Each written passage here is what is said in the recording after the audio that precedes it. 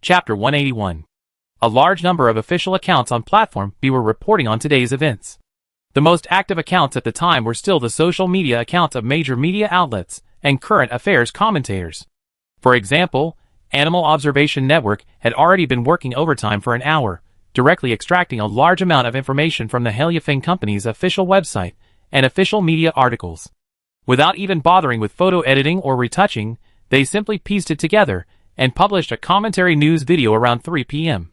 According to official information and public documents released by Heliafing, Cinza soybeans have passed the third phase of experimental planting and have been officially approved for market release. This is welcome news. However, I believe there are 5 key points in the relevant information. I will explain them one by one below. The first point is versatility. According to the information just released by Heliafing, Cinza soybeans can adapt to the climates of Lingnan, Southwest, Jiangnan, North, Northeast, and Northwest China. They can be grown in ordinary farmland, sandy land, desert, and moderately to heavily saline alkali land.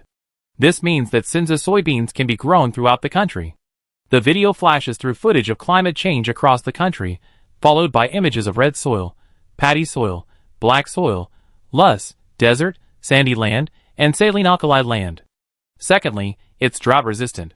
According to information disclosed by Heliafing, Cinza soybeans can be grown in areas with annual rainfall of around 50 millimeters. They only require 2 to 3 waterings during the germination stage. This means that planting this soybean variety in arid northern regions can effectively conserve water. The third point is high yield. Heliafing's planting experience in the Horkan Desert shows that even with robust management, average yields can still reach around 310 kilograms per mu, and 2 harvests can be made annually. Winter soybean yields are estimated to be around 200 kilograms per mu, meaning an annual yield of around 510 kilograms per mu. The fourth point is sustainability. The roots of radish soybeans can efficiently utilize fertilizers. They also have rhizobia that absorb nitrogen from the air. Within 3 to 5 years, their roots can decompose, rapidly increasing the organic matter and nutrients in the soil. This can transform sandy deserts into fertile soils similar to black soil.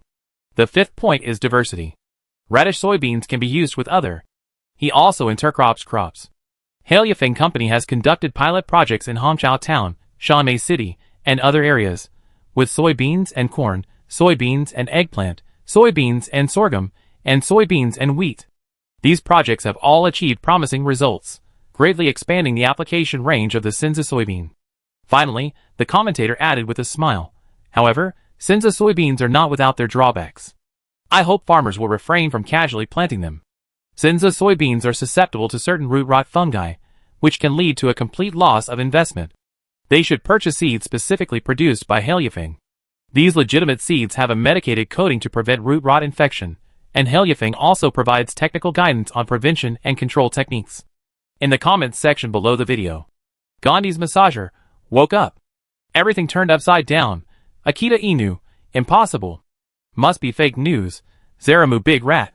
I just drove to the Taminchigan Desert in Jiayuan County. Guess what I saw?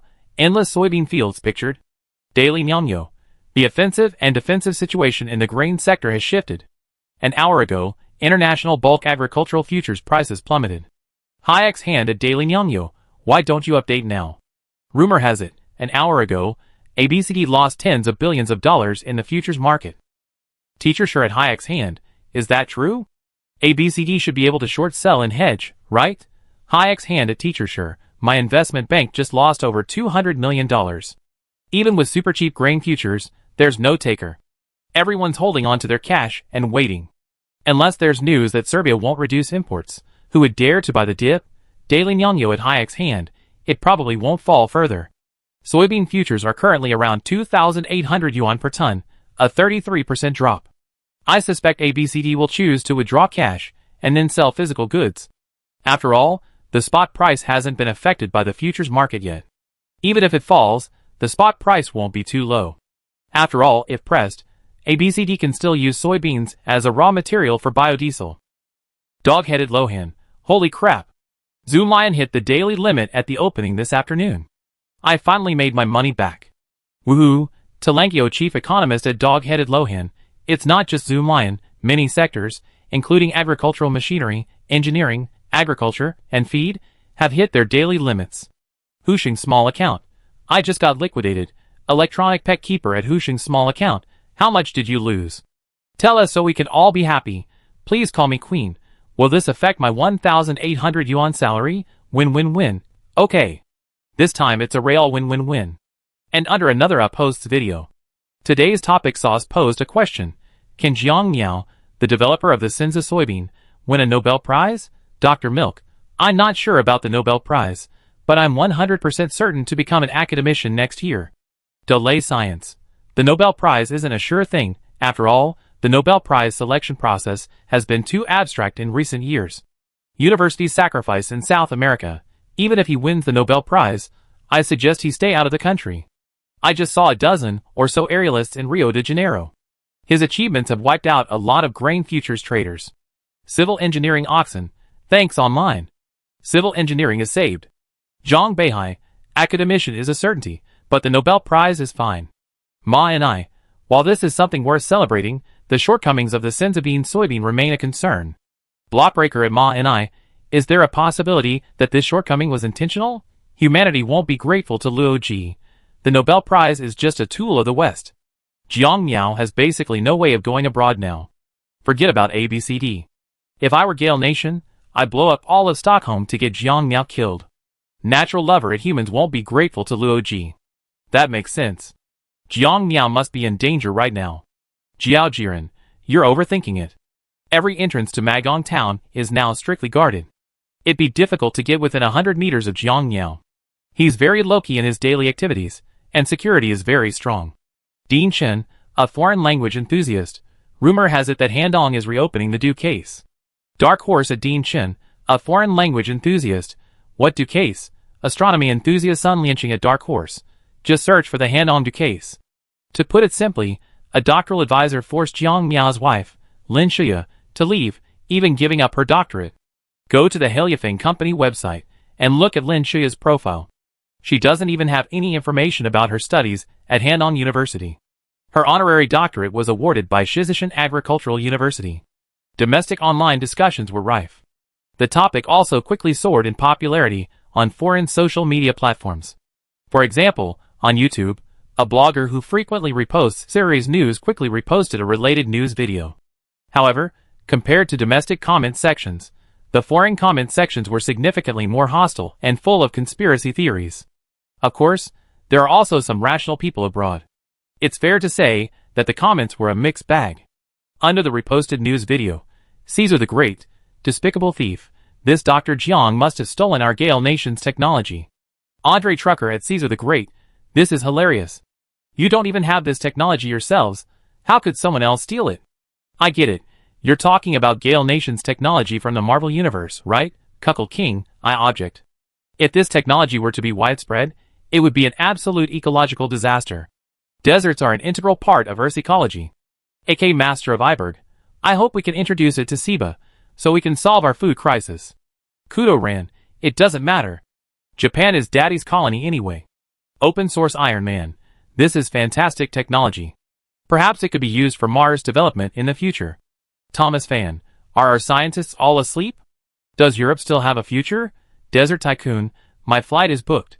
I'd be arriving tomorrow. Environmentalist, oh my god. This is evil technology.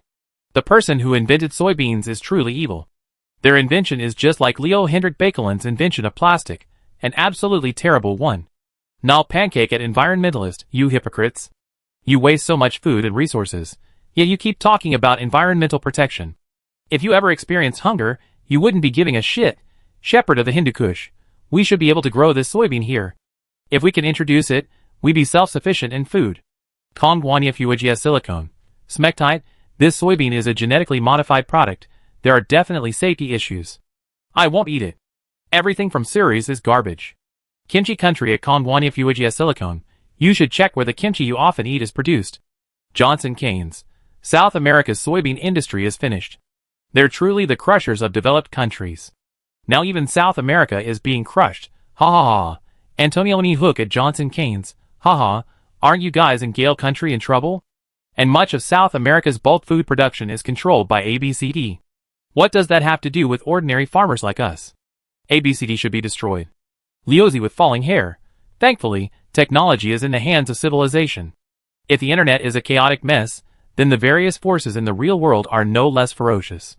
EBCD held a video conference overnight, not only within their own company, but also among the 4 companies for rapid communication, even reaching out to their respective consortiums. Noah A. Locke, the new head of the previously devastated Locke Consortium, frowned during an internal video conference with the top 10 consortiums in Gale country. Robert McCormick Jr., the rotating head of the Chicago Consortium, said solemnly, ABCD and the major investment banks have suffered a severe blow, with estimated losses potentially exceeding $50 billion. As the Chicago Consortium, with extensive agricultural holdings among the major consortiums in Gale country, Robert McCormick Jr. had felt the pain deeply. Of course, the other consortiums weren't much better off, especially the Morgan, Locke, and First Bank.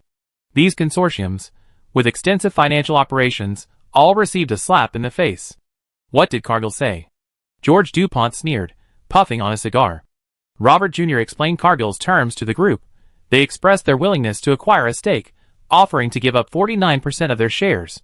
Haha, that's too little. That's right. This isn't just a matter of the futures market, it's a matter of whether Cargill can survive in the future. Other consortiums, which hadn't suffered significant losses, wouldn't pass up the opportunity to exploit the situation. I tell them. Robert Jr. didn't agree immediately. After all, the matter still required the Cargill family's approval. John Morgan, the head of the Morgan Consortium, wasn't concerned with the division of Cargill shares. Instead, he began discussing more important matters. Let's discuss how to deal with Ceres. Now that ABCD has lost the initiative, we have no way of stopping Ceres from promoting that soybean variety. Robert Jr. was deeply troubled. Huh? George DuPont remained silent, puffing away his cigarette. Can we attack Ceres through other channels? The leader of the California Consortium sneered. Haha, haven't we tried in recent years? They can already mass-produce chips. Even if it's only 7 nanometers, it's more than enough. Damn it!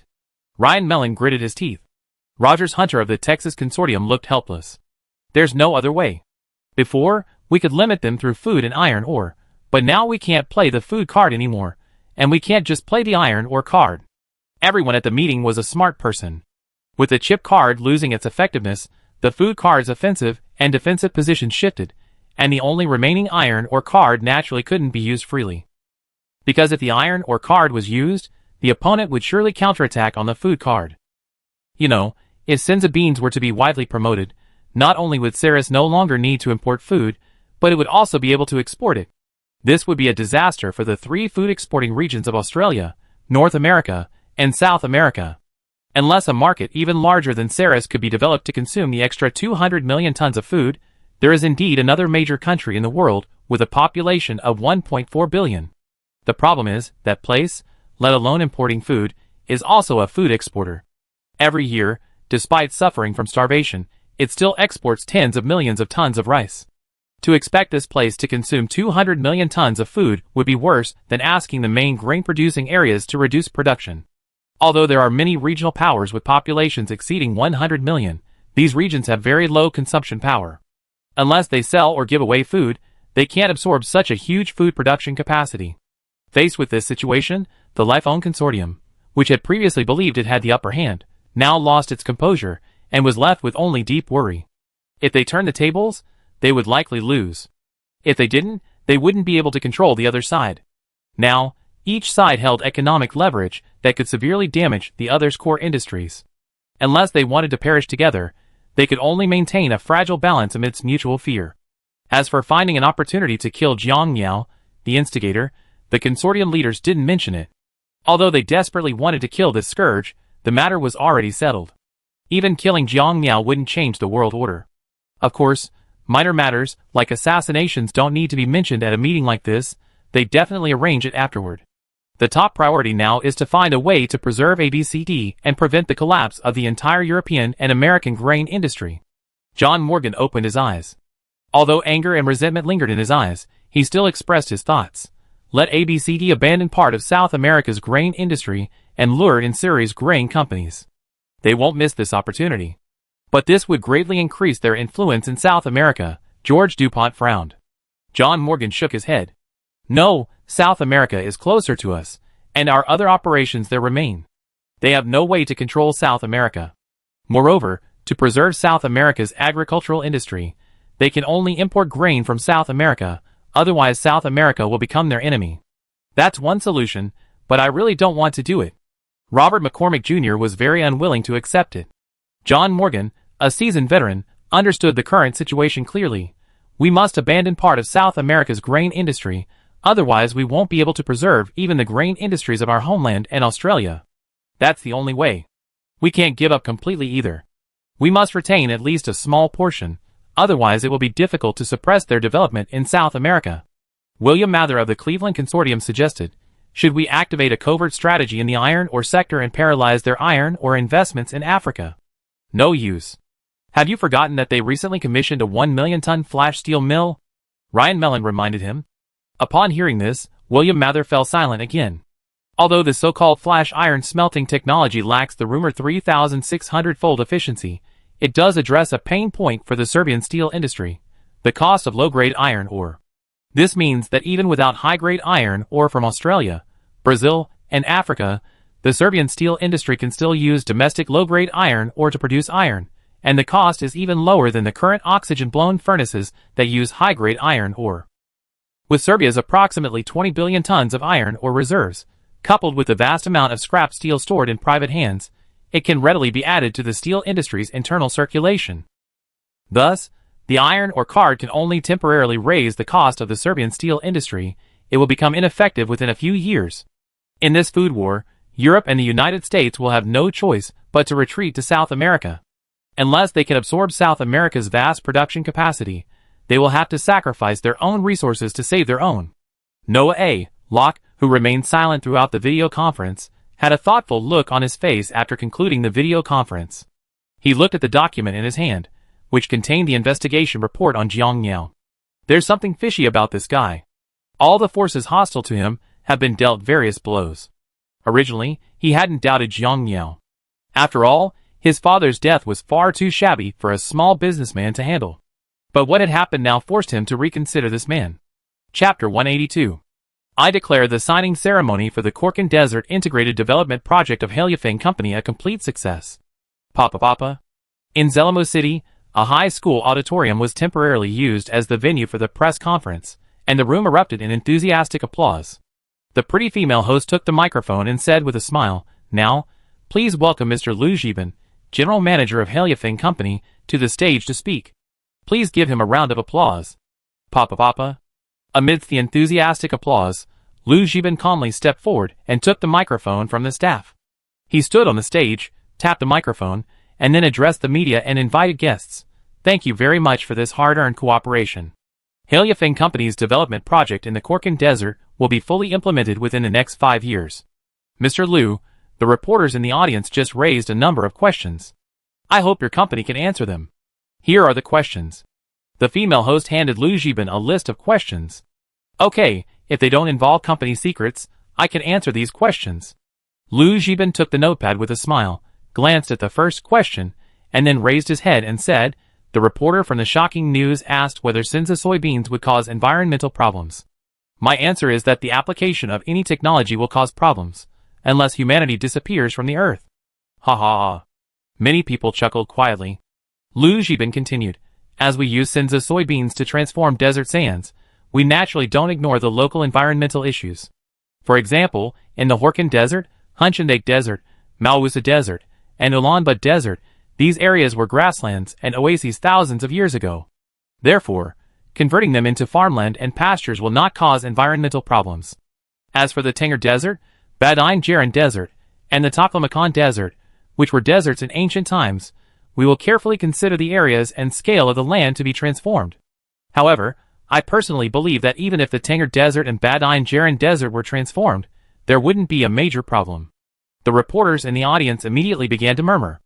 Liu Zhiban smiled and explained, "Perhaps everyone will think my statement is not rigorous enough, but they overlook one important point, the balance between gains and losses. Our northern neighbors are seeing their deserts and sandy lands increasing, and desertification in Central Asia is also becoming increasingly severe. Therefore, I don't believe that transforming hundreds of thousands of square kilometers of desert in China will have any serious consequences for the Earth's climate." Many people suddenly understood. After careful consideration, They felt that Liu Xiban's statement did make sense. From the broader perspective of Northern Asia, desertification in the northern Mobay region and Central Asia is indeed becoming increasingly severe. According to relevant reports, in 2017, the area of desertified land in the Mobay region accounted for only 50.7% of its total land resources. By 2020, this proportion had risen to 76.9%, of which 23.3% was severely desertified. The Mobay region covers an area of 1.56 million square kilometers, and nearly 460,000 square kilometers of desertified land have been added in recent years. The desertification situation in Central Asia is also not optimistic. According to the United Nations Convention to Combat Desertification, approximately 80 million hectares, 1.2 billion mu, of land in Central Asia are degraded, accounting for over 20% of the region's total area. In other words, even if all the desert land in Ceres were transformed, it would only barely match the newly added desert in Central Asia and the Mobay region. While such extreme transformation plans won't be promoted domestically, transforming most of the desert land south of the desert, plus nearly one-third of the desert land in the western regions, shouldn't be a major problem. The second question is from a Global Times reporter. It's about whether genetic modification can be used to protect soybeans from root rot. Liu Xiban smiled and shook his head. Although I'm not a technician, our boss said that using genetic modification to make soybeans resistant to root rot is extremely difficult. Fungi are highly adaptable to their environments and mutate very quickly. Even if a fungus-resistant variety is engineered, it can only prevent the disease for a short time. The reporter in the audience quickly typed this answer into his notebook. The third question is from a reporter from the Monin Daily. It's about our company's industrial plans in the Horkin Desert. Liu Xiban took a sip of mineral water and continued, in the future, our company will cultivate soybeans, alfalfa, corn, forage grass, cherries, pistachios, and rubber grass in the Horkin Desert, while also developing related supporting industries. The female host interrupted, Mr. Liu, can cherries and pistachios be cultivated in Monin? Yes, but this requires improved varieties or the use of specialized techniques. The specific techniques are confidential to our company, so I'm not in a position to answer you. No problem. The female host once again handed the initiative back to Liu Xiban. The fourth question is from a BBC reporter. Will Heliafeng transfer technology free of charge to impoverished areas around the world? Liu Xiban smiled and shook his head. Whether technology transfer is appropriate requires our company's evaluation. For some areas where modern agricultural technology isn't yet widespread, I suggest considering agricultural modernization first, rather than aiming too high. However, the BBC reporter stood up and shouted, Mr. Liu, I believe Tianzhu has the infrastructure to handle your Cinza soybean technology. There are a huge number of hungry and impoverished people in the region. If you can transfer your technology for free, it will save hundreds of millions of people from poverty and starvation. Liu Xiban, with a look of surprise, retorted, Are you referring to Tianzhu, the one that exports tens of millions of tons of rice annually? But that doesn't change the fact that there are hundreds of millions of impoverished and hungry people in Tianzhu. Your technology can change that, and I believe any conscientious company would not hesitate to release this technology, the BBC reporter argued. I think Mr. Reporter should go to Tianzhu and first seize those 10 million tons of rice. This would directly alleviate the hunger of hundreds of millions of people, and then we can discuss other issues. Liu Xiban moved on. The fifth question is from an ABC reporter, asking whether Cinza soybeans pose a safety risk. He said calmly, if the ABC reporter believes the Cinza soybeans are problematic, they can get them tested.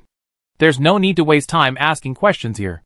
The sixth question is from a Singtao Daily reporter, asking whether Heliafeng's soybean oil will enter the international market in the future. Liu Xiban immediately understood the reporter's intentions and replied calmly, Our company currently has no plans to export soybean oil because we intend to use our own production for biodiesel production.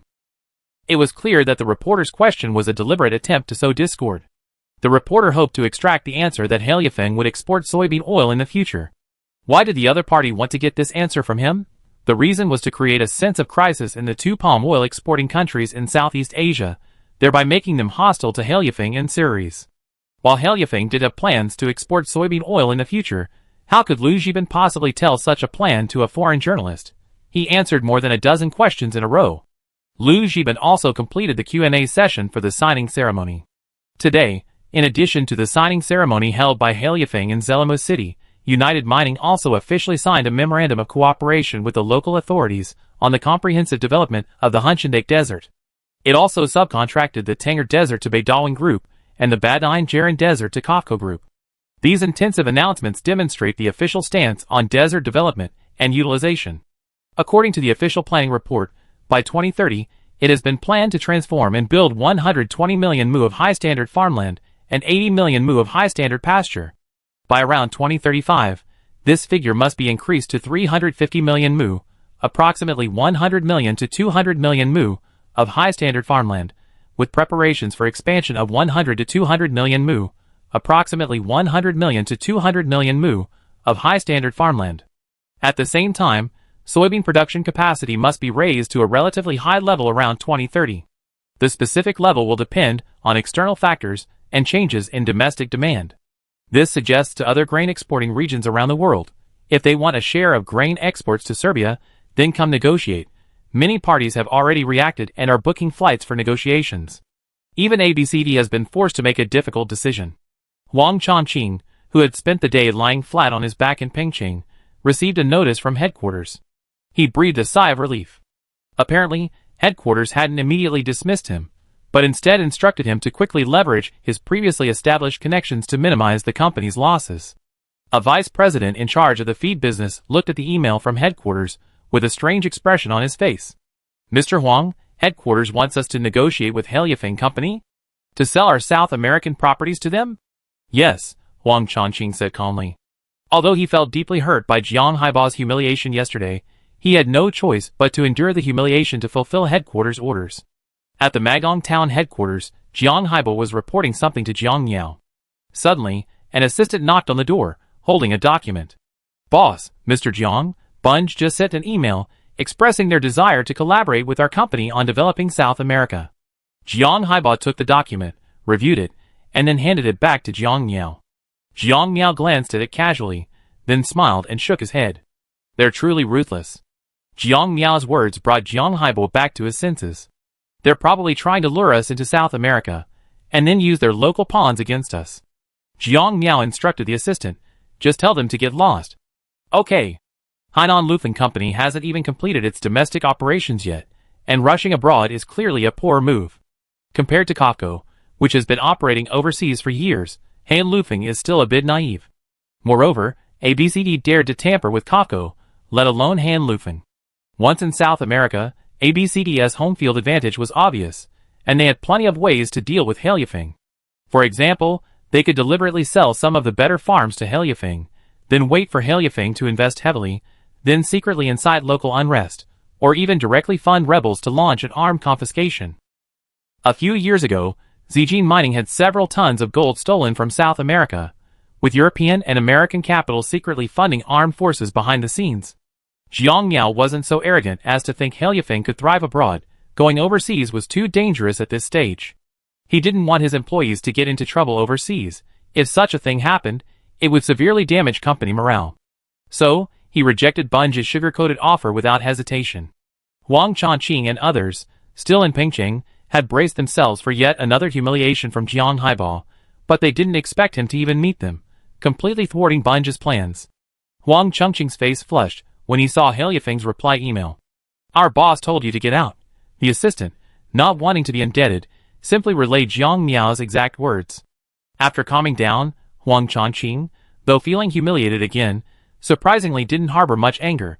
Perhaps he was accustomed to Heliafeng's disrespect, or perhaps after the heavy blows suffered by ABCD, his mindset had subtly shifted.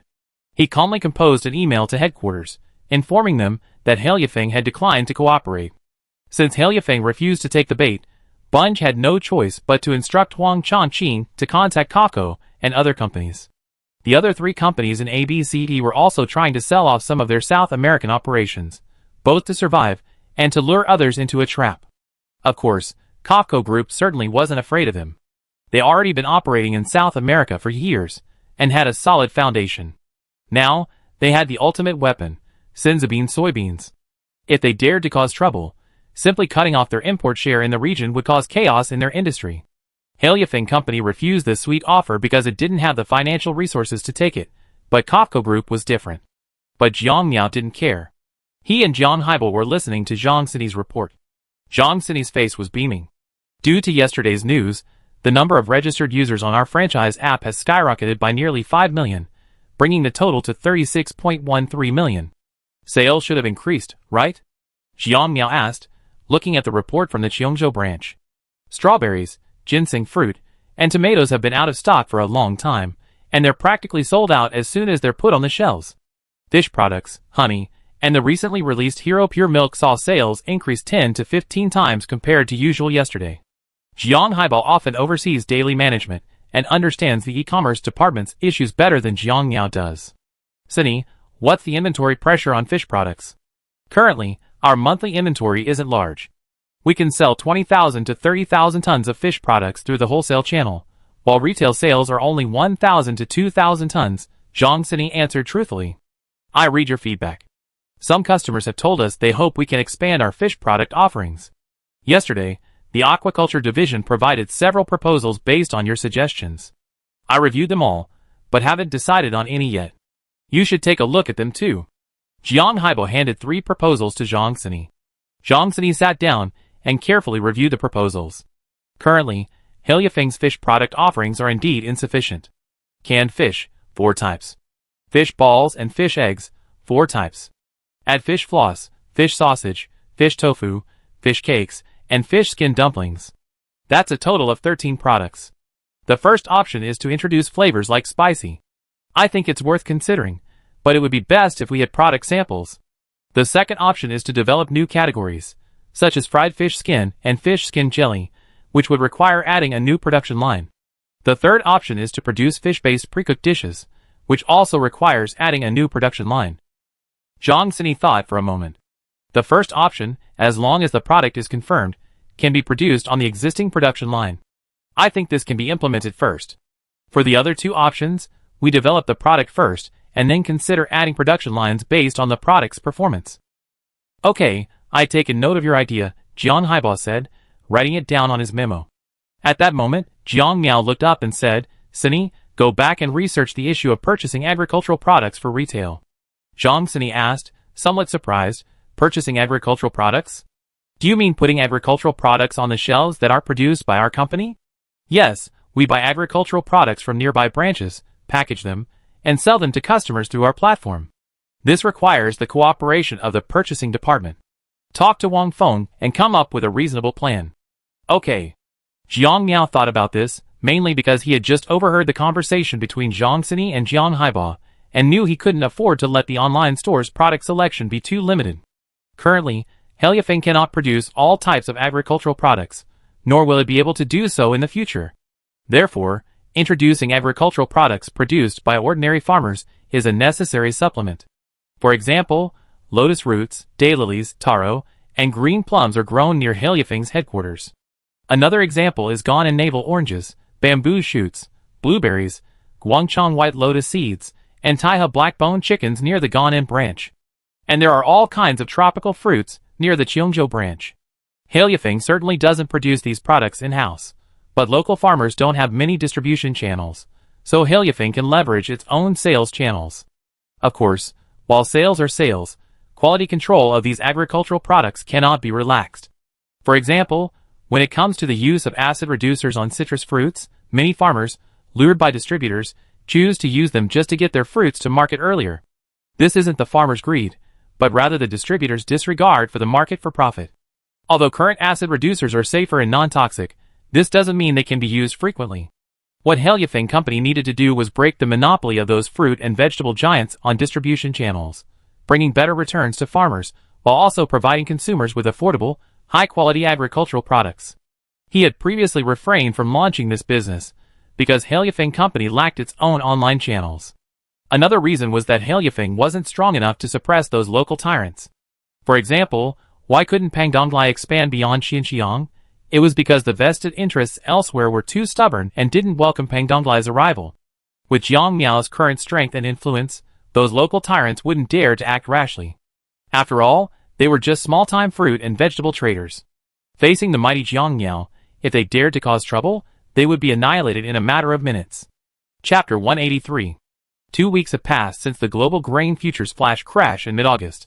During this period, ABCD ceded a large portion of its South American assets to Kako, Sino-Agri, Beidawang Group, and New Hope Group. Hailefeng, on the other hand, had no intention of expanding overseas and continued to advance its domestic expansion step by step. With ABCD having sold a large portion of its South American assets at low prices, the government finally issued a related announcement, stating that in order to achieve carbon neutrality goals, it would actively promote the import of genetically modified soybeans from around the world for biodiesel, with imports expected to increase annually. However, after this announcement, soybean futures prices did not surge much, remaining fluctuating between 2,800 and 2,900 yuan per ton. Thankfully, more people were interested in taking over, and despite the heavy losses, ABCD was able to sell some of its high-priced contracts at low prices. As market expectations settled in, the landed price of physical soybeans also fell from around 3,900 yuan per ton to around 3,100 to 3,200 yuan per ton. Domestic soybean purchase prices also fell accordingly. Currently, farm gate prices for soybeans in northeast China have dropped significantly. Non-GMO 45% protein soybeans are now priced at just 3,100 yuan per ton, or 1.55 yuan per kilogram. This price is unacceptable to soybean farmers.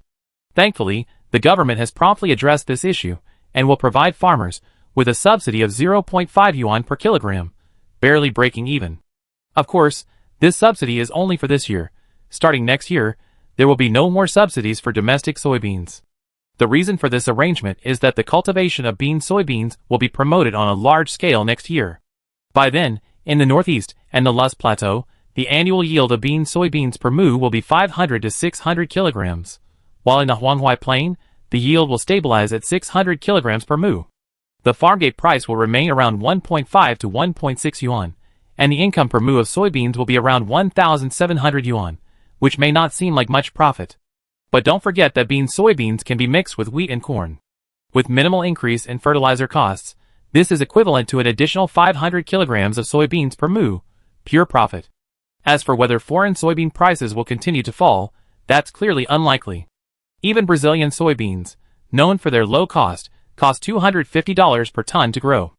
Adding transportation costs and a 3% export tariff, the average cost per ton is $340, or 2,414 yuan. The cost of growing U.S. soybeans is slightly higher than that of Brazilian beans, at around $270 per ton. Other costs are similar, for a total cost of $360, equivalent to 2,556 Chinese yuan per ton. The gross profit per ton is already only 500 to 600 yuan. A further price reduction would be a direct loss-making business. And at this point, Ceres isn't worried about soybean dumping. After all, Cinza soybeans are a low-cost fertilizer byproduct for farmers, allowing them to be grown on many fields previously dedicated to wheat and corn. In other words, the cost of producing Cinza soybeans in China, in addition to the 10 yuan per mu patent fee paid to Hailefeng, also includes harvesting costs, pesticide costs, and other fertilizer costs, which are already covered by the fertilizer for corn and wheat. The production cost of fairy beans is approximately 500 yuan per ton, excluding land rent. This is also the key reason why ABCD had to abandon the South American soybean industry and part of the corn industry. If they didn't give up these industries, they would lose everything. Beijing Zinfadi Vegetable Market. As Beijing's leading wholesale market, it offers a wide variety of agricultural products and food, naturally including meat. The various meat wholesalers within the market quietly adjusted their wholesale prices. On September 11th, the highest price for chicken was 10.6 yuan per kilogram, the lowest was 9.1 yuan per kilogram, and the bulk price was 8.8 yuan per kilogram. The average price of pork was 17.5 yuan per kilogram, the average price of beef was 51 yuan per kilogram, and the average price of mutton was 39 yuan per kilogram. Following the sharp drop in seafood prices in March this year, the prices of chicken, duck, goose, pigs, cattle, and sheep have also shown a significant downward trend. However, this significant price drop wasn't due to the impact of low-price meat imports from abroad, but rather to lower feed costs brought on by Cinza soybeans. Currently, major domestic feed manufacturers have lowered wholesale feed prices, particularly for pig and poultry feeds high in grain and soybean meal, with reductions of around 20%. The most significant reductions were seen in white-feathered and yellow-feathered chickens, which only require a 42 to 70-day breeding cycle and were the first livestock species to be affected by the significant feed price drop. Adding to this the previous reduction in fish meal costs, The current cost of raising white-feathered chickens at market price in China has dropped to 6.3 yuan per kilogram, which translates to a cost of 7.7 yuan per kilogram, including processing fees. The market was bustling with activity. Laolin, 5 A-grade chicken breasts, plus 3 A-grade chicken wings. Meat wholesaler Laolin, smiling as he wrote down the order, said, "Boss Du, business is booming. Has business been good lately? Haha, if the price of chicken could be as low as it has been for the past 2 weeks, business would definitely be better." Boss Du continued, "By the way, 10 more chicken racks. All A-grade? Of course. As usual, delivered to my shop this afternoon. No problem." Boss Du arrived at the frozen fish wholesale market across the street. As he entered, the Mediterranean-haired wholesaler offered him a Panda cigarette with a broad smile. "Boss Du, business is booming." Taking the cigarette and casually tucking it behind his ear, Boss Du hurriedly said, "Boss Huang, 10 pieces of Halyafeng Egyptian fish fillets and 3 pieces of Halyafeng Egyptian fish skin." 10 pieces of fish fillets and 3 pieces of fish skin? No problem. The address is still on Yishao Road Food Street? Boss Huang asked as he wrote the invoice. Boss Du quickly reminded, "Well, don't make a mistake. My shop is called Happy Chicken Fillet. Last time, your guy delivered it to Cola Fried Chicken next door." I know. I explained. Boss Huang looked a little embarrassed. "That's all. See you later. Goodbye." Boss Du then went to purchase shortening for deep-fried foods, and found that the price of soybean oil-based shortening had dropped to around 11 yuan per kilogram.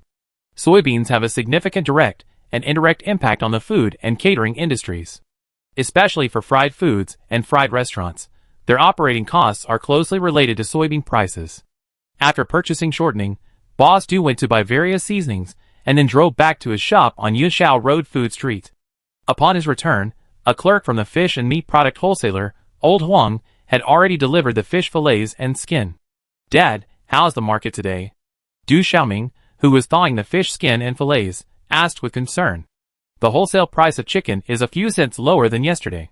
The fish and skin are still the same, but the shortening has dropped by 3 yuan. Just then, a middle-aged woman walked in with a somewhat grim expression. "Old Du, you're back.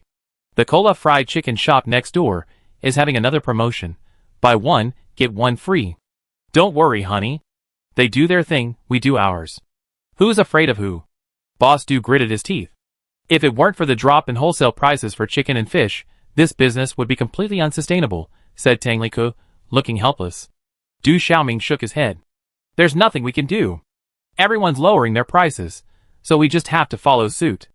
As the family chatted, they busied themselves preparing the food, preparing cheese chicken cutlets, spicy chicken cutlets, fried chicken racks, Orland's grilled wings, boneless chicken tenders, fish and chips, and boneless fish fillets. The final frying wouldn't begin until customers arrived. Originally, they hadn't planned to keep the shop going. The shop was 20 square meters, with a monthly rent of 15,000 yuan. Adding utilities, gas, and other miscellaneous expenses, their fixed costs reached around 20,000 yuan. This meant they had to generate 1,500 yuan in daily sales to barely break even. However, Du Xiaoming returned from studying in Great Britain last year. Unable to find a job, Mr. and Mrs. Du had no choice but to continue running the small shop, letting their son help out to keep him from getting carried away. Du Xiaoming had no choice but to stay and help, while also considering how to improve his own shop's business. In June, after some research, he mimicked the fish and chips he enjoyed while studying abroad. He also developed boneless fish fillets based on the characteristics of boneless chicken fillets, which helped his shop's daily sales reach around 2,000 yuan. By September, with falling chicken prices, surrounding fried chicken shops also lowered their prices, forcing Du Xiaoming's chicken products to follow suit. However, amidst these significant price cuts, there was some good news. Sales increased by 30 to 40%, bringing their shop's daily sales to around 3,000 yuan. As the sun set, the food court's customer flow increased rapidly. "Boss, a large order of fish and chips, please." A middle-aged man, who had also studied in Great Britain, called from a shared bike. "Okay." Du Xiaoming quickly coated the seasoned fish in batter, and placed it directly into one of the dedicated fryers. Sizzle. The middle-aged man parked his car and rambled on about the past with his colleagues. "I haven't had this in over a decade. Back when I was at Edinburgh University, besides cooking for myself, all I could eat was fish and chips and hamburgers. It nearly drove me crazy. Have you ever tried stargazing?" his colleague joked. No, there's really not much good food in Great Britain. French and Chinese food is ridiculously expensive, and Indian curry is barely edible. Du Xiaoming looked up. Brother, are you studying abroad at the University of Edinburgh? I studied abroad in Great Britain too, but I went to a fake university. Which one did you go to, boss? London South Bank? Bolton? Or Birmingham City? Birmingham City. This one. It's really not that good. Yeah. I'm having trouble finding a job right now, so I'm stuck selling fried chicken here. Du Xiaoming shook his head self-deprecatingly, then put the fried fish and chips into a brown paper bag. Hey man, do you want ketchup, chili sauce, or mustard? Ketchup. How much? 15 yuan. Scan it. 15 yuan via WeChat. The man and his colleague split the fish and chips at a roadside bus stop and ate them while they were still hot. Huff. It tastes pretty good, Lao Zhou. Does it taste any different from what you had in Britain? Lao Zhou took a big bite. Of course it does. Fish and chips in Britain use cod. The fish here definitely isn't cod, but the seasoning is good. So British fish and chips use cod. My wife bought imported cod fillets at Hippo a while ago, and a box cost 150 yuan. Too expensive. His colleague picked up a small bag of ketchup and squeezed it onto the fried fish. But this fillet tastes good, and there's no overt earthy smell. It must be ocean fish. Lao Zhou dipped a French fry into the ketchup. As his colleague ate, he analyzed what kind of fish it was. 15 yuan is a pound of fish. What kind of ocean fish is so cheap? These mass-produced Egyptian fillets are being sold by Heliafeng Company to distributors for 8.6 yuan per kilogram, while the online retail price is 9.9 yuan per kilogram. Wholesalers selling to restaurants generally charge 9.9 yuan per kilogram. The large portion of fish and chips they were enjoying at the time contained a pound of fish. Adding the fries, flour, seasoning, ketchup, the brown paper bag, and other costs, the cost per serving was around 7 yuan, resulting in a profit of about 8 yuan. The gross profit margin for a restaurant needs to be at least 30% to 60%, otherwise, there's not much profit to be made. Old Joe and his wife finished their plate of fish and chips in no time. Du Xiaoming's family was already busy as migrant workers from Beijing flocked to the food court after get-off work. Happy Chicken Steak focuses on value for money. Boss, AC set meal to go. Okay, wait a moment.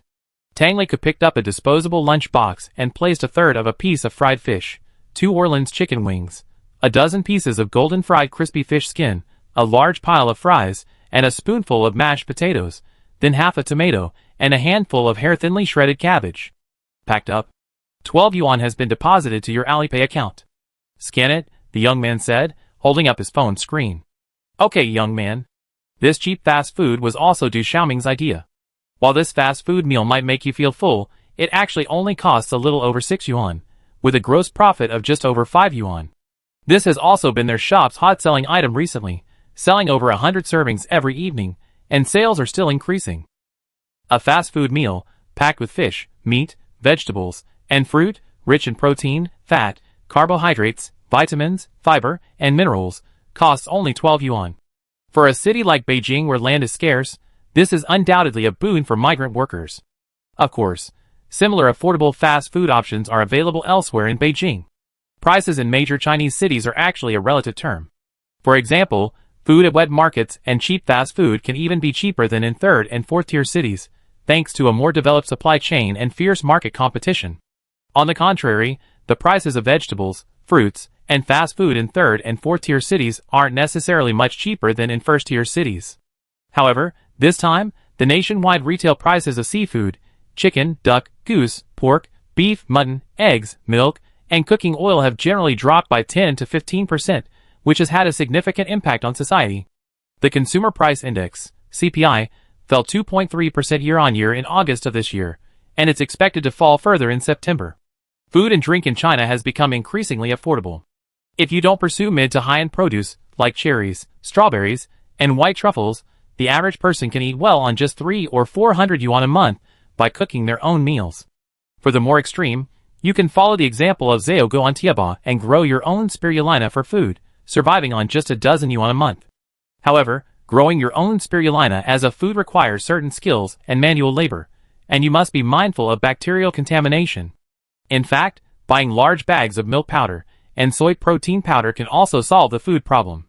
These life-sustaining meals cost only a few cents each, but the taste can be difficult to adapt to. For example, on Platform B right now, there are people teaching strategies. Buying Egyptian fish fillets online from Halyafing Company, the wholesale price for a 20-kilogram package is just 172 yuan. The flesh of Egyptian catfish is high in protein, fat, and vitamins. Combined with potatoes as a staple food, a person only needs a little over 200 yuan per month, which is basically enough to meet their nutritional needs. Thankfully, the number of people on life-sustaining meals has decreased significantly with the economic recovery. In particular, in Hebei and Hunan provinces, a large number of migrant workers with experience in agricultural machinery operation have been recruited to work in the southern desert by Halyafing Company, United Mining, Kako, and Beidawang Group. In addition, many migrant workers in civil engineering projects also flocked north for work. Monan suddenly became a hotspot. The Monan branch of Halyafing Company alone has recruited over 2,000 people from across North China, and will continue to expand next year. After all, managing 30 million mu of land, even with large-scale mechanized, high-standard farmland, plus the staff for various supporting facilities, would require over 100,000 people. And the local population of Monan is definitely insufficient. Take Zaram City, where the Monan branch is located, for example, with a population of only around 2.8 million. Excluding the elderly, the sick, and the disabled, and assuming a 60% working-age workforce, the population is only 1.68 million. Subtracting government agencies, public institutions, state-owned enterprises, individual businesses, livestock breeders, and planters, as well as the young labor force that has already left, there's hardly any labor left. Thankfully, with the vast labor pool of the North China Plain and the large number of migrant workers in the infrastructure industry currently semi-unemployed, recruiting people to Monan is relatively easy. Although the real estate market remains stagnant, the southern and northwestern regions of the country are poised to become China's next economic hotspot, thanks to the emergence of the Xiando soybean. Xiando soybeans are not only crucial to food security, but also revitalize a host of related industries. For example, agricultural machinery, construction machinery, fertilizers, pesticides, and agricultural supplies will require an additional 200 to 300 million mu of arable land, requiring a massive amount of manpower and resources. This has provided a significant consumer market for excess domestic production capacity, thus revitalizing precarious market confidence. Market confidence is truly crucial. If public confidence in the market loses, spending power will rapidly decline, and many will instinctively reduce spending and choose to wait and see how the market develops. Recently, the government has been planning a new agricultural development plan with a total investment of 1 trillion yuan, focusing on desert transformation in the southern and northwestern regions, creating a vast network of large-scale farms, ranches, and supporting industries. If all goes well, the southern and northwestern regions will likely directly employ nearly 3 million people and indirectly create nearly 10 million more. This will also trigger a chain reaction, giving the North China Plain and the Guangdong Plain an even larger economic hinterland, further stimulating rapid economic growth in northern China. Whether it's aimed at reducing unemployment or balancing the north-south and east-west economies, this 1 trillion yuan investment is worthwhile. Chapter 184. There are only 20 days left until the Mid-Autumn Festival of 2026. September 5th. The Halyafing Specialty Store app has launched a lucky draw. Li Xiaoli, after a day of work, was about to go to the market to buy some groceries when her sister called. Tang Tang, what's up? Xiaoli, hurry to the Halyafing Specialty Store to grab some lamb legs. What? Li Xiaoli was confused. Hurry up. After hanging up the phone, she stood next to a pile of shared bikes and opened the Halyafing Specialty Store app on her phone. She quickly saw a promotional page. After clicking on the promotional page, she scanned it quickly and quickly clicked on the lucky draw for regular customers to start the draw.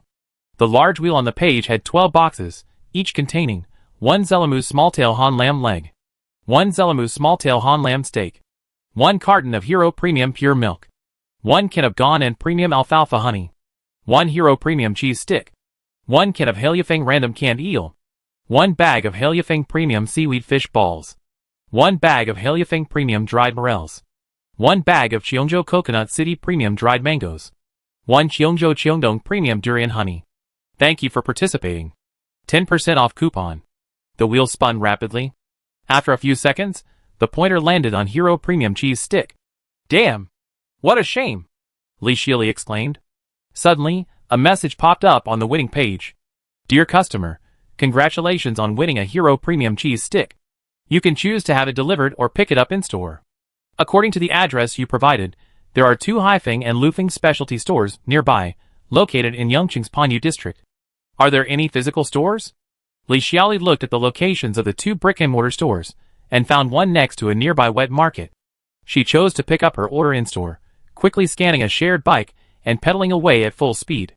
20 minutes later, she arrived at the store's entrance. Before she could park her bike, a young man beside her sprinted past like lightning and entered the Haifeng store.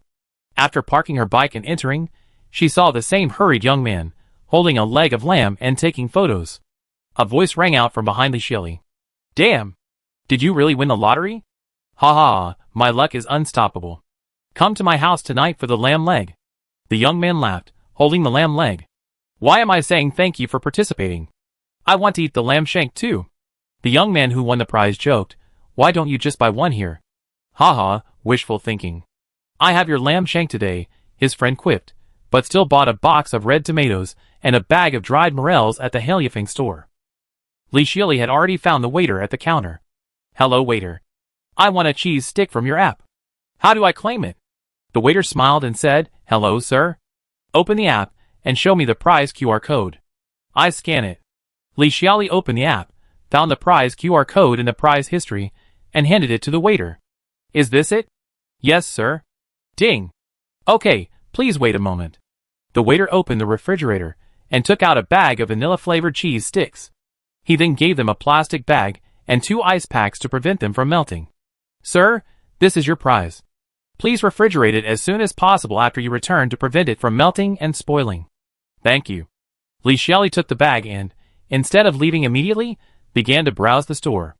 The 80 square meter shop was filled with rows of shelves and a number of large refrigerators. The products were all produced by Haifeng Company itself. For this reason, the variety of products on the shelves was relatively limited. One shelf was filled with fruit, featuring only strawberries, ginseng fruit, tomatoes, mangoes, durian honey, pineapples, and passion fruit. One shelf held honey, pure milk, tin plate cans of eel, freeze-dried fruit, and dried morels.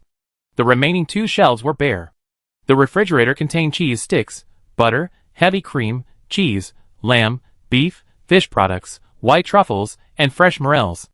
Li Xiaoli browsed around and picked up a bag of fresh morels and a 2-kilogram bag of chilled lamb ribs.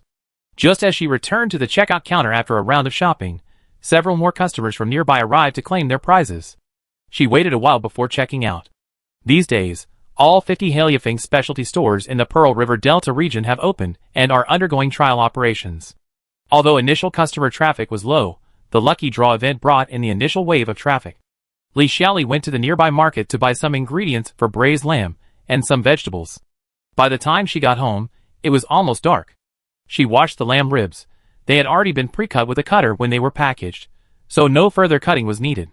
She added carrots, corn, barley, candied dates, and morels to the pot and cooked them along with the lamb ribs. She then quickly made stir-fried macaroni with garlic and cola chicken wings, and that was it for dinner. A dozen minutes later, her husband and son returned. Go wash your hands. We be eating soon. Smells so good. What soup are you making today? Her husband placed his shoes on the shoe rack by the door. Braised lamb. How much is lamb per pound these days? I don't know. I bought it at the Haifeng specialty store. 4 pounds of lamb ribs cost 80 yuan. So cheap? Is there something wrong? Li Xiaoli shook her head. No way.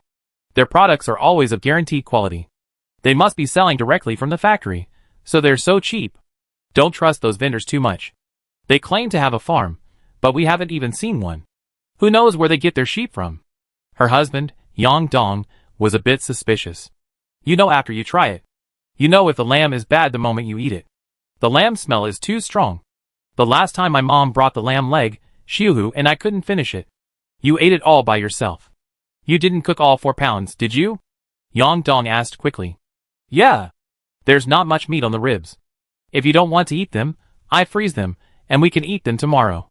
Li Xiaoli saw the pressure cooker steaming and ran into the kitchen to turn down the heat.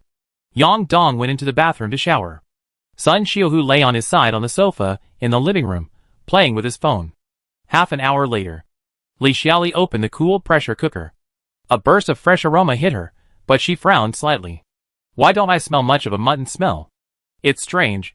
What's wrong? Yang Dong asked, hearing his wife mumbling in the kitchen, as he walked to the cutlery rack and grabbed a bowl, chopsticks, and spoon. Nothing. Li Xiaoli thought it might be an illusion and poured the braised lamb from the pressure cooker into the soup bowl. Dinner is ready. 1 meat, 1 vegetable, and 1 soup. The electric fan fanned the steam from the braised lamb, spreading the aroma throughout the living room. Smells so good. Xiuhu sniffed the braised lamb and couldn't help but pick up a piece of lamb ribs. Whoosh! Yang Dong didn't touch the lamb, mainly because he had never liked it since he was a child. He picked up a cola chicken wing and gnawed on the middle. At that moment, Li Xiaoli took a sip of the pork rib soup, and her frown relaxed. Huh?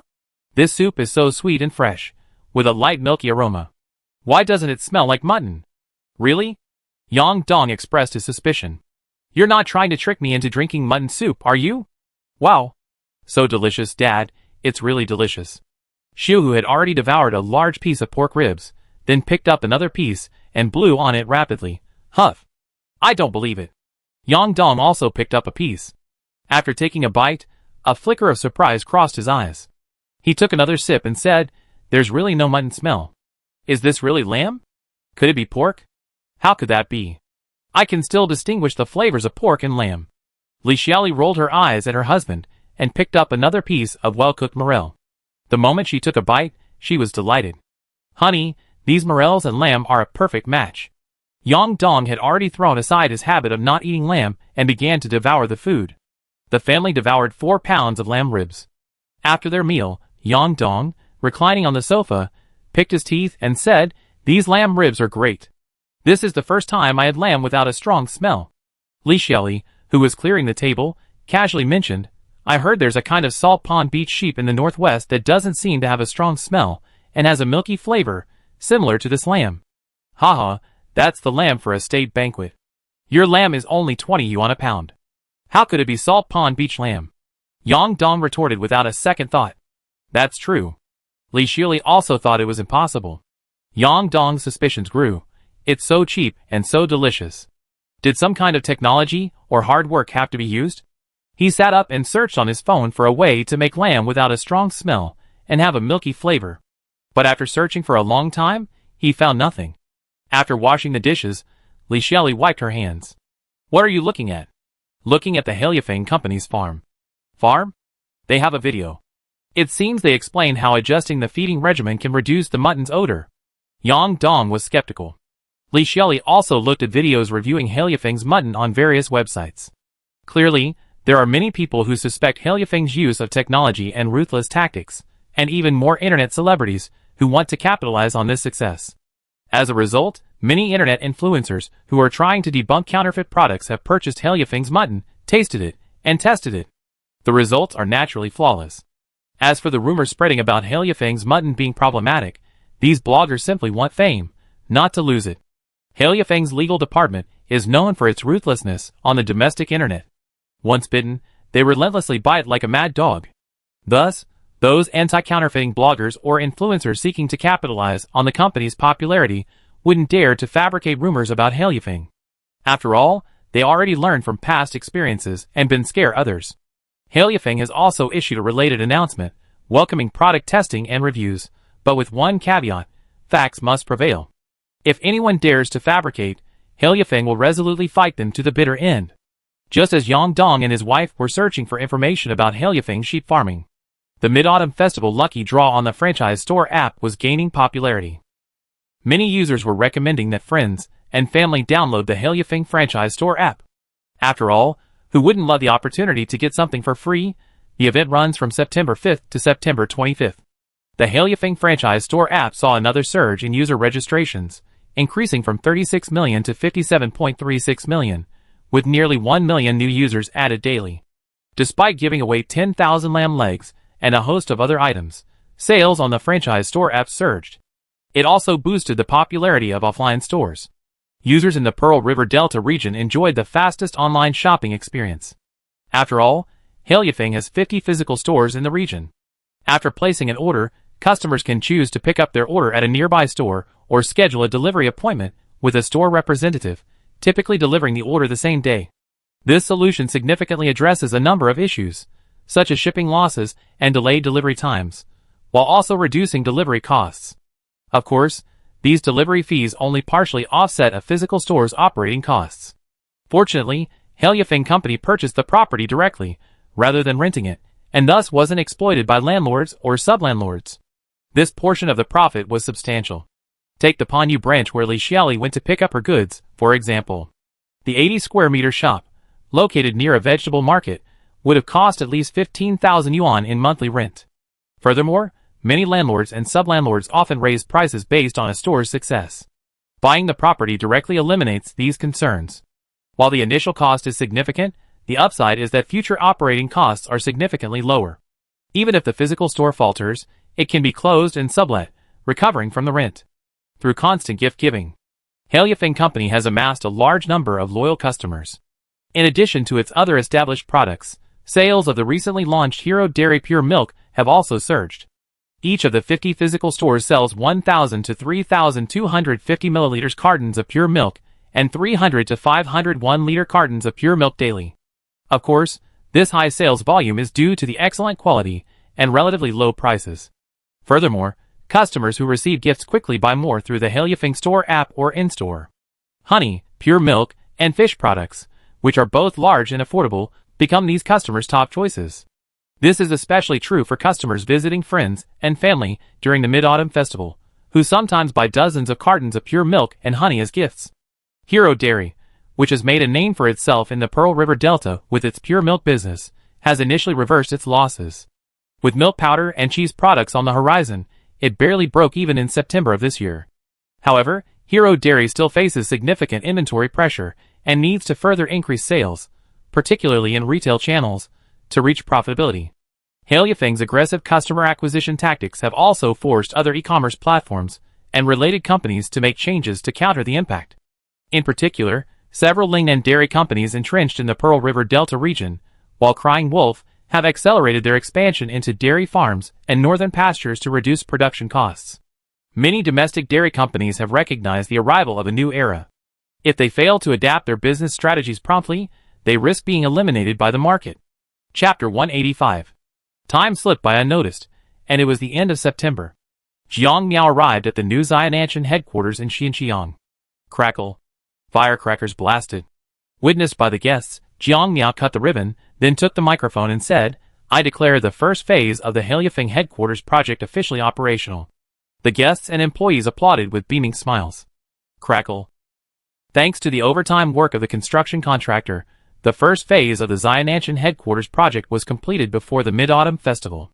The first phase covers an area of 100 mu, approximately 16 acres, with a construction area of 50 mu.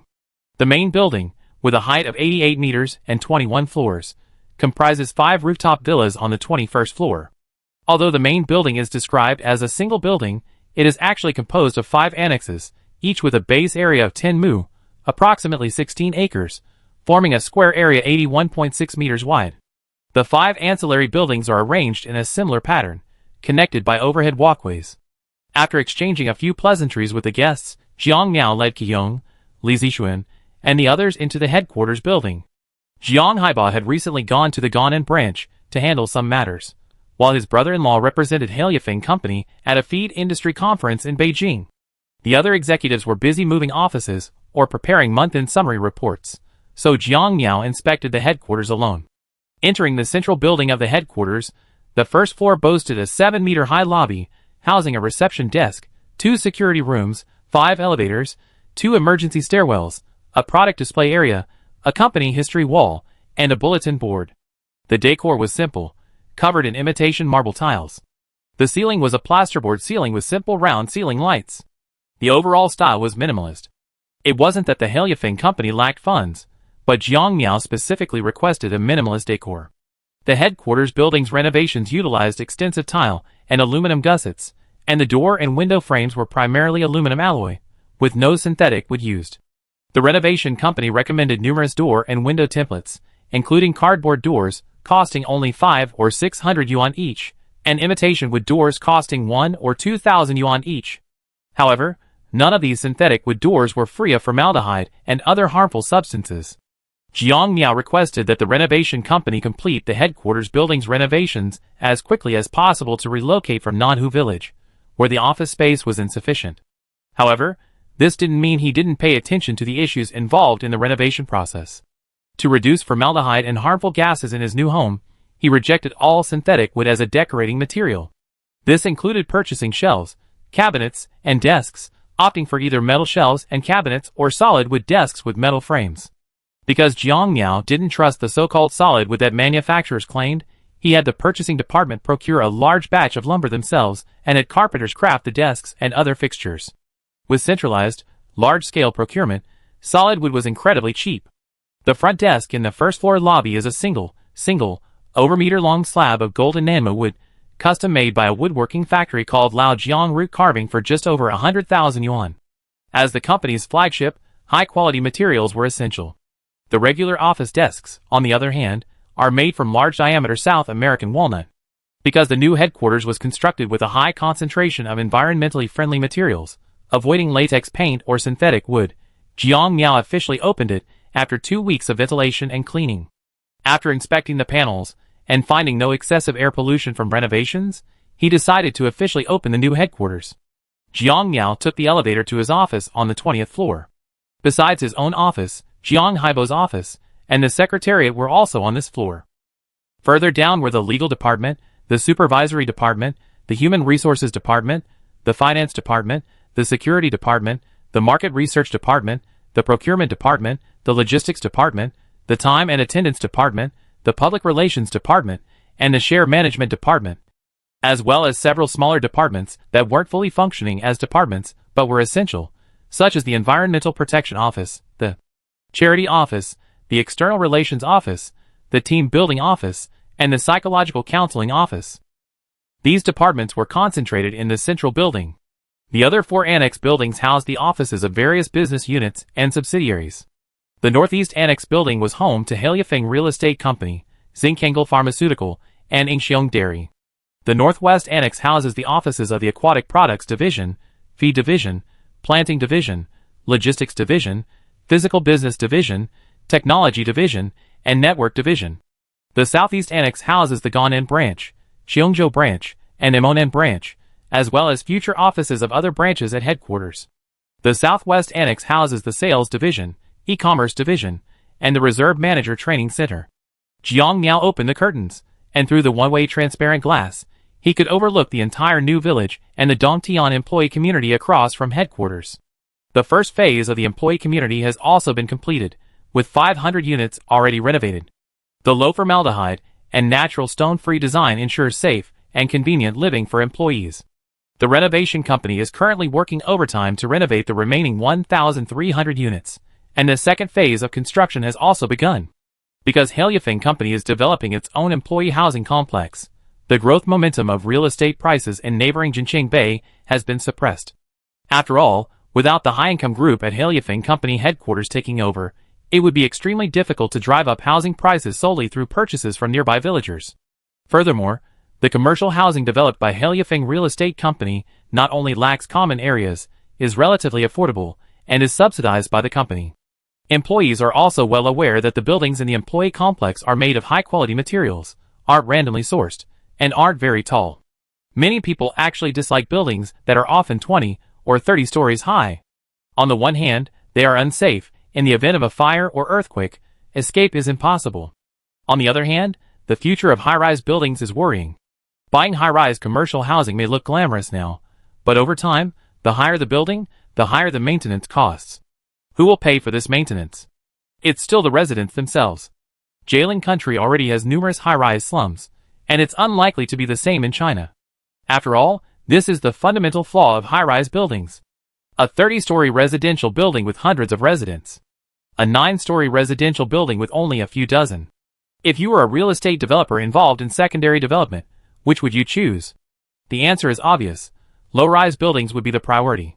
Unless the building is in a prime location in the promising cities of Beijing, Shanghai, Guangzhou, or Shenzhen, no real estate developer would take on a high-rise residential building elsewhere. The taller the building, the higher the cost of recycling, demolition, and safety risks, and to lower the cost-effectiveness of rebuilding. In Jiang Miao's view, the future maintenance, renovation, and reconstruction of aging high-rise buildings in China will have to be handled solely by the government. Real estate companies, property management companies, and residents simply cannot afford the ever-increasing costs. This is also the fundamental reason why Heliafeng Real Estate Company has abandoned the development of high-rise residential buildings. Jiang Miao toured the headquarters, and, outlining several issues he had discovered, instructed Li Zixuan to have the renovation company address them as soon as possible. He then arrived at the finance department, which had recently moved to the new headquarters. "Boss, please take a seat." Yi Meijing quickly ushered Jiang Miao in. Jiang Miao sat down and asked directly, "How are the financials for September?" "September's financials are good. These are preliminary statistics. Please review them, boss." Jiang Miao took the document and carefully reviewed it. Revenue from established businesses remained as strong as ever. Yi Meijing poured him tea while detailing the financial situation. "In September, our three core products, eel fry, white truffles, and strawberry powder, generated a total revenue of 784 million yuan. Specialized fish feed generated 1.614 billion yuan, forage 71 million yuan, honey 52 million yuan, fish products 583 million yuan, fruit 43 million yuan, and beef, mutton, and byproducts 23 million yuan. These industries totaled 2.386 billion yuan." She paused, and seeing that Jiang Miao remained silent, she continued, "In addition, patent fees generated 530 million yuan. New Kangle Pharmaceutical, listed separately, suffered a loss of 7 million yuan. Heliafeng Real Estate Company generated 320 million yuan in revenue, including down payments on 1,800 houses. It will receive approximately 13 million yuan in monthly installments going forward. Hero Dairy barely broke even in September. I compiled separate financial statistics." Jiang Miao looked up. "So, this month's revenue was 3.49 billion yuan? Yi Meijing nodded. "That's about right. The physical store hasn't opened yet, but it should be operating at a loss." Jiang Miao knew that operating a physical store would inevitably incur losses for a period of time in the early stages, primarily due to insufficient customer traffic and a limited product offering. This was unavoidable. She continued, discussing financial expenditures. "In terms of expenses, September's main expenditure was on the purchase of properties in various locations, which cost 1.25 billion yuan. Other expenses were 970 million yuan. Adding the losses from New Kangle Pharmaceutical, the total was 2.229 billion yuan. A surplus of 1.2 billion yuan this month? Not bad." Jiang Miao was very satisfied with the company's financial situation. In fact, Heliafeng Company's current cash reserves are still very substantial. After paying taxes for the first half of the year, the total reserves in September were 5.97 billion yuan. Even with the company's monthly expansion, its cash reserves continue to steadily increase. This is mainly because many projects are gradually coming into production. For example, Yingxiong Dairy is now self-sufficient and no longer requires financial support from its parent company. Durian plantations, tea oil plantations, and large farms in the southern part of the desert have all completed their initial investment phase and are entering the production phase, or the waiting phase. For example, although durian plantations haven't yet produced any durian, the alfalfa, forage grass, and honey they produce have helped lower their daily expenses and even generated some profit. The most dangerous aspect of many startup development projects is that their initial profitability is too low, or even unprofitable, and they rely on capital to prop things up. If they fail to attract investment, they are essentially doomed to failure. Heliafeng's projects are highly comprehensive, with short-term returns embedded within long-term projects. This allows them to quickly become self-sustaining, preventing the company's financial pressure from reaching its limit. After handling some official business at headquarters, in the afternoon, Jiang Miao arrived at Jilung Mountain, west of Magong Town. The west side of Jilung Mountain faces the open sea of Changsha Bay. After more than 6 months of construction, the infrastructure of the Jilung Mountain Aquaculture Base was officially completed at the end of August. After another month of equipment installation and commissioning, production can finally begin today. Inside the aquaculture base, seawater drawn from the river estuary is filtered and purified before being pumped into each of the 4-tiered aquaculture pools. Each of these indoor aquaculture pools has its own insulation layer. Large numbers of salmon fry are already swimming in this specially conditioned seawater, cooled by refrigeration equipment. The aquaculture base covers 500 mu, approximately 16 acres, with an average water velocity of 10 meters. The top aquaculture area, where Jiangmiao was currently located, covers 125 mu, approximately 16 acres, and is also where the first batch of fry is being raised.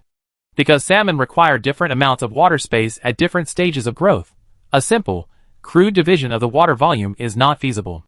For example, during the juvenile stage, 1 cubic meter of water can support hundreds of salmon. As salmon grow larger, the water volume must be increased. Based on the different growth stages of salmon, the area can be divided into 30 mu for juveniles, 60 mu for small salmon, 120 mu for medium-sized salmon, and 240 mu for mature salmon, plus 50 mu for mature fish for sale. In the initial 30 mu, a total of 2 million salmon fry were stocked, including 400,000 each of chub, pink salmon, coho salmon, sockeye salmon, and king salmon. The growth and breeding cycles of these salmon species differ. After adjusting the feed formula, pink salmon will reach maturity in approximately 8 months, chub in 10 months, coho and sockeye salmon in 12 months, and king salmon in 15 months. In addition to the Zhelongshan breeding base, the 5,000 mu, approximately 1,000 mu, Zheolong Peninsula breeding base will also be operational between October and December. At that time, 22 million salmon fry will be raised, and the stocking rate will be adjusted based on the breeding cycles of the 5 salmon species. Under extreme conditions, these salmon farms will simultaneously raise 88 million salmon. After 8 months, approximately 7 million salmon can be sold each month. In fact, this stocking density is relatively low. Norwegian salmon farming companies primarily use shallow water gravity cages, with a stocking density of approximately 2% to 2.5% of the cage volume, meaning approximately 15 to 20 kilograms of salmon per cubic meter of water. Halyafing stocking density is 1 adult fish per 0.8 cubic meters of water. Mature salmon, coho salmon, and sockeye salmon all weigh 2 to 3 kilograms, while pink salmon weigh only about 1.5 kilograms. Even after a 15-month growth cycle, the maximum adult weight of king salmon is only 7 to 8 kilograms. This low stocking density is primarily intended to accelerate growth, prevent salmon disease, and reduce the use of medications. It should be noted that high-density stocking significantly increases the likelihood of salmon disease. This is why salmon farming companies in Norway and other countries are forced to use medication to reduce salmon mortality.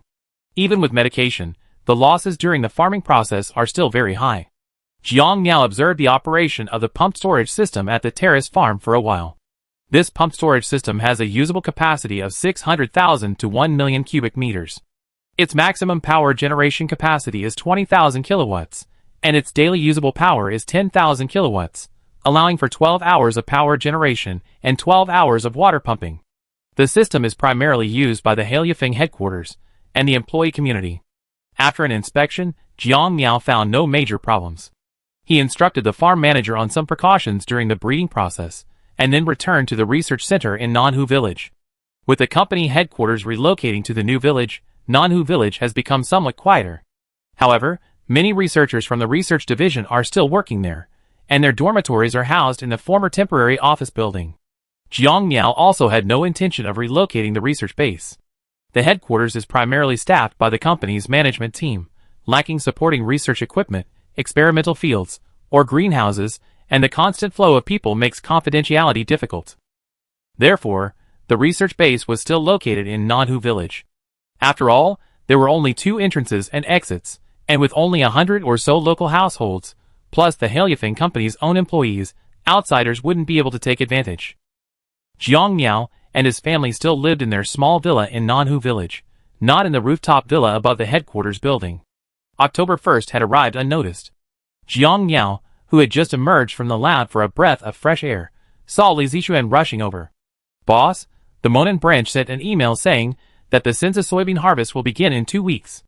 Many domestic soybean breeding researchers and agricultural scholars will be arriving on October 15th. They'd like to invite you over." October 15th? Jiangmiao frowned. He wanted to go, but Shuya's due date was October 10th. He wanted to stay home with her for a week, which obviously wouldn't allow him to make it to Monan on time. He was about to speak when his phone rang. "Hello, Mom, what's up?" A meow. Shuya's water broke. "Come quickly. I'd be right there." He hurried a few hundred meters and arrived at the entrance of the small villa. He saw Li Wenna on the phone. Entering the living room, Jiangmiao heard the loud cry of a baby. His face paled slightly, and he didn't even bother to use the identification panel before rushing to the makeshift bedroom on the first floor. At the door, Shuya's female bodyguard, and Ning, saw him arrive and quickly said, "Boss, the boss lady has given birth. The medical staff are treating the wound. It's a little girl. How's Shuya?" The nurse said she's fine. "I see you in later," and Ning replied quickly. Jiang Miao breathed a sigh of relief. Only then did he remember to use the identification panel, and immediately expanded his dimensional vision. 2 experienced nurses were handling the aftermath. Since it was a normal birth, the nurses' handling was relatively simple. These 2 nurses were veterans he had hired from the hospital's obstetrics and gynecology department, specifically for Shuya's delivery, just in case. It now seemed that his preparations had been successful. A moment later, my mother emerged from the delivery bedroom, wheeling a specially prepared crib for the baby, designed to insulate and isolate bacteria. "Meow, mother and daughter are safe." His mother beamed. Jiang Miao glanced at his daughter, whose face was wrinkled, and then asked with concern, "How is Shuya?" His mother didn't even look at him. Instead, she stared at her granddaughter through the transparent partition, beaming. "Nurses Zhang and Bai are collecting things. Shuya is exhausted and just fell asleep. You can go in later?" "Okay." Li Zixuan came from behind, and handed 2 large red envelopes to the boss. "Boss, red envelopes." "Oh, I almost forgot." Jiang Miao took the red envelopes. 20 minutes later, the door to the delivery room opened a crack, and 2 elderly nurses emerged. One of the more portly nurses removed her mask and said with a smile, "Mr. Jiang, your wife is resting. See you this afternoon. Ah Fong and I will take turns watching over them." "Don't worry."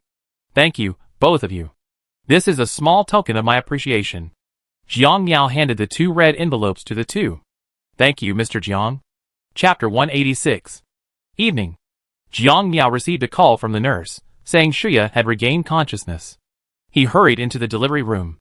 Shuya lay on the bed, the same model as in the hospital, which had been raised so she could sit half lying and half sitting. The nurse had already carried her daughter out. "Aya, how are you feeling?" Jiang Miao held her hand and gently lifted the ends of her hair. Despite having given birth, her complexion remained rosy and radiant, thanks to specialized nutrition and regular exercise. "I'm fine." Shuya smiled and shook her head slightly. "Have some nourishing soup?" "Yes." Shuya nodded. Nurse Bai had already taken the child outside, leaving the couple alone. He poured half a bowl of specially prepared nutritious soup from the thermos and tried to spoon-feed her, but Shuya snatched it away. "I'm just a little tired, not like I can't lift a spoon." "Okay. Thank you for your hard work." "It's okay." Since the year 2000, the rate of cesarean sections has increased dramatically during childbirth in China. This is primarily due to the abundance of nutrition available today, which causes babies to grow too large in the womb, making a safe natural birth difficult. To reduce the risk, hospitals have been recommending cesarean sections. On the other hand, modern women's physical exertion and exercise have significantly decreased, indirectly leading to poor physical fitness and the inability of their muscles to push the baby out of the abdomen. Jiang Miao specifically controlled Shuya's diet to prevent her from gaining weight, and this, combined with Shuya's long-standing exercise regimen, made this natural birth so smooth. Originally, he had planned to take Shuya to the hospital for delivery on October 5th, with an appointment scheduled for October 10th. Unexpectedly, her water broke prematurely, forcing her to attempt a natural birth at home. Thankfully, everything went smoothly. After drinking half a bowl of nourishing soup, Shuya wiped her mouth and said, "Meow, I plan to take a year or 2 off before trying for a second child." "It's okay. We're still young, let's take it slow." Jiang Miao didn't mind. After all, they were only 28 years old. 1 or 2 years wouldn't be a big deal. As long as they were under 35, the risks to both mother and child were minimal, especially with a second child. Shuya leaned on his shoulder, closed her eyes, and said, "I plan to start preliminary experiments on the 2 projects you gave me last time in 2 weeks. Don't worry, give it another month or 2. "No, I'm fine. I haven't done research for over 6 months, and I feel like I'm getting rusty. It's too boring to have nothing to do." Shuya declined without hesitation. "Then I stay with you for 10 days. I plan to visit the Amonan branch on the 10th. Shuya continued to rest with her eyes closed. "I understand. But be careful when you're out and about. Things are different now, and many people are watching you." "Don't worry. I never put myself in danger. Bring Xiaoxian here. I haven't even had a good look at her yet." "Okay." After a while, Jiang Miao had Nurse Bai Fong bring her daughter in. Shuya, holding her daughter in her arms, her face filled with maternal love. As she held her daughter, who was holding her thumb, she suddenly burst into tears. Ah! Huh? Shuya's mind froze. Bai Feng quickly reminded her, "Madam, give her a gentle shake." Amidst the frantic activity, Shuya finally calmed her agonizing daughter.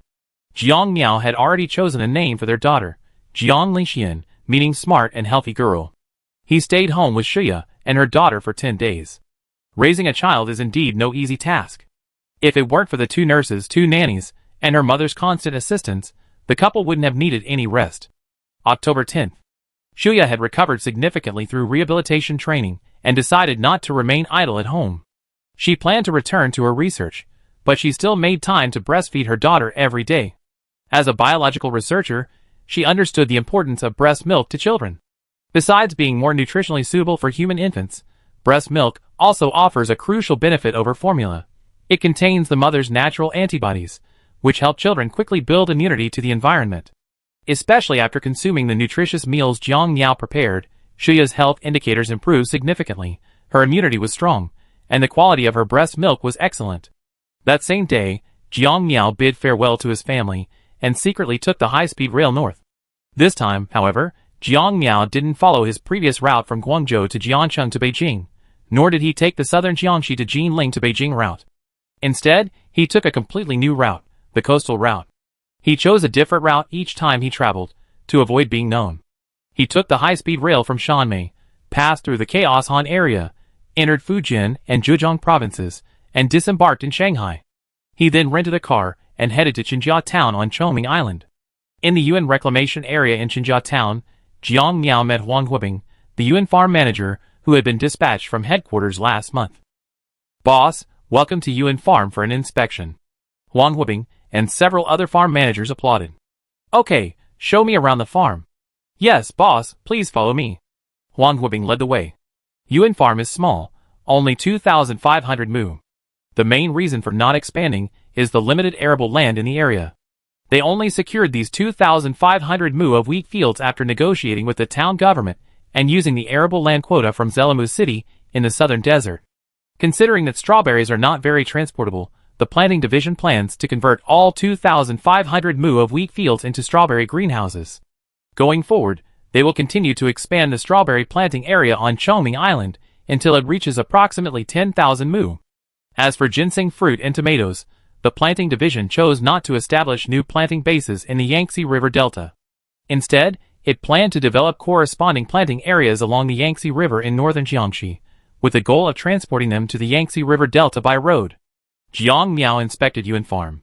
Afterwards, he traveled to Xinjing village on the northeast coast of Chongming Island. Near the Chongming Solid Waste Disposal and Comprehensive Utilization Center, Jiang Miao observed a vast expanse of saline alkali mudflats. Even Sinza soybeans were difficult to grow there because the seawater would cover them during high tide.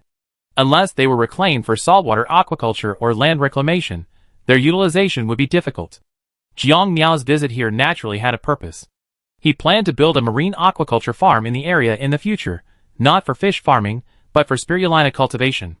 Why cultivate spirulina? The answer isn't to eat it. It's to store energy. Chongming Island is located at the mouth of the Yangtze River.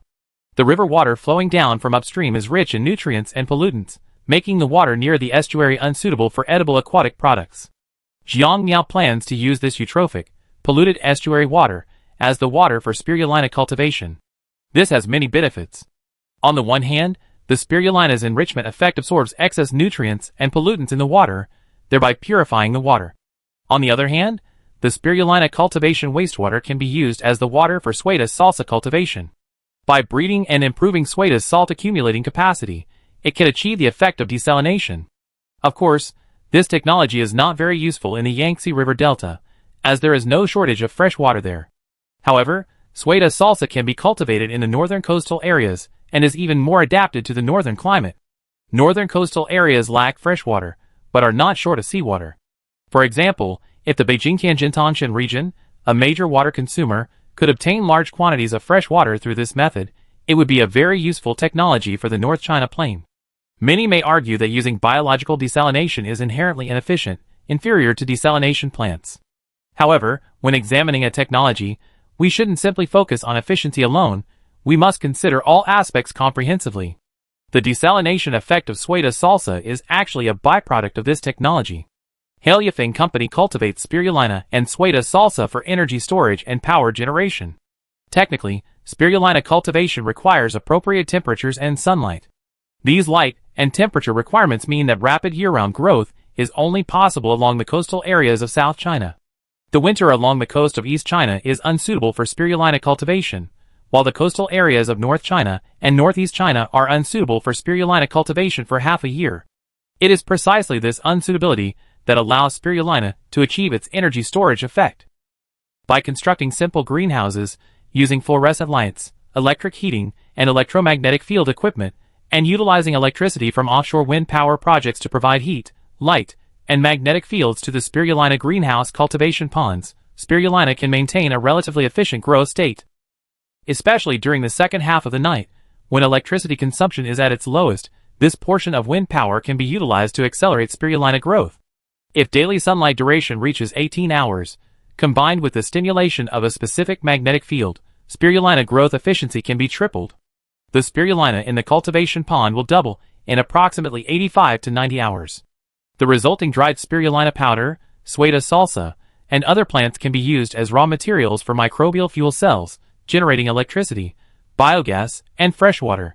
The biogas slurry is recycled as a nutrient solution for spirulina cultivation, and the biogas residue serves as nutrient soil for Sueda salsa. The core of this system is its high self-sustainability and low operating costs. Currently, the cost of desalination remains high, generally around 4 to 8 yuan per cubic meter. For example, the Lubei Bishuiyuan desalination project in Wudi County, Shandong Province, uses photovoltaic power generation and circular economy methods to reduce costs, resulting in a desalinated water cost of 7.5 yuan per cubic meter. Recent bids for several international desalination projects have generally ranged from 40 cents to 60 cents per cubic meter, equivalent to approximately 2 to 3 Chinese yuan. The bid for the Hassian desalination plant in Dubai was $0.36536 per cubic meter, equivalent to 2.6 Chinese yuan. Dubai can achieve a factory price of over 2 yuan per cubic meter of desalinated water because it uses cheap natural gas from the Persian Gulf, effectively exchanging natural gas for fresh water. China obviously cannot afford to use natural gas for fresh water, as domestic natural gas prices are significantly higher than in the Persian Gulf. As for desalination projects derived from photovoltaic and wind power, the Bishuiyuan project costs 7.5 yuan per cubic meter. This cost is unaffordable not only for China, but even for the environmentally conscious European Union. Domestic desalination projects, using new technologies, such as the Dongjayaka desalination plant, have reduced electricity consumption to 2.5 kilowatt-hours per ton of water, resulting in a price of only 4.25 yuan per ton of water. This is acceptable, but still relatively high. The only drawback of Jiangmiao's planned project is its enormous land area, requiring the transformation of a large area of coastal mudflats.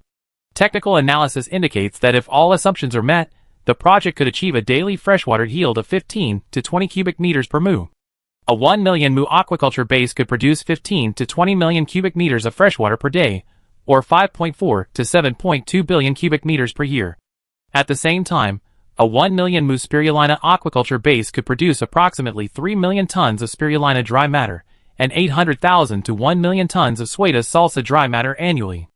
This dry matter can generate 2 billion kilowatt-hours of electricity through microbial fuel cells and 2.4 billion cubic meters of biogas through fermentation. The spirulina biogas residue, if the spirulina cultivation water is not industrial wastewater, can be used as organic fertilizer. Also, genetically modified Sueda salsa can be extracted to produce 200,000 to 300,000 tons of sodium chloride and tens of thousands of tons of other inorganic salts. However, these are not profitable and require harmless disposal. The profitability of this project is actually quite good. The annual output value of biogas, electricity, and organic fertilizer is approximately 5 billion yuan, with an average output value of 5,000 yuan per mu. If the aquaculture base is established along the Bohai Sea coast, it can supply fresh water to the core area of the North China Plain. At an ex-factory price of 0.5 yuan per cubic meter, it can generate an annual profit of 2.7 to 3.6 billion yuan. As for costs, in addition to depreciation and labor costs for the base facilities, artificial lighting requires approximately 150 million kilowatt-hours of electricity annually, heating and electromagnetic fields require approximately 300 million kilowatt-hours, and other miscellaneous electricity costs account for 500 million kilowatt-hours, totaling 500 million kilowatt-hours. This investment-to-output ratio is quite good, especially since lighting and heating are concentrated in the middle of the night, with heating occurring only during the winter months. Using valley-level wind power, the cost per kilowatt-hour is only 0.156 to 0.229 yuan. Furthermore, these farms can develop warm water aquaculture and warm water farming, further utilizing waste heat. After inspecting Chongming Island's natural environment, Jiang Miao instructed Li Zixuan to prepare a report for the Research and Development Department at headquarters, requesting that they establish a research base on Chongming Island. In fact, Heliafeng Company already has 4 research bases: the Shamei Headquarters Research Base, the Coconut City Tropical Plant Research Base, the Luling Dairy Cattle Breeding Research Base, and the Zelamu Biomining Research Base. The Chongming Island Research Base primarily focuses on agricultural crop technology in East China. As for the spirulina, Sueda salsa, microbial fuel cell, and biogas project, he plans to locate it in the coastal areas of Bohai Bay, calling it the Bioenergy Comprehensive Application Research Base. After all, this technology will be used in coastal areas surrounding Bohai Bay in the future, so establishing a research base nearby will facilitate research and industrial development. After a day of rest on Chongming Island, the next day, the group continued their journey north by high-speed rail. Upon arrival in Qingdao City, Jiang Miao chose to stay for a day. In a restaurant, Jiang Miao met his sister, Jiang Xia, whom he hadn't seen for nearly 2 months. "Sister, thank you for your hard work," he said as he poured tea. "We're all family. Why be so polite?" Jiang Xia asked again, "How's Shuya?" Jiang Miao shook his head helplessly. "She's fine. She's almost recovered, and she's been clamoring to go back to work these days. I guess it's just too much to take care of a child, but with mom at home, along with a few nannies and a nurse, the child shouldn't be a problem." Jiang Xia took a sip of tea and continued, "I almost made all the arrangements. I be going to several major cities in Henan province in a week to purchase properties." "How many properties have you purchased in various locations?" Jiang Miao asked, offering his sister a piece of braised sea cucumber with scallions. "A total of 100 stores have been purchased in the Yangtze River Delta. With the help of the branch, 100 stores have been purchased in Jiangxi province, 80 stores in the Beijing-Tianjin-Tangshan region, and 100 stores in major cities in coastal provinces. Adding the 50 in the Pearl River Delta, we have 430 stores in total. We expect to add another 170, bringing the total to 600. Heliafeng's physical store layout will begin with 3 hubs, followed by 4 routes. The 3 hubs are the Pearl River Delta, the Yangtze River Delta, and the Beijing-Tianjin-Tangshan Railway. The 4 routes are the Shenyang-Haikou Railway, the Beijing-Kowloon Railway, the Beijing-Guangzhou Railway, and the Yangtze River Main Route. As for expanding into county towns in Jiangxi province, there's no need for that at this point. On the one hand, the company lacks staff. Expanding to 600 physical stores this year is already a limit. After all, Heliafeng operates a self-operated model, not a franchise model. On the other hand, the product offerings are limited, and small counties have limited spending power. Currently, entering these counties is essentially a loss-making venture. In the early stages, it's sufficient to focus on key regions and major route nodes. This strategic route layout will also help reduce the pressure on the company's own logistics system. Customers in small counties and remote areas will have to rely on online shopping and SF Express. Once Heliafeng's product offerings expand and its contracted growers and breeders reach a certain scale, it can consider expanding further into lower-tier markets. After chatting with her sister for over half an hour, Jiang Miao gained a deeper understanding of the progress of the franchise stores across the country. As they were talking, Jiang Miao remembered something. "By the way, sister, the HR department has already hired nearly 500 marketing majors from colleges across the country for the autumn recruitment. You can call them and ask them to quickly send some of the trained reserve employees to Jiangxi province and the Yangtze River Delta." "Oh, I see. I've been so busy these past few months that I forgot to contact HR about this." Jiang Xia made a note of the matter. "My brother-in-law went back to Shanmei a few days ago. You should also find time to go back. After all, we can assign a few deputy managers to follow up on the physical store matters, and you can just supervise them." Jiang Miao didn't want to see her and her brother-in-law spending more time apart than together, as it would affect their relationship. "He came to see me a few days ago. 10 days or half a month won't be a big deal. After all, we're busy now, and there's plenty of time at the end of the year. The sister smiled. Anyway, you should make the arrangements. After all, we have 2 children at home, and we need to prioritize their education, Jiang Miao reminded her. Of her 2 children, Zhang Xiaoman, the younger one, is fine, but Zhang Xiaolong, who's already in junior high, is a bit rebellious. When Jiang Xia heard her brother's words, she immediately guessed, has Xiaolong gotten into trouble again? I give him a good beating when I get back. Jiang Miao pondered for a moment. Sister, I don't think Xiaolong is cut out for school, and few of his classmates are good friends. We should just drop him out, and have my brother-in-law take him on a business trip. After all, we don't need a diploma to prevent him from picking up bad habits. Hearing this, Jiang Xia agreed that the idea was sound. Given their family's financial situation, they certainly didn't need a diploma. She also knew her son's grades were consistently in the bottom 10 of his grade, so forcing him to study wouldn't be effective. As for transferring schools, while that's easy with the Jiang family's influence, forcing someone who can't study to go to a good school only adds to the pressure.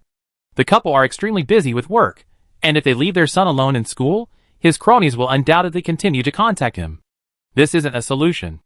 Jiang Xia decided that they could take turns taking their son on business trips, broadening his horizons while limiting his chances of seeing his cronies. Over time, the so-called friendships between classmates and friends would fade into insignificance. As for the knowledge taught in middle school, high school, and university, it's actually not directly relevant to real-world work. Much of the content in current domestic education is out of touch with reality or seriously disconnected. If her son wants to learn, she can hire a tutor to supplement his professional knowledge. Rather than academic knowledge, Jiang Xia now prioritizes her child's values and character. As a second-generation businessman with a future of ease and comfort, these values are paramount. She suddenly had a clearer vision for her child's future.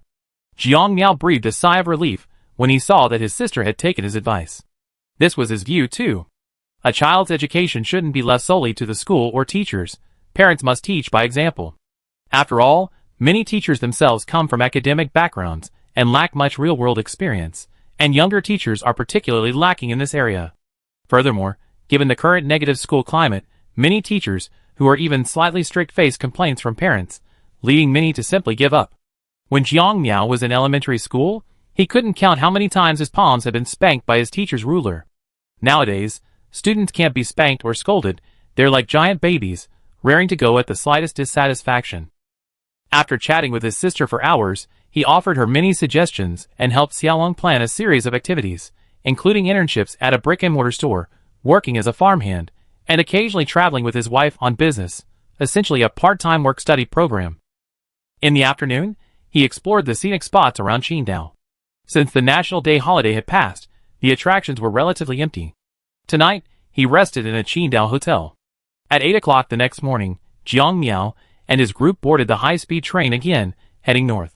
This time, he didn't stop in Beijing or other places, but headed straight for Zelamu City. Chapter 187. October 14th. The Loki convoy slowly passed through Jiayuan County, and then turned north. Many of the farmlands on either side were barren, with only the stubble of harvest remaining, still stubbornly entrenched across the vast expanse of the southern desert grassland. In the pastures beyond the farmlands, the grass began to wither and turn yellow. Many herders drove tractors to gather the last of the hay, preparing to store it for the winter for their cattle and sheep. This year, however, the local herders wore a more composed expression. Because they no longer had to worry too much about winter grass and feed supplies, the impact of the falling beef and mutton prices was only a temporary pain. This was reflected in the market. While beef and mutton prices plummeted, the prices of lambs and calves increased by 8 to 12% compared to previous years. This phenomenon only suggests one thing. Cattle and sheep farmers are optimistic about the future of the domestic livestock industry. Even a sharp drop in beef and mutton prices hasn't dampened their expectations. The convoy passed the highway bridge over the Yankimama River. From the pickup truck, through the window, I could see a significant increase in residential buildings in Shangchumu village. Among the many one-story buildings, there were now more than a dozen 5- or 6-story self-built houses, which hadn't existed before. These self-built houses were newly renovated, with large red signs hanging from their roofs.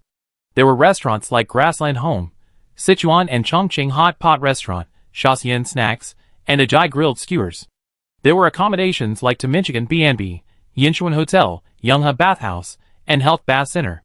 There were also grocery stores, hardware stores, small supermarkets, fruit and vegetable shops, beef and mutton shops, and barber shops.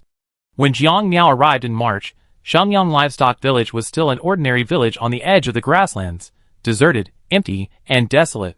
Returning 6 months later, the atmosphere of the city was even stronger than in Jiayuan County. The entire Jiayuan County has a population of only 151,100, with 60,000 to 70,000 in the county seat, and 80,000 to 90,000 in the villages. Shenyang Livestock Village is the headquarters of the Emonan branch of Heliafeng Company, and the core of the Tamanchagan base. It houses not only the branch office building but also a supporting employee residential complex, an employee training center, an agricultural machinery station, a soybean seed processing plant, a forage processing plant, a forage storage warehouse, and a grain storage warehouse. To the west of Shenyang Livestock Village, next to the Insha Bay scenic area, is the Tamanchagan breeding base, which raises over 100,000 cattle and sheep. The Tamanchagan base also boasts numerous facilities, including a breeding farm, a veterinary station, a silage warehouse, an organic fertilizer plant, a slaughterhouse, a cold storage warehouse, and a logistics center. Approximately 12 kilometers east of Shenyang Livestock Village, in the sandy plains, the Tamanchagan bee farm and honey processing plant, along with other supporting facilities, are under construction. The Southern Monan branch currently employs approximately 2,700 people, and the workforce is rapidly increasing. The convoy entered the gate of the Tamanchagan base. The branch's offices have been relocated from their temporary container buildings to an office area adjacent to the employee housing complex. Jiang Miao's convoy was currently located within the office area. The entire office complex consists of 12 nine-story office buildings, modeled after residential buildings. Since these buildings were not intended for residential use, they were put into use in September and feature minimalist interior decor. Branch managers Lu Zhiban and Wu Song didn't notify too many people about Jiang Miao's arrival. They greeted him in the parking lot with their assistants. "Boss! Welcome." Jiang Miao nodded. "Thank you for your hard work. Let's go inside and discuss tomorrow's arrangements." Lu Zhiban led the way. "Boss, this way, please." They arrived at one of the new office buildings. The office building wasn't large, with a base area of only 500 square meters, but 10 office buildings combined were sufficient. Furthermore, the large number of container buildings previously occupied hadn't been demolished, providing ample accommodation for the 2,000 or so people who had moved to the base.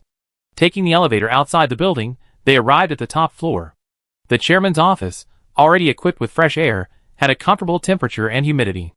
Jiang Miao didn't take a seat, but stood by the floor-to-ceiling window, looking down at the entire staff quarters and office area through the one-way transparent glass. "Zhiban, the temperature here is going to drop significantly next month. Have you arranged heating for the staff quarters?" "Yes.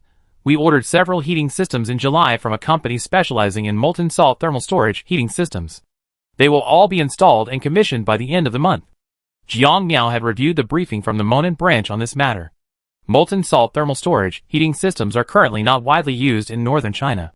Compared to traditional coal-fired hot water heating systems, this system has the advantage of staggering electricity consumption, reducing costs, and increasing efficiency. Lu Zhiban discussed the electricity arrangements. "For electricity, we have signed a dedicated line cooperation agreement with Beijing Energy International's branch in Zelamu City. Their wind power station will supply us exclusively, using off-peak electricity from their wind power station.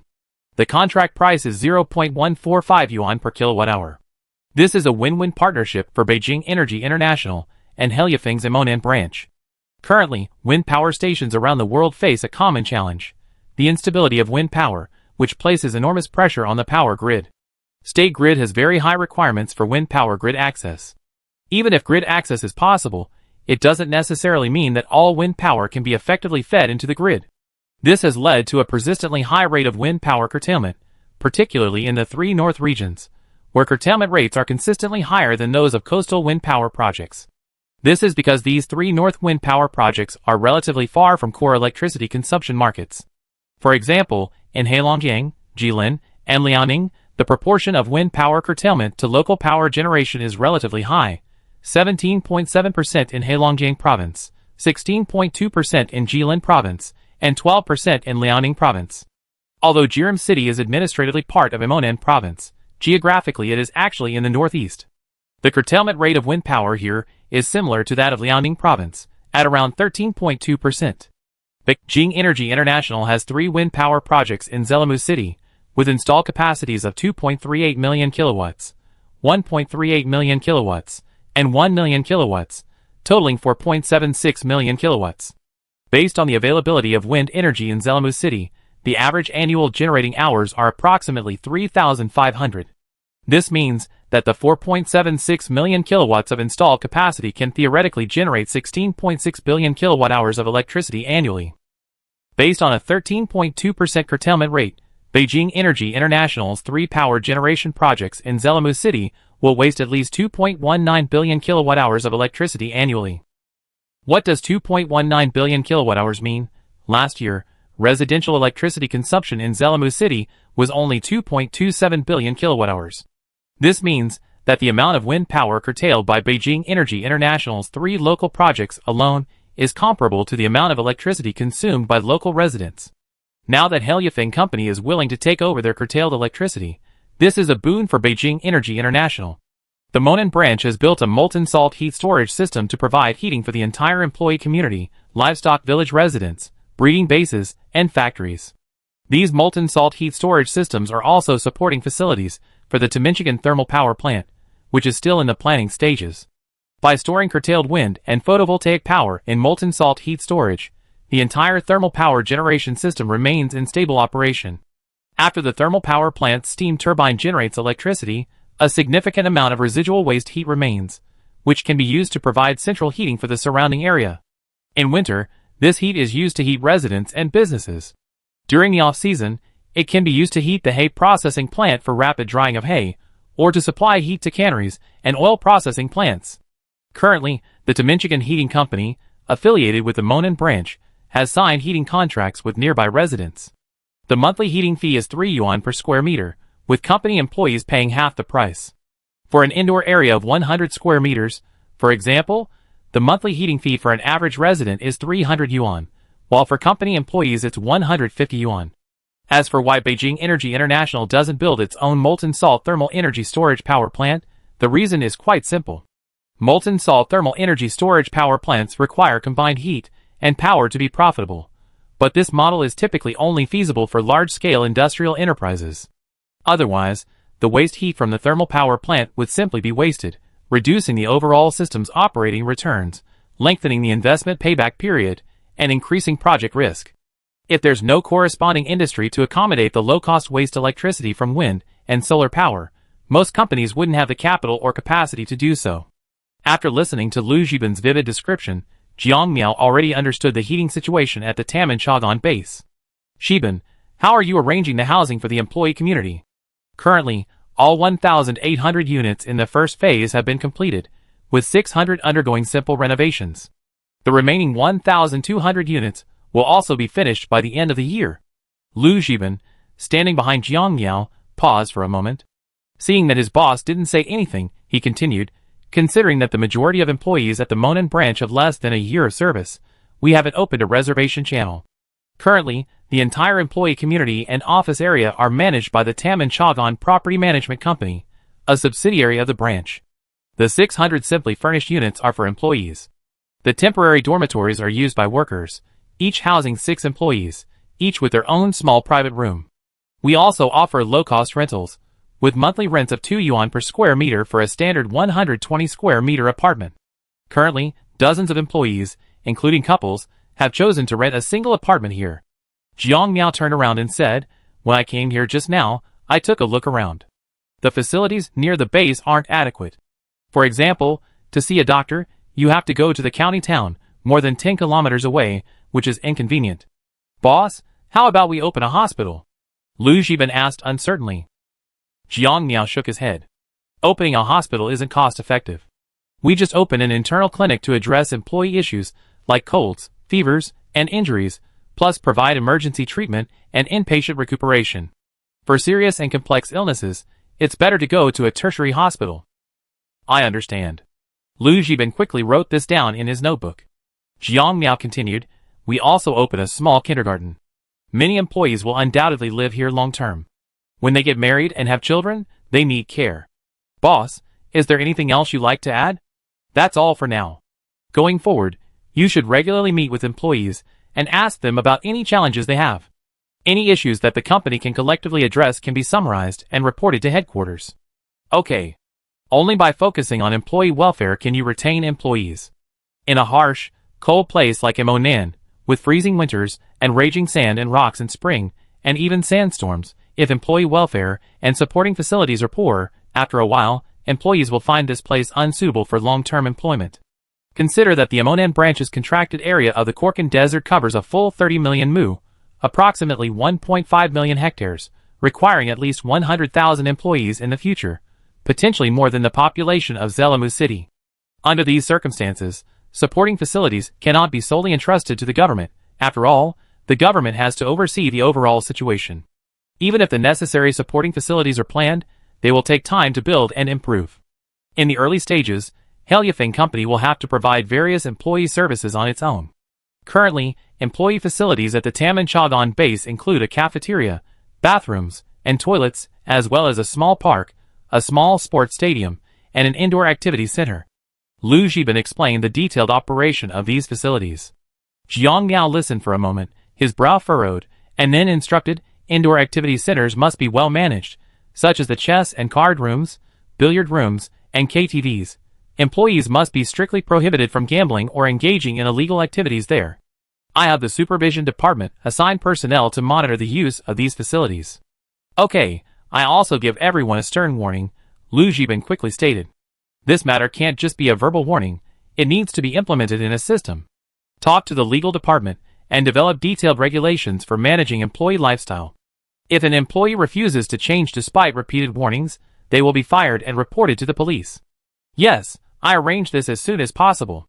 In Jiang Miao's view, employee lifestyle issues are a key concern. If left unchecked, they can easily breed a host of problems. For example, gambling can lead to extreme incidents if someone loses everything. These incidents can be minor or major. If an employee simply commits suicide by jumping from a building, that's easier to handle.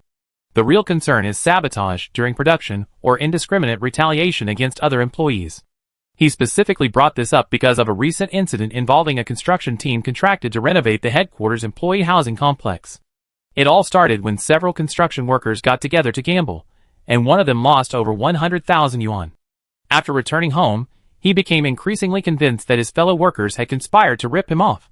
The next day, a brawl broke out on the construction site, resulting in one worker's arm being broken by a shovel, and the worker, who lost money, suffered 3 broken ribs. This incident infuriated Jiang Miao, who then lashed out at the contractor. This incident also caught Jiang Miao's attention, and he ordered the legal department to formulate regulations governing employee lifestyles. He also required companies contracted for projects related to Helyafing to sign additional employee lifestyle management clauses. If similar incidents occurred, the contractor's corresponding payment would be deducted, and in serious cases, the contract would be terminated. The companies that had contracted the relevant projects were also shocked and quickly conducted internal investigations. Within Helyafing, Jiang Miao also ordered the supervisory department to investigate employee lifestyle issues and issued an internal notice encouraging anonymous reporting.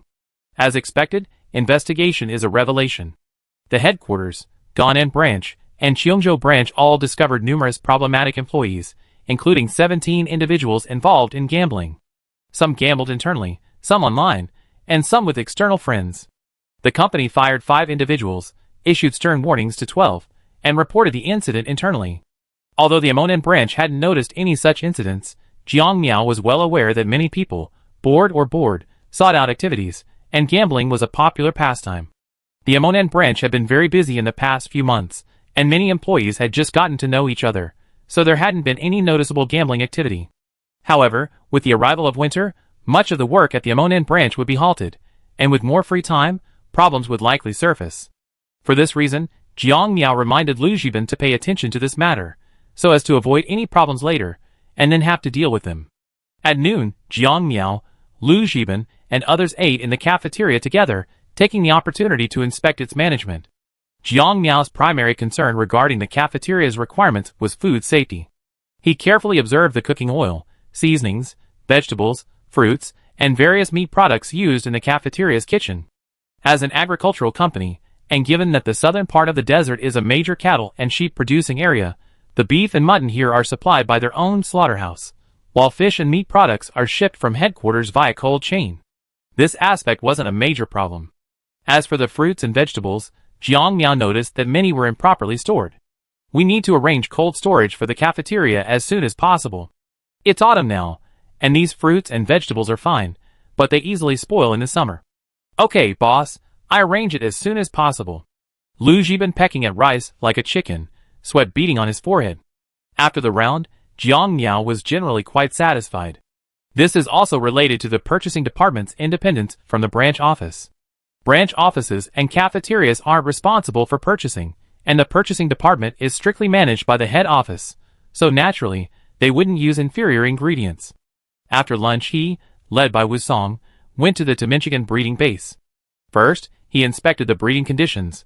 The local yellow cattle, hybrid Simmental cattle, and hybrid Angus cattle, all performing well through proper care.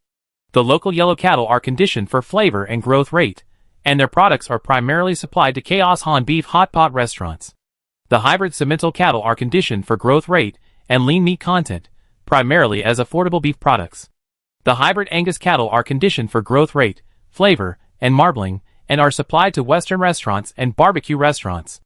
Jiang Miao observed that the marbling patterns of the over 100 hybrid Angus cattle were essentially comparable to those of Wagyu cattle. Clearly, these hybrid Angus cattle could serve as breeding stock for the next generation of domestically produced Shimo beef. He then took a bus from the north gate of the breeding base to the organic fertilizer factory, located 5 kilometers north, in the heart of the farm.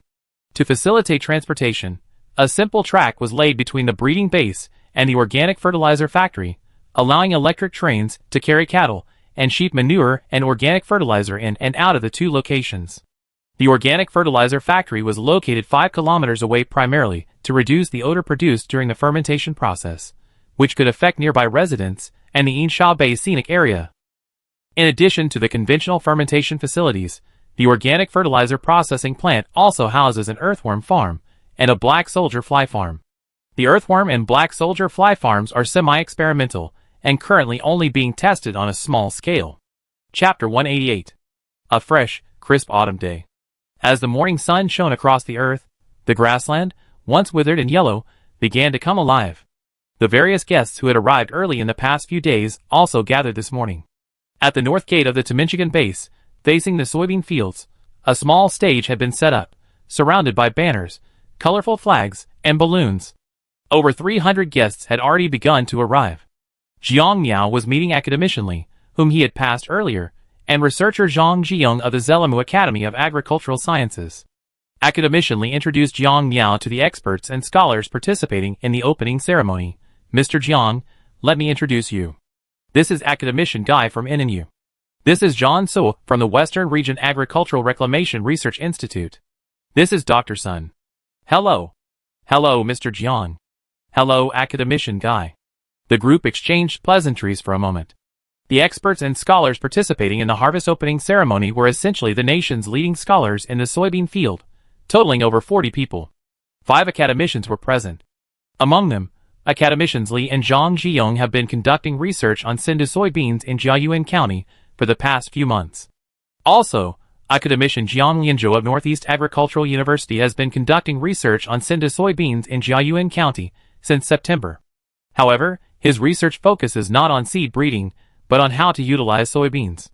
Thus, he has a certain understanding of the protein and oil content of Sindhu soybeans. Academician Jiang held up a test report and said, Mr. Jiang, I tested some mature Sindhu beans over the past few days. The 3 varieties you cultivated have excellent application characteristics. Old Jiang, don't hide it. Let me see it. Academician Li smiled and held out his hand. What's the rush? Here you go. Academician Jiang shook his head and handed the document to academician Li. He then looked at Jiang Miao and several other scholars. Xiando No. 1 has an average oil content of 26.7% and an average soybean protein content of 45.2%. This variety is quite balanced. 26? 45? That's already a very high content. That's right. The genetically modified soybeans in the United States only have a protein content of around 34% and an oil content of 18%. The other soybean breeding scholars looked envious and amazed. Academician Jiang shook his head. You don't know the situation with the other 2 brands, otherwise you wouldn't say that. Academician Lee, standing by, read the report, his eyes widening involuntarily. The average oil content of Shindo number 2 is 29.3%, and the average protein content is 40.1%. And the monounsaturated fatty acid content in its oil reaches 44.2%. Jiang Miao smiled and nodded. Variety number 2 is high in oil, and can produce high-quality soybean oil. Impressive. This variety can produce almost double the oil of other domestic soybean varieties, and about 35% more oil than genetically modified soybeans grown in the United States. In fact, the protein content of this variety is quite high. Oil pressing companies will probably love this variety. As experts and scholars in the soybean field, everyone present understood the huge benefits that high-fat, high-protein varieties can bring to oil pressing companies. The same ton of soybeans. 1 ton of soybeans or croton can only produce 180 kilograms of soybean oil, and the protein content of soybean meal is about 41%. 1 ton of senza beans can produce 290 kilograms of high-quality soybean oil, and its soybean meal has a protein content of approximately 56%. For oil pressing companies, senza beans are a clear choice, as the same ton of soybeans yields 110 kilograms more soybean oil and a large amount of high-protein soybean meal. Academician Lee looked at the test report for senza bean number 3. The average oil content of senza bean number 3 is relatively low, only around 15.2%, but the average soybean protein content is 52.7%, making it suitable for animal feed.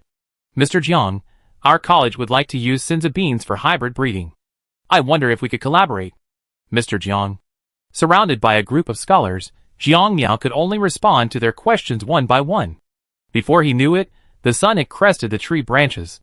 Li Zixuan squeezed through the crowd and said, "Boss, it's time for the harvest ceremony."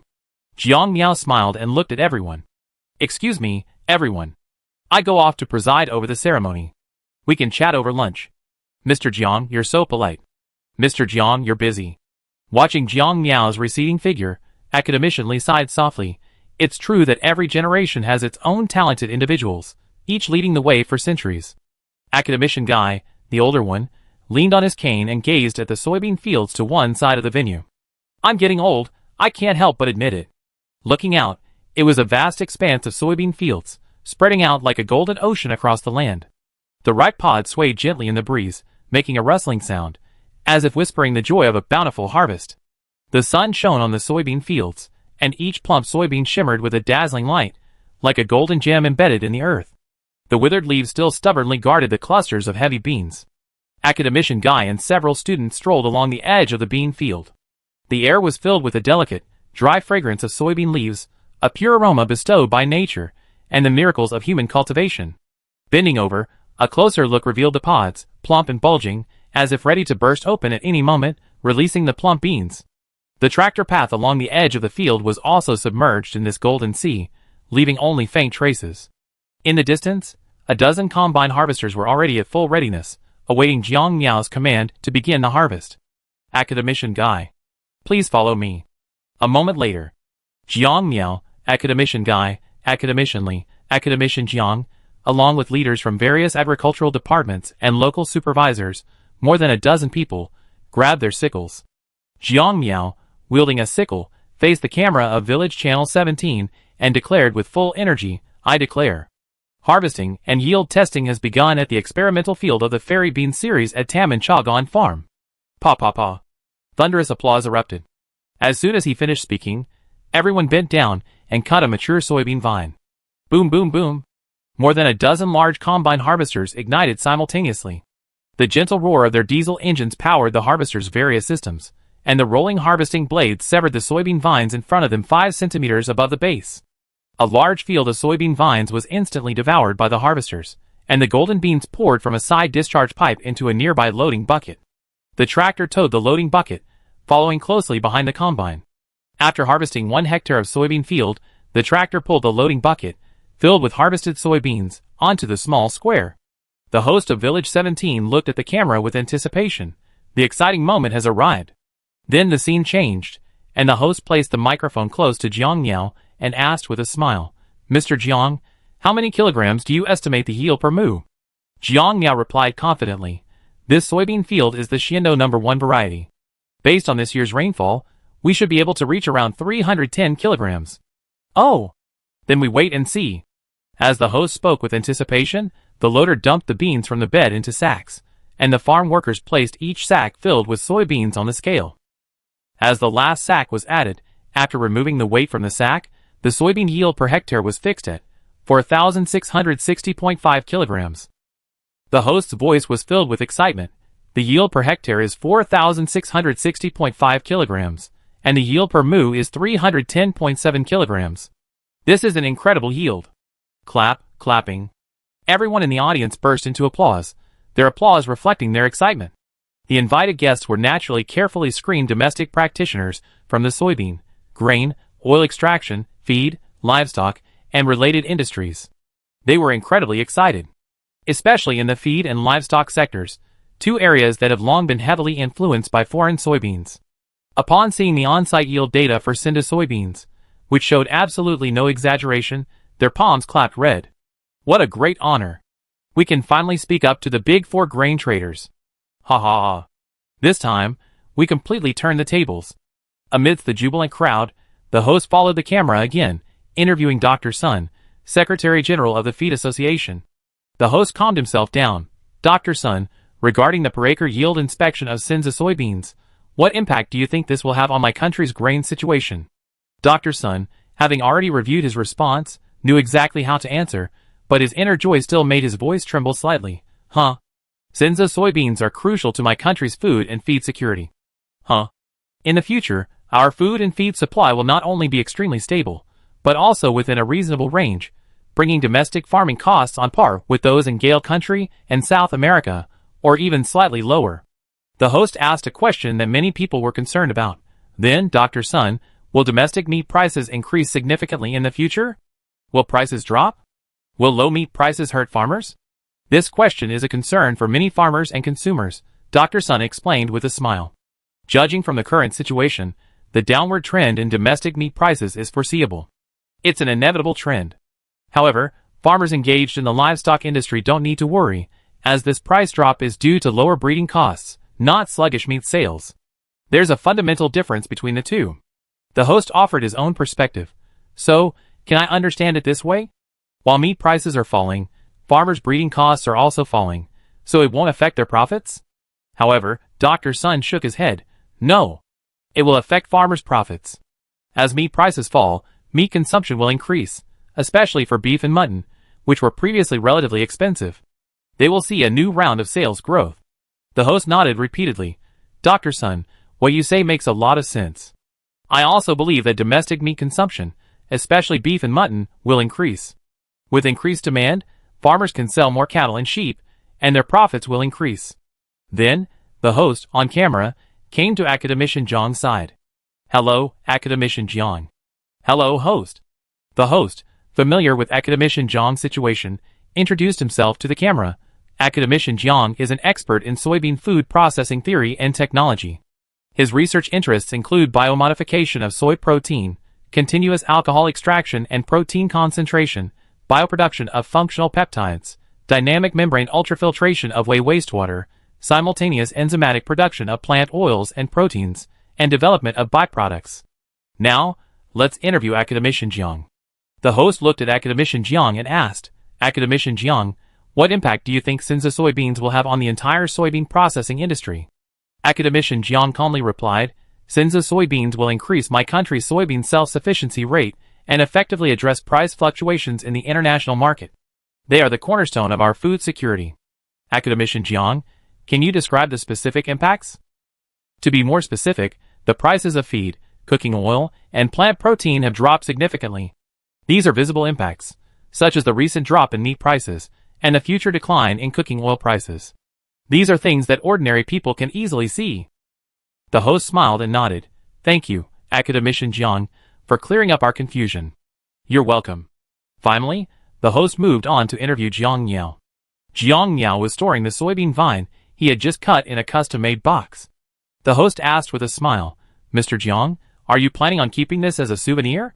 Yes, this soybean plant is very memorable. I plan to take it back to the product showroom at headquarters and display it as a testament to Heliafing's growth, Jiang Miao replied with a nod. It is indeed very memorable. This is not only of great significance to Mr. Jiang and Heliafing, but also a milestone in agriculture for our country. The host gazed at the soybean vine beneath the transparent partition of the box with a delighted look. As the host spoke, tears welled up in his eyes.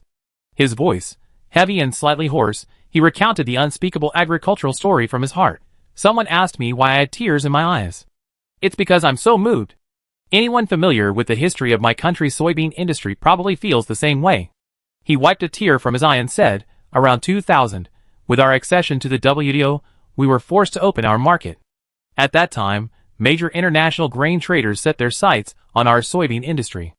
As the host's voice, eloquently describing the ups and downs of the soybean war, gradually unfolded to the camera, the audience watching the live broadcast was captivated.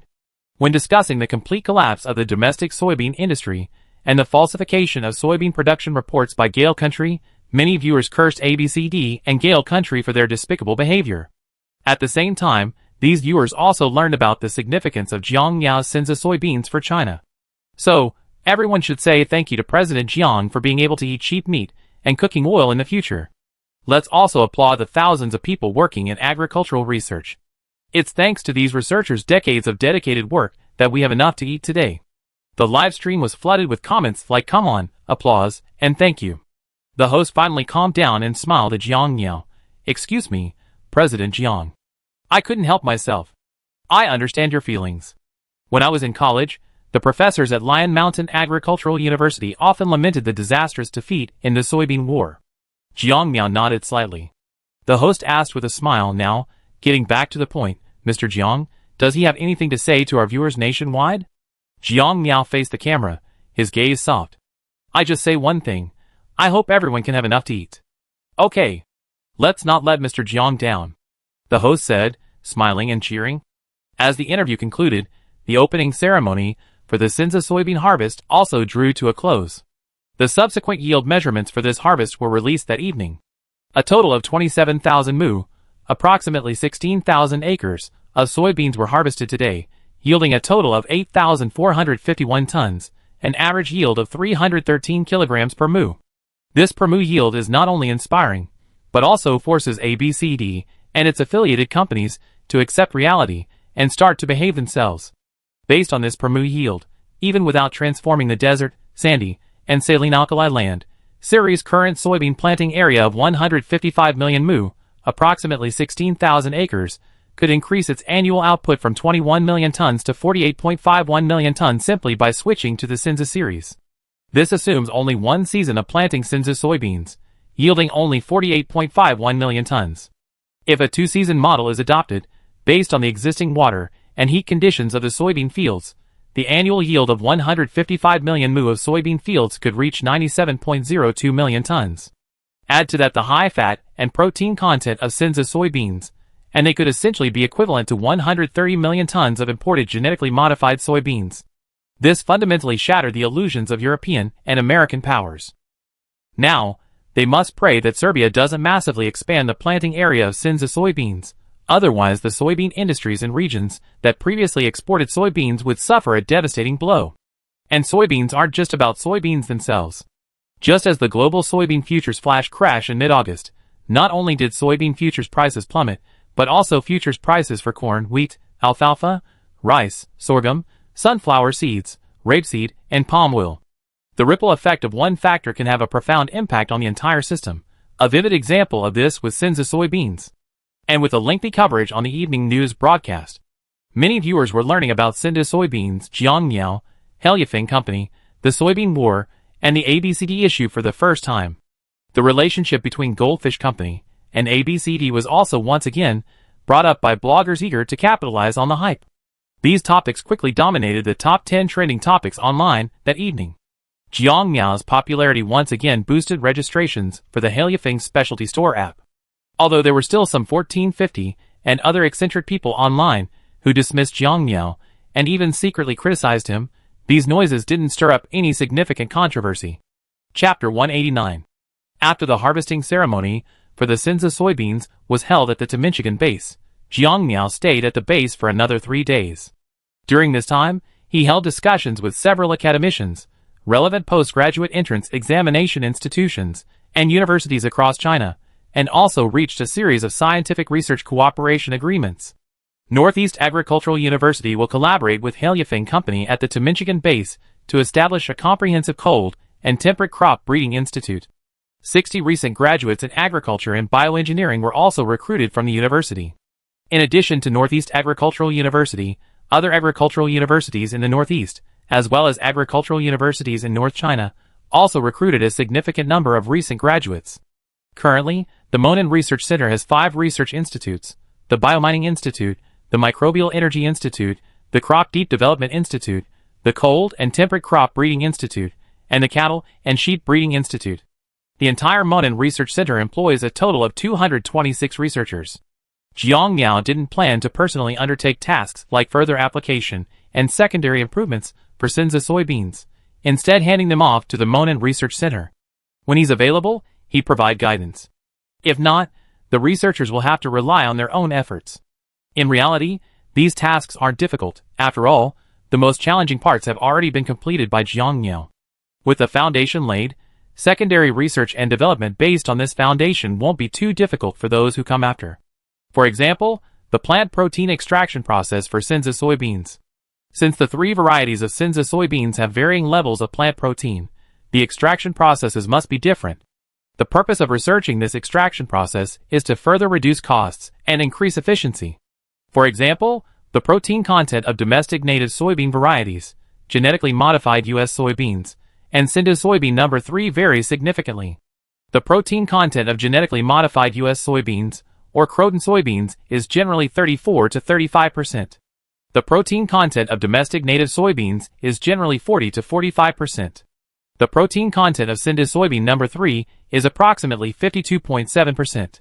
Plant protein producers will undoubtedly prioritize Sinda soybean number 3, or domestic native soybeans, Sinda number 1, and Sinda number 2, before opting for genetically modified U.S. soybeans and genetically modified Croton soybeans.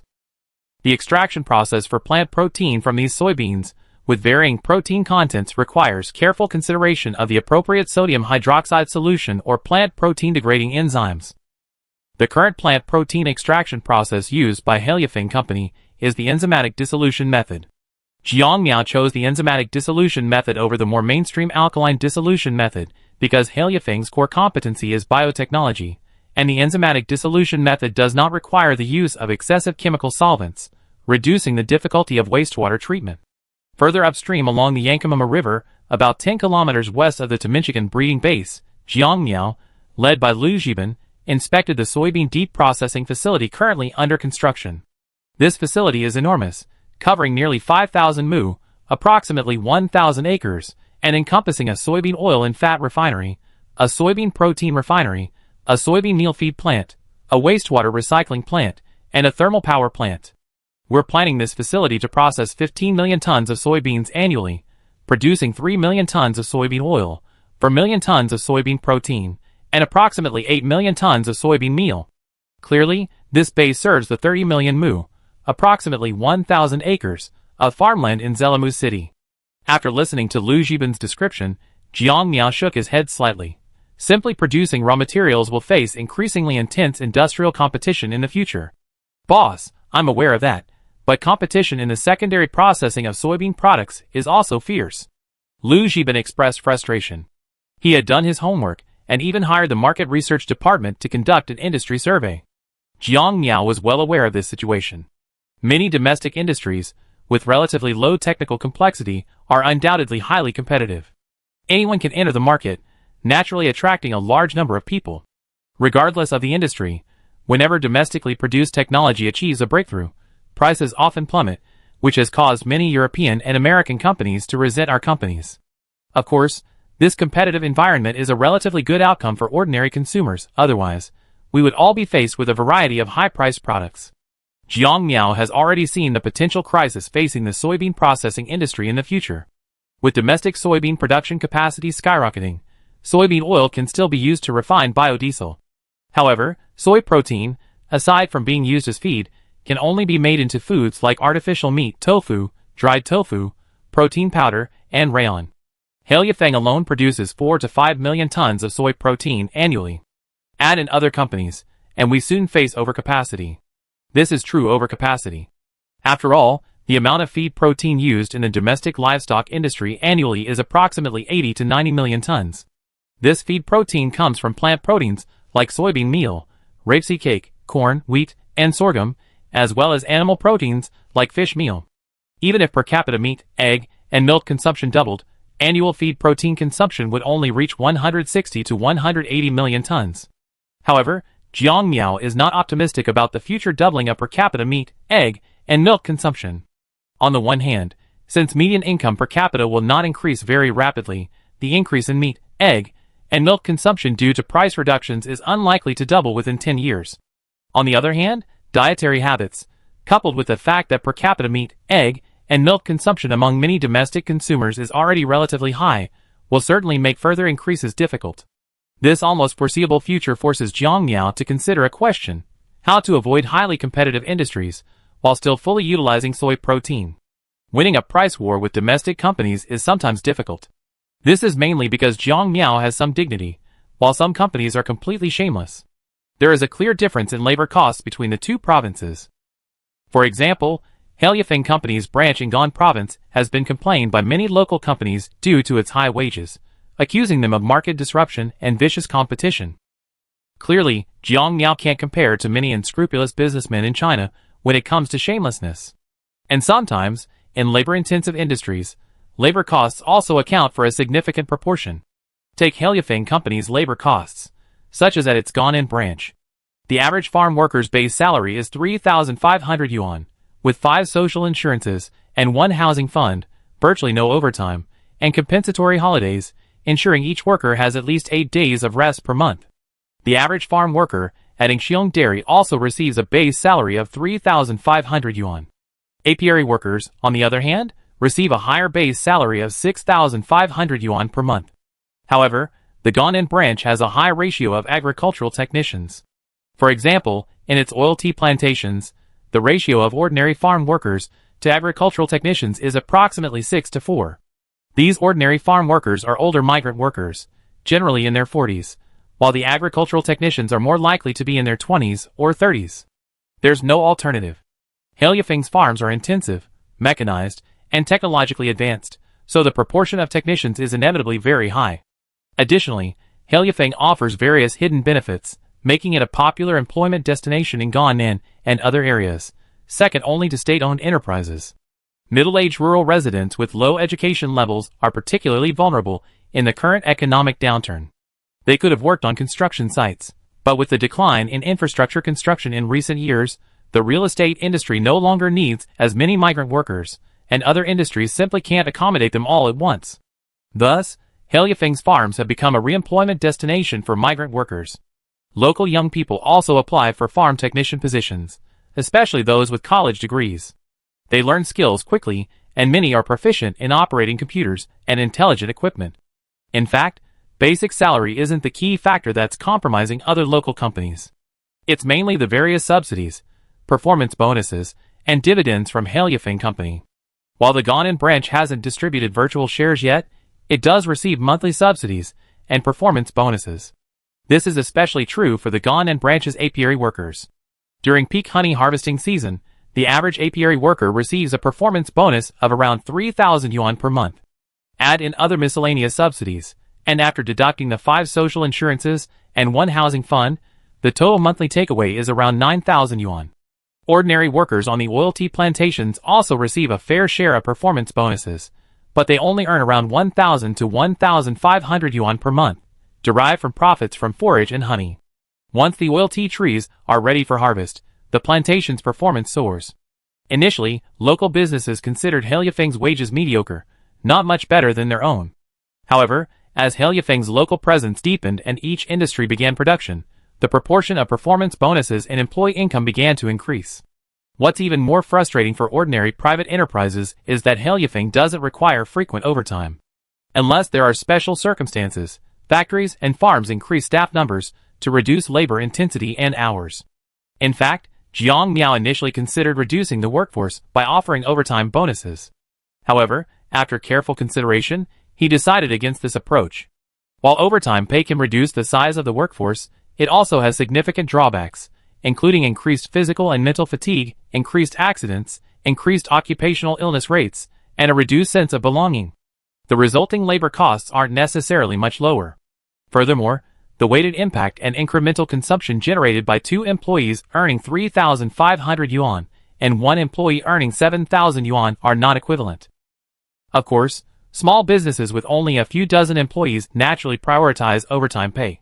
However, for companies like Heliafeng, impact and incremental consumption should be prioritized. For example, at the Gannan branch, if overtime pay and temporary workers were adopted, the number of regular employees would likely be less than 1,500. However, the Gannan branch currently boasts approximately 3,700 full-time employees, not including the 1,800 employees at Hero Dairy and the 300 store staff at the physical business unit. This isn't the Gannan branch's limit, as there are still tea seed oil mills, deep processing plants, and fruit bases that haven't yet hired large numbers of employees. Hero Dairy's dairy deep processing plant hasn't been completed yet. It is expected that Heliafeng's employee count in Gan province will exceed 10,000 in the future. Clearly, under such circumstances, Heliafeng's influence in Gan province will be significant, and the resulting increase in consumption will also increase significantly. For example, in Shamay City, Heliafeng's headquarters, the revenue from Egyptian catfish and the company's growing workforce has significantly increased local consumption of strawberries, ginseng fruit, tomatoes, white truffles, meat products, and dairy products. Jiangmiao clearly sees this through the company's physical store sales. Thus, for the future of the soybean deep processing industry, Jiangmiao must consider how to maintain high corporate revenue while ensuring employee income and benefits. As for common products like soy protein powder, general feed, and soybean cooking oil, while partially self-sufficient, it's difficult for them to compete with other domestic companies. As for plant protein, Heliafeng companies own farms, and specialty feed mills certainly can't fully absorb it. Xiban, how much space is left at this soybean deep processing base? Lu Xiban was stunned by his boss's sudden question, then replied, about 2,000 mu is reserved for subsequent deep processing. Jiang Miao directly ordered, okay, have the engineering company that contracted the factory's infrastructure develop a design for a rayon plant. The plant will cover an area of 500 mu, approximately 1,000 acres, and have a planned annual production capacity of 2 million tons. Hearing this, Lu Xiban quickly expressed his opinion, rayon? Boss, with all due respect, the technology for making rayon from soy protein is already very mature. Whether it's viscose, cupramonium, or acetate, there are many manufacturers in China producing it. If we enter this market, I'm afraid it will be difficult to sell our 2 million tons of production capacity. I know. Jiang Miao was more familiar with the domestic rayon market than Lu Xiban, having previously reviewed relevant information. It was precisely because of this knowledge that he chose the rayon industry. I have the research center establish another research institute dedicated to soy protein rayon. We try to modify soy protein to create rayon with properties nearly identical to natural silk. Is that so? Lu Xiban fell into deep thought. He knew the company's technological R&D capabilities were strong, but that didn't guarantee infallible success. Therefore, he cautiously suggested, boss, I don't think there's a need for such haste. We can wait until the technology is developed before setting up the factory. Jiang Miao, however, shook his head. You still don't understand enough about biotechnology. The key factor preventing soy protein from becoming a silk-like rayon is that if we continue to improve on traditional rayon technology, the difficulty will naturally be extremely high. However, if the properties of soy protein are modified to become similar to those of silk protein, then the difficulty of producing artificial silk will plummet. Lu Xiban then remembered that his boss was a top biologist. As Jiang Miao pointed out, traditional rayon production is extremely difficult and inherently expensive, especially in the initial stages of production. However, through gene editing technology, the protein composition and structure of soy protein can be fundamentally altered to create a structure and composition highly similar to that of natural silk. This makes production much simpler than regular rayon. Rayon also offers several advantages. First, it is biocompatible and less prone to allergies. Second, it can be degraded by microorganisms and sunlight, preventing the formation of microplastic particles. Finally, it is less durable than synthetic fibers, which can increase consumer purchase frequency. If soy protein rayon can achieve properties similar to natural silk, coupled with its environmental benefits, it will undoubtedly usurp a significant portion of the synthetic fiber market. The total amount of synthetic fiber used in textiles worldwide each year is approximately 50 million tons. If soy protein rayon can capture even 1/5 of this market, it could reach tens of millions of tons. Furthermore, this product is a powerful weapon against Europe, striking directly at the weak points of traditional Europe in terms of comfort and environmental friendliness. By hiring a group of online influencers to go to Europe and the US and constantly publicize the dangers of microplastics and environmental pollution from chemical fibers, the environmental weight of soy protein rayon could be increased. However, after some thought, Jiang Miao concluded that even if this genetically modified soybean variety were developed, it wouldn't be suitable for selling seeds. He knew the nature of domestic companies all too well. If soy protein rayon could mimic natural silk, related companies would undoubtedly go into a frenzy of internal competition, ultimately draining the market to the point where no one could profit. This was definitely not a result he could tolerate. So, he looked up and instructed Liu Zhiban, "The rayon project is temporarily on hold. The Amonan branch is not responsible for this." Liu Zhiban was confused by Jiang Miao's sudden change of heart, but he nodded, "Okay." Jiang Miao shelved the project not because the technology was inadequate, but because the Amonan branch, located in Zelamu City, couldn't maintain confidentiality. With its vast network of transportation and tens of millions of acres of soybean fields, it would be impossible to prevent someone from secretly plucking a few beans. While the authorities would undoubtedly cooperate with Haliafeng and strictly prohibit other domestic companies from producing soybeans, foreign companies wouldn't be so obedient. They could easily cultivate soybeans in their own countries. For example, in the vast and sparsely populated Australian continent, it would be possible to establish a dozen or so isolated planting areas in the interior, making it difficult for Jiang Miao's root rot fungus to quickly paralyze all the soybean fields. So, he had to choose an isolated planting area. Luckily, there was no shortage of such places in China. He chose two locations: the heart of the Taklamakan Desert and the end of the Shiryang River, between the Tanger Desert and the Badain Jiren Desert. From a geographical perspective, the end of the Shiryang River was the better choice. Furthermore, it contained COFCO's planned Xiando soybean cultivation area. Haliafeng could lease an area from COFCO to establish an isolated cultivation zone and rayon production base, ensuring that not a single bean or leaf escaped. A monopoly on high-quality rayon would not only make Haliafeng profitable, but also preserve a significant portion of the domestic clothing industry. Currently, many domestic garment factories have lost business to Southeast Asia and South Asia, with many domestic garment companies investing in Southeast Asia. As a labor-intensive industry, the garment industry once provided numerous jobs.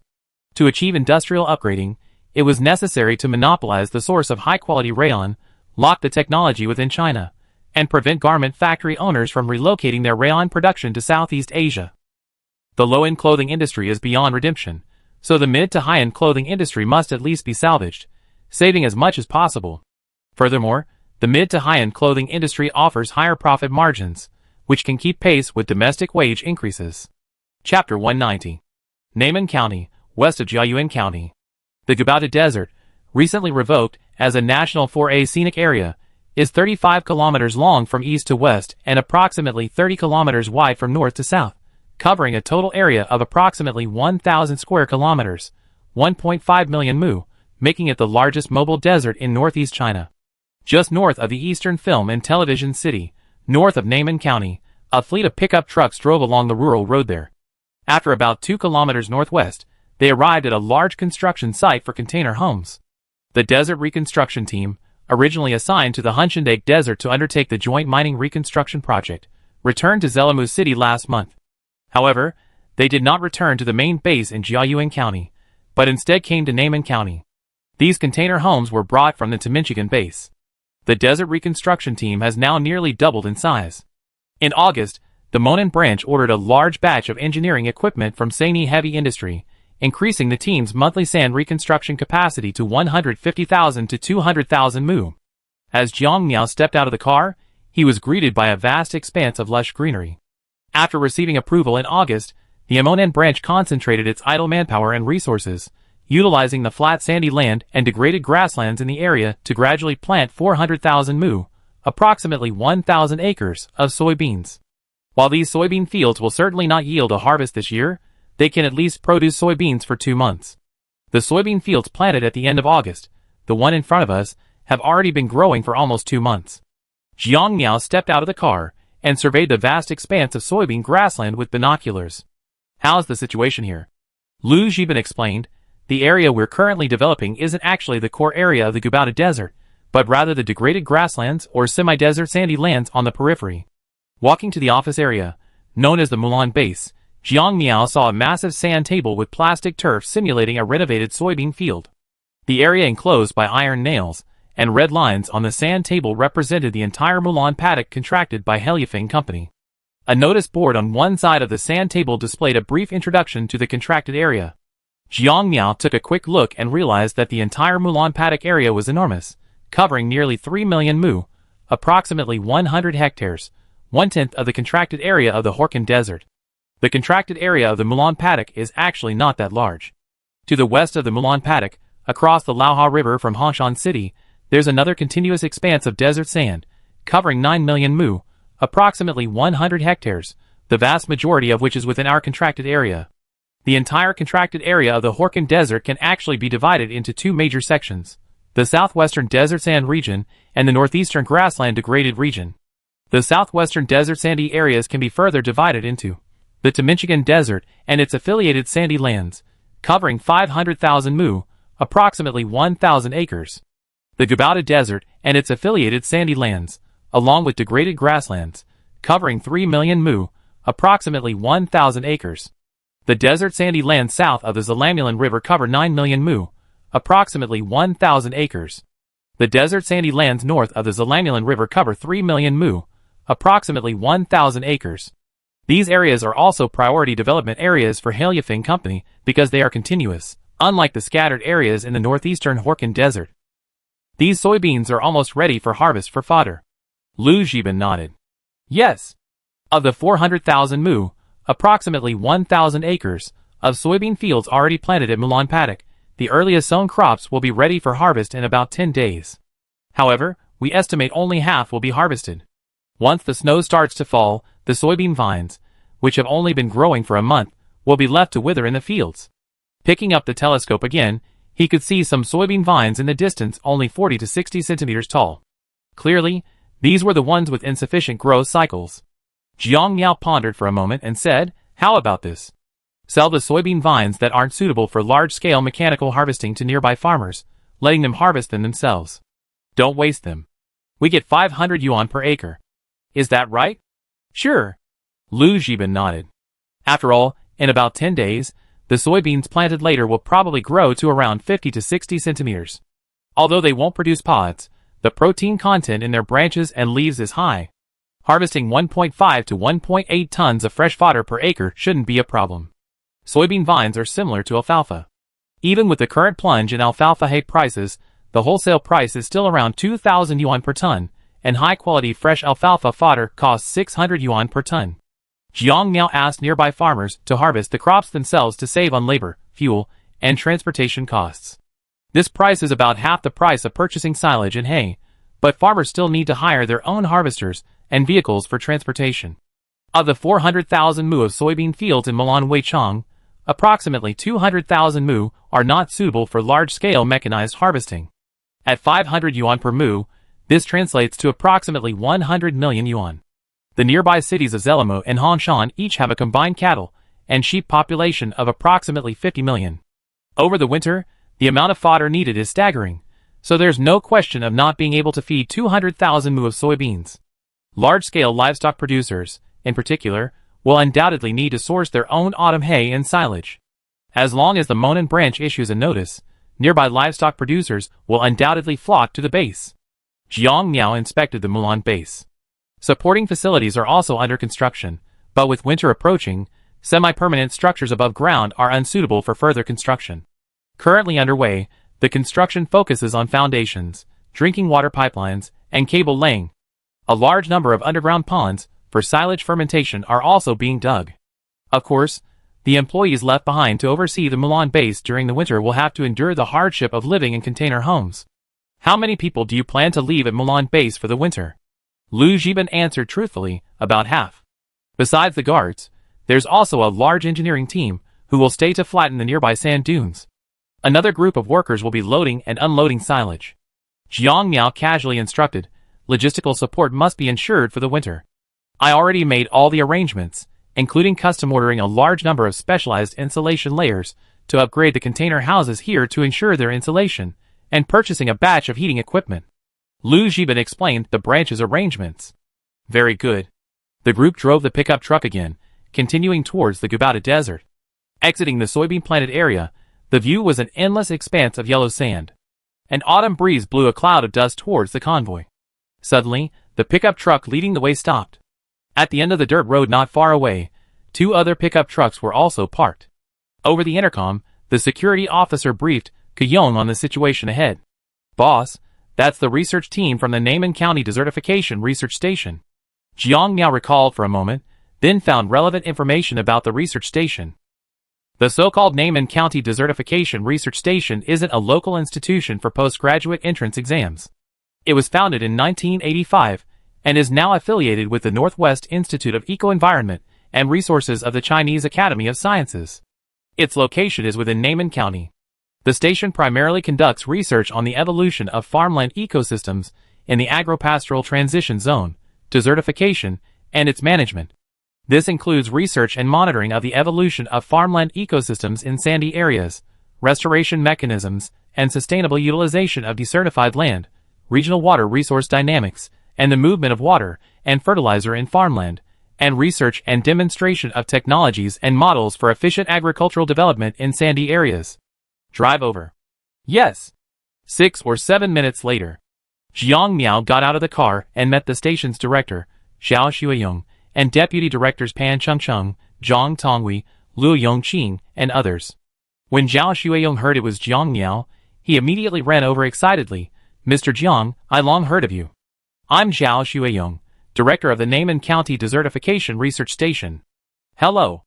Jiang Miao extended his hand and shook hands with everyone.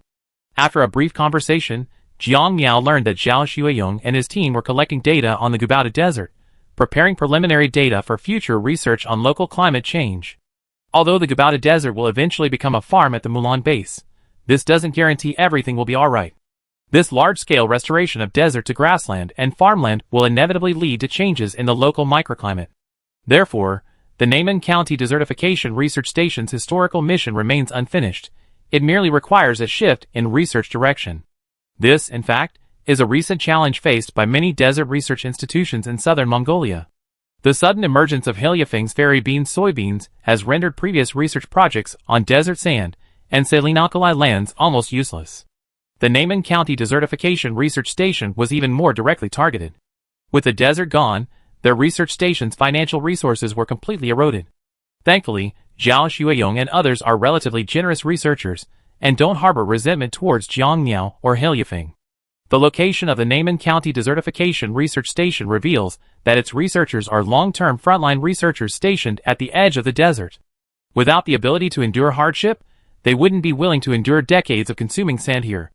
In such an environment, researchers who persevere are often resilient and capable of withstanding loneliness. Jiang Miao has great respect and admiration for the spirit of Zhao Xueyong and other researchers. One of the researchers, Liu Yongqing, raised his glasses and asked, Mr. Jiang, I studied your company's Sinza soybeans. Their leaves condense moisture from the air at night, then absorb it into their roots for storage. This is the key to Sinza soybean survival in desert regions. I'm concerned, however, that since Sinza soybeans absorb moisture from the air, will this cause a decrease in humidity in certain areas? Jiang Miao didn't hide this. It's certainly possible. Especially in large-scale plantations, humidity in the central areas will definitely decrease. Is that so? Liu Yongqing fell into deep thought. Clearly, this change carries significant risks. If the humidity in a local area is too low, it could exacerbate respiratory diseases, cause skin and eye irritation, inhibit plant growth, hinder animal survival, increase static electricity, and increase the risk of fire. As for why the farm workers in the Sinza soybean planting area didn't react, Jiang Miao had indeed guessed the reason. It's that the Korkan Desert is inherently relatively dry, and the rainfall season is concentrated between July and September. In short, the autumn, winter, and spring seasons are inherently dry, so people accustomed to northern weather generally don't notice any problems. And with the summer rainfall soaring, the Sinza soybean certainly can't absorb all the moisture from the rainy season. As for the issue of inhibiting plant and animal growth, it's actually not as serious as one might imagine, because the protective umbrella formed by the Sinza soybean leaves can shelter other plants growing underneath. The transpiration rate in desert sand is already very high, and any further increase wouldn't significantly increase it, as there's not much surface water or plants to extract moisture from it. On the other hand, the last issue, increasing the probability of fire, requires the establishment of fire breaks. This is especially true for mature soybeans ready for harvest. At this point, the leaves are already withered and yellow, and the beans, rich in vegetable oils, are incredibly volatile once they catch fire. Jiang Miao explained this to Zhao Xueyong, Liu Yongqing, and the others, who all frowned upon hearing his explanation. Zhao Xueyong pondered for a moment. According to Mr. Zhang's description, the Sinza beans shouldn't pose a significant problem during their growth period. The only concern is the period after they mature, when fire prevention measures must be taken. That's right. Jiang Miao nodded slightly. Suddenly, another researcher, Zhang Tongwei, had a gleam in his eyes, and he proposed a hypothesis. Mr. Jiang, Station Zhao, theoretically, areas with lower humidity will automatically absorb moisture from surrounding areas with higher humidity. Jiang Miao was stunned for a moment. He looked at Zhang Tongwei, inwardly marveling at his brilliant imagination. A humidity ladder? That's certainly possible, but it requires extremely precise control. Zhao Xueyong paused, lost in thought. Zhang Tongwei asked, Mr. Jiang, the leaves of the radish soybean can absorb water. Can they continue to absorb water for a period of time after they wither? Jiang Miao understood his intention, but he hadn't really considered it. I haven't done any relevant experiments. If you're interested, you can conduct relevant research. Sorting out the myriad thoughts in his mind, Zhao Xueyong expressed his opinion. This project has certain value, for example, in long-distance water transportation. Zhang Tongwei squatted down and used his fingers to draw an outline of the Shiliu River in the sand. He pointed directly at the Liao River's estuary. We must plant large numbers of radish soybeans at the Liao River's estuary. Then, we can spread them along both banks of the Liao River toward the source of the river. This way, we can create a humidity gradient. Moisture vapor from the Bohai Sea can flow through this humidity gradient and continuously enter Zaramu City, Hanshan City, and even further west, through the Hunshandake Desert, and along the northern foothills of the Ying Mountains, to the arid northwest regions such as the Ulaanbaatar Desert. This plan may seem far-fetched. However, after careful analysis and calculation, it was found to be highly feasible. The reason is that the Liaohe River estuary, the Liaohe Plain, the Horkan Desert, the Hunshandake Desert, the northern foothills of the Yingshan Mountains, and the Ulaanbaatar Desert all have a significant decrease in humidity. If the soybeans are deployed rationally, a complete humidity gradient can be formed. This is especially true in the summer, when the southeast monsoon dominates, when warm water vapor from the Pacific Ocean moves from east to west and from south to north. The humidity gradient formed by the soybeans can further guide water vapor westward. Zhao Xueyong warned, this layout may disrupt the climate of Northeast Asia as a whole. We need to consider it carefully. It will indeed have an impact that is difficult to estimate. Jiang Miao nodded. The discussion lasted for over half an hour. While they agreed that this plan could indeed bring a significant amount of moisture to the central and western regions, the risk of climate change could not be ignored. Therefore, they felt the safest approach was to conduct theoretical research first, then apply for supercomputer simulations, and finally conduct small-scale experiments. However, Jiang Miao also understood that with the large-scale promotion of Sinza soybeans, an invisible humidity gradient would unnoticed form. The local microclimate would undoubtedly change at that time. Whether this change would be beneficial or detrimental remained unknown. However, the promotion of Sinza soybeans was already an unstoppable trend. What would happen in the future could only be dealt with step by step, one step at a time. Zhao Xueyong and others at the Neiman County Desertification Research Station naturally did not dare to hide this accidental discovery. They quickly explained the situation to Jiang Miao and prepared to return to write a report, urging their superiors to pay attention to the impact of this matter. Watching Zhao Xueyong and the others hurriedly leave, Jiang Miao didn't object, but instead offered some suggestions. With only the company's own people left, Lu Zhiban said with some concern, "Boss, if Sinza soybeans really do affect the climate, won't that be detrimental to our future plans?" Comfortably, Jiang Miao shook his head. The Sinza soybeans are already on the verge of being launched. Even if there are certain side effects, the authorities won't give up on them. In fact, many things affect the climate. For example, the construction of large reservoirs will invisibly alter a region's microclimate. This is also a key reason why many geologists call the modern era the Anthropocene. Human activities have profoundly impacted the Earth's overall ecological environment, leaving behind geological markers of humanity in the strata. From the current perspective, Cinza soybeans are crucial to domestic food security. As long as the climate impacts of Cinza soybeans are minor or insignificant, no one can stop their promotion in China. Jiang Miao didn't take the matter too seriously. After inspecting the Mulan base, he returned to the Timinchigan base to rest. Tomorrow, he would go to the United Mining's experimental project in the north of Zelamu City. Chapter 191. The vast grasslands of the desert south of the Yangtze River are a scene of withered vegetation, a melancholy autumn. The Strait of Malacca, near the equator, still experiences scorching summer temperatures. In the port area of Pacounty, on a floor of a small commercial office building, not far from the elevator entrance, hangs a metal billboard that reads, Ferryman Business Information Consulting Services Company. The elevator slowly opens, and a well-mannered middle-aged man, carrying a briefcase, smiles and rings the doorbell. Ding-dong, click. The office door slowly opens. The middle-aged man walks directly to one of the nearby doors and knocks. Come in. Opening the door, the middle-aged man saw the old man working at his desk. The old man paused, closed a document, and then picked up his black coffee. Andy, did you enjoy your trip? The middle-aged man, Andy, sat down on the sofa with a smile. I'm just a little disappointed I didn't find the porcelain I was looking for. It seems the porcelain you're looking for might be in a museum. Porcelain of this quality, let alone close encounters, would be extremely difficult to even see from a distance. The old man calmly took a sip of his bitter black coffee. Andy cut open his cigar, slowly lit it, and took a puff. The task the client requested may not be completed quickly. After all, the security around that porcelain is so tight, I didn't get a chance to examine it up close. Perhaps you could try formal channels? Like an exchange meeting? A close inspection might reveal some flaws. The old man's eyes were thoughtful. However, Andy shook his head. Lee tried before, but anyone with a foreign background wouldn't pass the review process to participate in an event related to that porcelain. The old man rubbed his temples, then took another sip of his black coffee. Andy took a light drag on his cigar. What about Hancock? He's tried everything, but he still can't gather any information about the porcelain's internal structure online, nor can he locate it. Even the network security is so strong? Andy raised an eyebrow, casually shaking the ash into the ashtray. The old man subconsciously twirled the wedding ring on his ring finger. Surprisingly strong. Even the firewall on that app is like an iron wall. Suddenly, Andy's eyes narrowed, and he asked tentatively, Mr. Jimmy, there are no electronic devices in this room, right? Of course not. The old man saw through Andy's thoughts.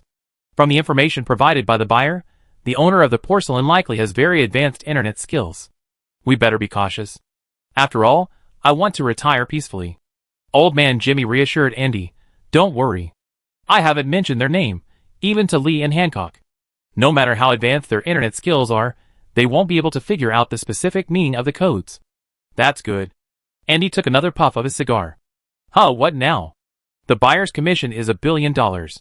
If we make this deal, we can all retire. That's not easy money. Old man Jimmy sighed. After a while, Andy's eyes rolled. Mr. Jimmy, I have an idea that might work. Really?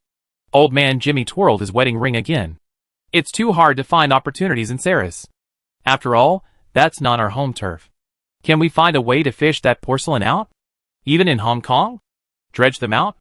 Old man Jimmy's movements of twirling his wedding ring became increasingly rapid, a subconscious movement as his mind concentrated on thinking. Suddenly he paused, then stood up. From the rows of safes, he opened one and pulled out a piece of intelligence written in coded code. Andy, familiar with his old partner, smiled slightly. It seems, Jimmy, you found a breakthrough. The target has a relative in Hong Kong. Perhaps we can use this relative to lure them there. Andy took a long drag on his cigar, his mood brightening. If we simply use coercion, it's likely to reveal a flaw. Maybe that family is also being secretly watched. Old man Jimmy patted the intelligence file in his hand and said confidently, no coercion necessary. That family has twin brothers, exactly 19 years old this year. Oh, you're not planning a honey trap, are you?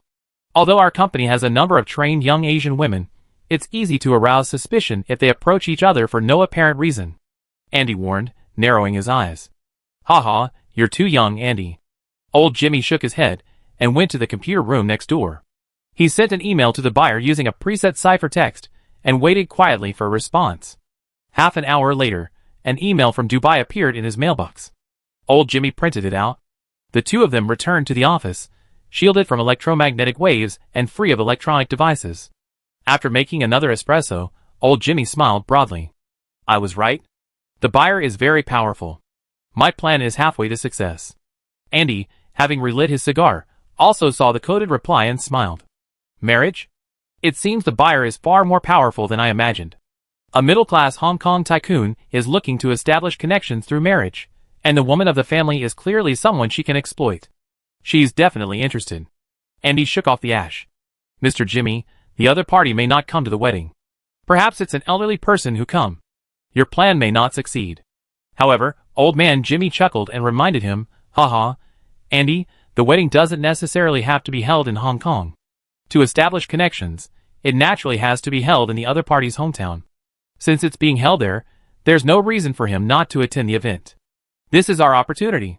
As expected of an old man. Jimmy the Fox. Andy, go to the training camp in Luzon immediately and select a few suitable personnel. Send them to that wealthy family as servants so that we can be present on the wedding day. Okay, leave it to me. But don't tell them about the mission, to prevent them from revealing their flaws. Don't let them know the details until the wedding day. No problem. But Andy asked again, Mr. Jimmy, are you sure that wealthy family will cooperate with us? If they change their minds midway, we have to be ready to flee. Since the buyer has guaranteed that there won't be any problems, even if there are, it's their responsibility. They already promised to give us a 100 million yuan deposit, regardless of whether the deal succeeds or fails. Okay. I hope everything goes well.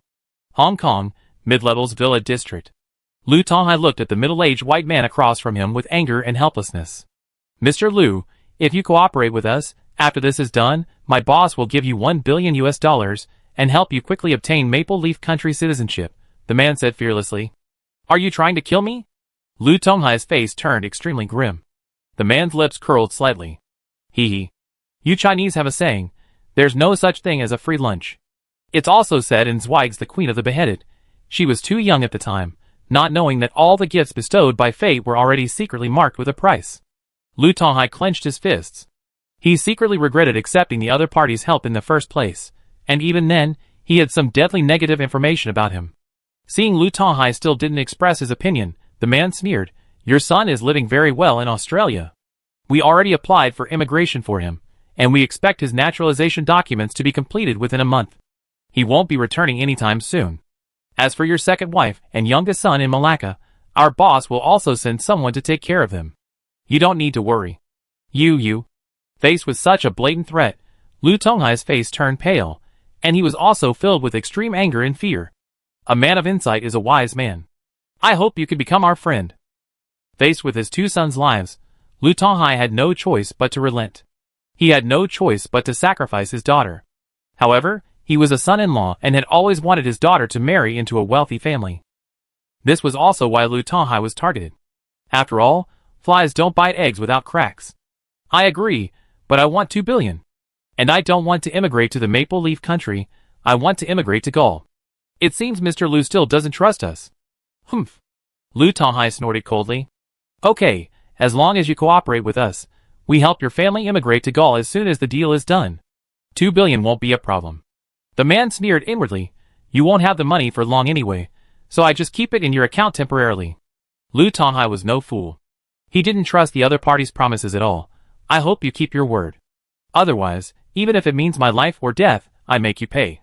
Our boss doesn't care about a mere $2 billion. As long as you handle this for us, we will definitely treat you and your family well. I hope so. Lu Tonghai remained cautious. The man ignored Lu Tonghai's defensiveness and resistance and said with a smile, Now let's talk about how to handle this. I state in advance that I won't be going to the mainland that day. Haha, that's fine. You and your wife have been separated for a long time anyway. Just let your wife go. She won't know the situation, and it won't backfire. Okay. Lu Tonghai narrowed his eyes slightly. He had actually wanted to divorce his first wife for a long time, but because his father-in-law's family were business partners and significant shareholders in the company, he had to maintain this facade of a marriage. And the reason he sacrificed his daughter wasn't simply because he favored boys over girls, but because the daughter wasn't his biological child. Although his first wife had covered it up perfectly, even secretly forging a paternity test, the naturally suspicious Lu Tonghai still discovered something fishy. However, he chose to keep it to himself, fearing his father-in-law's family's influence in the company. The two discussed in the study for hours, sorting out everything before the man quietly left. However, this plan certainly couldn't be implemented immediately. They at least needed to ensure that the marriage would not be too resistant to each other, to ensure that the plan went according to plan. Luckily, Lu Tonghai's wild daughter was beautiful. Men usually have little resistance to beautiful women, especially young people who were just starting out. That evening, the family of four ate leisurely at the table. Neither Lu Tonghai, nor his wife Jiang Mingju, who sat across from him, nor his introverted and timid daughter Lu Xiaowen, nor his mother, who was devoted to Buddhism, said anything. After eating almost 70% full, Lu Tonghai wiped his mouth with a tissue and looked at his wife coldly. Mingju, when you're done, come to my study. I need to discuss something with you. Jiang Mingju frowned slightly, unable to fathom her husband's thoughts. After all, they had been in a relationship for almost 10 years. I understand. A dozen minutes later, Jiang Mingju knocked on the door of the second-floor study. Come in, it's unlocked. The door opened and then closed. The atmosphere in the study was somewhat oppressive and awkward. Lu Tonghai didn't hesitate, directly pulling out a paternity test report. Do you have anything to say? Glancing at the paternity test report, Jiang Mingju's expression changed slightly, and she immediately took the initiative. If you want a divorce, just say so directly. Why bother fabricating something like this? I don't want to make a big deal out of this, nor do I want to embarrass us and my father-in-law. If you think this is fake, we can have my parents-in-law accompany us for another paternity test tomorrow. What do you think? Jiang Mingju, feeling insecure, was at a loss for words. After a moment, she stubbornly asked, What do you want? I don't want to see her. Let her marry someone else. That would be a better thing for everyone. Jiang Mingju struggled internally for a moment, feeling that this matter shouldn't be made public. Otherwise, not only would Lu Tonghai be cuckolded, but Lu Xiaowen would also go from being a rich daughter to a bastard, a who was neither a friend nor a relative. Plus, her father was a relatively traditional man, so such a situation would be extremely embarrassing. Which young man will be chosen? The Jiang family. Jiang Mingju frowned. She didn't think there were any wealthy people with the surname Jiang in Hong Kong. After racking her brains for several minutes, she finally came up with one. The son of Jiang Fuxing, chairman of Hingsong Holdings Group Company, Ltd. No. Then which other Jiang families are there in Hong Kong? Jiang Mingju asked unhappily. Lu Tonghai explained casually, their family is only modestly wealthy, but their relatives are quite powerful, namely the Jiang family, who deal in white truffles. White truffles? From the mainland? Jiang Mingju suddenly had a vague impression. Well, with the Jiang family's support, they at least have enough to eat and drink. Plus, they just become modestly wealthy, so their children at least don't have any serious bad habits. I go meet them in person. As you wish, but this matter concerns the company's business. I hope you don't mess it up, or you bear the consequences. Lu Tonghai's gaze suddenly grew stern and cold. Under his gaze, Jiang Mingju felt a chill in her heart, and her thoughts became much less cautious. Lu Tonghai was well aware of the power behind this incident. If he messed it up, his entire family would be wiped out. The next morning, early in the morning, Jiang Mingju used a friend to arrange tea with Jiang Dai's wife, Hisaime. Flattened, Hisaime saw this as an opportunity to break into the world of Hong Kong's wealthy. She dressed up and went to the Peninsula Hotel to have tea with Jiang Mingju and the others. Over the course of their morning tea, Jiang Mingju had a basic understanding of the Jiang family's situation and had seen photos of their two sons. While not handsome like Daniel Wu, they were at least decent-looking men. Last night, Jiang Mingju had also researched the Jiang family's situation online. When she saw the information that the Haileyafeng company had contracted 30 million mu of land in the southern desert, she was stunned. At first, she wasn't too surprised by the figure, until she did a quick calculation of the area of the Xiangjiang River. Only then did she realize the significance of 30 million mu, approximately 18 acres, the equivalent of 18 Xiangjiang rivers. Even if he was a nouveau riche, Jiang Mingju was still worthy of his courtship. Moreover, while her daughter wasn't Lu Tonghai's child, it was definitely hers. As a mother, perhaps she could leverage her daughter's influence to outdo Lu Tonghai in the future. Thus, Jiang Mingju was very enthusiastic during their tea. Although Hisaime wasn't well educated, she had at least 20 years of experience in the business world. Hearing the other party frequently mention Jiang Niao, the Haileyafeng company, and her son, and mentioning her 20-year-old daughter, she guessed what she was up to. He Saimei, who dreamed of becoming wealthy, chose to go along with the situation. Both parties thought the match was a good one, and naturally, the conversation became increasingly heated. Meanwhile, Jiang Miao was still busy traveling around the Monan branch. At the United Mining's biomining experimental base in the mountains north of Zelamu City, Jiang Miao, led by Lu Mingyuan, was inspecting a dozen experimental wells. Lu Mingyuan, wearing a mask, said, "We tried various methods, but the cost of collecting phosphorus remains high." "What's the estimated cost per ton?" "The lowest option would cost 2,800 yuan per ton, which makes mining meaningless." "Take your time, don't rush." Jiang Miao was waiting for Shuya to return to work. It would take at least a few months before he could come up with a preliminary plan. Yes. Lu Mingyuan wasn't in a rush. After all, United Mining was truly wealthy now, and a few tens of millions in research funding was nothing. After inspecting the experimental base, Jiang Miao rested for another night in a nearby small county. That evening, after opening his personal laptop, Jiang Miao saw a software program hidden in the background, which popped up some prompts. This software was a keyword-searching anti-reconnaissance system he had designed himself. Of course, its core template was borrowed from relevant software from major international internet companies, which he then optimized and improved. He reviewed the anti-reconnaissance system's prompts. It contained all captured targets, who had recently conducted intensive searches for certain keywords, triggering the system's automatic recording. "Why is this woman collecting information on me and my uncle's family?" Jiang Miao had clearly seen Jiang Mingju's search history. Although he suspected the woman might be acting on impulse or be a business partner of his uncle, Jiang Miao remained cautious and added each of her accounts to his secondary monitoring list. In fact, Jiang Miao had encountered many similar individuals before, most of whom were motivated by curiosity or were searching intensively for reasons related to cooperation with Hailufeng Company. For such individuals, he would place them on the secondary monitoring list and monitor them for a period of time. If they showed no abnormalities during the observation period, he would remove them from the monitoring list. Chapter 192. October 23rd.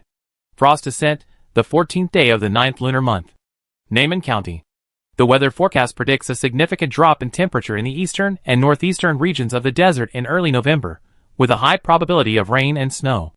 Therefore, every household began to rush to prepare winter supplies, especially livestock farmers, who lacked sufficient fodder and corn kernels, and were seeking ways to purchase them from outside sources.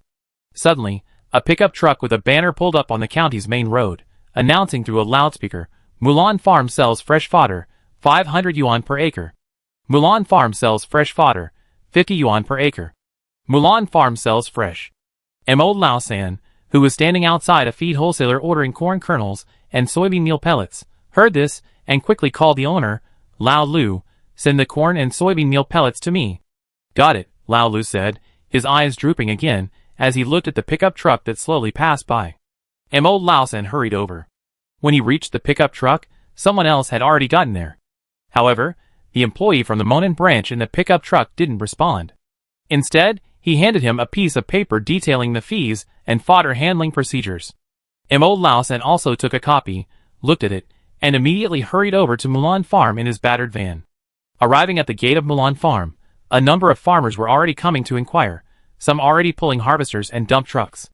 A sales representative, temporarily transferred from the Timichigan base, was meeting with farmers interested in purchasing. Half an hour later, it was Mo Lawson's turn. The salesperson was very direct. "How many acres do you want? Is 1 acre really 1.4 to 1.6 tons? Mo Lawson asked quickly. "If it's less than 1.4, we make up for it. How much do you want?" Based on previous year's winter silage purchases, Mo Lawson estimated that his family, with 1,200 sheep and some lambing ewes, would need 500 tons of silage. However, he knew that soybean silage couldn't be the only forage, half would need to be corn silage and other hay. Therefore, he would need to purchase about 250 tons of soybean silage. Based on his own experience with silage production, 250 tons of silage would require approximately 280 tons of fresh grass. With a clear plan, Mo Lawson said, "I want 200 mu. Fill out the contract yourself. If you have any questions, just ask." The salesperson pulled out a contract and handed it to the other party. "By the way, we don't accept bookkeeping. Payment and delivery are done in person." "Got it." A dozen minutes later, Mo Lawson signed the contract, paid 100,000 yuan, added the contact person's WeChat account, and hurriedly left with the contract. As soon as he walked out the door, he was stopped. The middle-aged man, holding his sleeve, offered him a cigarette and asked with a smile, "Brother, do you want harvesting services?" "How much?" Mo Lausan didn't get angry. 80 yuan per mu. If you include transportation, it depends on the distance. The middle-aged man handed over another business card. Mo Lausan glanced at the card and nodded. "Add WeChat." "Okay." Afternoon. After completing the other preparations, Mo Lausan arrived at the Mulan base and found his contact person. Led by the contact, he arrived at the plot of land in his contract, numbered temporary sale of green material 9-11-15-100M and temporary sale of green material 9-11-16-100M. The soybean fields at Mulan Farm are standardized, typically 100 meters wide and 666 meters long, or 100 mu per plot. The contact checked the stainless steel sign posted on the roadside and turned to Mo Lausan and the private harvesting team, saying, "These are the 2 plots. Please check them carefully to make sure you don't make the wrong ones. The trucks can use the scales for free." "Do you know where the scales are?" Yes, the harvesting team said, pecking at the grains like chickens. Mo Lausan quickly checked the contract with the plot code on the stainless steel sign. This plot code actually contains a lot of information. For example, for Mo Lausan's 2 plots, the 9-11 indicates that the soybeans in this plot were planted on September 11th, and by October 23rd, the growing period was approximately 43 days. 15 and 16 indicate that these were the 15th and 16th plots planted that day. 100 m equals 100 mu. The harvesting team deployed 5 harvesters, along with tractor loaders and transport trucks. 60 mu were harvested in an hour. Mo Lausan's son, who had just been to the weighing scale with the transport trucks, called back, "Dad, we just checked the scales. For trucks weighed about 86 tons. 86 tons? 60 mu?" Mo Lausan counted on his fingers. 1.43. The surrounding soybean fields were being harvested. Neiman County has approximately 22,000 livestock farmers. This year, the county has a cattle inventory of 560,000 head, with an annual output of 130,000. The number of cows has reached 390,000, and the number of sheep is 1.17 million, including 15,000 breeding rams. Approximately 1.2 million tons of silage are needed throughout the winter. Due to weather conditions, approximately 250,000 mu of soybeans at Mulan Farm were unable to reach their optimal harvest period. These 250,000 mu of soybeans can yield approximately 380,000 tons of fresh soybean vines, equivalent to approximately 340,000 tons of silage. Given the high protein content of soybean vines in pods or in bloom, to ensure nutritional balance for cattle and sheep, silage must not be entirely soybean vine silage. A maximum of half, and typically around 1/3, should be used in combination with other forages. Clearly, Neiman County livestock farmers cannot consume this much fresh soybean vine forage, as many have their own pastures or have already purchased forage in advance. Fortunately, upon hearing that Mulan Farm was selling large quantities of soybean vines, farmers in neighboring Hanshan City quickly flocked to the farm. In less than 5 days, 250,000 mu of substandard feed soybeans were purchased by surrounding farmers and farming companies. Hailiafang companies own 150,000 mu of feed soybeans, which met harvest standards, also entered the harvest phase. These qualified feed soybeans have been divided into 2 parts. One will be made into silage on site, and the other will be dried into hay, compressed and baled for sale. On October 27th, a group of farmers from Hohot, northeast of the desert, arrived at the Mulan base. Wu Bin, the head of the temporary sales office, shook his head and said, "Brother, you're too late. Our soybean vines were all booked yesterday. 250,000 mu, approximately 1,000 acres, sold out in just a few days?"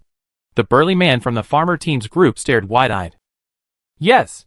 Our local area of Zelamu, plus the area in neighboring Hanshan, was snapped up in no time. Wu Bin changed the subject, but we still have 150,000 mu, approximately 1,000 acres, for our own use." Hearing this, the elderly man next to the burly man smiled and handed him a pack of cigarettes. "Manager Wu, please help us out. Sell us some. We don't want too much. How about 10,000 mu?" Wu Bin took the cigarettes but smiled and shook his head. "Actually, these soybeans for our own feed need to be sold too.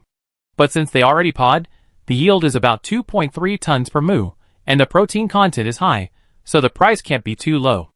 How much per moo? The burly man frowned. It's not cost-effective for you to lease the land. Why not buy directly from our company? Soybean silage with a 20% protein content is priced at 680 yuan per ton ex-factory. Soybean hay, with a 16% moisture content and a 35% protein content is priced at 1,800 yuan per ton ex-factory. It can replace a large portion of the concentrate made from soybean meal. The old man's eyes squinted slightly, then he turned and discussed quietly with several team members. Lao Gao, what do you think? The burly man scratched his temples. This price is not bad. I inquired about the situation here. The leased land yields about 2,900 kilograms per moo, and the price is 500 yuan per moo. Add in the 80 yuan harvesting fee and the 10 to 30 yuan shipping fee, and you're looking at about 400 yuan per ton. However, the soybean vines are not yet mature, and there aren't many pods on them. The quality is definitely not as good as the ones kept by Shanghai and Lufeng. This year, the price of natural alkali grass, Wuikeo, in Hohot is 860 yuan per ton, and the price of alfalfa feed is around 1,356 yuan per ton. These are hay prices, but the quality is very average. For example, the high-quality first-cut alfalfa hay is purchased by dairy farms, leaving the protein content of the remaining second and third-cut hay plummeting by one-third to only around 14 to 16%. The core criterion for measuring alfalfa hay quality is protein content. The protein content of first-cut hay generally ranges from 18 to 24%, with a common concentration around 20%. Generally, the protein content of alfalfa silage and hay is similar. This is because alfalfa suffers relatively little protein loss during silage. Hay, on the other hand, experiences significant protein loss during drying or drying. This is an exception for soybean vines with pods, as the protein is concentrated in the pods. Even dehydration doesn't result in significant protein loss. Thus, soybean hay with a 35% protein content, at a price of 2,000 yuan per ton, offers excellent value for money. Note that soybean meal sold by oil mills also has a protein content of around 43 to 48%, and currently sells for around 2,500 yuan per ton. Furthermore, whole soybeans used as feed offer a more comprehensive and balanced nutritional profile than soybean meal, including a high oil content, which is beneficial for wintering and fattening cattle and sheep. After some discussion, the farmer team finally reached an agreement. Manager Wu, we need 5,000 tons of silage and 5,000 tons of dry feed. No problem, but we won't record it. Is that okay with you? Sure. By the way, have you ever used soybean hay on a large scale before? The old man asked quickly. No, what's the problem? Wu Bin pulled a technical manual from a drawer and handed it over. Soybean hay can easily cause bloating in cattle and sheep. You'd be best off purchasing a pellet machine with a maturation function. Combine the soybean hay with corn kernels to make mature pellets, which can eliminate many of these side effects. I see. Of course, if that's too much trouble, our company can also do it for you. It costs you an extra 30 yuan per ton. However, the old man, after reading the manual, shook his head. No, we process it ourselves. Okay then. He refused because pelletized feed contains about 20% corn kernels in its formula. Dry corn kernels in northeast China, with their relatively low moisture content, only cost 1,000 yuan per ton. There's a hidden profit margin of about 200 yuan per ton from this process. The frugal old man had no intention of giving Heliafeng Company a bargain. After signing the cooperation agreement and paying 30% of the purchase price, the Monan branch would deliver the silage and hay to Hohot within the next 2 to 3 months. Just as the old man and his group were about to leave, they ran into some acquaintances from the neighboring county. Hoba, you're here just now. The middle-aged bald man in the leather jacket took a closer look and realized it was old Luobwa from the neighboring county. He smiled and shook his head. I came here yesterday and happened to pick up the last batch, but the quality wasn't very good. You still want it if the quality isn't good? Hylar is so short of grass this year. Old Radish looked surprised. It's cheap. Only 400 yuan per moo. How many kilograms are in moo? Old Radish offered cigarettes to the others. Hoba took the cigarette, about 2,000 to 2,100 kilograms. Suddenly, Old Radish thought of a question. You come all this way, how are you going to get it back? My uncle has a silage yard in Jirim. I can borrow his space for silage, and then ship it back to Hylar. Lighting his cigarette, Old Radish took a puff. Huh? You're lucky. We arrived too late, so we can only buy the silage and hay made by the Heliafeng Company. How much will that cost? Hoba asked curiously. $1,800 for dry material, $680 for green material, not including shipping. Hoba looked at the usually astute old carrot. Isn't that a lot higher? No, it's just the quality.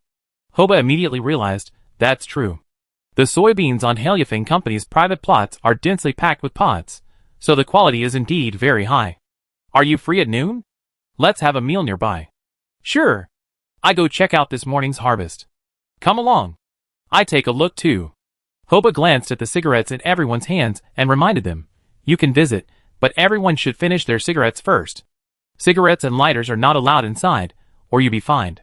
So strict? The burly man thought Helyafing Company was making a big deal out of nothing. It's very dry inside, so it's normal for them to be worried about fires. After a while, everyone finished their cigarettes and stamped out their butts. Driving from the base's west gate, they packed their cigarettes and lighters and placed them in a locker near the gate before the security officer let them through. The pickup truck drove for half an hour before reaching the soybean field furthest from Mulan Base. The soybean leaves were still lush and green, but once the temperature dropped, they would surely wither and fall quickly. Hoba spoke to the harvesters and handed them a case of Coke. After returning, he saw Lao Luobua and the others eating beef jerky next to the pickup truck. He opened a bottle of Coke and poured a few disposable cups for each person. The burly man asked with a smile, don't you have a few cases of kvass in your car? Give them a few sips. No, there's a drunk driving crack going on there these days, Hoba said, shaking his head like a rattle. I'm not driving, so it's okay. The burly man grabbed a large bottle of kvass from the truck, unscrewed the cap, and gulped down a third of it. Burp. This place is so dry.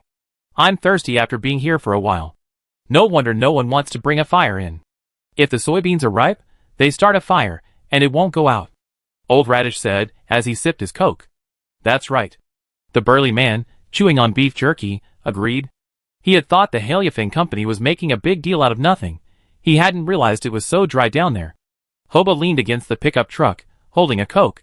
Old Radish, do you think these senza beans can be grown here? I'm not sure, but I think they should be. Old Radish scratched his scalp, which was itching from the static electricity. A well-informed young man quickly said, indeed, it's possible. I've seen the Helyafing Company's online planting guide. We can grow soybeans there too, but we can only harvest one crop of soybeans a year, or 2 or 3 crops of bean straw. Old Radish stroked his beard. That's pretty good. The yield per moo is about 2.3 tons of fresh material. 2 crops would give us 4.6 tons. A third crop would be difficult, considering the frost-free period here is only 100 to 130 days. You want to grow soybeans? Hoba asked. I got that idea. But no one's grown it there yet, so let's wait and see how it goes. Old Radish didn't say whether to plant or not, but instead asked another question. The prices of forage and concentrate have dropped a lot this year. How are your costs in Hylar? Not bad. Beef cattle barely break even, and the profit from sheep and lambs is decent, probably 10% to 20% higher than in previous years. How about you? About the same. This year is much better than the last 2 years. The last 2 years, beef prices were too low, and the cost of raising them was incredibly high, so many people didn't want to raise them anymore. Hoba suddenly remembered something. Old Radish, do you have any lambs to sell? Lambs? Old Dew's family has a batch of lambs, about 200. Do you want any? It's not me. A friend wants them. He wants to expand his herd. Hoba poured Old Radish another Coke. I contact you when I get back. Please contact a few more companies for me. My friend wants to raise 2,000 to 3,000 sheep, preferably with breeding rams. No problem. Across the vast soybean field, groups of farmers watched the harvesters work, some chatting casually, some eating hungrily, and some talking loudly on the phone. For these farmers, this winter has actually been a relatively easy one. On the one hand, while beef and mutton prices have fallen, their farming costs have also been reduced. Beef cattle, due to their longer breeding cycles, can only barely break even. But sheep, with their shorter breeding cycles, have seen significant increases in profits, far exceeding those before the large-scale importation of beef and mutton from abroad. As long as profits are guaranteed, farmers aren't overly concerned. In fact, many farmers are so confident that they're already planning to expand their operations. This is one of the benefits of gaining market dominance in the soybean market. Many farmers who closely monitor market trends anticipate that with the reduction of domestic breeding costs, both the livestock industry and the meat consumption market will experience a significant boom. Now is a good time to enter the market. Chapter 193. After spending 2 weeks near the Monan branch, Jiang Miao secretly returned to Shanmei City. As he boarded the high-speed train for his return home, the area around Zelamo City welcomed the first snowfall of the winter. However, it was a light, thin layer, and the snow melted as soon as the sun rose the next day. At both the Timinchigan and Mulan bases, the leaves of the unharvested soybeans suddenly drooped. Jiang Miao was on the train, looking through the Monan branch's October work report.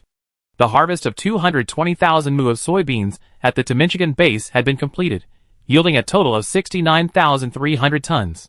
The moisture content was approximately 27%, ready for further drying. This soybean crop will not be used as feed or oilseed, but will be used as seed after drying. During Jiang Miao's 10+ days at the Monan branch, he refined the seed coating formulas for the Liala Plain, Songnan Plain, Sanjiang Plain, Horkan Desert, the northeastern region of Monan, the North China Plain, the Huaihe Plain, the Middle and Lower Yangtze Plain, and the Lingnan region. The Monan branch's seed processing plant will be fully commissioned by the end of this year, with full-scale production expected in January. Work at the seed processing plant has already begun. The preliminary design for the outsourced seed bags has been completed, and Jiang Miao is currently reviewing it. After reviewing it, he wrote a few comments in the comments section. The product packaging is too monotonous, making it easy for people to mix and match. He recommends using iconic natural landscapes from each region as the cover. The words for use in XX region only should be placed prominently, but the font size should be small enough. He clicked on the next document. He saw that the Monan branch had reported that many farmers in Zelamo City and Hongshan City had inquired about purchasing seeds, and the branch had requested instructions on how to determine the retail price. Currently, Hailifeng soybean seed wholesale price was 15 yuan per kilogram, after the seeds were coated with a medicinal coating. Planting 1 acre required about 6.5 kilograms, which came to about 100 yuan. Jiang Miao had no intention of lowering the price. After all, Senza beans were different from other soybean varieties. Planting them once, barring any unforeseen circumstances, would yield a continuous harvest for 4 or 5 years. Even for large companies like Kofco and Beidawin Group, the price remained the same. After approving the document, he stood up, stretched, and took a sip of soda. Out the car window, the view had shifted from the barren, yellow North China Plain to the vibrantly forested Two Lakes region. Jiang Miao sat back down and reviewed the other work briefs from the Monan branch. Although the Monan branch had only been established this year, it was already generating considerable revenue. At the Mulan base, 250,000 mu of soybeans were outsourced for feed, generating a total revenue of 120 million yuan. 200,000 mu of soybeans were sold at a unit price of 500 yuan per mu, and 50,000 mu at a unit price of 400 yuan per mu. More than half of the 150,000 mu of soybeans reserved for the base have been reserved by dairy farms in Northeast and North China, generating an estimated 230 million yuan in revenue. The situation at the Timinchigan base is more complex. A large portion of the 130,000 mu of soybeans used as forage has already been harvested twice, generating cumulative revenue of approximately 280 million yuan. The cattle and sheep farms are not profitable, as profits have primarily been used to expand the breeding scale. It's expected that starting next year, the Monan branch will not only be self-sufficient, but will also be able to submit a portion of its profits to the head office. After reading the Monan branch's briefing, he opened the Gannan branch's monthly briefing and skimmed through it. The Gannan branch's 210,000 mu, approximately 1,000 acres, of loyalty plantations have now entered their flowering season. However, the flowering seasons of the 3 oil tea varieties vary.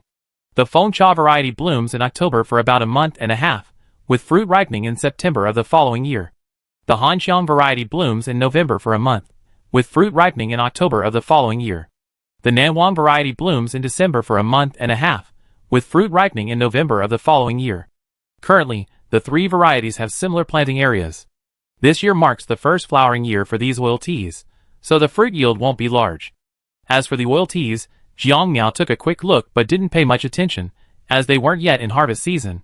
His primary focus is on alfalfa and honey from the Gannan branch, as well as dairy products from Hero Dairy. Hero Dairy, with its dairy farm now operating to 90,000 head, currently has 45,000 milking cows. Each month, in addition to the raw milk produced for calves, it produces approximately 50,000 tons of usable raw milk. Jiang Miao has discovered that Hero Dairy's raw milk production costs have significantly decreased, now only around 2.2 yuan per kilogram. The fundamental reason for this rapid cost reduction is, on the one hand, the increase in milk production resulting from improved feeding formulas, and, on the other hand, the reduction in both roughage and concentrate feed costs. With falling costs, even though Hero Dairy's pure milk, cheese, yogurt, and cream products are relatively cheap, their gross profit margin remains high at around 37%. At the same time Jiangmiao returned, all 100 Heliafeng stores in Jiangxi province finally completed their trial runs and began their official operations. Downtown Yuzhong City. There are 4 Heliafeng stores here. On the first day of the official opening, the entrance was packed with app users, as well as passers-by who wanted to watch the fun and those looking to grab a bargain. During the trial period, these stores distributed numerous coupons to nearby residents. Amid the clatter of electronic firecrackers, a large group of elderly women and men immediately crowded in. Waiter, is it really buy one get one free? Don't push. Please line up. A woman brought a carton of pure milk and placed it on the counter. Waiter, where are the eggs? Auntie! You have to spend 100 yuan to get a free carton of eggs, and this is only a 20% discount. Do you want to check out? 100 yuan? Why didn't you tell me earlier? The woman muttered, then walked away. Then a man came over with a shopping cart. Little girl, are these things enough for 100 yuan? The waiter quickly picked up the items and scanned the code. I scanned it to find out. The man's cart contained a carton of pure milk, a bottle of honey, a small bag of seaweed fish balls, and a bag of chilled lamb shanks. A carton of 12 250 milliliters bottles of pure milk cost 24 yuan. A 50g glass bottle of alfalfa honey cost 9.9 yuan. A 2.5 kilograms bag of individually packaged frozen seaweed fish balls cost 50 yuan. A 3 kilogram bag of freshly cut bone and lamb legs for 90 yuan. The waiter quickly scanned the code, then looked up and said, Uncle, the total is 173.9 yuan, 20% off, 139.12 yuan. I also give you a box of eggs, and the plastic bag is 0.2 yuan. Can I use WeChat? Sure, I scan you. The old man, carrying a large pile of things, returned to the nearby residential complex. As soon as he got home, he quickly put his things in the refrigerator, opened a can of honey, and made himself a cup of honey water. It happened to be the weekend, and his junior high grandson was coming to visit, so he went to the kitchen and made a pot of braised lamb and a stir-fried pork with chili peppers. Suddenly, the doorbell rang. He quickly put down his spatula and went to open the door. When he opened the door, the person who came in wasn't his grandson, but his eldest son, whom he rarely saw. His face suddenly darkened. What are you doing here? Dad, I'm not here to see you alone. Get out of here. I don't have a son like you. The old man exploded like a firecracker. Bang. Before the eldest son could react, the door was slammed shut. Dad. Open the door. I really want to see you. The eldest son stood at the door, his face anxious. But the old man didn't bother to open the door or answer. He knew his eldest son's personality too well. He must have lost all his money gambling and was asking for money. After a while, there was no sound from the door. From the window, the old man saw a middle-aged man driving a small electric scooter drive away, his face full of disappointment. However, he didn't know that his eldest son had changed by then. The middle-aged man returned home on his electric scooter. Seeing his wife and children packing, his face was filled with regret. Seeing her husband return with a bag of fruit, she knew he and the old man had parted ways on bad terms. It's okay if you didn't see it, but we almost packed. When are we leaving? Let's go now. The middle-aged man called Hualala, loaded his belongings into the car, and called the buyer to come and collect the property. Around 1:30 p.m. After a small meal of bread for lunch, the middle-aged man finally settled his family in the dormitory. Opening the window and gazing at the nearby dairy farm, he felt much better. The middle-aged man looked at his silent wife, a trace of guilt crossing his face again. Aju, Xiaodo, I'm sorry. He glanced at his severed little finger, took out his phone, ejected the old SIM card, and tossed it into the trash. Aju, here's 2,000 yuan for this month's household expenses. You decide how to arrange it. I'm going to work. Yes. His wife silently accepted the money, but her heart was already numb, because she didn't know how long her husband could hold out this time. The middle-aged man didn't explain or argue. He picked up his work clothes, changed into them, and walked to the nearby dairy farm. Inside the farm, after clocking in, the middle-aged man drove his electric tricycle to load a large cart of shredded alfalfa hay. His co-worker, with a rake, refilled and adjusted the feed trough of the automatic feeder to ensure even distribution. Old Bao, are you done moving? Yes. Would you like to go out for dinner with Xiao Zhang and the others tonight? He won the lottery. Old Bao, driving slowly, remained unmoved. No, I've been moving all morning, so I have dinner with my family tonight. Okay then. By the way, Old Bao, when did you start this year? Why do you ask? Old Bao drove a little further, then got out to join the hayforking. Of course it's a good thing. The head office is giving stock dividends to employees who've been with the company for a full year. You're so lucky. I've been at Hero Dairy for over a decade, and before that, the company was stagnant, barely even paying salaries. I only been here 6 months, so I shouldn't have any, right? You don't, and neither do I. After the acquisition, our stock dividends are calculated based on the acquisition date. We, like scalpers, shouldn't have many shares, right? It's better than nothing. I heard from several team leaders transferred from the head office that the average employee received 1,000 or 2,000 yuan in stock dividends last year. Old Bao listened quietly, but kept working. However, they didn't realize that the dividend of 1 or 2,000 yuan was only small, because the company had just started last year and needed significant capital for expansion. Jiang Miao had already planned that, unless facing particularly difficult years, the company's virtual stock dividend ratio would remain high, roughly 1 to 2 times the monthly salary of entry-level employees. Increasing income beyond employee salaries was intended to prevent excessive wage growth, which would cause a significant gap with other local companies. But he couldn't let his employees suffer, so he had to compensate through performance-based rewards and dividends. Only by increasing employee income could he foster a greater sense of belonging. Chapter 194. Yangcheng Station. After Jiang Miao arrived on the high-speed train, he had to change to another one because there were no direct trains to Shantao and Meishan. Boss, our high-speed train leaves from Yangcheng East Station and will arrive in about 2 hours, Li Zixuan explained quietly. Let's go first. Okay. From Yangcheng Station, walk about 200 meters to Yangcheng Railway Station. Take subway line 5 towards Huangpu New Port for 5 stops to Yangji Station. Then transfer to subway line 1 within the station, and go 3 stops towards Yangcheng East Station. Exit at the G Oriental Bao'ai Shopping Plaza, and walk 100 meters to Yangcheng East Station. The entire journey takes about half an hour. Just as Jiang Miao and his group quietly emerged from the G Oriental Bao'ai Shopping Plaza exit, Jiang Miao's brows suddenly furrowed slightly. However, because he was wearing large sunglasses, no one noticed his unusual behavior, and he continued walking towards the station entrance without stopping. Arriving near the station entrance, Jiang Miao glanced at the time and said, "Let's stay outside for a while." "Okay, boss." Li Zixuan nodded. Kuyong and the others discreetly surrounded Jiang Miao, with several plainclothes security personnel also concealed around them. Jiang Miao sat on a bench. Through his sunglasses, his gaze veiledly swept over the side of the G Oriental Bao'ai Shopping Plaza facing Yangcheng East Station. Starbucks on the GF floor, that Starbucks store was near the edge of the plaza, and some window seats offered a partial view of the entrance and exit passages of Yangcheng East Station. At the same time, on the GF floor of the G Oriental Bao'ai Shopping Plaza, a young man sitting by the window at a Starbucks also saw Jiang Miao and his group exit the subway. He activated one of the previously secretly hacked cameras and spotted Jiang Miao and his group. Jiang Miao was sitting on a nearby bench, surrounded by security personnel. The target's security was too tight, and the pistols here were difficult to deal with. Damn! The people around him didn't have iPhones, otherwise they could detonate their batteries at a critical moment, causing an accident. The young man watched Jiang Miao through the glass, various plans flashing through his mind, but he rejected them all.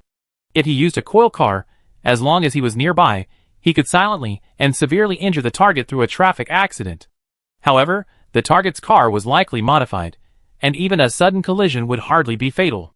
Besides that, there weren't many ways to assassinate this person quietly. It was such a hassle. I didn't want to get caught. Jiang Miao concentrated. The two were only about 200 meters apart. Although there was a glass window between them, the man was clearly unaware of his exposure. Such blatant malicious intent. If the other person had merely glanced at him, Jiang Miao likely wouldn't have noticed anything unusual. Unfortunately, this guy was overconfident, believing he was still over 200 meters away through the glass, and didn't think he'd be discovered. However, this person encountered a cheater.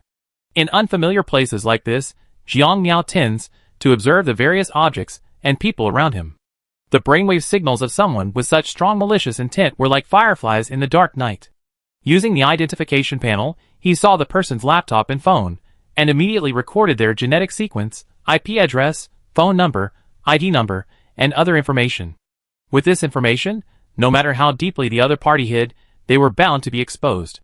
Over an hour later, Jiang Miao and his group took the high-speed rail to Shantou Meizhou. Back home, he saw his mother pushing a stroller. "Miao, you're back." His mother continued to gently push the stroller. Where's Dad?" "He's at the Shiomachi farm." After putting his shoes away and changing into slippers, Jiang Miao washed his face before looking at his daughter in the stroller and gently pressing his fingers against her cheeks. Giggle. The daughter waved her hands, letting out a cheerful laugh. "Have you eaten yet?" Jiang Miao smiled at his lively daughter. "No, I asked the kitchen to make lunch later." After teasing his daughter for a few minutes, Jiang Miao yawned and wiped his eyes. "Mom, I'm going to the study to catch up on some sleep. Wake me up around midnight for dinner." "Go ahead." His mother waved her hand. Jiang Miao, half drowsy, entered the second-floor study. His expression instantly changed, his gaze becoming intensely sharp. He opened his laptop. He entered the man's phone number, ID number, IP address, genetic sequence, and other information one by one. Following the network cable, various hidden information was unearthed. As his secret database, with the increasing amount of information related to the individual named Li Weiyang, grew, Jiang Miao's expression grew increasingly grim. He followed the clues for over an hour. Soon, the ferryman, the force behind Li Weiyang, also appeared on Jiang Miao's list. Although this group operated in a very secretive manner, using several sets of ciphers in their online communications, it was of little use. As long as a person uses the internet and electronic devices, they will inevitably leave traces there. Unless they are a very traditional assassin, completely abstaining from the internet and electronic devices, it is possible to leave no trace in the online world. But this is obviously unrealistic. It is easy to go from frugality to extravagance, but difficult to go from extravagance to frugality. Once humans become accustomed to the internet and electronic devices, it is difficult to break free from this path dependency. After all, the internet is so convenient. Jiang Miao quickly dug up all the information about Li Weiyang and his connections through his various online accounts and linked phone numbers.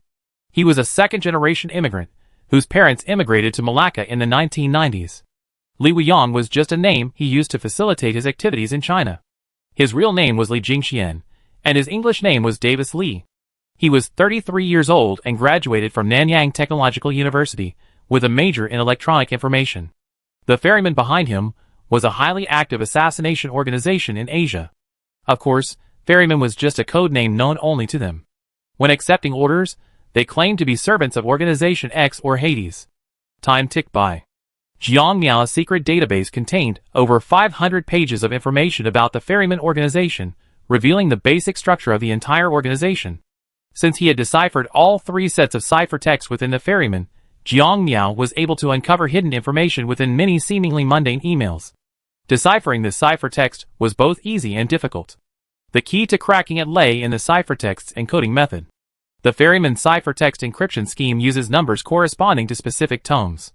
Without knowing the tome, this encryption method is incredibly difficult to decipher, but once you know the tome, it's easily decipherable. While finding information about the ferryman in the vast online world might be difficult for other factions, Jiang Miao was not one of them.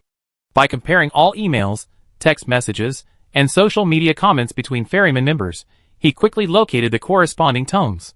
The three ciphertexts used within the ferryman correspond to Les Miserables, War and Peace, and Pride and Prejudice, respectively. Knowing the corresponding tomes, the hidden codes in the ferryman's internal communications were readily deciphered. Leaning back against his ergonomic chair, Jiang Miao's gaze remained calm. Planning to use a wedding celebration as an assassination? That's quite a plan. He had to admit that this organization had some savvy. It also showed they had thoroughly researched his background and various documents. Shantou and Meizhou, as a region with significant feudal remnants in China, placed great importance on various rituals, celebrations, weddings, and festivals.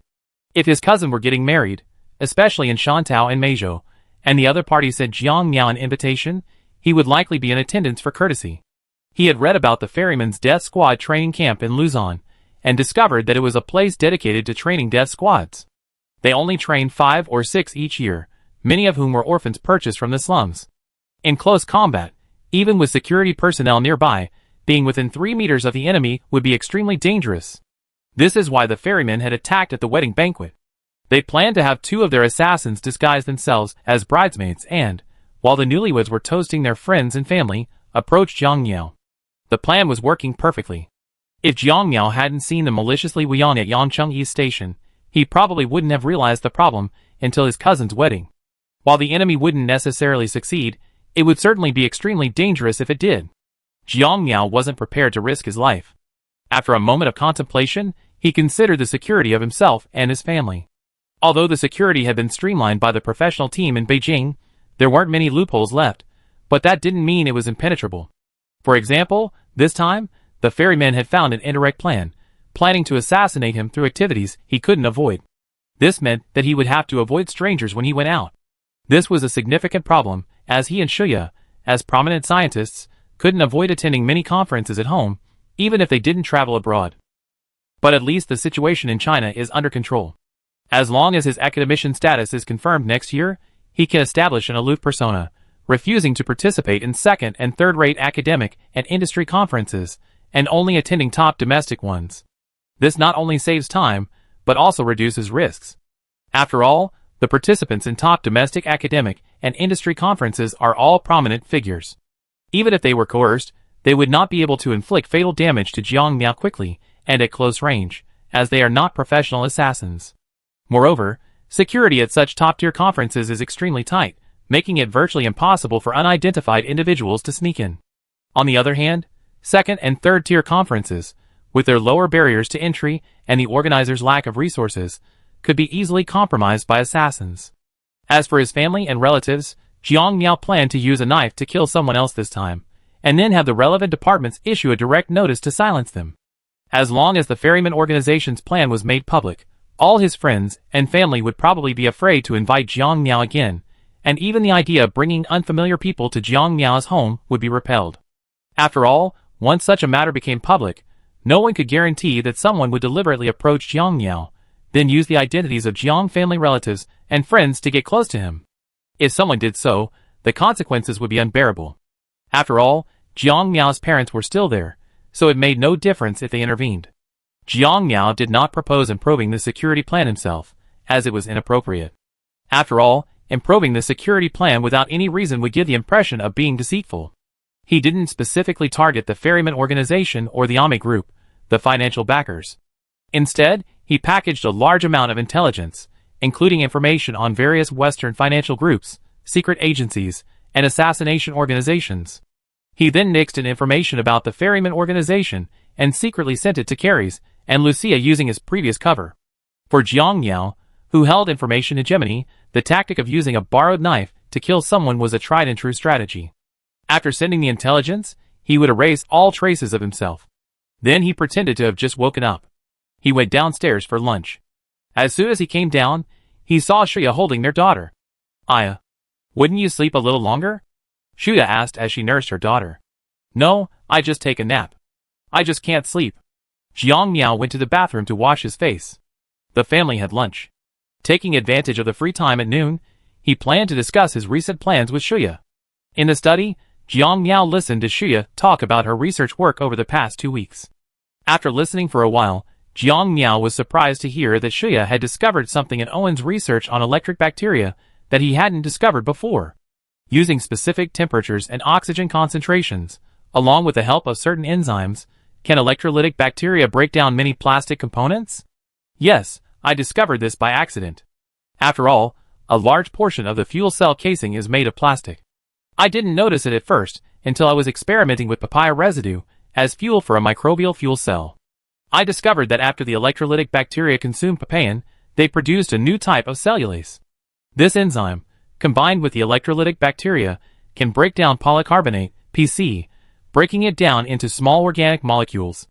How efficient is the breakdown? I calculated that 10 kilograms of papaya can allow electrolytic bacteria to break down 30 to 40 kilograms of PC in about 5 days. So fast? Perhaps the electrolytic bacteria mistake the polycarbonate for lignin. Jiang Miao looked thoughtful. How well do electrolytic bacteria break down other plastics? Natural resins can be efficiently decomposed, and approximately 70% of synthetic resins can be decomposed, but the temperature and oxygen concentration need to be adjusted. Other plastics, such as polystyrene, polyphenylene sulfide, polyamide, and polyethyltherketone, PEEK, can all be efficiently decomposed. However, plastics like polyethylene and polypropylene have not yet shown significant decomposition properties. Have you tried natural enzymes from other fruits or crops? Shuya nodded. Yes, I tried 10 common natural enzymes, including bromelain. Bromelain and papain have similar effects. The only surprising discovery is that adding seed buckthorn puree as a power generation fuel produces a new type of cellulase. Combined with the various hydrolytic enzymes already present in the generator bacteria, it can break down polyethylene and polypropylene. However, the decomposition efficiency is relatively low. Only 1 to 3 kilograms of polyethylene or polypropylene can be decomposed in one power generation cycle. Interesting. Jiang Miao wrote this down in a small notebook in a code word that only he could understand. Another possibility is that adding plastic pellets to the fuel cell can effectively extend the fuel cell's power generation time. An addition of less than 1.5% can extend the time by approximately 120 hours. Will it affect the power generation? Somewhat. It will increase to around 350 watts.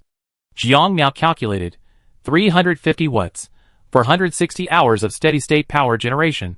The theoretical power generation is around 161 kilowatt-hours. That's significantly higher than before, but purchasing plastic pellets to add to the mix is clearly not cost-effective. Jiang Miao was naturally well aware of this. Currently, the price of recycled plastic pellets in China ranges from 1,500 to 6,000 yuan per ton, depending on the type. For virgin plastic pellets, the price generally ranges from 8,000 to 15,000 yuan per ton. Therefore, this technology isn't suitable for recycled or virgin plastic pellets, but rather for use in the waste recycling industry, specifically for plastic bags, blended synthetic fiber clothing, and other plastic waste with complex compositions. After all, the easily recyclable plastic components in household waste have already been sifted by sanitation workers and waste collectors, leaving very little recyclable plastic in the remaining garbage. Of course, Jiang Miao had no immediate plans to develop a waste recycling industry. This is because technologies that simply decompose plastic and organic waste cannot eliminate the heavy metals and toxic and hazardous components in the waste. If these components are not addressed, toxic soil and wasteland will ultimately form. Household waste is unlike agricultural waste, which has a single component. For example, rotten leaves, straw, cattle and sheep manure, and animal carcasses, all relatively simple ingredients, can be fermented by microorganisms to form nutrient-rich soil rich in organic matter. However, the composition of domestic waste is extremely complex. It's not just kitchen waste, but also a wide variety of other items, such as disposable batteries, chemical fibers, and glass fragments, often containing heavy metals like lead, mercury, chromium, and cadmium. This makes recycling domestic waste extremely difficult and costly. Many cities now either landfill directly, or send it to waste-to-energy plants for power generation. Thus, entering this industry requires sufficient technology, ideally one that can separate all the components of the waste at once, thus reducing the difficulty and cost of subsequent waste disposal. Jiang Miao simply made a note of this incident, intending to gradually refine the technology. Chapter 195. He chatted with Shuya for over an hour. He learned about Shuya's progress in microbial fuel cells and biomining technology, and also tested her knowledge of the relevant areas. After finding no major issues, Jiang Miao decided to have Shuya apply for patents related to biomining technology by the end of the year. Patents related to microbial fuel cell technology could be applied for piecemeal, as they involve numerous technologies. If they were to produce a paper, they could easily publish hundreds of them in top journals. In the afternoon, Jiang Miao met with Jiang Haibo, his brother-in-law, and others. The discussion primarily focused on finance and adjustments to various departments. In October, Heliafeng's revenue increased again, reaching nearly 4.2 billion yuan. The bulk of its expenses continued to come from purchasing properties, opening factories, and purchasing various equipment, totaling 2.6 billion yuan. Gross profit was close to 1.6 billion yuan. After reviewing the financial report, Jiang Miao looked at LV Weibin and asked, "Old LV, how's the farmer research I assigned you earlier going?" Jiang Haibo, standing by, suggested, "Boss, I think we need to set up a new department to handle this." "Oh, tell me more," Jiang Miao said, his head lowered as he took notes. Jiang Haibo explained his reasoning. After all, The agricultural planting division specializes in planting and production. Adding such a complex business would not only make the agricultural planting division bloated, but also potentially impact its core operations. Well then, we should set up an agricultural cooperative division specifically to handle this. This department needs someone who's committed to their duties. Jiang Miao reviewed the company's senior executives in his mind and immediately thought of one person, transfer Kong Keiji, manager of the Guanan branch, to lead the agricultural cooperative division. Lu Chongqing, formerly deputy manager of the Guanan branch, will take over as manager of the Guanan branch. Du Liheng, deputy manager of the planting division, will be transferred to the Guanan branch as deputy manager. Okay. Jiang Haibo quickly took notes on the personnel changes. Watching his boss complete the personnel transfers, LV Weibin didn't say anything, but instead began discussing some agricultural cooperation research. Boss, we're currently promoting this project simultaneously in southern Jiangxi and locally. The southern Jiangxi branch has signed a contract with a medium-sized egg producer and 50 navel orange growers. Headquarters has also signed a contract with a medium-sized egg producer, as well as 50 lotus root growers, 50 tamarisk growers, 50 sweet potato growers, and 50 vegetable growers. Jiang Miao paused. What are the specific control measures? LV Weibin asked his assistant to play a PowerPoint presentation. He stood up and said, we currently employ a three-tiered control approach. The first tier is contractual constraints, with strict liquidated damages and compliance standards. The second tier involves regular inspections of farmland, orchards, and farms. We conduct random sampling surveys and provide some technical guidance. The third level involves mandatory testing upon receipt. For each batch of agricultural products, we take an appropriate amount of samples and send them to our own laboratory for testing.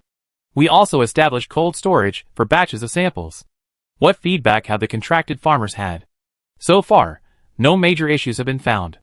While we discovered some farmers using excessive amounts of pesticides during random inspections of vegetable fields, since they were all short-term degradable pesticides, we haven't found any excessive pesticide residues. Jiang Miao offered a further suggestion. We must persist in random inspections and regular testing. Our company has a laboratory, so large-scale testing is more cost-effective. We must also establish a system of regular cross-checks. Sometimes, inspectors become so familiar with farmers and breeders that they can easily turn a blind eye. This needs to be prevented. Okay. LV Weibin nodded, and his assistant was already taking notes. How's the pricing? According to our company's standards, the purchase price is 60% of the retail price. The PowerPoint presentation on the projection screen displayed the current purchase and retail prices, as well as the estimated production costs, for each contracted agricultural product. For example, the green shell egg producer in southern Jiangxi has a production cost of 5 yuan per kilogram, a purchase price of 7.2 yuan, and a retail price of 12 yuan. This retail price is relatively high among all the brands of eggs on the market. For example, in Hunan province, the cheapest brand of eggs recently retailed for 7.6 yuan per kilogram. In major cities like Beijing, Shanghai, Guangzhou, and Shenzhen, the price of regular eggs is generally around 10 to 12 yuan per kilogram. In fact, ordinary farms can make a decent profit. The factory price for eggs is usually based on the cost, plus about 2 yuan per kilogram. If they have a large client, they can even reduce the factory price by a few cents. As for the quality of the eggs, that depends on observation. The reason Hailefeng's eggs are priced so high is because the contracted chicken farm has high production costs. Currently, the average chicken farm can achieve a minimum production cost of around 4 yuan per kilogram, while the egg production company under the cooperation agreement has a production cost of 5 yuan per kilogram, a full 1 yuan higher. There's no other way. To ensure quality and nutritional content while minimizing the use of antibiotics, all costs must increase. This chicken farm previously used antibiotics such as enrofloxacin and oxytetracycline. These antibiotics generally don't cause problems if used at the right times. Domestic egg inspections have a pass rate exceeding 99.9%, indicating that eggs on the market generally present no issues. As long as you avoid purchasing feed from small feed mills, large mills typically don't secretly add antibiotics. The real concern is those small mills that don't follow the rules. Even after signing a contract with Hailefeng, this chicken farm still uses antibiotics like enrofloxacin and oxytetracycline, but only for the 30 days prior to laying. According to the 2000 edition of the Veterinary Pharmacopoeia, the withdrawal period for enrofloxacin in chickens is 8 days, but enrofloxacin is prohibited in laying hens. To ensure that no drug residues remain in eggs, it is generally recommended to stop using enrofloxacin at least 28 days before laying. Haleifing has extended this period to 30 days. If laying hens become ill near the time of laying, they are generally isolated and then treated with natural antibiotics like allicin and berberine. If they lay eggs during treatment, the eggs must be destroyed. If treatment is ineffective, the hens are directly destroyed. Combined with the Haleifing company's requirement to guarantee egg quality, costs have increased significantly. However, with these requirements and strict monitoring, the quality of the eggs is absolutely impeccable. The same approach applies to other fruits and vegetables. Currently, eggs are available in the Haleifing specialty stores, physical stores, and app, while other fruits and vegetables are still in the planting phase and not yet available. In reality, Jiang Miao isn't overly concerned about egg quality. His real concerns lie with the fruits and vegetables. For example, leeks are a common source of excessive pesticide residues. Because they require insecticide control, many farmers prefer to use highly effective and toxic pesticides. However, the more effective the pesticide, the more toxic it tends to be. So why aren't they using low-toxic pesticides when they're readily available? The answer is simple: profit. Low-toxic pesticides are expensive, ineffective, and have a short half-life. High-toxic pesticides are cheap, effective, and have a long half-life. For the sake of profit, farmers will naturally choose to phase out highly toxic pesticides, even though they're clearly prohibited. For example, why do many citrus fruit growers collude with distributors to secretly use acid reducers? The reason is to get their fruit to market earlier. By getting it to market first, growers can earn a few extra cents per pound, and distributors can earn a few extra yuan per pound. Since ancient times, profit has always been the most compelling factor. Though these bad apples are a minority, they often set a very bad example, triggering a vicious cycle of bad money driving out good.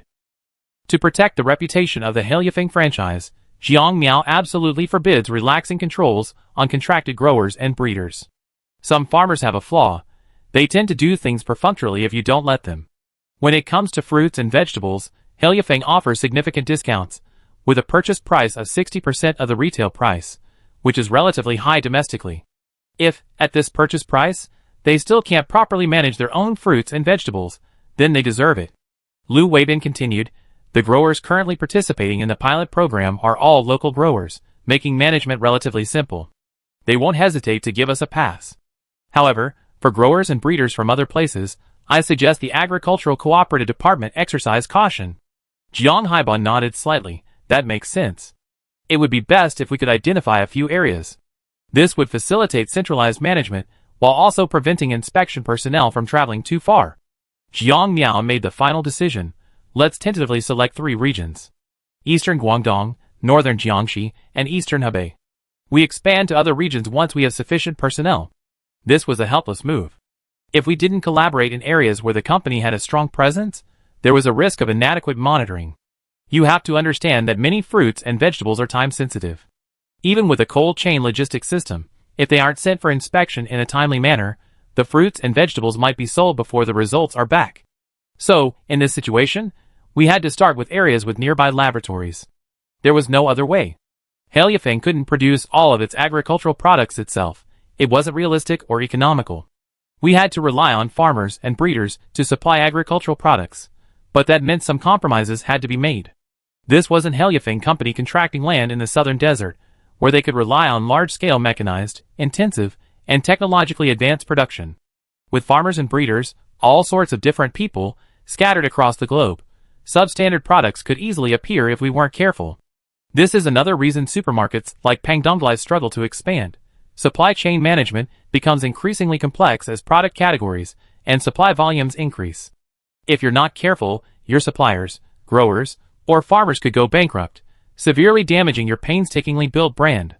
Furthermore, if you expand too quickly, you have to be wary of competitors trying to trip you up. For example, they might secretly bribe someone to deliberately spray pesticides on produce, causing excessive pesticide residues, then hire someone to deliberately debunk the counterfeit, expose the issue, and employ online influencers. Building a brand is incredibly difficult, often requiring years of painstaking effort. A brand's destruction can take only a few days. The current internet landscape is terrifying and extreme. The rise and fall of internet celebrities is a prime example. In the internet world, a person's strengths can be infinitely magnified, just as their weaknesses can be. Perhaps this also proves the saying, "You rise by this, you must fall by this." Jiang Miao wants to help farmers, but he's not blindly helping them. Instead, he wants to strictly control contracted farmers, ensuring they earn a reasonable profit, ensuring Helyafeng receives high-quality products, and ensuring consumers receive products with a good value. Take eggs, for example. There are actually no truly organic eggs in China. He dares to say, 99% of organic food in China isn't truly organic, it's just a scam.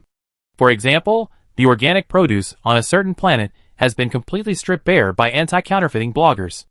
A little analysis will reveal the truth. The requirements for organic food are extremely stringent. Production bases must be located away from urban areas, industrial and mining areas, and other polluted areas. Furthermore, soil, irrigation water, and atmospheric conditions must meet relevant quality standards. For crop cultivation, the use of organic fertilizers, such as composted farmyard manure, is required.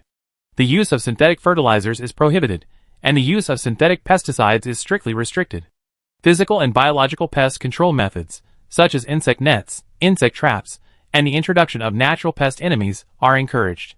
For livestock and poultry farming, the use of organic feed is required, and antibiotics and hormones to promote growth are prohibited. Think about it. If production were carried out this way, the yield per acre of land would likely return to pre-liberation levels overnight, with costs increasing by more than 10 times. Even Jiang Miao doesn't dare demand that farmers avoid using pesticides and chemical fertilizers, because he knows that without them, yields would only be a fraction, or even a dozen times, of what they actually were. As long as they're used properly, and according to regulations, pesticides and chemical fertilizers pose no problem, especially now that many pesticides have low toxicity and short half-lives.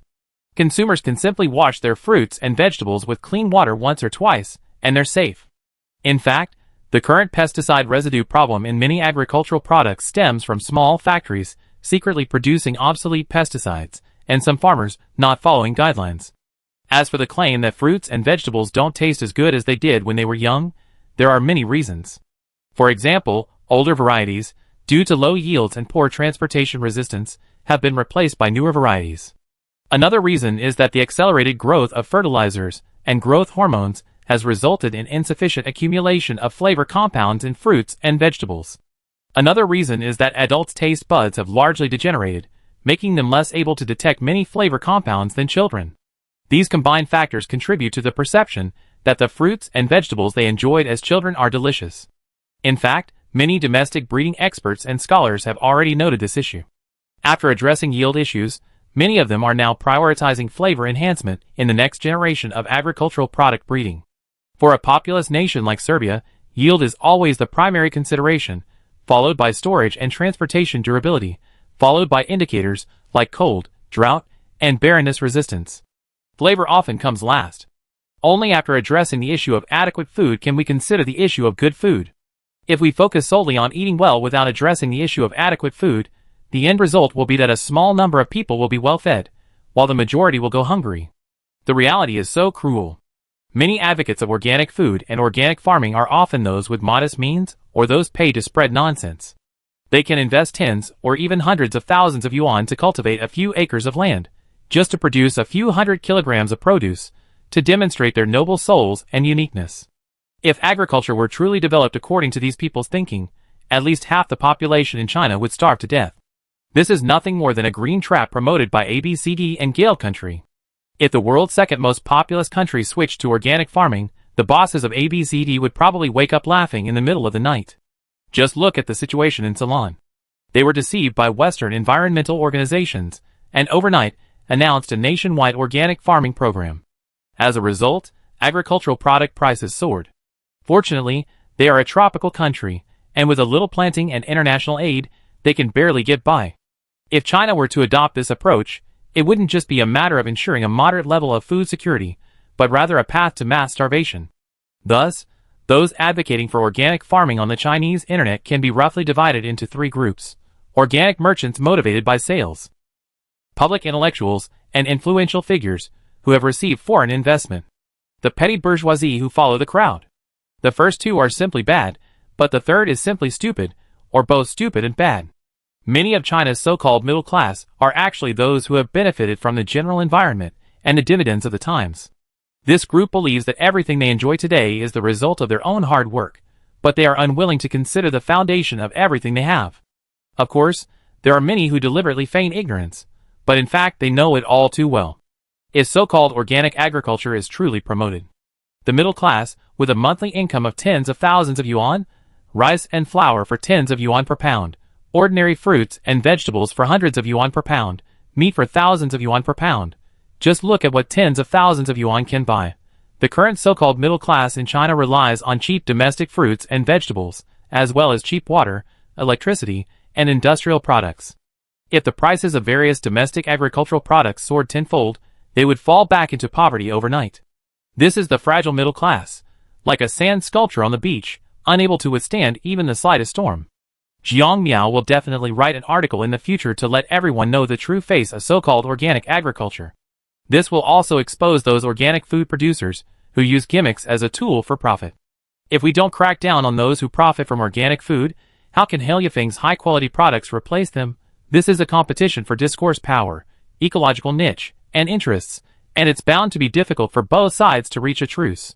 Currently, many fake organic food companies are profiting by passing off ordinary agricultural products as organic, undermining the healthy development of the entire market. Those who truly engage in technology and cultivation are unable to make money, while those who rely on marketing are reaping the rewards. This is simply a case of bad money driving out good. Chapter 196. November 2nd. The third day since Jiang Miao returned to Shanmei.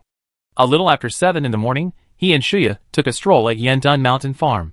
On the four-tiered mountain terraces, the first batch of grafted old branch golden pillow durians had already bloomed. Although the golden pillow durian branches had already shed their leaves, the crowns of the genetically modified silk cotton trees in the center remained lush and green. Even though the cold front arrived early in the north this year, the weather in southern China, especially in Lingnan, remained warm and humid. The genetically modified silk cotton trees themselves never shed their leaves. They were diligently accumulating nutrients in preparation for the golden pillow durians to bear fruit next year. From a biological perspective, the genetically modified silk cotton trees at this point were parasitized, while the golden pillow durians were the parasites. Shuya observed the durian flowers carefully. Durian flowers are very similar to kapok flowers, only smaller and pale yellow, while kapok flowers are larger and fiery red. 8 branches extending from the main trunk of the genetically modified kapok plant have been grafted with golden pillow durian. With ample nutrients, these old golden pillow durian branches have grown from 2 fingers thick to 3 fingers thick. To reduce nutrient consumption, farm workers are already thinning the flowers manually. Since this is the first year of flowering, only 1 durian will be retained on each branch. Therefore, this thinning will remove all but 1 cluster. The remaining cluster of durian flowers, approximately 8 to 15 in number, will be thinned again after pollination and fruiting, ultimately retaining only 1 healthy fruit from each branch.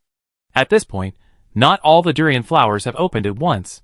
Some of the unopened buds resemble small, unripe peaches. On the stamens of the blooming durian flowers, numerous bees were already busy and diligently working. Durian is a hermaphrodite, meaning it has both pistils and stamens on the same flower. However, to prevent self-pollination, the pistils and stamens of the same flower never bloom at the same time. Therefore, the durian flowering period is relatively long, lasting up to 1 or 2 months. In fact, some regions or varieties of durian have 2 flowering periods a year. The summer flowering period from June to August, and the autumn and winter flowering period from August to December. Originally, durian in China is only suitable for flowering once a year, but because genetically modified silk cotton trees provide sufficient nutrients to the old branches of durian, these grafted durians can also flower twice a year. However, due to nutrient accumulation issues, and the fact that the subtropical monsoon climate ultimately lacks the water and heat conditions of the tropics, Jiang Miao did not allow these grafted durians to produce 2 crops per year. Forcing durian to produce 2 crops a year when water and heat conditions are insufficient would reduce the yield and quality of each crop. The characteristic of flowering twice a year can actually be stimulated by growth hormones and specific nutrients, allowing for regular flowering throughout the year. This facilitates year-round flowering and fruiting, ensuring a year-round supply of durian. However, the first-generation genetically modified silk cotton tree has poor controllability, essentially failing to flower from February to April each year, resulting in a small gap in flowering. Thankfully, the grafted durians currently grown at the Cheongzhou branch use the second-generation genetically modified silk cotton tree as the rootstock, which has better controllability. Combined with the higher temperatures in Cheongjo compared to Shantou and the United States, this allows for nearly 12-month flowering. After a half-hour stroll, the two of them pass through a valley in the middle of Yendun Mountain and return to the Nanhu Village Reservoir. Not far from the Nanhu Reservoir lies the experimental planting base on the eastern slope of Magong Mountain, managed by the Research and Development Department. As the sun rose over the mountains and sea, the morning dew evaporated. Jiang Miao, having changed into work clothes, said goodbye to Shuya and arrived at the experimental planting area. The experimental farmland, designed to mimic a sandy environment, was planted with a large field of radish soybeans. Jiang Miao had spent the past few months researching new varieties of rubber grass, using genetically modified rootstocks. After inspecting the dozen or so experimental rubber grass seedlings planted beneath the radish soybeans, he began to record some information in his notebook. There are 3 key areas for cultivating new varieties of rubber grass. 1 is high yield. 1 is rapid growth. 1 is composition. High yield and rapid growth are straightforward. The goal is to grow the rubber grass root tubers larger, contain more rubber, and have a shorter growth cycle. Through genetic screening and induced mutations, more than a dozen high-yield, fast-growing varieties have been obtained. The rubber grass planted beneath the soybeans is part of an experimental planting of these dozen varieties.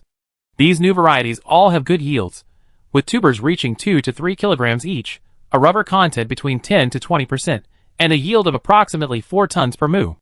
In addition to these high-yield, fast-growing varieties, Jiang Miao arrived at another experimental farmland, where more than a dozen rubber grass varieties were planted.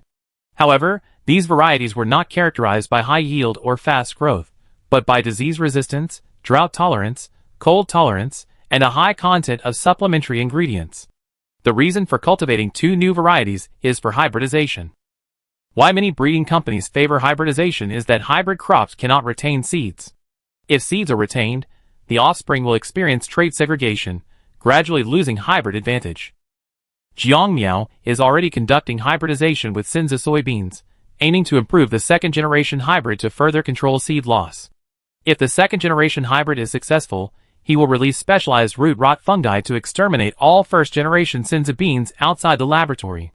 Genetically modified Sinza soybeans with altered protein types are also being developed, and these varieties will also undergo a second hybridization.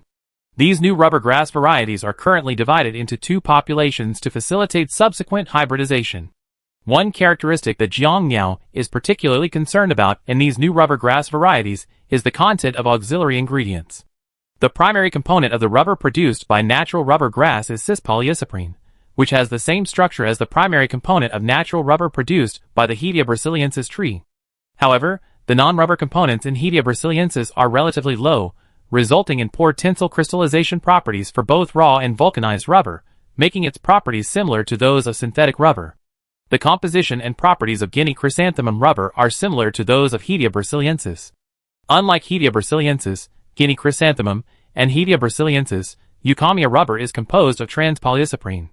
Its overall processing properties are similar to those of Hedia brasiliensis. However, Eucommia rubber has a very low yield and is a large tree. This was the first species Jiang Miao abandoned. Instead of cultivating Eucommia, cultivating Hedia brasiliensis would be preferable. Jiang Miao not only aims to increase rubber grass production, but also aims to make the non-rubber components of rubber grass roots comparable to those of the rubber from the Hedia brasiliensis tree. This will allow rubber grass to replace the Hedia brasiliensis tree. Why has Hedia brasiliensis's natural rubber never been replaced by synthetic rubber? It's because its non-rubber components give it superior properties. Chemical technology currently allows for large-scale artificial synthesis of polyisoprene, but the non-rubber proteins and fatty acids in natural rubber are more problematic.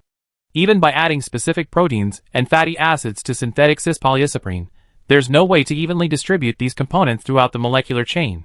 Traditional homogenization processes are extremely difficult to reprocess gum-like materials, because gum is extremely viscous, making thorough and comprehensive homogenization difficult.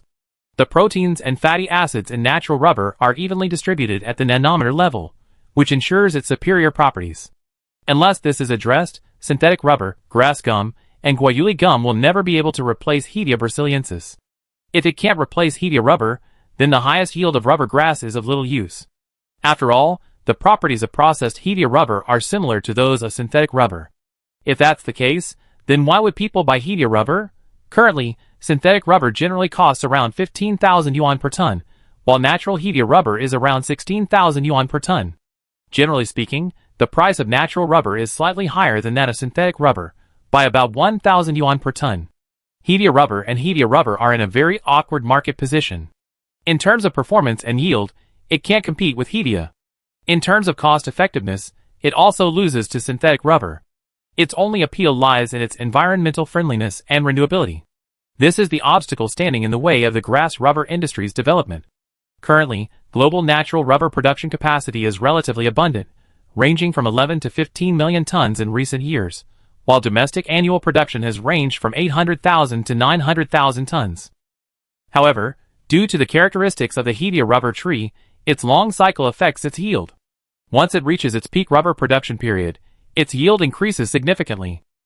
Domestic rubber cultivation is primarily concentrated in Cheongzhou and Yunnan provinces, with sporadic plantings in Lingnan.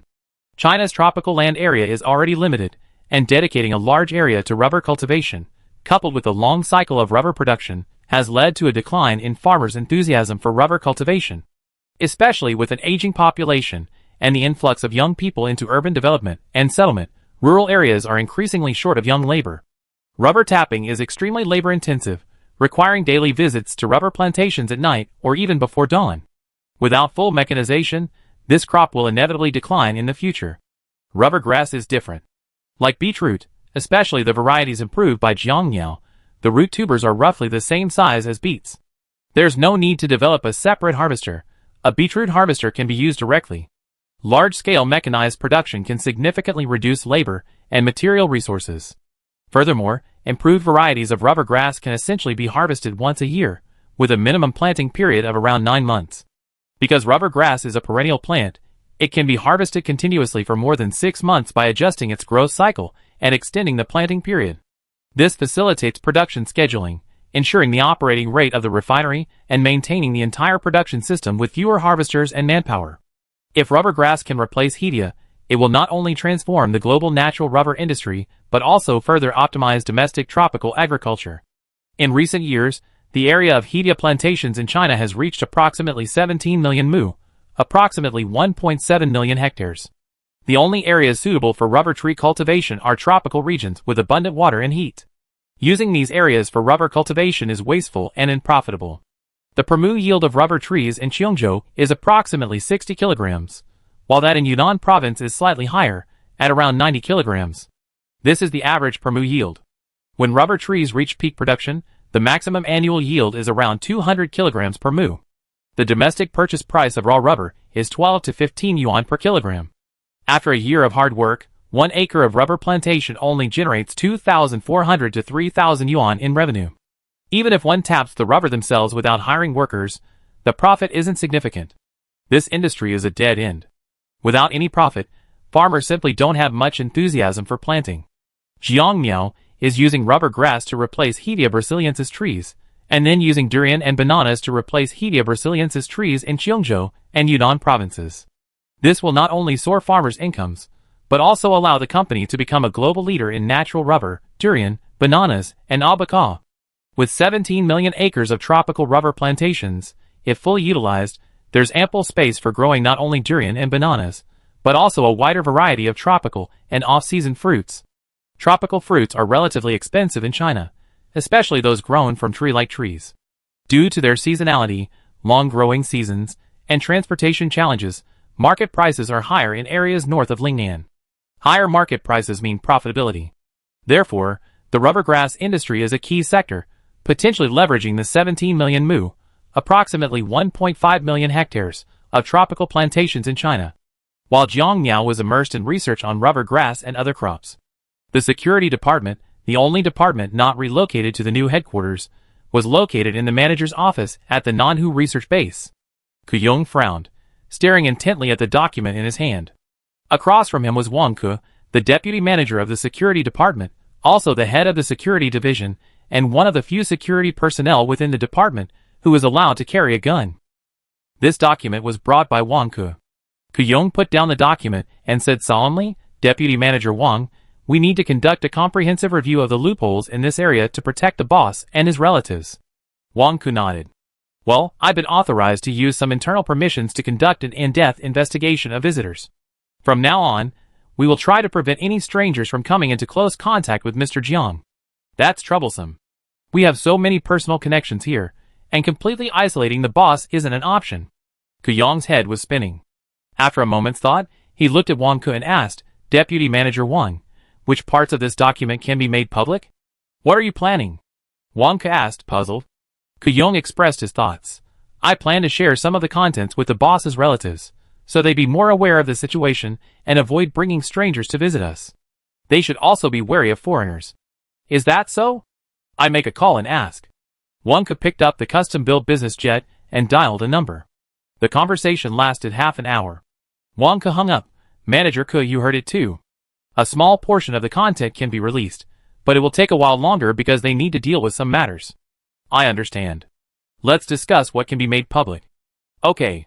The two of them carefully reviewed the various contents of the document, sentence by sentence. Potentially leaking words were blurred, replaced, or deleted.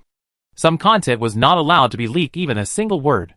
As they were reviewing the contents of the document, Li Wuyong, who was at Yancheng Airport, was using the restroom in Malacca, preparing to return to Malacca. As he opened the door, he was caught off guard by what he saw. Mr. Li Wuyong, please come with us.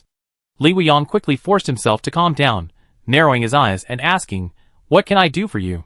I need to return to County for some work, and my flight is almost here. Can we talk here?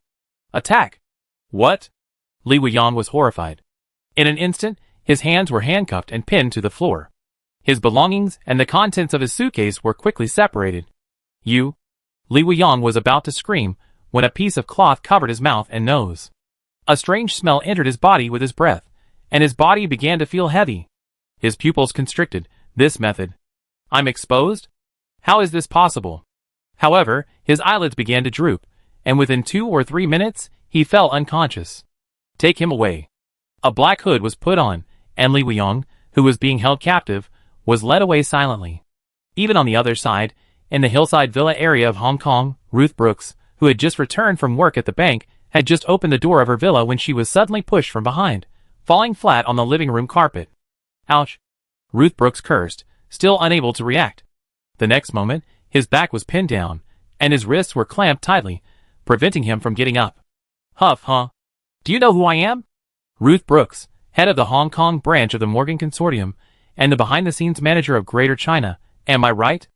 At this point, Ruth Brooks had calmed down, realizing that things might have gone beyond his imagination. He had 4 professional bodyguards at his villa, yet they remained motionless. What do you want? How much money? 10 million is fine. As long as you leave here, I pretend nothing happened. Hee, do you want me to remind you? Remind me? Lu Tonghai. Ruth Brooks' pupils constricted. You? Bang, bang, bang. 7 bullets instantly pierced Ruth Brooks' back, and he ceased struggling, eyes wide open. The scene was left untouched. The next morning, Ruth Brooks' secretary couldn't get through to him, so he called the villa. However, the villa, which had always been answered by a Filipino maid, received no response. At noon, Lu Tonghai, driving home, saw a police car parked outside a villa in the hillside villa area. A cordon had been set up again, and he instinctively slowed down. Suddenly, his eyes widened. Isn't this villa? He quickly parked by the roadside, got out, and pulled over a bystander, asking, Handsome, what happened over there? Someone's dead. Looks like a shooting. Gulp. Who's dead? The owner of that villa, a lifelong national, seems to be an executive at an investment bank. Cold sweat broke out on Lu Tonghai's forehead. The young man he was questioning noticed his change, his eyes suddenly uneasy, and he quickly distanced himself. Lu Tonghai, realizing it belatedly, gave a dry laugh and explained, Handsome, don't misunderstand me. I knew the victim.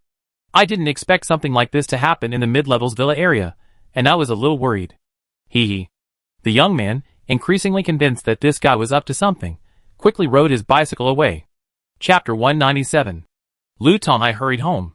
He was feeling completely queasy, fidgeting restlessly in his study. Suddenly, he remembered something and quickly picked up the phone. However, just as he was about to make the call, he was startled awake again. Hoo-hoo. I was impulsive. Hoo-hoo.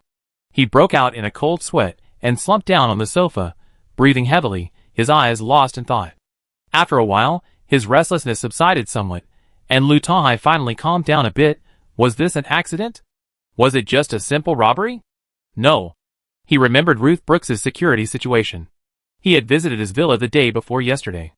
There were 2 bodyguards, plus the muscular driver. Lu Tonghai didn't think an ordinary robber could pull off such a thing. What force was behind this? Lu Tonghai was a little uncertain for a moment.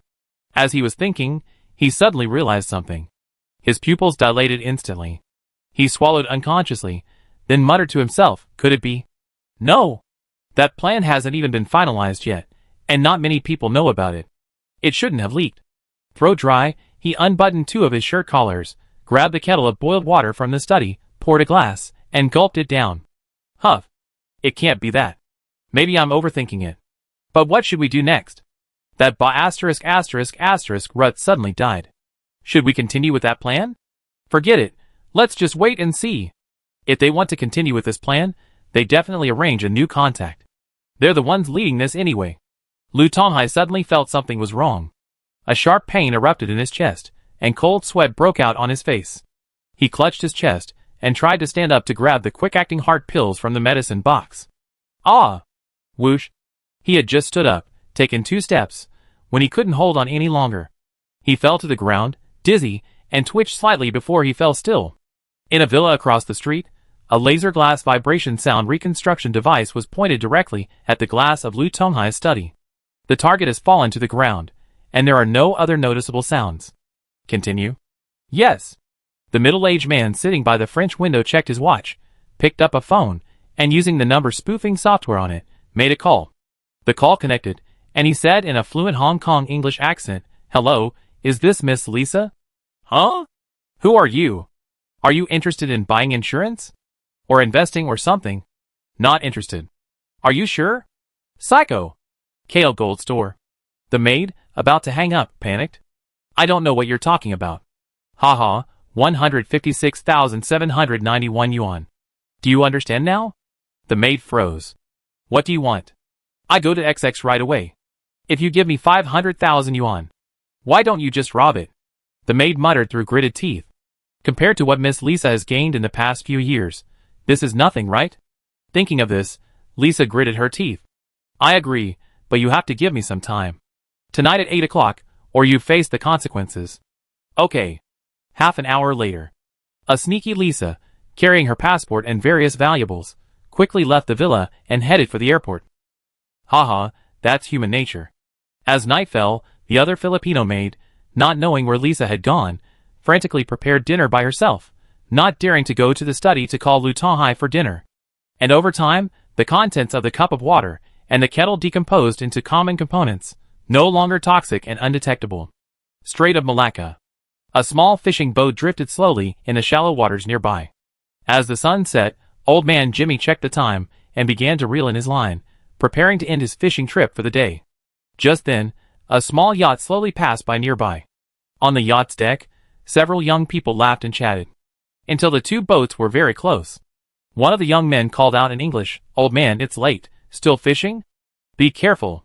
Old Jimmy put away his fishing rods, took off his sun hat, and replied with a smile like a neighbor's grandfather, "Ready to go home. Have a nice evening, boys." Ha ha ha. The young men on the small yacht laughed, temporarily drowning out the sound of the waves. Hee hee.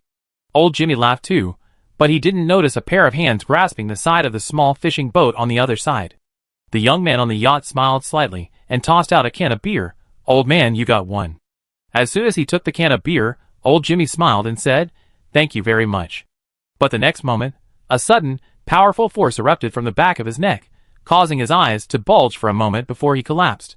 The yacht quickly approached, and the frogmen, wearing diving suits and oxygen tanks, quickly dragged old Jimmy onto the yacht, which then sailed away. Half an hour later. Night fell. The yacht was anchored in a harbor. Inside a soundproof cabin, old Jimmy, having regained consciousness, opened his eyes slightly and cautiously surveyed his surroundings. He tried to move his hands and feet, but found they were securely bound. "Awake, Mr. Jimmy." Hearing this, old Jimmy finally stopped pretending to be dead. He looked directly at the young men across from him and slowly asked, "Who are you?" "You don't need to know." Faced with this answer, old Jimmy's heart sank. This was clearly not someone seeking money, but rather his life. "Do you know this person?" The young man said, pulling out a missing person notice from a pile of documents and placing it on the table in front of Old Man Jimmy. Seeing the portrait and some information in the photo, Old Man Jimmy's eyes narrowed slightly. He naturally recognized the person. It was a business he had taken 5 years ago. However, knowing his own mortality was imminent, Jimmy didn't intend to answer the other party's questions. It doesn't matter. It's understandable that you don't want to answer. After all, you're going to die soon. But I'm curious, are you so confident in your ability to keep a secret? The young man smiled, not angry. Old Man Jimmy remained silent. What do you think of the town of Jokkmokk in northern Sweden? Instantly, Old Man Jimmy's hair stood on end, his inner defenses breached. He anxiously asked, "How do you know? I haven't even told my subordinates. I told you I won't answer your questions. You need to tell us everything you know, or you regret your silence." His defenses completely broken, Old Man Jimmy confessed everything, especially some of the more obscure details. He initially tried to mislead and conceal them, but after the young man revealed them, he finally confessed everything he knew. With Old Man Jimmy revealing most of the information about the ferryman organization, combined with the information Jiang Miao had secretly provided, the entire ferryman organization was uprooted overnight. Members committed suicide by shooting themselves 7 times in the back, drowning, or taking poison.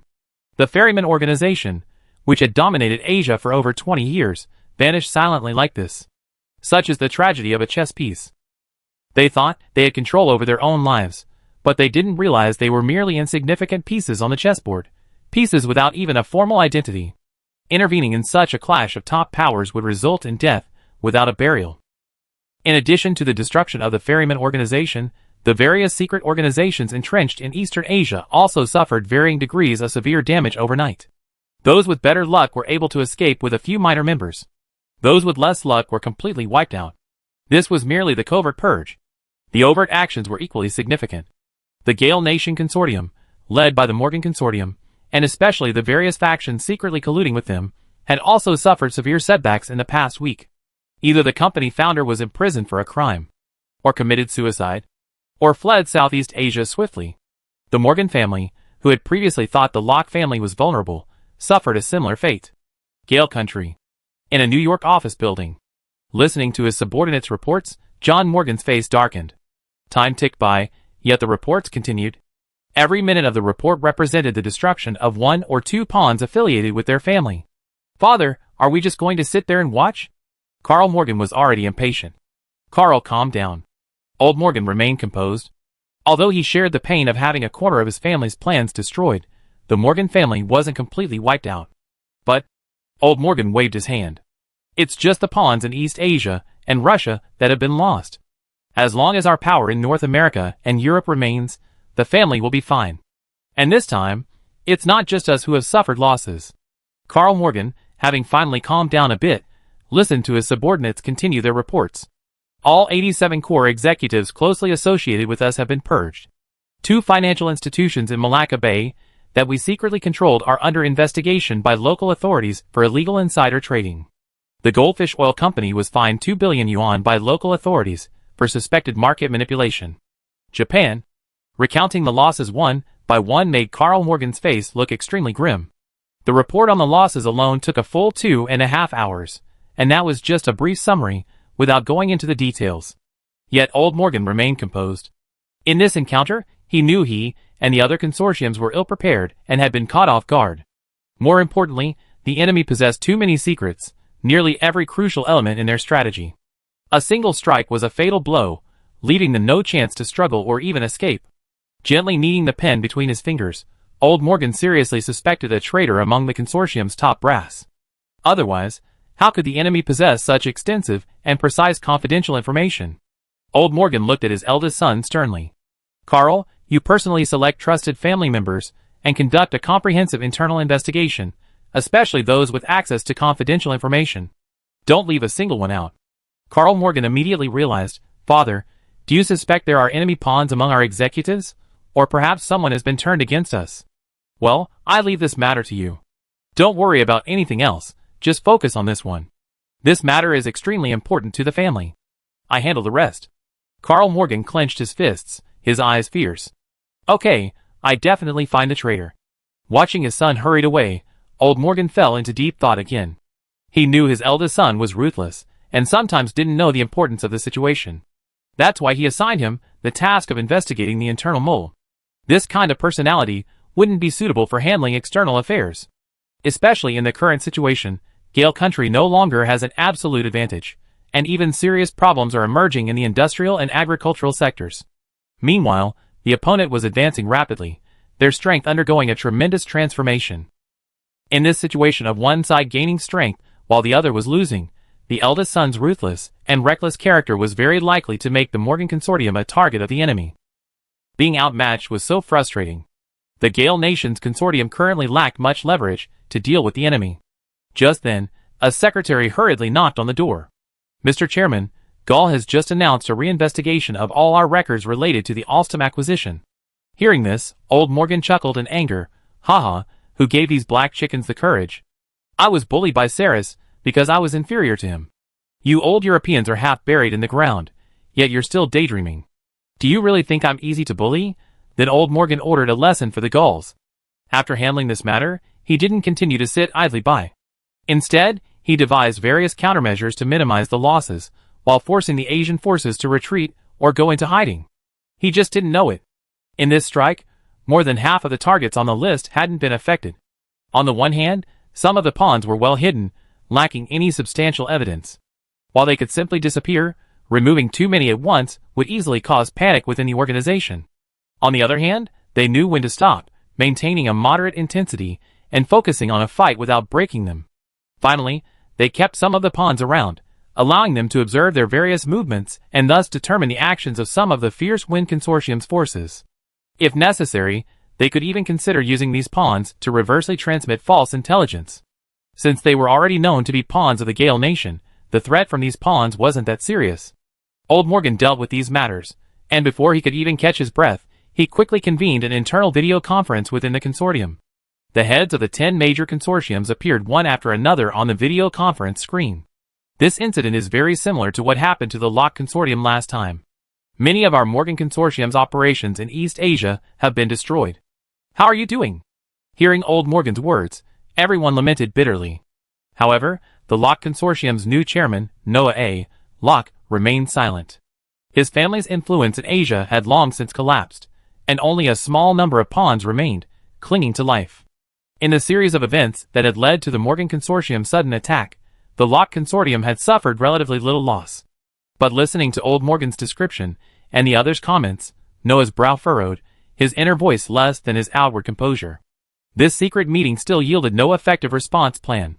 They had already played all the necessary cards, and the results were evident. The only remaining card was the card of mutual destruction, a card that the consortium's behind-the-scenes controllers were unwilling to use. As for the oil card, Gale's control over the global oil market isn't as strong as imagined.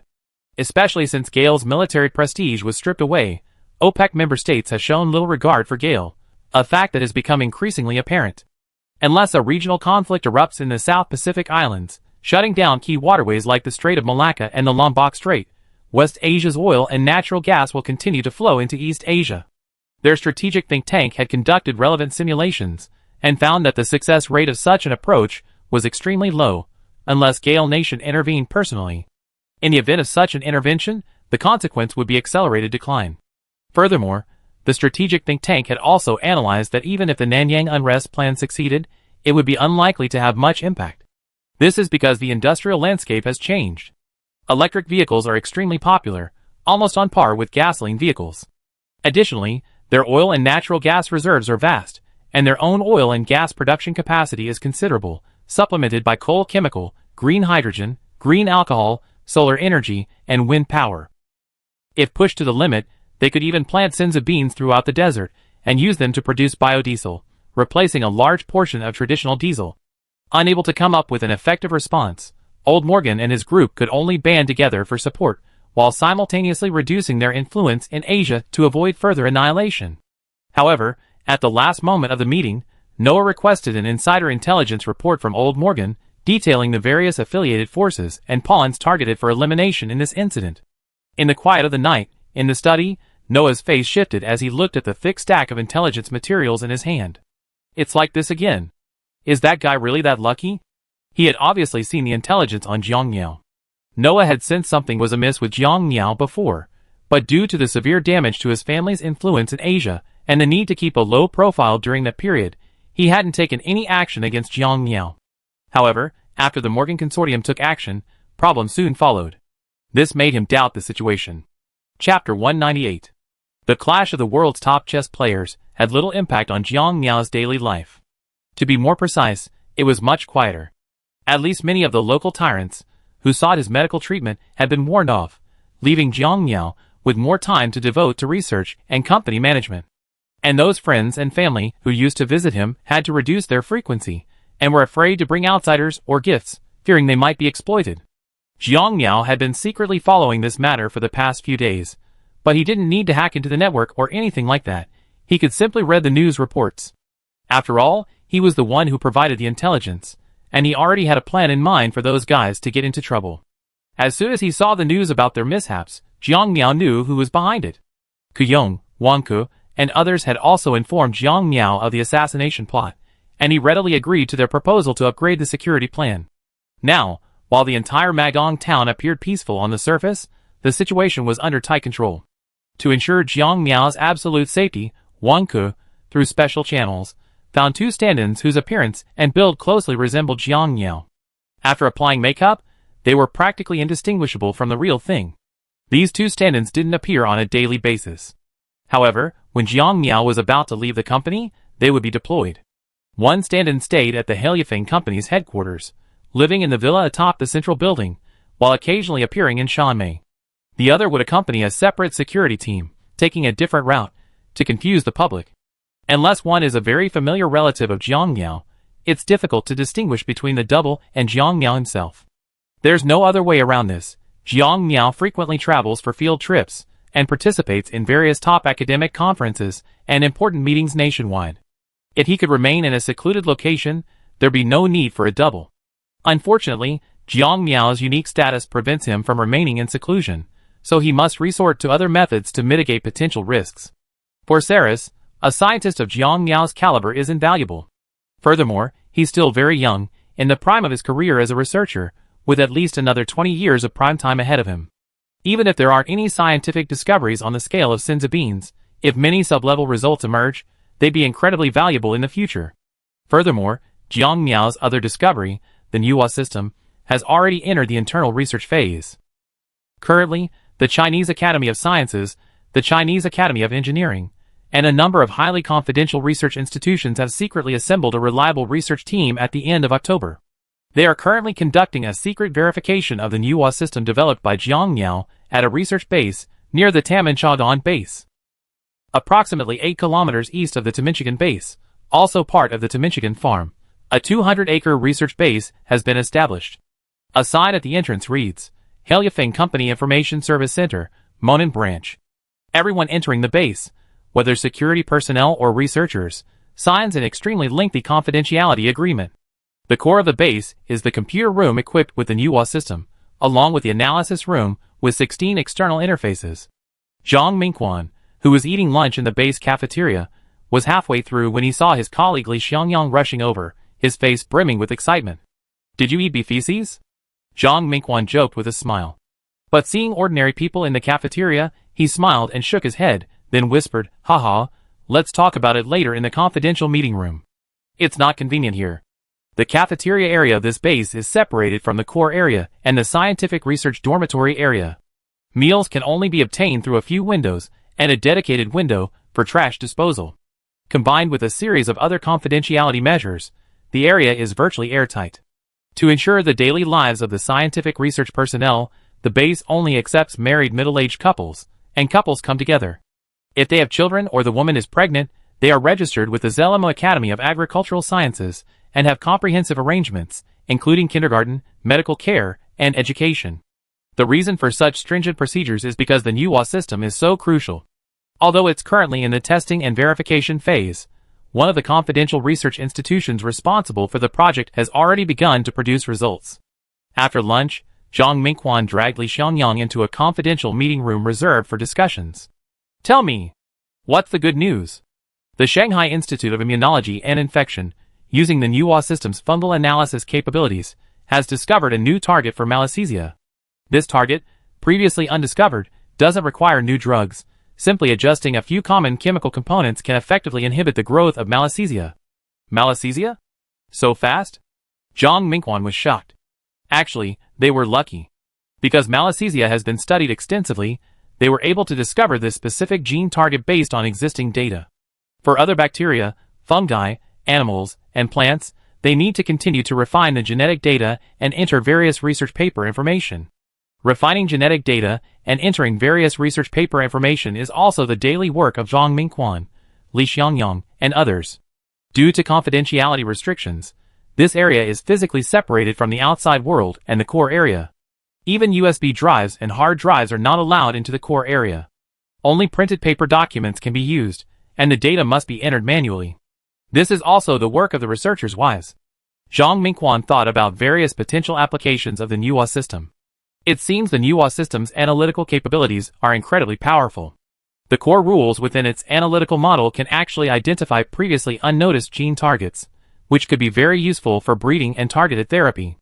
Li Xiangyang stood up, retrieved a document from a metal cabinet, and handed it to Zhang Mingquan. One more thing. These 89 papers on gene therapy contain serious data errors. 5 confidential microbiology research institutes have conducted secondary verifications, and all of them point to either fabricated papers or fundamental theoretical errors. Upon hearing this, Zhang Mingquan quickly opened the document and looked through the table of contents. He was stunned, as the papers listed included many published in top journals, both domestically and internationally. Among them was a leading figure in Zhang Mingquan's field, whose paper, cited thousands of times, had been found to be fraudulent. This is extremely serious, because problems with this core paper mean that other papers that cite its data or theories will also have problems. In fact, this kind of problem is perfectly normal. Falsification in academia isn't just a domestic phenomenon, it's a global phenomenon. In particular, some European and American research institutions, heavily influenced by capital, are sometimes forced to embellish data in their papers to make them appear to meet the needs of capital's propaganda. For example, if you use tobacco, sugar, alcohol, avocados, fructose corn syrup, and various other health supplements as keywords and search for related papers, you find many papers with completely different conclusions. Sometimes, these scientific papers aren't necessarily trustworthy. This is especially true of those health supplements that boast highly potent antioxidant properties, claiming that research has found them to have longevity benefits. However, a closer look reveals that these antioxidant properties are manifested outside of cells, and the percentage of them that enter cells and chromosomes is extremely small. This is often referred to as bioavailability. No matter how well an antioxidant performs outside cells, if it can't penetrate the interior, or if the amount that enters is extremely small, it's completely useless. Many foreign health supplements currently employ this same tactic. This is another key reason why domestic review of foreign health supplements is so lagging. Counterfeiting of food, health supplements, pharmaceuticals, and additives abroad is sometimes a systematic undertaking. In the short term, there's no way to determine the true nature of these things.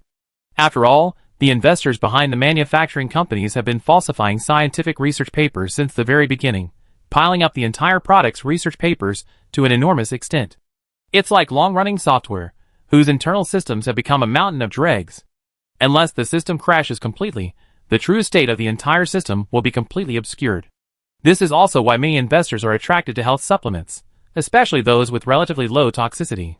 They know that human consumption won't cause major problems, so they vigorously promote their various benefits. After all, as long as they don't kill people, there's no problem. However, the emergence of the NUA system is likely to destroy the current health supplement industry. As the NUA system stores more and more genetic data, its model analysis results will become more comprehensive and accurate. At the same time, any conclusions that significantly conflict with the NUA system's analysis will be re-examined by researchers. The document in Zhang Mingquan's hand contains papers that have been found to be problematic, including those on vitamins, cancer cells, antibiotics, probiotics, and enzymes. After carefully reviewing the problematic sections of the papers, he had to admit the NUA system's significant impact on genetic research. This is a good thing. It's indeed a good thing. At least it can identify some fake papers, preventing us from going down the wrong path further. Li Xiangyang agreed. However, considering the confidentiality of the base, it's likely that these identified fake papers will have to be gradually exposed under other names. But the two guessed wrong. The head of the base was on the phone, demanding that all participating research institutions refrain from revealing erroneous foreign papers. It wasn't that they were pro-Western, but rather that exposing the truth, while seemingly a slap in the face to Western academia, was actually helping them correct their mistakes and get back on track. Thus, the head of the base mandated that only domestically produced erroneous papers be exposed, and that researchers found guilty of fabricating these papers be severely punished to curb this malpractice. Let the foreign academic community continue to sink deeper and deeper into this trap, which would benefit domestic research. As for whether domestic academia would be misled, that was inevitable. But it didn't matter. As long as the core, non-confidential research institutions knew about the flaws in the papers, other institutions wouldn't necessarily copy them. This was a strategy of killing 1,000 enemies and injuring 800 of their own. And with the number of papers published in China climbing to the top of the world in recent years, resorting to this self-defeating strategy would have little impact on the base itself. It would only inflict hardship on those scholars who had copied the erroneous papers. Work within the base proceeded smoothly. Li Xiangyang emerged from the confidential meeting room. Seeing Dr. Fong Shaolin from the dairy cattle breeding office, he smiled and greeted him. "Hello, Dr. Fong." "Hello, Dr. Li." Fong Shaolin nodded and hurried to the analysis room dedicated to the dairy cattle breeding office. As soon as he entered the machine room, the temperature inside rose considerably. After passing through a series of security checks, he officially entered. Another colleague saw him come in and stood up in delight, saying, "Mr. Fong, you're here. I'm going to go outside for a cigarette." Fong Shaolin turned on his personal computer and entered his password.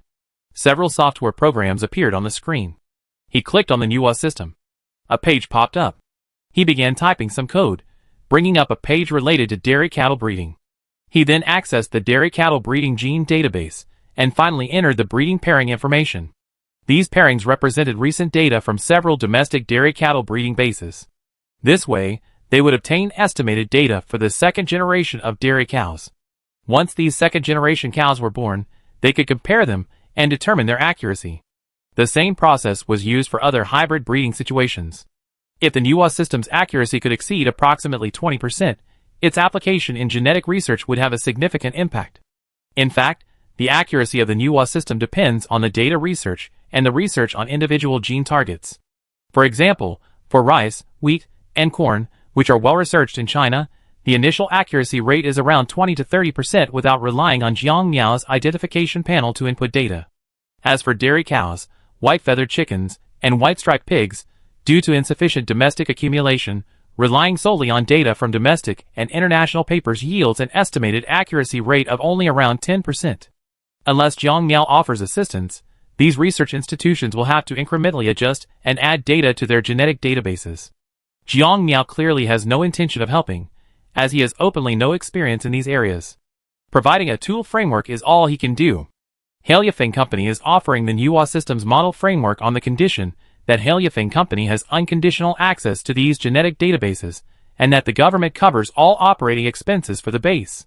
With official support, the base received a dedicated communications line directly connected to a Tianhe 2 class supercomputer. Without Jiang Miao's help, these researchers, relying on incremental improvements, estimate that by around 2030, the accuracy of simulated breeding for some species could be raised to a maximum of 30%. Don't think 30% accuracy is low, it's actually very high. This 30% accuracy means that 30% of the genetic traits will be accurately analyzed, which can save at least half of the breeding time. Traditional breeding, which takes over a decade to produce a single variety, will be reduced to 4 to 6 years. With luck, a high-value variety can be obtained in 2 to 3 years. While it's not as fast as Jiang Miao's cheating, it's still very fast. After all, there are only Jiang Miao and Lin Shuya, while there are a ton of other domestic researchers. With tens of thousands of researchers constantly updating varieties, there are always a few lucky ones who stumble upon something unexpected. Even if only 1 in 1,000 researchers succeeds in developing a superior new variety, it would be a tremendous development. Consider this: many breeding researchers may never develop a viable, marketable variety in their lifetime. Now, with the Nuwa system, we can significantly reduce the cost of trial and error, shorten breeding time, and even visualize the characteristics of some simulated combinations. This is comparable to the advent of gene editing technology. In fact, gene editing technology also requires the use of the Nuwa system. This is because gene editing requires altering the genetic sequence of an organism, a process that involves many uncertainties. The NUA system can simulate gene editing to eliminate solutions with low success rates and severe genetic conflicts, leaving behind those with higher success rates. Although the NUA system's application has only been validated in a select number of microorganisms, several academicians who have come into contact with this technology have jointly submitted a report requesting strict confidentiality. This is the reasoning behind the establishment of the Monin Branch Center. If this technology were known to Western forces, they would undoubtedly seek to steal it. The situation in the domestic scientific research community is also extremely complex. If it were publicly used, Western forces would be able to discover it within a few months. Currently, applications for the use of the NUA system are uniformly stated: use supercomputers for analysis. Also, applications are limited to approved research institutions. These institutions are unaware of the specific circumstances. Everything is kept separate.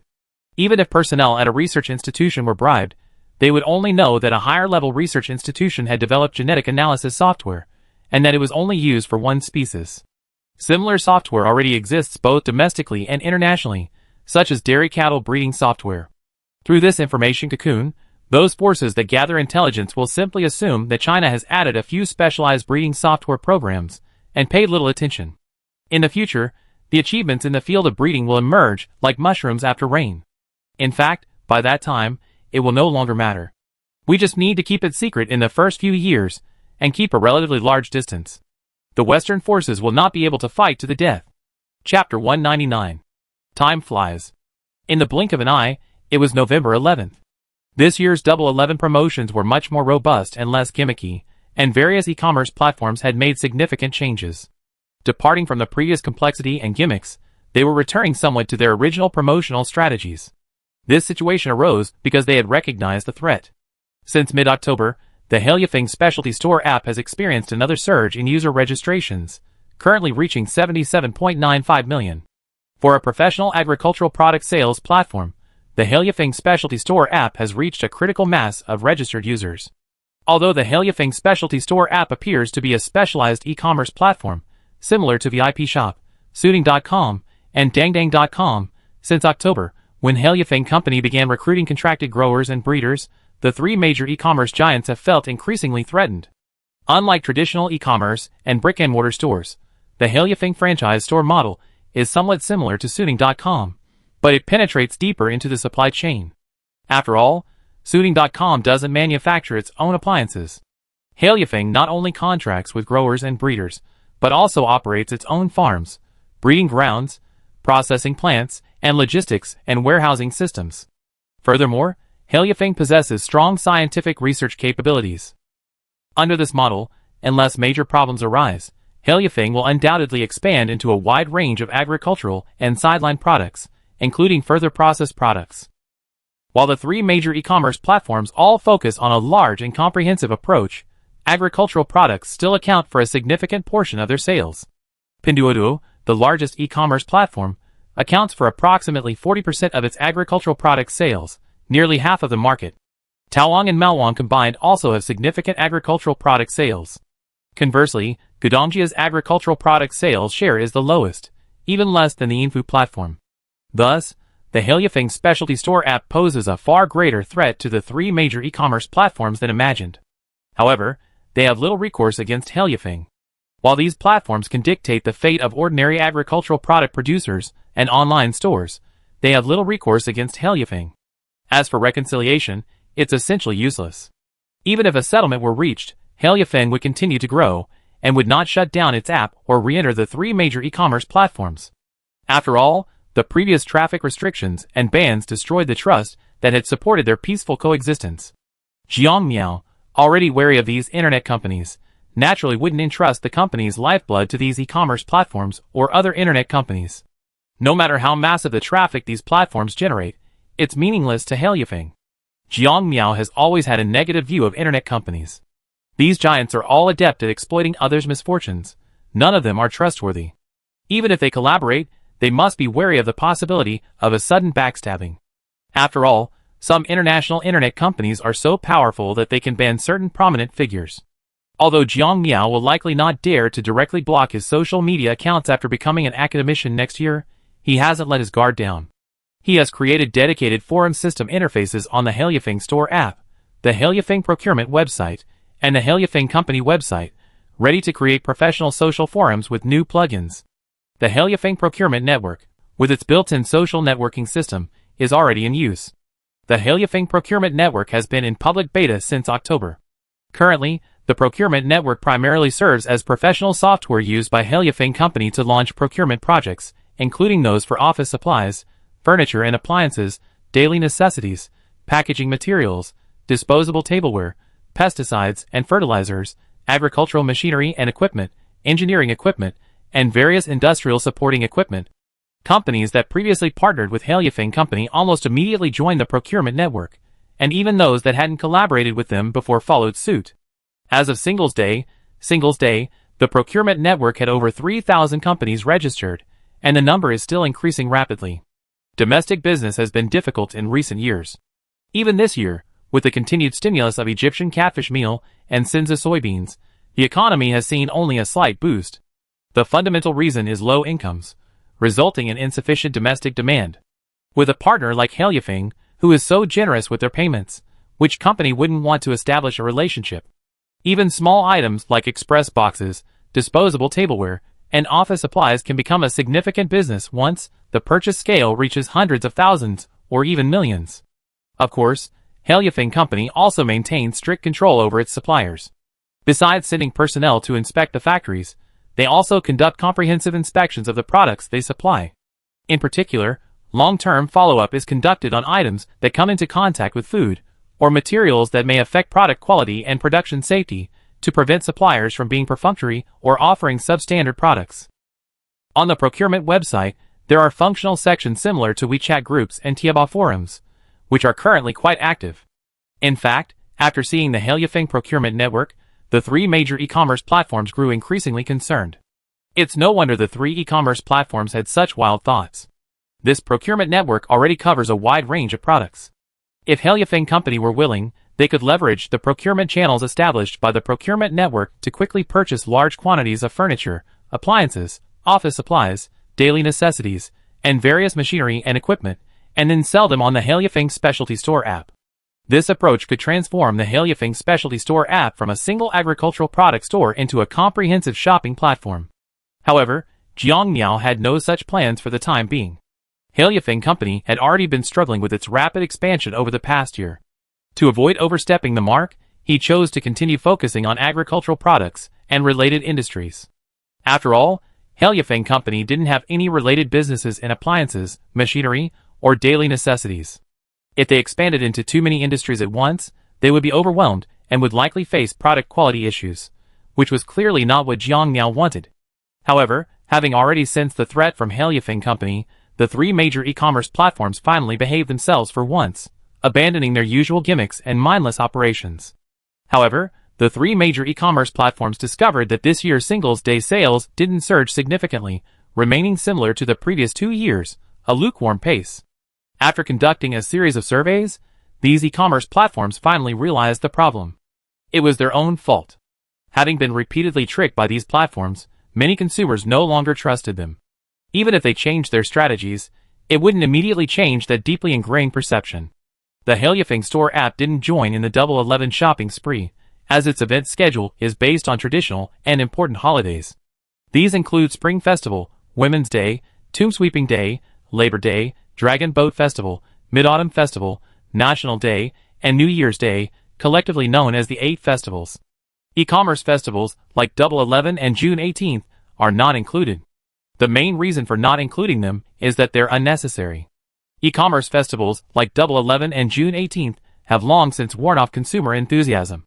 It's better to focus on traditional festivals. The day after Double 11th, a purchase contract was posted on the Heliafing Procurement website. The newly inherited owner of a Jingdezhen ceramic jar business was bored browsing various online documents. Faced with the over 100 employees starving for food, he was momentarily overwhelmed. He took a sip of coffee to refresh himself and resumed browsing when he saw a pop-up message on the Heliafing Procurement website, which he had previously downloaded. He casually opened the Heliafing Procurement Network, and his previously somewhat nonchalant gaze was suddenly captivated. Purchase item: special ceramic tank liners. After reading the requirements, he quickly made a phone call. "Hello, old Huang, you and Dafeng, come to my office." "Office? I'll be right there." 10 minutes later. Old Huang hurried over, along with a middle-aged man wearing glasses, knocked on the door and entered. Old Huang asked curiously, "Boss, what's going on?" "You and Dafeng, take a look at these specifications, and see if our factory can produce them." Old Huang took the newly printed document, and Dafeng joined him. They examined it for 7 or 8 minutes. Dafeng raised his glasses and said, "Boss, if there are no other requirements, we can meet these specifications. Although we don't have the technology to produce electrical ceramics, their requirements are not high. Ordinary ceramics will meet their needs." "I agree with Dafeng, but boss, why are you producing this?" Old Huang expressed his doubts. Tan Gaoming explained, "I just saw that Hailifeng Company is bidding for 5,000 ceramic liners with good insulation. The product specifications you see are the specifications for those ceramic liners." Old Huang patted the documents in his hand. "This is a cubic cylinder, requiring a special mold. With a volume of 1 cubic meter, if we produce 5,000, the cost will be around 200 to 300 yuan each." "Old Huang, Dafeng, you're familiar with the company's situation. We need to win this contract. Make samples as soon as possible, and make several different samples. Hailifeng Company is purchasing so many ceramic liners, they might be using them for fermenting foods or something like that. You need to take that into consideration." Hearing this, Old Huang nodded. "No problem. I have someone make samples right away. We have samples ready in about a week." "Okay, I leave it to you." "Leave it to us," Dafeng replied. After discussing sample production with the two technicians, Tan Gaoming submitted a preliminary bid through the Hailifeng procurement network. He then contacted the procurement network's dedicated customer service staff to confirm the sample status and follow-up arrangements.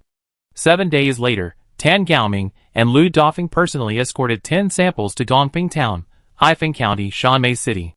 The dairy farm in Dongping Town is located deep in the western mountainous region.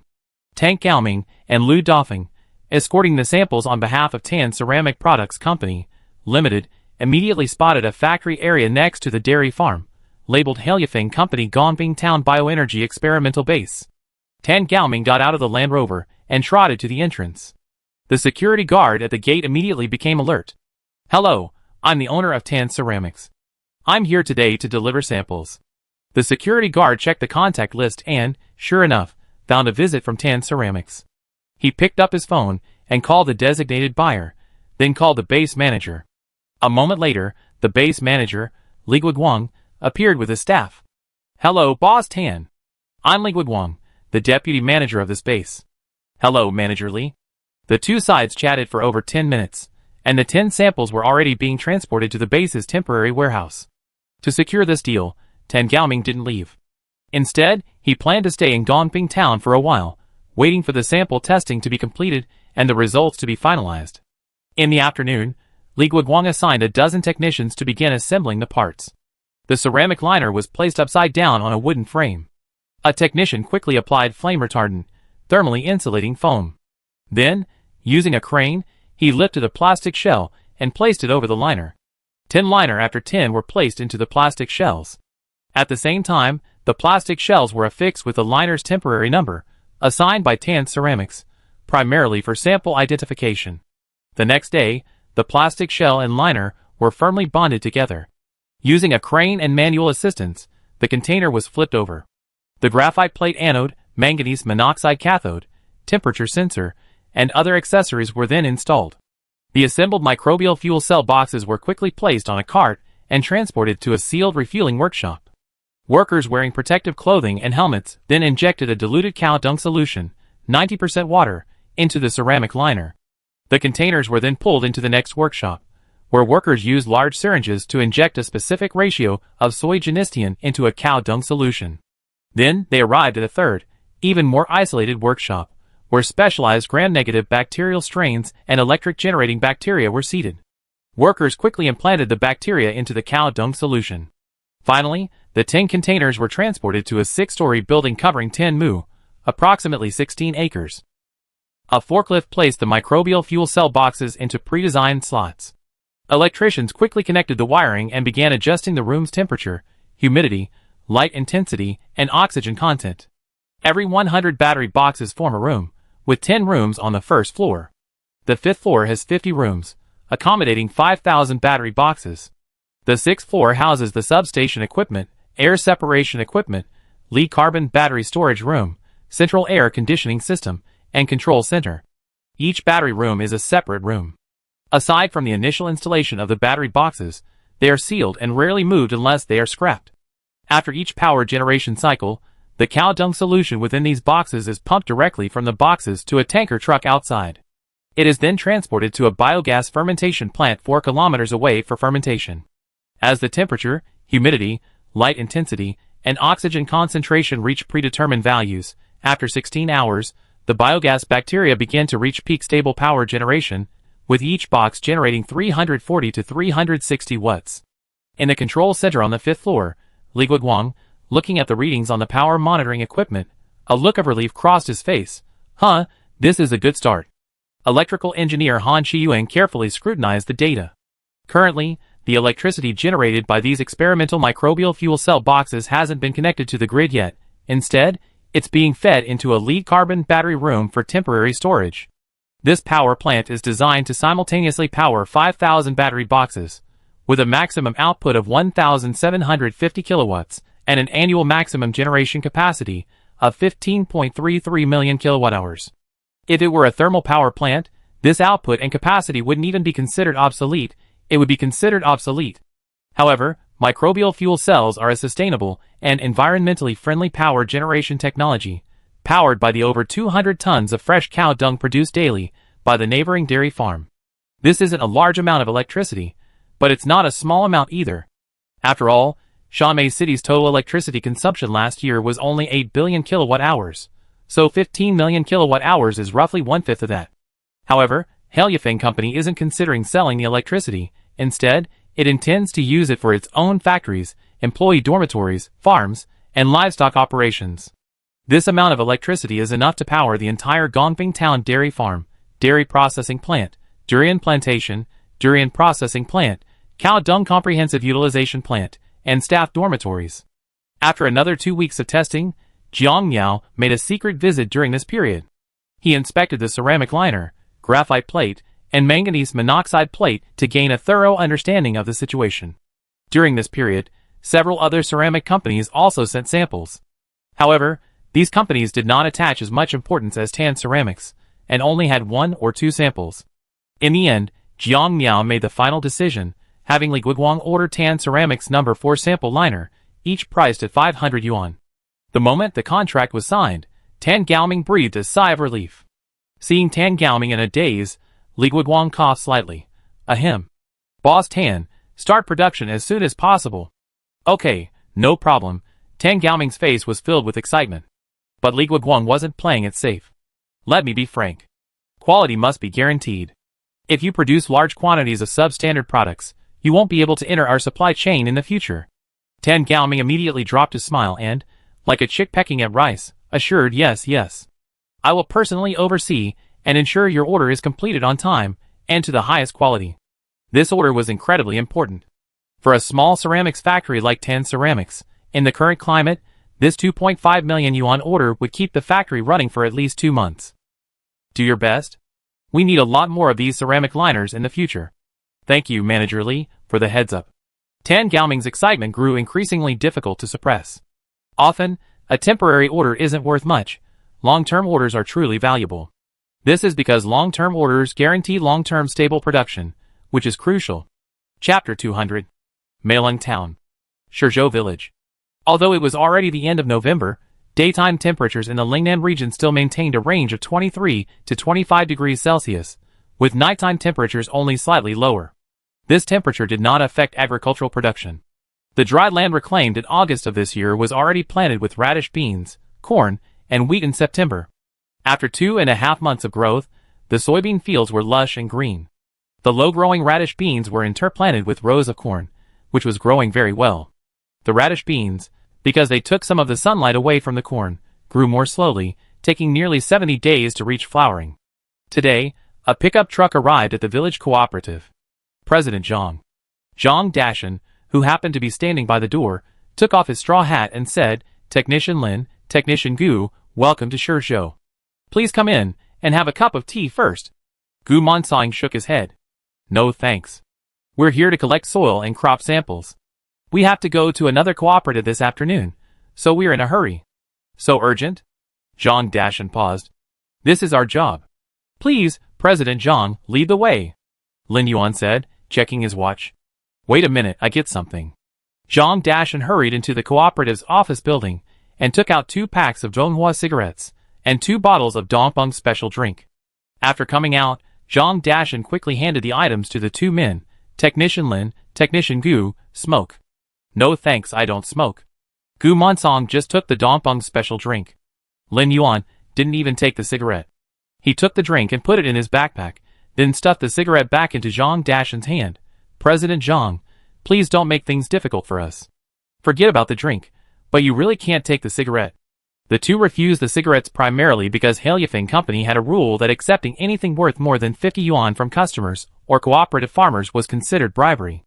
With their monthly incomes exceeding tens of thousands of yuan, there was no point risking the law for a pack of cigarettes. If someone filmed their actions and posted them online, or reported them to Hailifeng Company's supervisory department, it would be a disaster. Zhang Dashan reluctantly took back the cigarettes and said awkwardly, Your company is too strict. A little stricter is better. It's better for everyone. Gu Mansang shook his head again. He had previously worked as a technician in an agricultural and rural bureau elsewhere, and had seen too many things to be surprising. It was because he couldn't adapt that he abandoned his civil service job and came to Hailifeng Company to work as an agricultural technician. The 3 chatted as they headed towards the nearby farmland. Since the Shizhou Cooperative and Hailifeng Company's Agricultural Cooperative Division were collaborating under a collective cooperative contract, they were considered one household. The cooperative primarily supplied vegetables. The entire collaboration supplies 3 types of vegetables: broccoli, green peppers, and eggplant. Gu Mansang and Lin Yuan came to collect samples of the green peppers and broccoli, as well as soil samples from their farmland. After walking for over 20 minutes, they arrived at the broccoli fields. A total of 200 mu, approximately 16 acres, of broccoli was planted, but the broccoli was planted between the soybeans. However, in these renovated fields, the broccoli, green peppers, and eggplant were not isolated plots, but interspersed. This arrangement was primarily intended to increase biodiversity in the farmland, effectively reducing pests and diseases. Gu Mansang looked at the first broccoli planted. The buds had already swelled to the size of 2 fists. He estimated that harvesting would begin in a dozen days. He squatted down, took out a test tube and a sampler, and began taking samples. Lin Yuan looked around. President Zhang, the first batch of broccoli should be ready for harvest in about 10 days. How many are there? About 20 acres, Zhang Dashan replied with a smile. We plan to start harvesting on the 6th of next month. Have you submitted the report? Yes, your company has approved it. Then I probably have to come back on the 6th. Zhang Dashan said, somewhat uncomfortably, your company is too strict. We haven't violated any regulations. You don't need to come in every few days to check. Just because you haven't violated any regulations doesn't mean others haven't. The company can't afford to take the risk. Li Yuan didn't believe everyone would be so honest. The company was doing this to create a high-pressure atmosphere, deterring anyone from acting rashly. If someone still managed to violate regulations under such high-pressure control, they should have been kicked out of the supply chain sooner rather than later. Hee. Zhang Dashan chuckled dryly.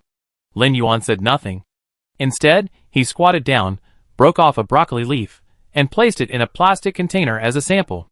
He wrote the date, location, and cooperative name on the container. The broccoli was growing very well, with virtually no insect holes, yellowing leaves, black spots, or rot. The Hailifeng Company sent agricultural technicians to provide specialized guidance on the use of pesticides and fertilizers, as well as the initial secondary soil improvement. Lin Yuan stood up and said, judging from the size of the flower heads, the yield per mu is estimated to be around 2,400 kilograms. Gu Mansang, who had also collected a soil sample, labeled the test tube and placed it in a special test tube container. He then stood up and brushed the sand off his hands. At that moment, a small truck drove past the cement road near the fields. Suddenly it stopped. The window rolled down, and a bald, middle-aged man looked at Zhang Dashan, wearing a straw hat. Brother, are you selling broccoli? Zhang Dashan turned and asked with a smile, how much is a pound? The bald man jumped out of the truck and said, 80 cents, with 2 leaves. Ha ha, no, Zhang Dashan refused without a second thought. Huh? The bald man's words were caught in his throat. Then, with a sly look on his face, he pulled out a cigarette and handed it over. Brother, 80 cents is the highest in the area. Others charge 60 or 70 cents. I'm only giving you 80 cents because your broccoli is better. Our broccoli has already been ordered by a customer, John Dashan said, taking the cigarette with a playful smile. The bald man cursed the old man inwardly for making fun of him and wasting his cigarette, but he still tentatively asked, "How much are you selling it for?" John Dashan smiled and lit up a Furlong King cigarette, taking a puff. A little over 80 cents. That's all I can do, old man. If you need broccoli or other vegetables next time, give me a call. With that, the bald man slipped a business card over. Haha, I consider it. John Dashan put the card away. After waiting for the bald man to drive away in his pickup truck, Lin Yuan, who was not far from John Dashan, came over with a smile. President Zhang, are you really planning to sell this broccoli secretly? How could that be possible? I'm just old, not stupid. I was just asking about the market and trying to get a cigarette, John Dashan replied ambiguously. Lin Yuan smiled but said nothing. He knew John Dashan's ulterior motive, but he wasn't worried about him going back on his word. For one thing, there was a penalty for breach of contract, and for another, Heliafeng's purchase price was extremely high, 3.6 yuan per kilogram, or 1.8 yuan per caddy. No vegetable vendor would be willing to accept this price in the near future. Perhaps they would wait until the market improves. During favorable market conditions, the farm gate price for broccoli can reach 4 or 5 yuan per caddy, or even 7 or 8 yuan per caddy, but such conditions are rare. Most of the time, the price of broccoli stays below 2 yuan per caddy, sometimes even dropping to just a few cents. For example, recently, the farm gate price was 60 or 70 cents per caddy. However, the retail price hasn't dropped much, generally remaining around 6 yuan per caddy. Heliafeng plans to standardize the retail price at 3 yuan per caddy. After deducting operating costs, this will yield a profit of around 50 or 60 cents per caddy, focusing on low profits but quick turnover. Of course, these prices are limited to areas near the production area, such as eastern Guangdong and the Pearl River Delta. Other regions will have to wait for Heliafeng's expansion to reach these areas before they can enjoy these prices. Many fruits and vegetables are highly demanding on logistics and transportation distances. If the distance is too long and the transportation time is too long, costs will skyrocket. Heliafeng has signed agreements with 50 local vegetable growers, all of which are rural cooperatives. Each cooperative typically cultivates around 500 to 1,000 mu, approximately 1,000 acres, with some even covering over 1,000 mu, approximately 1,000 acres. As a result, many vegetable vendors have recently found themselves unable to place orders for vegetables. This is actually quite normal. Vegetable vendors don't have any advantages, especially when faced with Heliafeng's direct-from-the-source sales model. Aside from resorting to underhanded tactics, they can't defeat Heliafeng through other normal means. Essentially, the profits reaped by Heliafeng's agricultural cooperative division are the profits of middlemen. By cutting out the middlemen, farmers profit significantly, consumers enjoy affordable and high-quality fruits and vegetables, and the company also profits. The groups affected are the middlemen and the vegetable stalls in the market. In fact, this practice isn't limited to Heliafeng alone. For example, several e-commerce and food delivery platforms are quietly developing direct retail sales of agricultural products. Those low-priced fruits and vegetables are being sold through these channels. However, compared to Heliafeng's strategy, e-commerce platforms have chosen a one-size-fits-all approach, leveraging their scale to lower purchase prices, while leveraging online channels and various discounts to continuously attract consumers. However, the e-commerce platform strategy is bound to prevent farmers from benefiting significantly, and may even allow them to manipulate them. Compared to the fragmented middlemen, platforms are far larger. Once they establish a monopoly, it becomes difficult to escape their control. This trend is largely due to the self-destructive actions of vegetable market vendors. Short waiting, inflated prices, and mismatched goods are commonplace at vegetable markets, leading many people to avoid buying there. Sometimes, they would rather go to the supermarket than be ripped off at the market. Internet companies, recognizing this weakness, are aiming to replace the market. Many people might think those internet giants are just daydreaming, believing that wet markets still have a vast customer base and are difficult to replace. However, many fail to recognize the significant age gap between those who shop online and those who go to wet markets.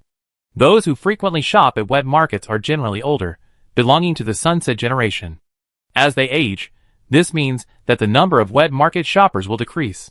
For the younger generation, those in their 30s and 40s, who have been exposed to online shopping for over a decade, their preference for online shopping will not diminish, and may even intensify. Just as televisions will soon become a marginalized appliance, web markets will also become a marginalized industry in the future because the consumer base that supports them is disappearing. As this consumer base shrinks, web markets will inevitably decline. There's no way around it. The web market industry has long been eroded by the tide of the times, eradicated by various forces. On the one hand, rents for stalls in vegetable markets are rising. For example, in Shanghai district, where Jiang Miao lives, a stall of 2 or 3 square meters can cost tens of thousands of yuan a year. In some popular markets, the price tag can reach tens of thousands. These high rents eat up a significant portion of vendors' profits. On the other hand, vegetable markets are utterly chaotic, with vendors essentially offering money but not care. Consumers who are ripped off by some vendors often simply leave the situation unresolved. This situation exacerbates consumer negative sentiment toward vendors. Many people, having been ripped off once or twice, are unlikely to repeat the same mistake, leading to a steady loss of customers. If it weren't for online shopping, perhaps vegetable markets could still rely on their monopoly position to force consumers to accept the situation. However, with the rise of online shopping, the monopoly of vegetable markets has been severely impacted. On the one hand, they continue to exploit consumers. On the other, they face the market dominance of online shopping. This is like a constant loss of revenue, with no new supply, leading to a gradual decline.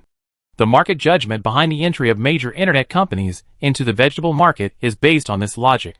Therefore, even if Heliafeng didn't enter the market, the wet market would still be completely taken over by major internet companies.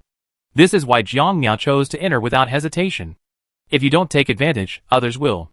If Jiang Miao doesn't take action, the web market will not survive. Chapter 201. Rentian Town, Southern Jiangxi. As November draws to a close, the local navel orange harvest has arrived. The town's navel orange planting area reaches 23,000 mu, making it a significant navel orange producing area. The mobile purchasing team from the Agricultural Cooperative Division of Heliafeng Company, equipped with equipment and key technical personnel, arrived in Rentian Town 3 days ago. The town government had previously allocated them a dedicated vacant plot of land. A small team that previously built scaffolding for rural opera stages in the Shanmei area was directly recruited by the company. They spent 2 days constructing 3 large sheds on this approximately 3 mu vacant plot of land. Adding a dozen RVs, they formed a temporary factory and living quarters. Of the 23,000 mu of navel oranges in Rentian Town, 15,000 mu are contracted by the company. As for why they didn't contract in the core navel orange producing areas of southern Jiangxi, it's mainly because many of the navel orange plantations in these areas are already contracted, leaving the Agricultural Cooperative Division with no other options. A 50 mu navel orange plantation in Rentian Town. Plantation owner Li Jinsheng and his family were feeling extremely anxious. His navel oranges were the most mature, and therefore among the first to be purchased. Early this morning, a mobile quality inspection vehicle, specifically responsible for testing, had already arrived near his navel orange plantation. 5 quality inspectors, armed with various instruments, were sampling the soil, leaves, weeds, and fruit. Over 2 hours later, the quality inspection team leader handed a brief inspection report to the harvesting team leader.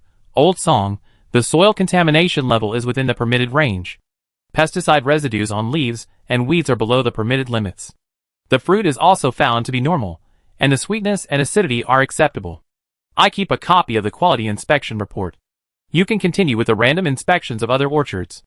Old Song took the approved quality inspection report and stuffed it into his messenger bag. I understand, the quality inspection team leader nodded.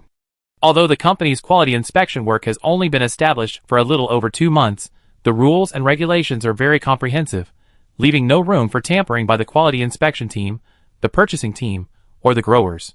The random inspections at the navel orange orchards are called initial inspections, which only test those key items that can be quickly tested. These samples will then be quickly sent to the Gan and Branches Testing Center for a secondary inspection. This second inspection will be more accurate and in-depth, and will also address some areas not covered in the initial inspection. Even with this alone, there are still some loopholes. Thus, a third inspection was established. The testing center responsible for this third inspection is not a subsidiary of the Agricultural Cooperative Division, but is jointly managed by the physical, e-commerce, and sales divisions. The third inspection focuses on products currently on sale. This means spot checks are conducted directly across stores and warehouses. If any issues are found, they are dispatched directly to the production site, without requiring the initial or secondary inspection staff to conduct re-inspections. With 3 inspections conducted by 3 different testing agencies, if something can still pass muster, it's a serious problem. Such rigorous testing ensures that products are free of pesticide residues, contamination, and disease issues. In fact, in addition to the 3 inspections conducted near the time agricultural products are released, random inspections of various items are also conducted during the growing season. This has significantly reduced the incidence of illegal pesticide and chemical use during the growing process.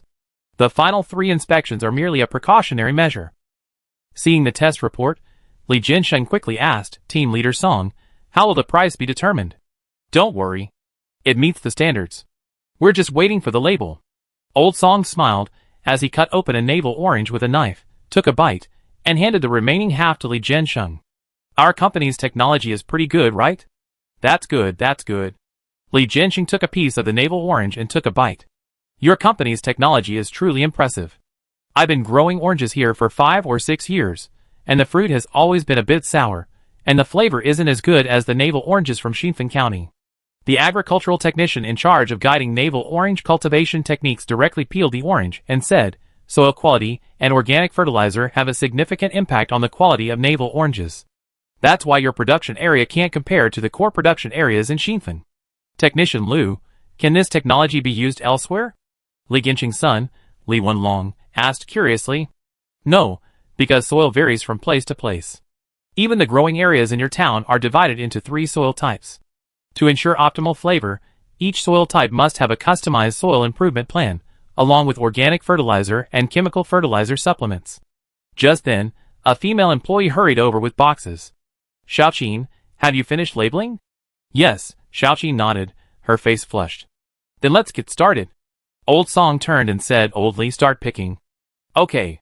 Li Jiansheng, already impatient, looked at the elderly men and women sitting near the fruit trees and shouted, "Everyone, start picking." Thanks to prior training, the elderly men and women in these villages only picked fruit that met the standards. Fruits with variegated skin, too large, too small, too light, or with wormholes were rejected. Soon, Li Wenlong pulled up the first batch of standard navel oranges on a tricycle and loaded them into a makeshift sorting machine on the roadside.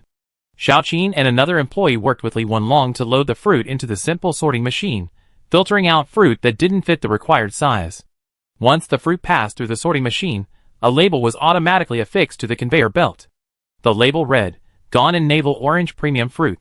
Produced by Helyafeng Agricultural Technology Company, Contracted Grower, number 200853, Growing Area, Harvesting Time, Sweetness, Acidity, Initial Inspection detected no pesticide residues, Fruit number 200853-0000001. This labeling facilitates traceability and prevents non-contracted growers from mixing in fruit through their connections with contracted growers. Li Jiansheng's navel orange orchard covers 50 mu, approximately 1.5 acres. After subtracting some new trees, 40 mu, approximately 1.5 acres, remain. After removing substandard fruit, the yield per mu is approximately 2,200 gene, approximately 1.5 caddies, of navel oranges, meaning the orchard produces approximately 88,000 gene, approximately 1.5 caddies, of navel oranges. The labeling Lao Song mentioned earlier is based on this yield estimate. Every navel orange must be labeled, so the number of labels is calculated in advance. This creates enormous profits. The Helyafeng company's purchase price is 3 yuan per gene, approximately 1.5 kilograms. In previous years, navel oranges around Rentian town only fetch 1 or 2 yuan per gene, approximately 1.5 kilograms. Only the best orchards in the core navel orange production area of southern Jiangxi could command a farm gate price of 3 yuan per gene, approximately 1.5 kilograms. This price difference can generate significant profits. Although the company has already contracted 15,000 mu, approximately 1.5 acres, of navel orange orchards in Rentian town, excluding some new orchards, there are still approximately 5,000 mu, approximately 1.5 acres, of existing orchards that are not covered by the contract. These orchards not covered by the contract were either previously leased, operated by e-commerce companies, or simply waiting for a higher price. With a price difference of just over 1 yuan, it's entirely possible someone would take a risk. Thus, the company implemented labeling, giving each fruit its own identity. This label also includes a QR code. After being delivered to the town's temporary purchasing center, it undergoes another round of sorting, which uses a specialized QR code reader system, making counterfeiting impossible. As each fruit was labeled, Li Wenlong quickly loaded baskets of fruit onto his tricycle. Once full, he quickly drove it to the town's temporary purchasing center. The navel oranges grown throughout Rentian town are primarily Newhall oranges, the predominant variety cultivated in southern Jiangxi. They typically mature and reach market in early November. The harvest can continue for 3 to 4 months, but for quality reasons, a 2.5-month period is generally the limit. With 15,000 mu of navel oranges, an average of about 200 mu are harvested daily. For the next 2.5 months, the purchasing team will be stationed in Rentian town. Li Gensheng's family only has 5 workers. To ensure he finishes the harvest today, he has to hire people from the village to do the picking. These people all grow navel oranges at home. They come to Li's garden today to pick, earning a little money, but they have to pay others to do the picking again in a few days. Around 4:30 p.m., Li Gensheng and his son, Li Wenlong, arrived at the temporary purchasing center near the town with the last 2 carts of navel oranges. Captain John, these are the last 2 carts. John Kaiwen, who was talking to another grower, called out, Xiaoshan, take them. Okay. After a while, John Kaiwen finalized the deal and paid Li Gensheng. The total is 88,719 kilograms, 150,000 jin, with 3,687 kilograms, 150,000 jin of fruit substandard. The actual collection is 85,030 kilograms, 150,000 jin. You take the substandard fruit back yourselves. The total payment is 255,090 yuan. Here's the commercial bill. Go to the finance office next door to collect the payment. Taking the commercial bill, Li Gensheng was a little confused. Captain John, can I just go and collect the payment for this bill? Okay, take the payment, and then come back to collect the substandard fruit. John Kaiwen said casually, then went to meet another grower. Okay. Father and son hurried to the finance office next door. They soon received a bank transfer notification. Then they hauled over 3,000 kilograms, 150,000 jin, of fruit that was of poor quality or had lost water. As soon as they left the purchasing center, they were stopped. A middle-aged man in a baseball cap whispered, Brother, are these oranges the inferior ones we picked out? Yes. Do you want them? Li Gensheng was just thinking about what to do with the inferior oranges. He turned, picked up a fruit, cut it open, and offered the baseball cap a piece. They're all good, just a little bit gritty. The baseball cap took a bite, and found it delicious, comparable to the navel oranges from the core production area of Gannan. He then said, I take them for $1. Li Wenlong shook his head. $1? That's not right. $1.02? These are inferior oranges, after all. The baseball cap gritted his teeth and offered a new price. Li Wenlong didn't believe this was the other party's bottom price. It's just a little flaw. At least $1.50. Brother, I can't make any money at $1.50. Let's each compromise. How about $1.30? After a brief whisper, the father and son agreed to the price. After receiving the cap carrying over 3,000 kilograms of inferior oranges, Li Gensheng and his son's car drove to a private house in town and unloaded the oranges in the yard. Having earned over 5,000 yuan, Li Gensheng decided to go to the market to buy some meat and vegetables for a good meal tonight. The temporary purchasing center, which had collected nearly 450,000 kilograms of navel oranges today, had already arranged for its own dedicated trucks to quickly ship these oranges to the Pearl River Delta, Yangtze River Delta, and Beijing. As for Gan Province itself, aside from a few specialty stores in the north, no other specialty stores were stocking the oranges. After all, this was the production area, and the competition was fierce. It should be noted that the Hailifeng company's listing price was 5 yuan per kilogram. This price was neither high nor low in the market, but if one only considered fruit of the same quality, the price was actually much lower. Currently, in addition to the specialty stores in Gan Province, a total of 279 other specialty stores were already operating, with each store receiving over 1,600 kilograms of navel oranges. Since the Hailifeng specialty store has an app for online users, those who choose to place orders nearby don't have to pay for delivery fees. The nearby store will deliver directly to them within the city. The next day, early in the morning, just as dawn broke, Magic City, Baoshan District. The Baoshan branch of the Hailifeng specialty store has been open for over a month. Today, a delivery truck from a nearby warehouse has arrived with its supplies. 4 store employees and 2 drivers quickly unloaded the goods from the truck, including a large pile of pre-packaged internal deliveries. So many navel oranges? Store manager Yi Linlin saw the 20-kilogram baskets of navel oranges in the truck. The driver unloaded a basket and said, "Your store has another batch, which will be delivered this evening. How long will it take to sell these?" Yi Linlin said, a headache etched on her face. The driver ignored the question and simply smiled, saying, "They're all good fruit. Many of these deliveries are navel oranges. Arrange the delivery as soon as possible. From now on, we have over 1,000 kilograms of navel oranges every day." I'm speechless. Okay. Yi Linlin's headache deepened. When will the head office open a second branch in Baoshan? This isn't going to work. The deputy store manager consoled her. Hold on. Organize more promotions. By the time the other stores open, there won't be so many. Just then, a few elderly women passing by on their way to exercise passed by. One of them asked, "How much are your navel oranges per kilogram?" Yi Linlin quickly turned around and said, "Auntie, these gone-in navel oranges are 5 yuan per kilogram. They were just picked from the farm yesterday. I cut one for you to try." She pulled a knife from her work clothes pocket, cut through the packaging, took out a navel orange, and cut it open in a nearby plastic basket. Several elderly women each took a small piece and took a bite. "Huh? This orange tastes good. Sour and sweet, with a very strong orange flavor. It's been ages since I had oranges this good. Little girl, can you give me a discount?" Yi Linlin smiled and replied, "Auntie, our company has a fixed price, but if you buy 10 kilograms, we can give you a 10% discount. Weigh 10 kilograms for me. I want 10 kilograms too." With this single order, she sold 60 kilograms. Yi Linlin felt that these navel oranges weren't that difficult to sell. Another clerk drove a small van, delivering over 150 oranges to designated customers, all in Baoshan district. However, compared to the Baoshan branch, the branches located in more prosperous areas are experiencing even better sales. The Jing'an, Pudong, Huangpu, Chengning, and Suhui branches were flooded with customers as soon as they opened. Inside the Huangpu branch. Navel oranges? Does your company also grow navel oranges? A middle-aged man familiar with the Hailifeng company asked, holding up a large bag of packaged navel oranges. Store manager Lu Xingyi smiled and replied, "They're grown by our partner growers. These are grown under our guidance and strict management." "So cheap? Can you guarantee the quality?"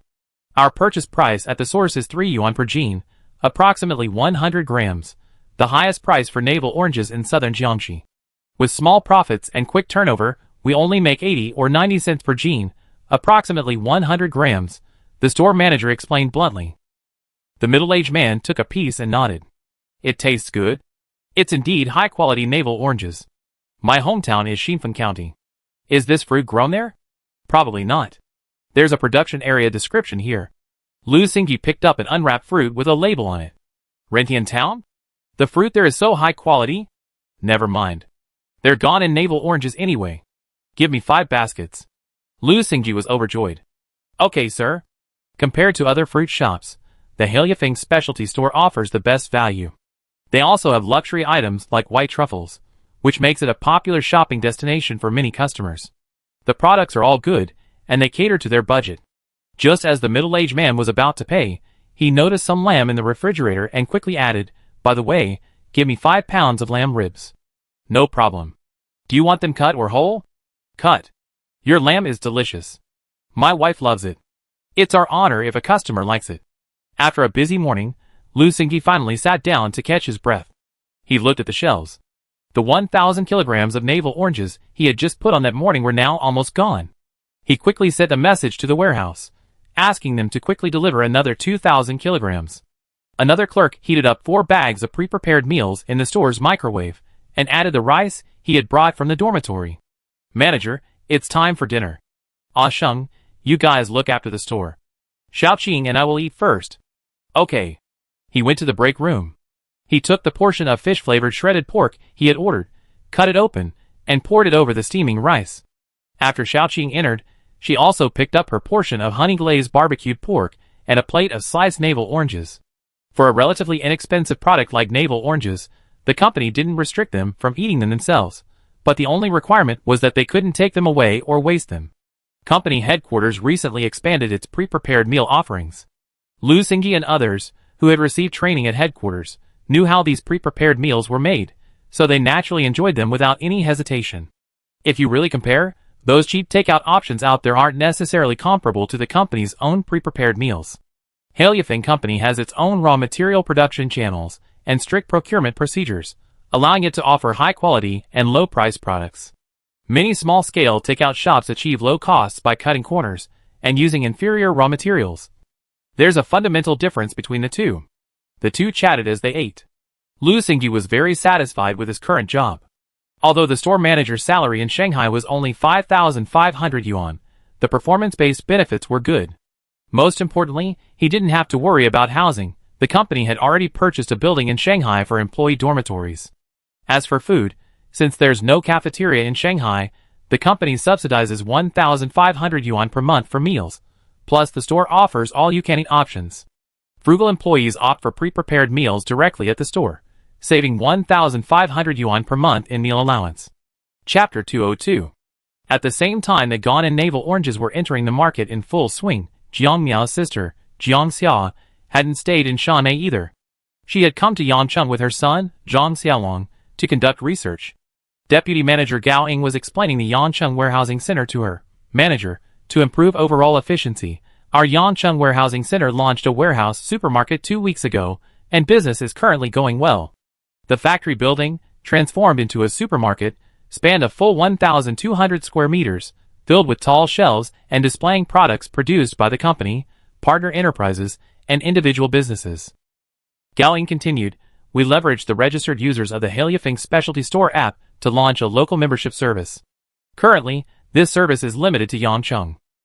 Zhang Xiaolong, forced to come here to work by his mother, could only grit his teeth and take notes of the conversation. His handwriting speed had increased several times over these days.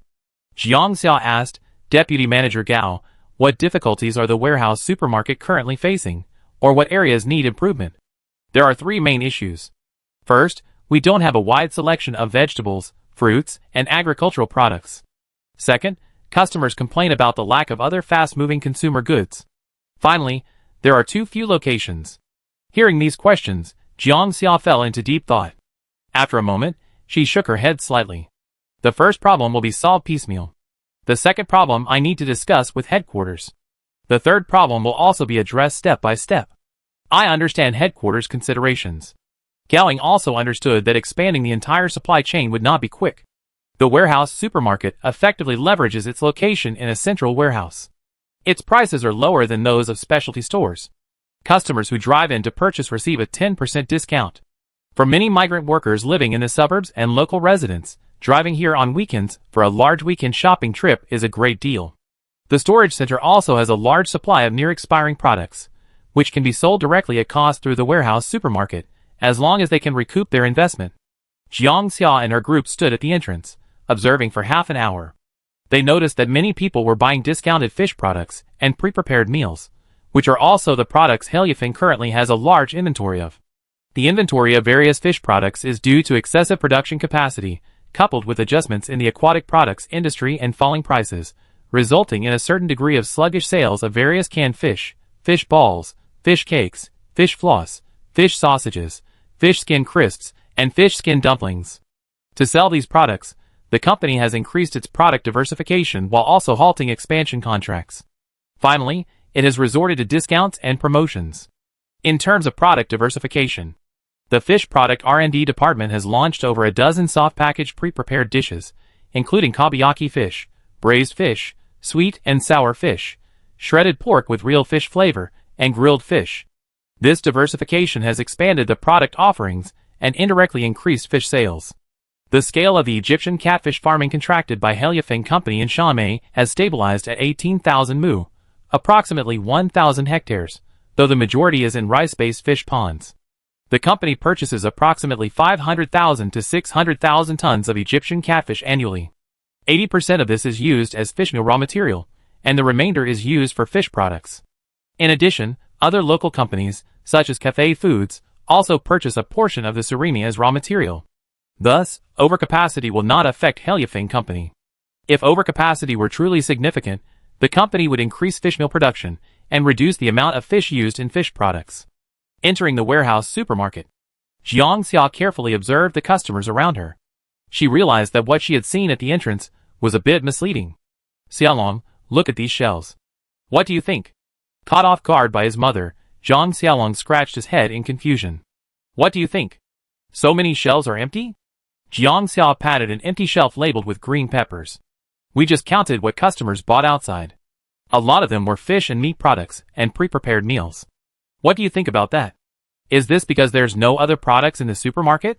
Zhang Xiaolong replied belatedly, staring at the empty shelves. Jiang Xia nodded. We were misled by the signs at the entrance.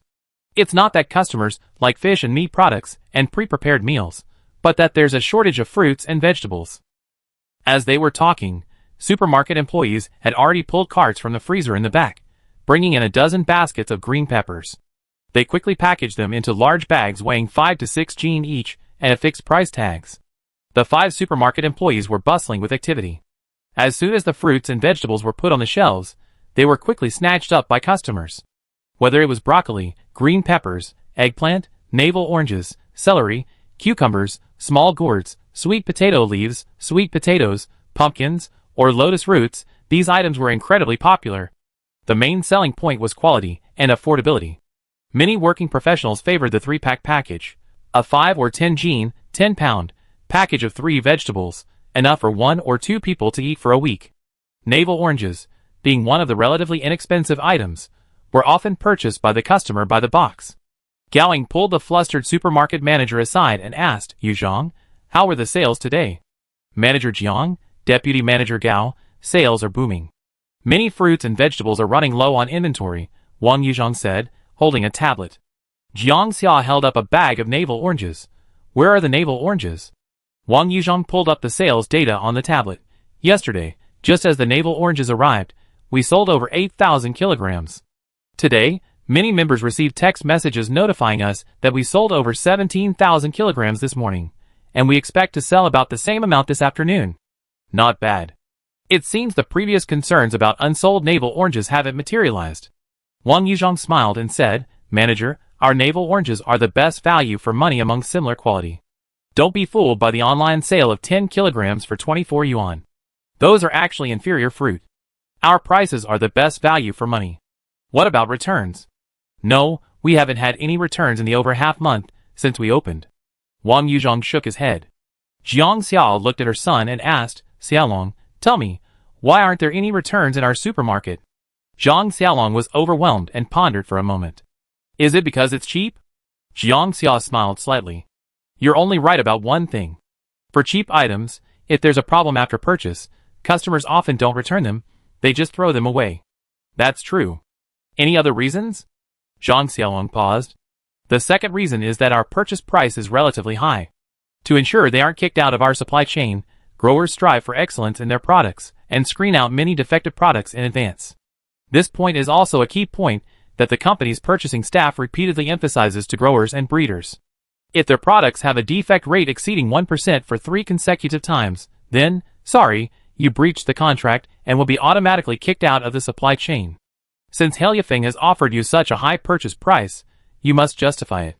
Under these circumstances, farmers and growers simply don't dare to use substandard products. Instead, they conduct multiple rounds of self-screening, eliminating even the slightest flaw in their products, all to stay within Heliafeng's supply chain. We strive for excellence at the source, undergo a second round of screening by purchasing staff, and a third round of screening by warehouses, supermarkets, and specialty stores.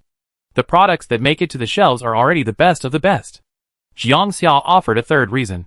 The third reason is that we built our own logistics system, eliminating the issue of rough transportation. This significantly reduces the number of defective products caused by logistics. Gao Ying and Wang Yuzhang nodded. Fourthly, the company offers good employee benefits, and product sales are crucial to supermarket employee performance, so employees won't be perfunctory. Don't underestimate the issues with shelf salespeople.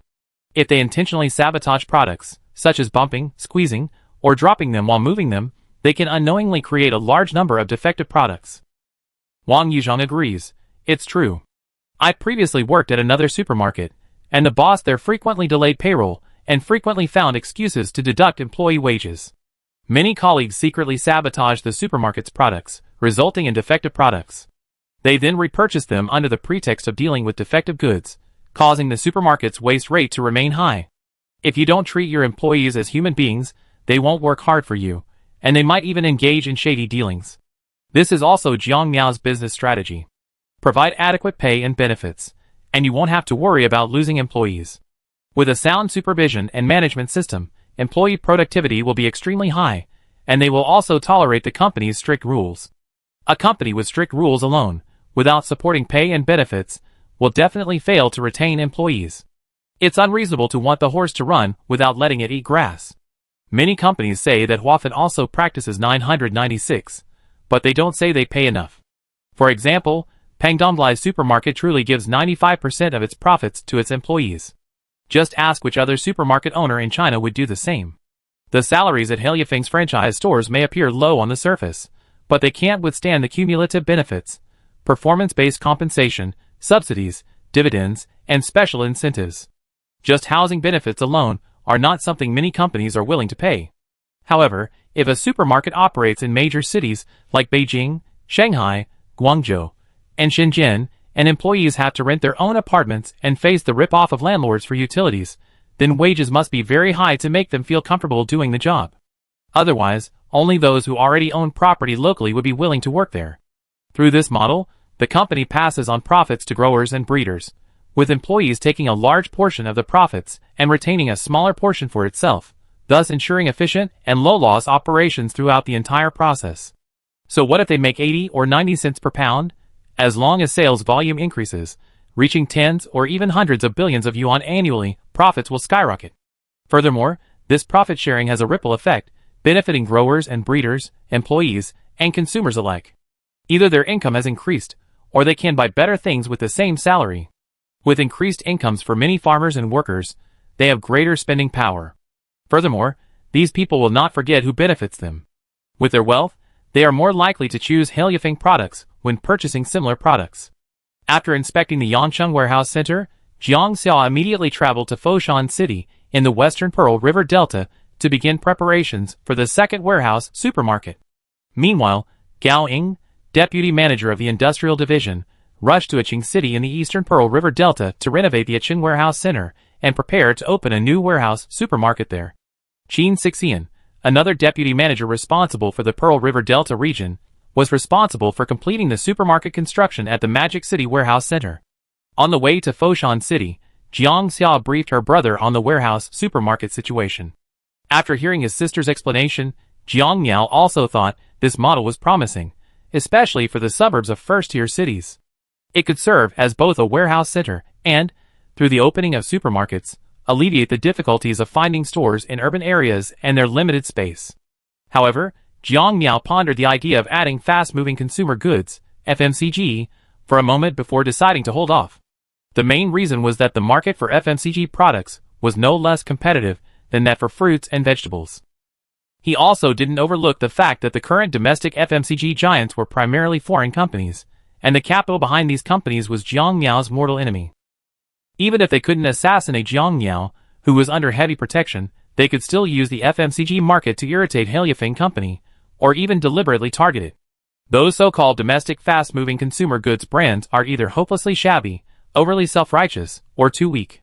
This includes beverage and dairy companies, each of which is plagued by numerous problems. Jiang Miao worries that collaborating with them could backfire. Rather than increasing the risk of uncertainty, it's better to proceed step by step with the company's own brands. For example, with the proliferation of Heliafeng franchise stores, sales of various products are booming.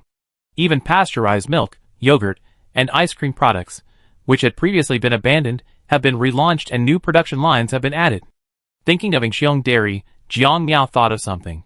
In fact, expanding product categories doesn't necessarily require building a factory directly. Acquiring other companies can also acquire brands, factories, production lines, and skilled workers. Jiang Miao chatted with his sister for a while before hanging up. Since Jiang Haiba had been at the Monan branch the previous day, he called in Qin Hanning, head of the Market Research Department, and Yi Meijing, head of the Finance Department, for this matter. As Jiang Miao poured tea, he casually said, "Meijing, I'm planning to apply for a 20 billion yuan loan from banks in Pengcheng, Shanghai, Beijing, and Guangzhou. 20 billion yuan? Yi Meijing wasn't frightened. Hailefeng Company currently had a whopping 9.7 billion yuan on its books. After operating costs, it had nearly 8 billion yuan available. And this amount was increasing at a rate of 2 to 3 billion yuan per month. Is there a problem? Yi Meijing shook her head. No problem. With our company's profitability, borrowing 20 billion yuan is a piece of cake. Then your finance and legal departments will form a temporary working group to borrow money from banks in Beijing, Shanghai, Guangzhou, and Shenzhen. Of course, smaller banks in areas like Imonan and Gannan could also be considered. As long as we have 20 billion yuan, we need to raise the funds. Yi Meijing quickly asked, Boss, what's the reason for our loan? To acquire a factory to enrich the company's product offerings. Okay. Yi Meijing took note of the matter. Jiang Miao looked at Qin Hanming and said slowly, Hanming, I need your department to allocate personnel to investigate struggling FMCG and beverage companies across the country. Boss, you want to acquire FMCG and beverage companies? Do you have any specific requirements? Qin Hanming sat upright. First, the shareholder structure should be simple, not a complex one. Second, the company should be free of serious disputes. Third, it's best to have a certain reputation, but not one that's too negative. Fourth, the production line should be relatively complete. Qin Hanming wrote down these requirements and asked again, Boss, are there any priority industries? Jiang Miao nodded. There are several. One is a textile factory, with wool, cotton, and linen production lines. Another is a paper mill, especially one that produces toilet paper. Sugar factories, instant noodle factories, biscuit factories, potato chip factories, beverage factories, and condiment factories are all good options. There was no other way. He truly didn't trust many domestic companies. If he had to send people to inspect and monitor them every day, he might as well buy a factory and produce everything himself. He planned to produce all the fast-moving consumer goods in the food sector himself. However, for other types of products, such as disposable tableware, pots and pans, and small hardware, there's no need for a self-operated factory. Testing for these items is relatively simple, and since they aren't directly ingested, a team stationed at the factory can suffice.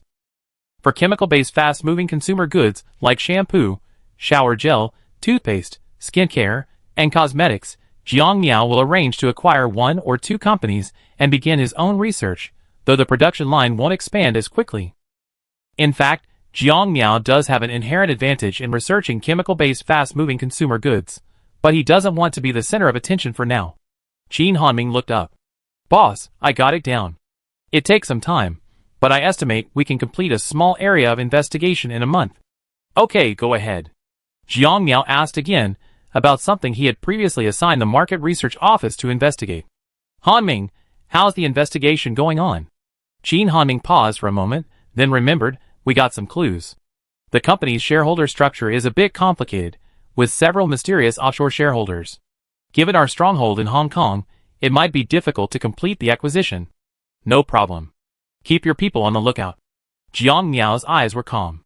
He had his eye on a Hong Kong company that would be of great use to Hailefeng's industrial chain, and it was also a listed company.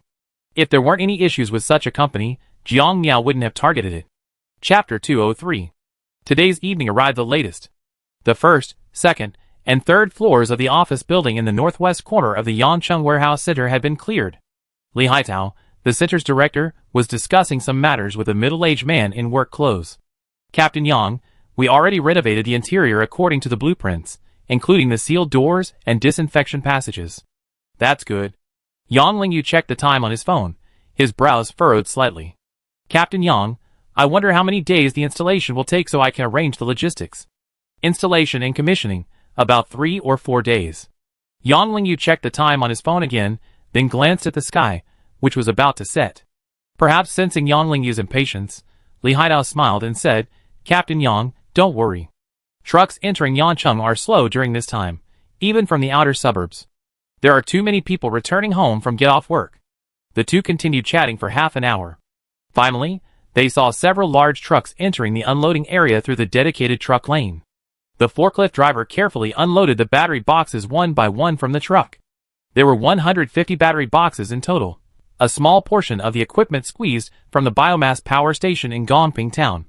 Seeing the equipment arrive, Yang Lingyu quickly led the engineers and technicians from the power engineering team and began using a crane to move the battery boxes one by one to the second floor. The 400 square meter second floor had already been renovated in advance. As each battery box was installed, the power engineers and technicians quickly connected the wiring.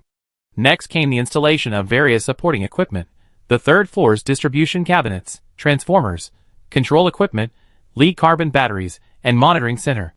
Finally, there was the first floor backup diesel generator room, the waste extraction system, the liquid slag separation system, the liquid return system, the slag disinfection system, and the temporary slag storage room next to the office building. It was already 3 days after the winter solstice when all this was installed. Yang Lingyu and his team, wearing protective gear, accompanied Lao Feng, the storage center's electrician, into the second floor microbial fuel cell room. Lao Feng, you already read the technical manual. From now on, this place will be under your management. You must strictly follow it. If you encounter any confusion or emergencies, don't try to figure it out alone. Call the power office directly. Lao Feng said quickly, I understand. Yang Lingyu immediately instructed, now, follow the manual again. I'll be there to guide you. Huh? Lao Feng took a deep breath. He first checked the oxygen and carbon dioxide concentrations in the room. They were both consistent with normal atmospheric levels. He then went to the battery box he needed to operate, and pulled the power switch to prevent it from being connected to the circuit during operation. He pulled the water pipe from the water circulation system, and poured 0.85 cubic meters of water into the battery box. When the water level reached the mark on the inner tank, he quickly stopped pouring water. The water was all pre-sterilized tap water. Old Feng, somewhat flustered, lowered the pipe and paused to review the next steps. From the storage room on the second floor, he pulled out 5 barrels of nutrient powder, each weighing a standard 20 kilograms.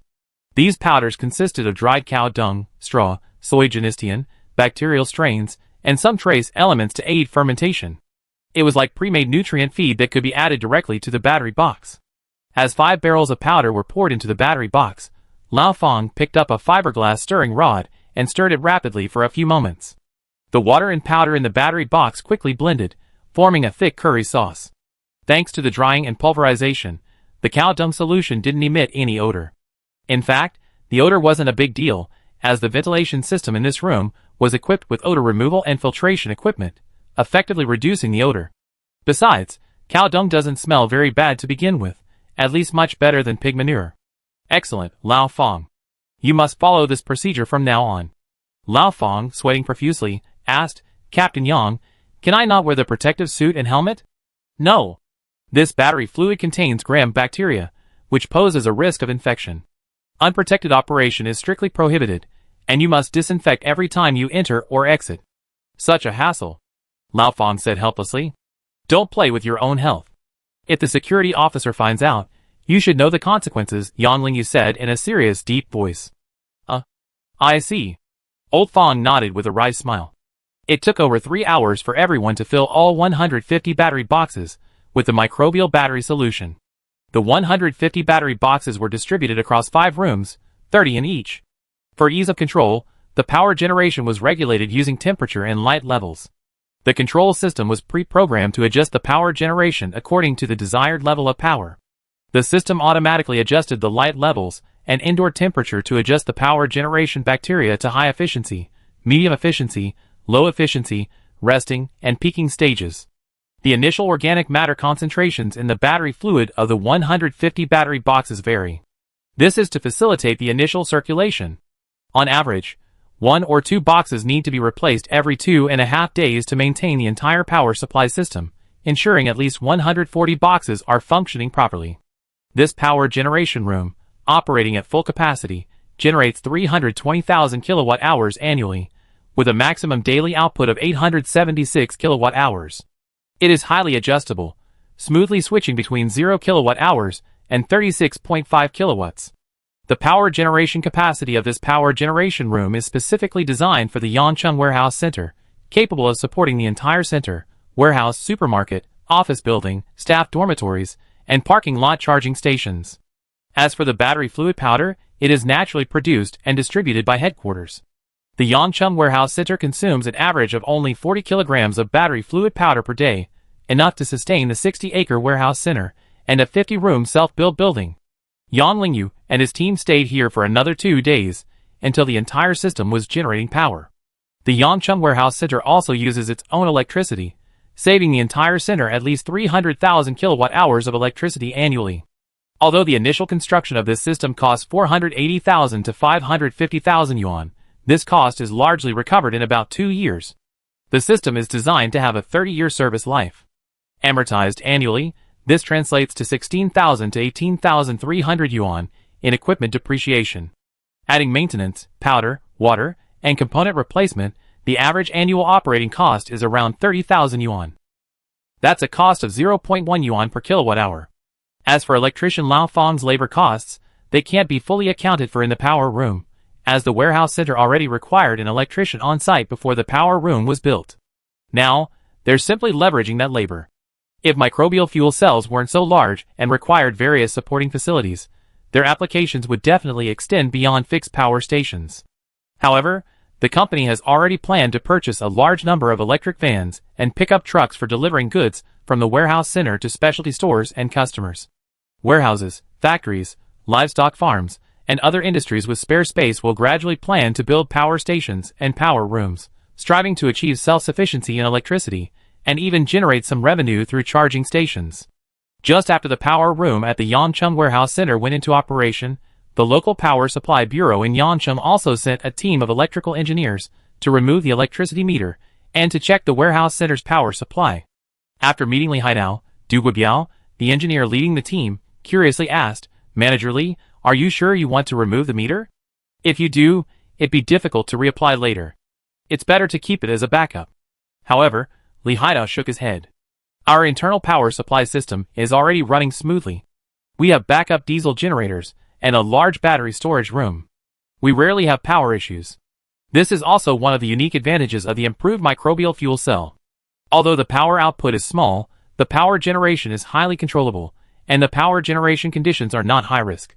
Highly controllable power generation and minimal risk in generating conditions are crucial advantages for small, independently built power plants. For example, consider wind power, photovoltaic power, and tidal power generation. Which processing plant or residential area would dare to independently utilize these power generation devices to build an internal grid? Unstable power generation can easily paralyze the entire grid. This is why power grids like Guodian and Nandian have a love-hate relationship with wind and photovoltaic power. The fluctuations in their power generation are a real threat to the grid. MFC technology, as improved by Jiangmiao, does not suffer from the significant fluctuations of photovoltaic and wind power. Furthermore, its low-cost and controllable power generation process makes it a significant advantage over thermal power plants. After all, the gas turbines in thermal power plants operate within a narrow range of low-cost power adjustment. For a 50-megawatt gas turbine, the greater the reduction in power generation during operation, the higher the operating cost per kilowatt-hour. If a gas turbine shuts down, restarting it is costly. Many devices, once running, cannot be shut down arbitrarily, as this would significantly increase costs. However, new microbial fuel cell technology is different. Its power generation is regulated by temperature and light intensity, making it much easier to adjust than gas turbines. For example, to shut down a microbial fuel cell tank, simply lower the indoor temperature to 16 degrees Celsius and turn off the artificial light. This will cause the electric generating bacteria within it to quickly enter a semi-dormant state, thus stopping the generation of electricity. Microbial fuel cells, operating under mild conditions, are not as dangerous as thermal or nuclear power plants. Even in the event of an earthquake, a specially prepared disinfectant is stored on the ceiling of the cell room. If the power room collapses due to an earthquake, the targeted disinfectant can quickly kill the electric generating bacteria and gram-like bacteria in the cell fluid. In reality, these two bacteria are unable to spread on a large scale in the wild. Outdoor ultraviolet light, temperature, and microorganisms can easily suppress their spread. Especially the electric bacteria, which Jiang Miao had carefully selected. Their large-scale reproduction is subject to numerous restrictions. Even if they were to leak out, they would be unable to achieve the conditions necessary for reproduction. These conditions are easy to achieve in artificial environments, but virtually impossible to achieve in the wild. Faced with Li Haidao's insistence, the power supply engineer team leader, Du Guobiao, had no choice but to obey. Aqiang, Dongzi, checked the circuit and removed the meter. Several power engineers quickly set to work. After removing the meter at the warehouse, they went to the neighboring self-built house and remove the residential meter as well. As they were doing this, one of the power engineers said in surprise, "Brother Du, something's wrong. Where's their electricity coming from?" Du Guobu frowned, looking around but finding no photovoltaic panels. As for wind turbines, Du Guobu didn't even think about it. Although this place was in the suburbs, there were numerous residential buildings and factories nearby, making a wind power project impossible. After removing the electric meter, Du Guobu led his men back to the warehouse center's office building. In response to Du Guobu's question, Li Haitao smiled and explained, "This is our company's new technology, microbial fuel cells. The battery rooms are located on floors 1 through 3. Microbial fuel cells?" Du Guobu was completely bewildered. This was the first time he had heard of such technology. A younger electrical engineer nearby, with a background in electrical engineering, had heard of microbial fuel cell technology. "Brother Du, to put it simply, this technology generates electricity through the activities of microorganisms. However, the efficiency is very low, and it's still in the laboratory stage." Du Guobu asked, managerly, "Would you mind giving us a tour?" After a moment's thought, Li Haitao nodded. "Yes, but you have to stay outside the power generation room to avoid bacterial contamination. We're just curious, so we can take a look outside." We went down to the 3rd floor. Electrician Lao Fong was inside the control room. Hearing a knock on the door, he stood up and opened it. "Manager Li? What's going on? Is there something wrong with the meter?" Li Haitao shook his head. "No, these engineers from the Power Supply Bureau want to tour the power generation room. Can you show them around?" "A tour? No problem." Lao Fong looked at Du Guobu and the others. "What do you want to see?" "What's the power generation room's power output?" "The maximum power is 36.5 kilowatts." Du Guobu and the others examined the equipment and related data in the control room and found that they were indeed equipment related to power control, and the data was correct. This surprised them greatly. The power generation room on the 2nd floor can be monitored via surveillance cameras. "Is the power generation room on the 2nd floor?" "Yes, it is. It's not very large."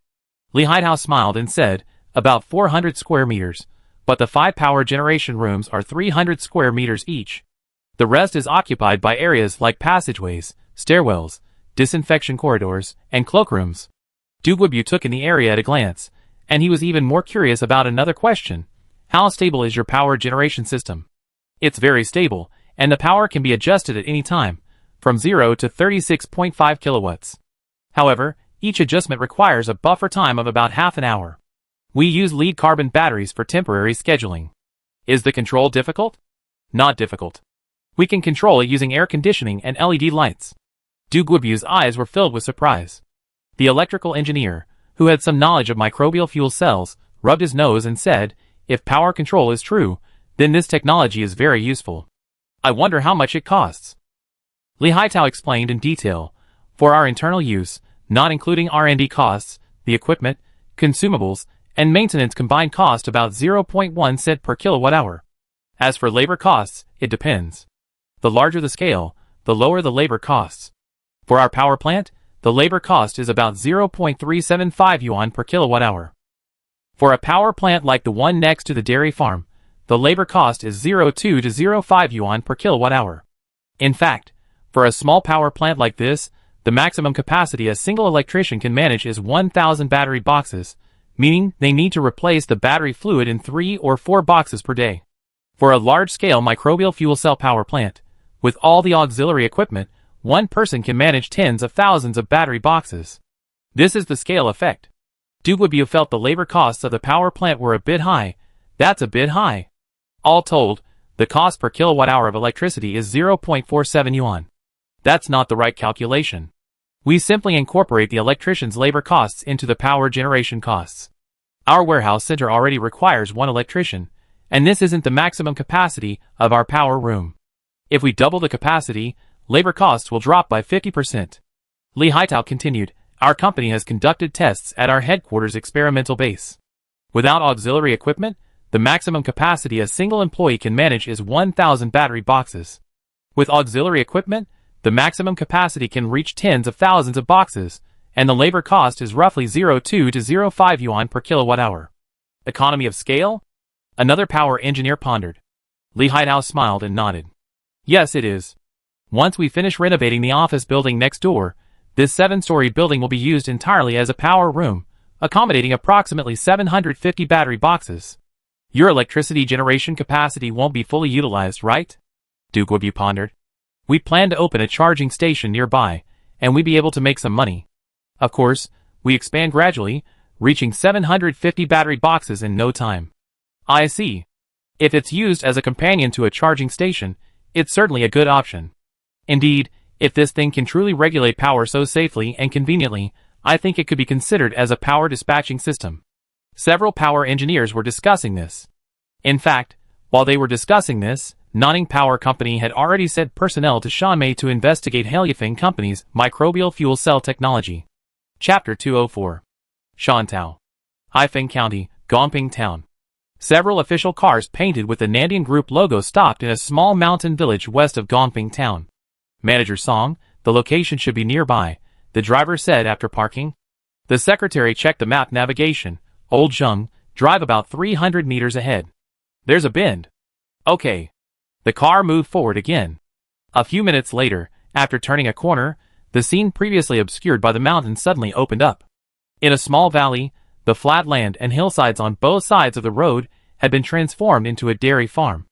At first glance, the dairy barns, various supporting facilities, and artificial pastures for the cows to roam around created a seemingly endless expanse. The mountains on either side had also been transformed into four-tiered terraces, planted with genetically modified silk cotton trees. Beneath the silk cotton trees lay lush purple alfalfa. The three cars paused briefly. The roadside sign read Gongping Town Dairy Farming Base and Gongping Town Biofuel Experimental Base. Following the signs, the group drove another kilometer or so before they saw a row of buildings next to the cowshed. Atop one of the buildings was a large red sign that read Gongping Town Biofuel Experimental Base. They knew they had reached their destination. At the door, they explained their situation to the security guard. A short while later, Lin Shuya emerged with Zhang Guangyu, the head of the experimental base. Hello, I'm Lin Shuya, technical manager of the Science and Technology Division of Heliafeng Company. Hello, I'm Wang Shanhe, general manager of the Lingnan branch of Nandian Group. It's a pleasure to meet you, Professor Lin. Wang Shanhe had obviously done his homework before arriving. He knew that Lin Shuya was Jiang Miao's wife, a microbiologist, and a distinguished professor at Shizishan Agricultural University. Lin Shuya said gracefully, I already know what Manager Wang wants to hear. Since I have some free time soon, I personally introduce the technology to you all. Then I trouble you, Professor Lin. Wang Shanhe remembered something and turned to another middle-aged man, saying, Professor Lin, this is Dr. Ma Jiao, our company's honorary consultant. Dr. Ma specializes in biogas power generation and has some knowledge of microbial power generation technology. Hello, Professor Lin. Hello, Dr. Ma. The group introduced themselves and then entered the base. Base Director Zhang Guangyu introduced the base to everyone, pointing to the building labeled Power Generation Building. He said, Everyone, this is the microbial fuel cell power generation device, Mustard Number 1, currently in operation at our company. Dr. Ma raised his glasses. Professor Lin, I read your recent paper. Was Mustard Number 1 developed using the mutant strain of Erwinia bacteria? That's right, Lin Shuya smiled. The two exchanged academic ideas for a while. Wang Shanhe, who was listening to a foreign language, quickly found an opportunity to interrupt the two men's discussion on technological development. He said with a smile, Professor Lin, why don't we go in and see how the equipment works? Lin Shuya immediately realized that Wang Shanhe and the others were having trouble understanding the technical jargon, and nodded quickly, Yes, Director Zhang, please take us in. Everyone, please. Zhang Guangyu led the way. The technicians, led by Dr. Ma, followed suit. Arriving at the entrance of the power building, there was a faint smell of cow dung, but no one commented. After passing through the disinfection tunnel and donning protective gear, everyone entered the power building. However, they did not proceed directly to the power generation room, which required isolation from the outside world, but instead went to the control center on the top floor. Inside the control center, 3 staff members on duty were looking at computer screens. Seeing Zhang Guangyu and the others enter, they quickly stood up, a hint of nervousness on their faces. Zhang Guangyu waved his hand. Everyone returned to your posts. I showed General Manager Lin around. Okay. Everyone breathed a sigh of relief. Wang Shanhe could understand a bit more from the monitoring screens and the back-end data from the various power control devices. He found a device he was familiar with and asked Director Zhang, "Can this base generate 350 kilowatts of electricity per day?" Zhang Guangyu smiled and nodded. "Yes, our factory currently has 500 microbial fuel cell tanks in operation, with a maximum power generation capacity of 175 kilowatts." Wang Shanhe continued, 500 tanks? How big are these tanks? How much do they cost? The inner tank is 1 cubic meter, and with the outer shell, it's a bit larger. The cost is around 2,000 yuan per tank. Zhang Guangyu wasn't telling the truth. In fact, the materials for the entire tank only cost about 850 yuan. But since he was probably a customer, he naturally wouldn't say the cost was 850 yuan. Of course, Wang Shanhe didn't believe a tank could be worth 2,000 yuan, but he didn't expose it. Instead, he continued with a smile, "I heard that the cell chambers of microbial fuel cells use cow dung and straw. Is pig manure or something else also acceptable?" "Yes, animal excrement and plants can both be used as raw materials for battery fluid." Dr. Ma, Lin Shuya, and others nearby continued their technical discussions. Each side discussed their own matters, and for a moment, they surprisingly didn't interfere with each other. However, after over 2 hours of inspection, Wang Shanhe hadn't expressed any interest. It wasn't that he didn't understand the benefits and advantages of this technology, but rather that as a state-owned enterprise, this kind of cooperation wasn't something he, the general manager of the Lingnan branch, could make the final decision on. It had to be reported to the head office. He simply asked Dr. Ma to stay with his team and continue to complete the various materials. Wang Shanhe himself would return to headquarters to explain the situation to the head office management. Even Lin Shuya, who had little experience in business management, was familiar with the internal operating model of state-owned enterprises and naturally wouldn't demand any promises from the other party. Regarding this point, whether Nandian Group was willing to adopt this technology was irrelevant to Hailifeng Company.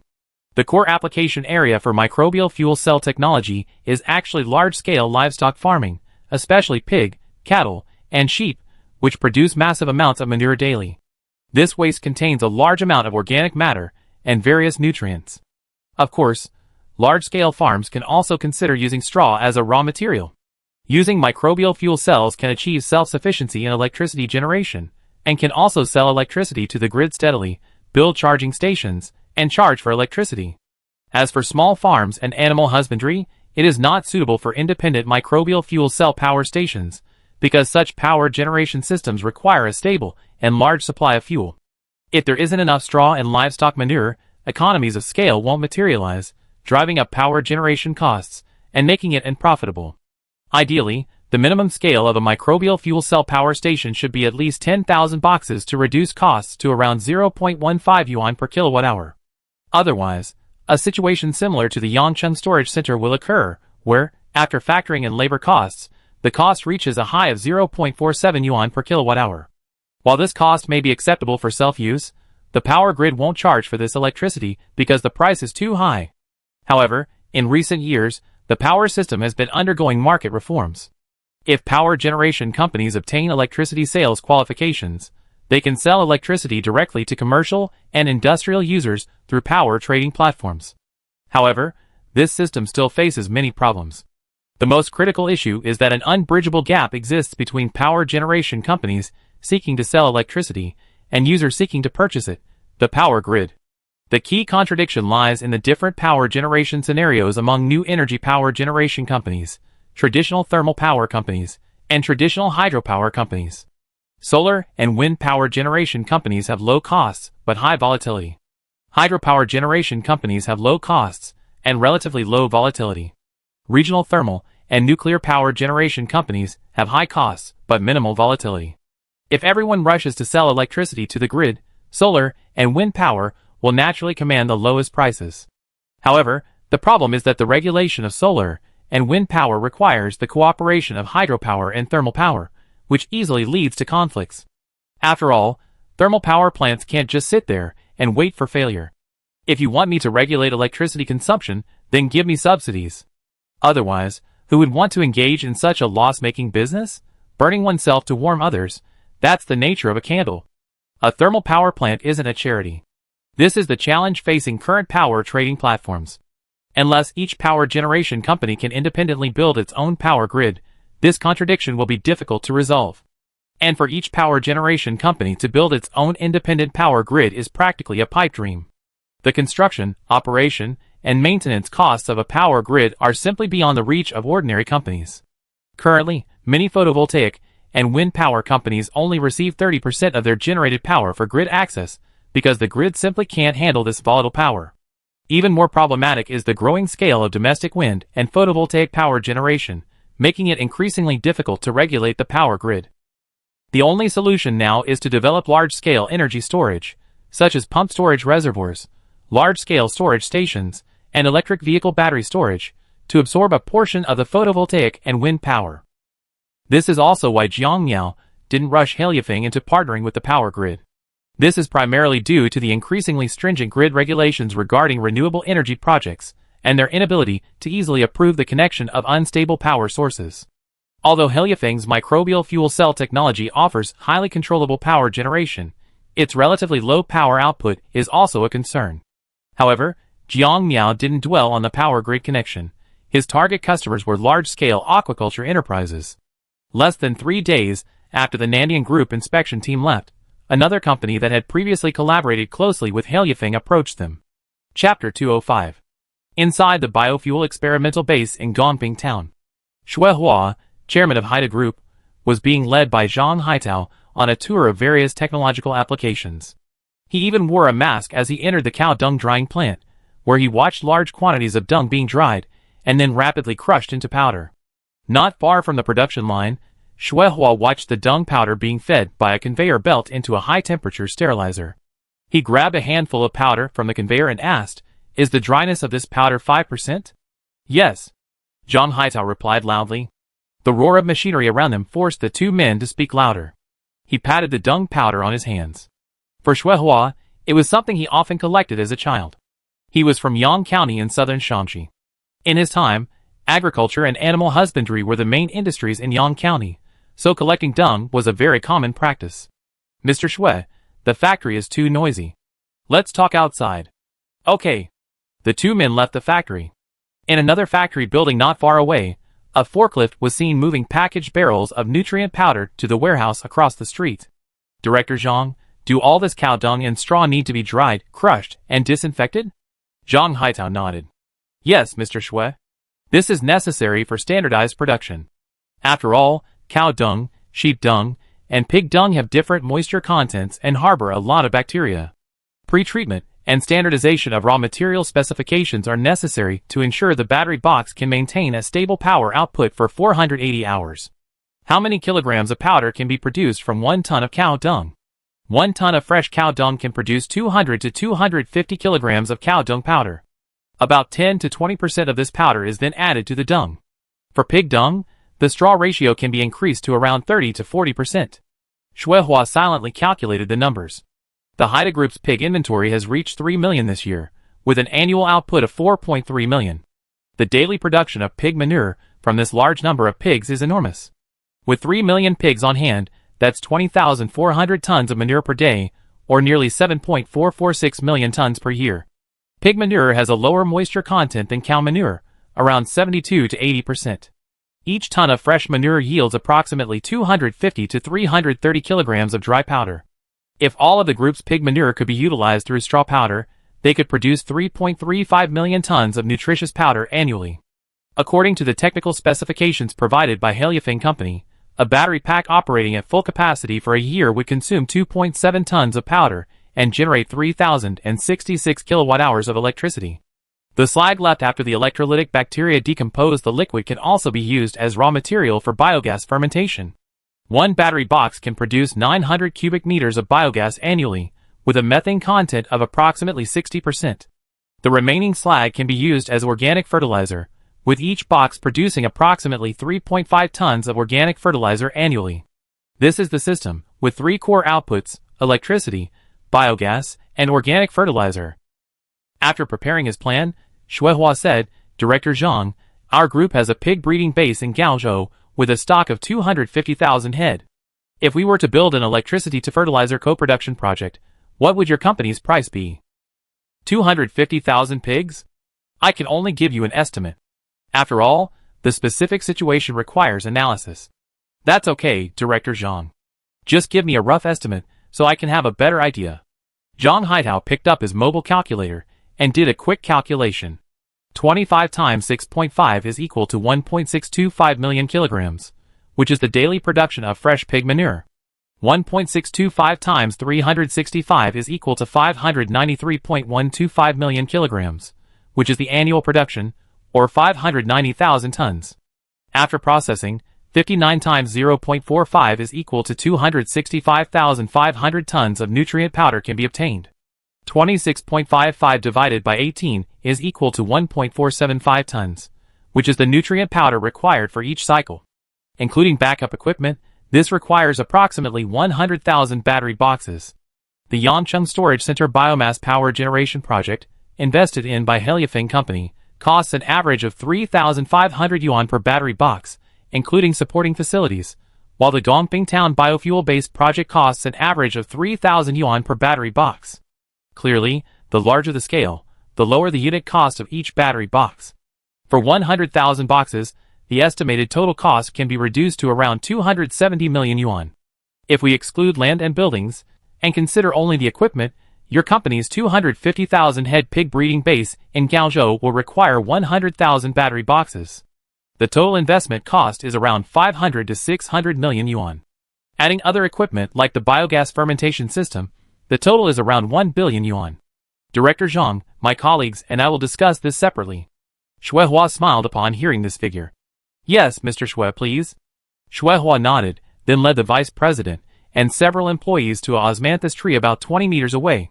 The vice president whispered, Mr. Shui, according to the data provided by Heliofeng Company, 100,000 battery boxes can generate 300 million kilowatt-hours of electricity, 90 million cubic meters of biogas, and 350,000 tons of organic fertilizer annually. The one-time investment isn't high. Even with the supporting land and buildings, the one-time cost isn't high, an investment analyst whispered. Another investment analyst also provided a series of figures.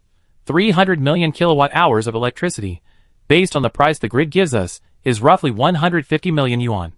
90 million cubic meters of biogas, with a 60% methane content, is equivalent to 54 million cubic meters of methane. Based on the average gas price, that's roughly 216 million yuan.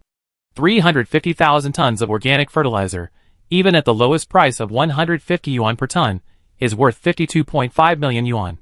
So, the theoretical annual value is around 415.5 million yuan? Shuehua immediately came to a clear conclusion. However, one analyst shook his head. We also need to consider market fluctuations and how to sell production after it's completed. After all, the current approval process for new energy grid access is very strict, and there are many uncertainties. Shuehua calmed down. That makes sense. We can't just focus on the returns and ignore other factors.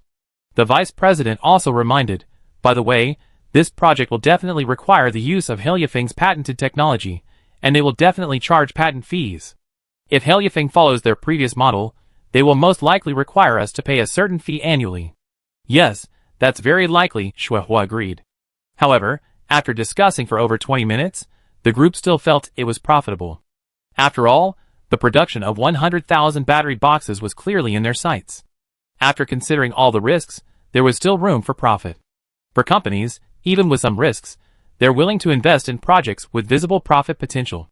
This year, Haida Group, benefiting from Egyptian catfish meal, saw its net profit increase to nearly 6 billion yuan, nearly 300% higher than last year. This gave Shuehua and other senior executives greater confidence, but they also recognized the potential risks in the aquaculture industry. Primarily, major domestic aquaculture companies are expanding their operations to varying degrees, exacerbating internal competition within the industry and continuously depressing gross profit margins. Precisely because of this potential risk, Shuehua believes that expanding aquaculture scale is crucial. He also believes that Heliofeng should emulate this approach, continuously expanding its business lines and enhancing its resilience through diversification. Shuehua, who has been closely monitoring Heliofeng, recently discovered that the company has been registering a large number of patents related to microbial fuel cell technology. In just 6 months, the number of patents related to microbial fuel cell technology has soared to 377. Followed by the announcement, at the end of November, the company's first pilot project for microbial fuel cell technology had passed its trials, and began supplying power to Heliofeng's properties in Dongping Town. Although Shuihua didn't know the specifics of the technology at the time, his intuition told him that every investment by Heliafeng was rapidly rolled out after the technology proved successful. This was because Jiang Miao's previous performance had led Shuihua to subconsciously assume that the project was a 90% success.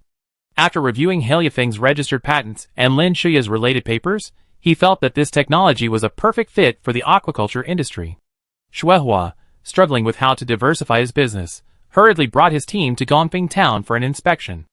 After discussing with the vice president and others, Shuihua made up his mind. I plan to invest in the Galgo biofuel project first. It's only 1 billion yuan, so even if we lose money, the company can afford it. I think it's worth a try too. The vice president naturally had no objection, and it wasn't that he was flattering. After all, the vice president was also a shareholder in the company, holding a significant stake, so he didn't need to flatter. He agreed with Shuihua's decision, because he saw the bright prospects of the project. Investment certainly carries risks, but it's also a necessary part of every business. If they could win without any effort, who wouldn't want that? Unfortunately, such a good thing doesn't exist in this world, at least not in private enterprises. After Shuihua and others concluded their internal discussion, they met Zhang Haitao again. Oh, are you really planning to invest? Shuihua nodded. Yes, we plan to invest in a biofuel production base next to the Gaozhou breeding base. Aside from the land and infrastructure, all other supporting facilities will be contracted to your company. Zhang Haidao's smile grew even more uncontrollable. Mr. Shui, let's discuss this in our office. It's too windy outside. Okay. The two sides discussed the matter for a day. Finally, a preliminary letter of intent for cooperation was reached. The Gaozhou biofuel project is designed to produce 100,000 microbial fuel cell tanks, with an annual output of 300 million kilowatt-hours of electricity, 60 million cubic meters of natural gas, 90% methane content, and 350,000 tons of organic fertilizer. The contract price is 1.154 billion yuan, plus an annual patent fee of 500 yuan per biofuel cell tank, totaling 50 million yuan. This patent fee not only covers the cost of using the technology, but also includes troubleshooting and special bacterial strains. For Haida Group, this investment will quickly pay off if it can reach 80% of its design production capacity. Haida Group has done the math. Compared to pig farming, the combined electricity and soil production project offers better overall benefits. The group's Gaozhou pig breeding base produces approximately 350,000 pigs annually. This year, profits have been better, earning 460 yuan per pig, for a gross profit of 161 million yuan. However, the natural gas sold by China Resources Gas Company, limited to the local gas company in Gallo, has a long-term contract price of 3.2 yuan per cubic meter. Even if China Resources Gas charges a toll, selling it to China Resources Gas at 2.5 yuan per cubic meter would still be worth 150 million yuan. The natural gas production alone would cover the entire investment cost in approximately 7.6 years. Combined with additional electricity and organic fertilizer production, the investment cost should be largely covered in about 4 to 5 years. Although Heliafeng charges 50 million yuan in patent fees annually, Haida Group has become accustomed to it. After all, the technology was developed by Heliafeng, and the patents are held by them. Without paying the price, there's no way to use this technology. Jiang Miao hadn't expected Haida Group to react so quickly, but he was happy to see it happen. Now that they had secured their first business, Jiang Miao quickly decided to upgrade the management of the Gongping Town biofuel base to a biofuel division and appointed Zhang Haitao as its manager. Although Zhang Haitao was thrilled by the news, he didn't get carried away and immediately got to work. The first step was to quickly complete the organizational structure of the biofuel division and establish the various sub-departments to avoid internal management chaos. However, he wasn't the sole decision-maker on the departmental organizational structure. He needed approval from the Human Resources Department and internal review from the Supervisory Department before the sub-departments could be established.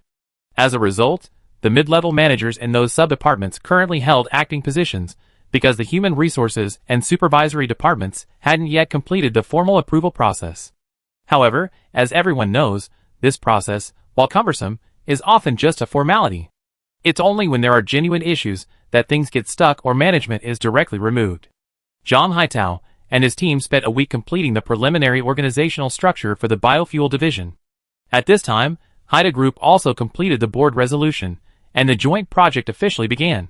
After Zhang Haitao led his team to Yangcheng to sign the contract, he immediately headed to Galvo for an inspection. Haida Group had also found a 600 mu plot of land near the breeding base, and was in talks with local authorities regarding land acquisition and investment. The 600 mu area of the biofuel base was indeed sufficient, as the power plant could occupy a large building. Each battery box requires an average of 2 square meters. 100,000 battery boxes would require 150,000 square meters, and with supporting facilities, that would be roughly 200,000 square meters. With a base area of approximately 300 mu, a one-story factory building would be sufficient. Another system occupying a relatively large area is the 150 mu, approximately 1.5 acres, biogas fermentation plant. The remaining plant buildings, on the other hand, cover a combined area of only 50 mu, approximately 1.5 acres. Haida Group estimates that these infrastructure projects will require an investment of approximately 800 million yuan, for a total of 1.9 billion yuan. The entire project is designed to have an 8-year payback period. If spread over a 30-year service life, the annual investment cost is approximately 63 million yuan. Adding operating costs, maintenance, patents, and raw materials, the annual outlay reaches 150 million yuan, which still represents a relatively good gross profit margin. Currently, the domestic market isn't lacking funding, but rather projects with projected profitability. After returning from a site inspection in Gaozhou, Zhang Haitao placed orders with various previous component suppliers, while simultaneously submitting a report to the purchasing department, requesting that they bid for a batch of the same components online. His purpose was simple: to be on the safe side. If a component supplier had issues, they could always find another supplier to remedy the situation. Previously, they had only purchased in small quantities, using a single component supplier, so even if a problem arose, the losses would be minimal. But things are different now. The Gallo biofuel project being built for Haida Group requires a vast array of parts. Adding to the 4 projects Heliafeng plans to launch next year, the ceramic liner alone will require procurement of 300,000 to 400,000 units. Using a single supplier is too risky. Meanwhile, in Jingdezhen, Tan Gaoming received an email from Heliafeng's purchasing department. After reading it, he instantly burst into excitement. Ha ha ha. The accountant, who had just knocked on the door, looked bewildered and asked anxiously, "Boss? Are you okay?" "Ha ha ha, no, I'm just so happy." Tan Gaoming's smile was barely concealed. "Boss, are you getting married?" The financial officer speculated. "What are you thinking?" "I'm not getting married." Tan Gaoming waved his hand. Although he had a girlfriend, he had no intention of getting married. He looked at the financial officer. "Sister Wang, what's up?" The financial officer remembered something important. "Boss, the company's gross profit this month is about 1.2 million. 1.2 million? Not bad, not bad." Tan Gaoming stood up and paced back and forth. "Sister Wang, find someone to help me get a loan. Use my car and house as collateral, and give me a 10 million yuan loan." "Boss, your house? That villa?" "No, the whole house. Add those luxury cars, and a 10 million yuan loan shouldn't be a problem." "Boss, if it's the whole house, there shouldn't be any problem." The financial officer had worked at Tan Ceramics for over 20 years, and knew a lot about Tan Gaoming's family assets. "Okay, please, Sister Wang. This year, all employees will receive an extra month's salary as a year-end bonus. There will be no Spring Festival holiday, and those who can stay and work overtime will be retained to expand production." Finance's Sister Wang's eyes widened. "Boss? Have we almost completed that order for 5,000 ceramic liners?" Tan Gaoming's voice trembled slightly. "Heliafeng Company just placed an order for 100,000 ceramic liners, requiring us to complete them all by the end of next year." 100,000 ceramic liners? Great. Sister Wang also beamed. "I take the high-speed rail to Shanmei today to sign the contract. Sister Wang, please ask the others to come over." "Okay." Soon, the management of Tan Ceramics learned of this news, and everyone breathed a sigh of relief and excitement. After arranging all company matters, Tan Gaoming and a few others hurriedly boarded the high-speed rail. At this time, other ceramic companies in Jingdezhen also saw that Heliafeng Company had posted 3 ceramic liners on the procurement website. Each purchase order was for 100,000 ceramic liners, prompting many ceramic companies to act quickly. However, Chaoshuo ceramic companies, having previously missed out on this opportunity, capitalized on their proximity and rushed in immediately. Chapter 206. Time slipped by unnoticed, and it was the end of 2026. All departments and divisions of Heliafing Company had begun their annual review process, and the heads of various branch offices in other regions had recently arrived at headquarters. Crop Production Division, Aquaculture Division, Feed Division, Sales Division, E-Commerce Division, Physical Business Division, Technology Division, Agricultural Cooperation Division, Biofuel Division, Logistics Division. 10 divisions in total. Whether established or newly established, the heads of these divisions had a relatively relaxed schedule, primarily due to the company's strong profits this year. In the headquarters conference room, Jiang Miao reviewed the relevant reports while listening to the heads of various divisions report on their performance this year. The first division to report was, naturally, Heliafing Company's first division, the Aquaculture Division. My brother-in-law, Zhang Xinqing, stood at a small podium. Behind him was a large projection screen, repurposed from a television company. As he took the stage, the Aquaculture Division's annual report appeared on the screen. This year, our Aquatic Products Division achieved revenue of 4.968 billion yuan in the eel fry industry. In the specialty Egyptian fish farming industry, we produced 120,000 tons of various Egyptian fish and related fish products annually, generating revenue of 2.832 billion yuan. Total revenue was 7.8 billion yuan. This year, our expenditures included 732 million yuan in fixed costs and 3.455 billion yuan in new investment costs. New projects include multiple salmon farming bases, a large-scale integrated aquaculture base, and supporting photovoltaic projects. Total expenditures totaled 4.187 billion yuan. Zhang Xinqing finally pointed to the big screen and said, "Our Aquatic Products Division achieved a gross profit of 3.613 billion yuan this year." Pa pa pa. Executives from other departments also applauded with smiles. This year, eel fry breeding technology has actually seen some minor improvements. By regulating the female eels throughout their entire breeding cycle, Jiang Miao has achieved egg production levels similar to those of natural reproduction. A single female eel can produce 7 to 12 million eggs, with a 95% success rate. This technological breakthrough means that the cost of eel fry has further decreased. Only a few dozen female eels are needed to produce 180 million eel fry each month, reducing costs by over 99%. Zhang Xinqing didn't hesitate, he quickly stepped down after speaking. The next division head to take the stage was Fang Yi, head of the feed division. Seeing his department's annual summary already appearing on the screen, he immediately spoke. Our division procured a total of 670,000 tons of Egyptian catfish this year and produced a cumulative 200,000 tons of specialty eel feed. Feed revenue totaled 3.267 billion yuan, and fish oil revenue reached 268 million yuan, for a total revenue of 3.535 billion yuan. In terms of expenses, the bulk of the spending was on purchasing Egyptian catfish raw materials, totaling 1.675 billion yuan. Other expenses totaled 1.922 billion yuan. Our feed division achieved a gross profit of 1.613 billion yuan this year. My report is over. Thank you. Clapping. Everyone applauded again. Next came the report from the planting division. Du Liheng, the manager of the planting division, and the deputy manager, who had previously replaced Lu Weibin, hurried to the stage, a hint of nervousness on his face. Boss and colleagues, on behalf of the planting division, I would like to report on this year's operating results. He took a deep breath and continued, our department's revenue this year is primarily focused on pandan strawberries. Since June, we produced an average of 100 tons of pandan spice each month, generating cumulative revenue of 2.275 billion yuan.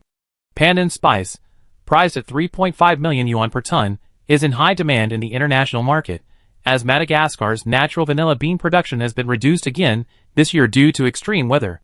Many domestic companies have profited handsomely by acting as middlemen, selling pandan spice to foreign companies.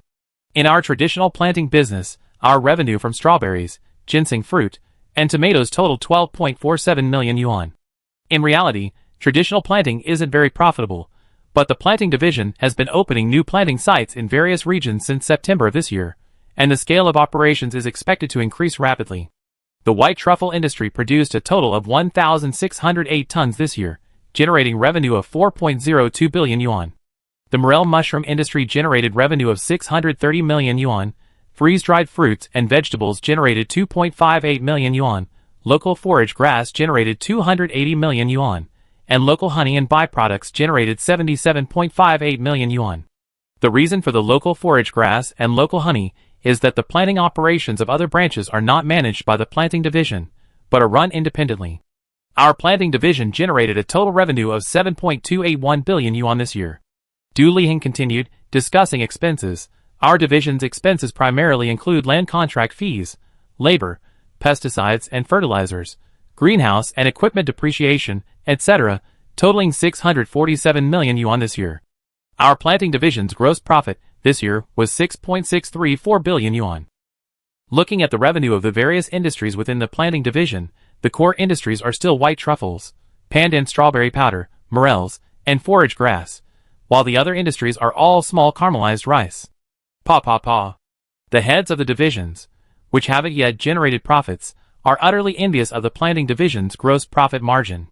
This doesn't even include the Guanan, Cheongzhou, and Monan branches. Otherwise, the planting division's revenue would be even greater. The next person to take the stage was Zhang Chengdong, the acting manager of the technology division. He spoke on behalf of Jiang Miao, as the manager of the technology division is Jiang Miao himself. The technology division's revenue is very simple: patent fees. This includes patent fees for Egyptian catfish meal. This year, major companies produced a total of 4.33 million tons of Egyptian catfish meal, earning a royalty fee of 800 yuan per ton, for a total of 3.464 billion yuan in royalties. Also related to Egyptian catfishes, these fees are for the production of specialized feed for them.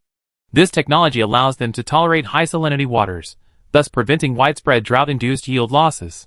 Although the patent fee for salt-tolerant feed is only 500 yuan per ton, major feed companies produced a total of 6.47 million tons of this salt-tolerant feed this year, resulting in a total of 3.235 billion yuan in patent fees paid to the technology division. Finally, Cathay Food Factory paid a total of 1.374 billion yuan in patent fees to the technology division for purchasing specialized Egyptian catfishes as raw materials. Total patent revenue reached 8.073 billion yuan. This put the technology division at the top of the revenue list this year. In terms of expenditures, the Science and Technology Division invested in numerous projects this year, including the expansion of the headquarters research base, the Cheongzhou Tropical Crop Research Base, the Chongming Island Research Project, the Guanan Dairy Cattle Breeding Base, the Jidong Research Base, and the Amonan Research Base. Adding to the costs of research personnel and various research consumables, the total expenditure reached 3.125 billion yuan. As a result, the Science and Technology Division's gross profit this year was 4.948 billion yuan, second only to the Planting Division. However, this was unavoidable. The Science and Technology Division must continue to invest in research projects and experiments. The next division to take the reins was the Physical Division, known as the Money-Eating Beast, and Jiang Xia had no choice but to bite the bullet. The Physical Division suffered significant losses this year, primarily due to the massive expenditure on property purchases, resulting in investment-like losses. In Beijing, Shanghai, Guangzhou, Shenzhen, Jiangxi Province, coastal cities, and other cities along the Yangtze River, the purchase of numerous properties and residential properties, cell construction, and store renovations, the division burned through 4.1 billion yuan this year, nearly wiping out the entire gross profit of the Aquatic Products division. But this investment was worthwhile. This effectively reduces future operating costs, prevents constant exploitation by landlords and sublandlords, and minimizes renovation costs associated with relocating a store. Why do so many brick-and-mortar stores fail these days? Or even if they succeed, quickly fail? Isn't it because some landlords and sublandlords are exploiting the store? Seeing a store perform well, they keep raising the rent or even drive the owner away to take over the business themselves? The renovation costs alone for a decent store can reach hundreds of thousands, or even millions. If they only rent for 2 or 3 years, they won't even be able to recoup their costs. Therefore, many businesses are forced to grit their teeth and endure extortionate rent increases from landlords. However, the brick-and-mortar business unit's revenue this year wasn't as low as expected. The first batch of franchise stores in the Pearl River Delta, which opened in September, each had daily sales of around 5,000 to 15,000 yuan, averaging 11,938 yuan per store, with a gross profit margin of approximately 30%. The 50 franchise stores in the Pearl River Delta, operating for approximately 3.5 months, generated a total revenue of 62.67 million yuan.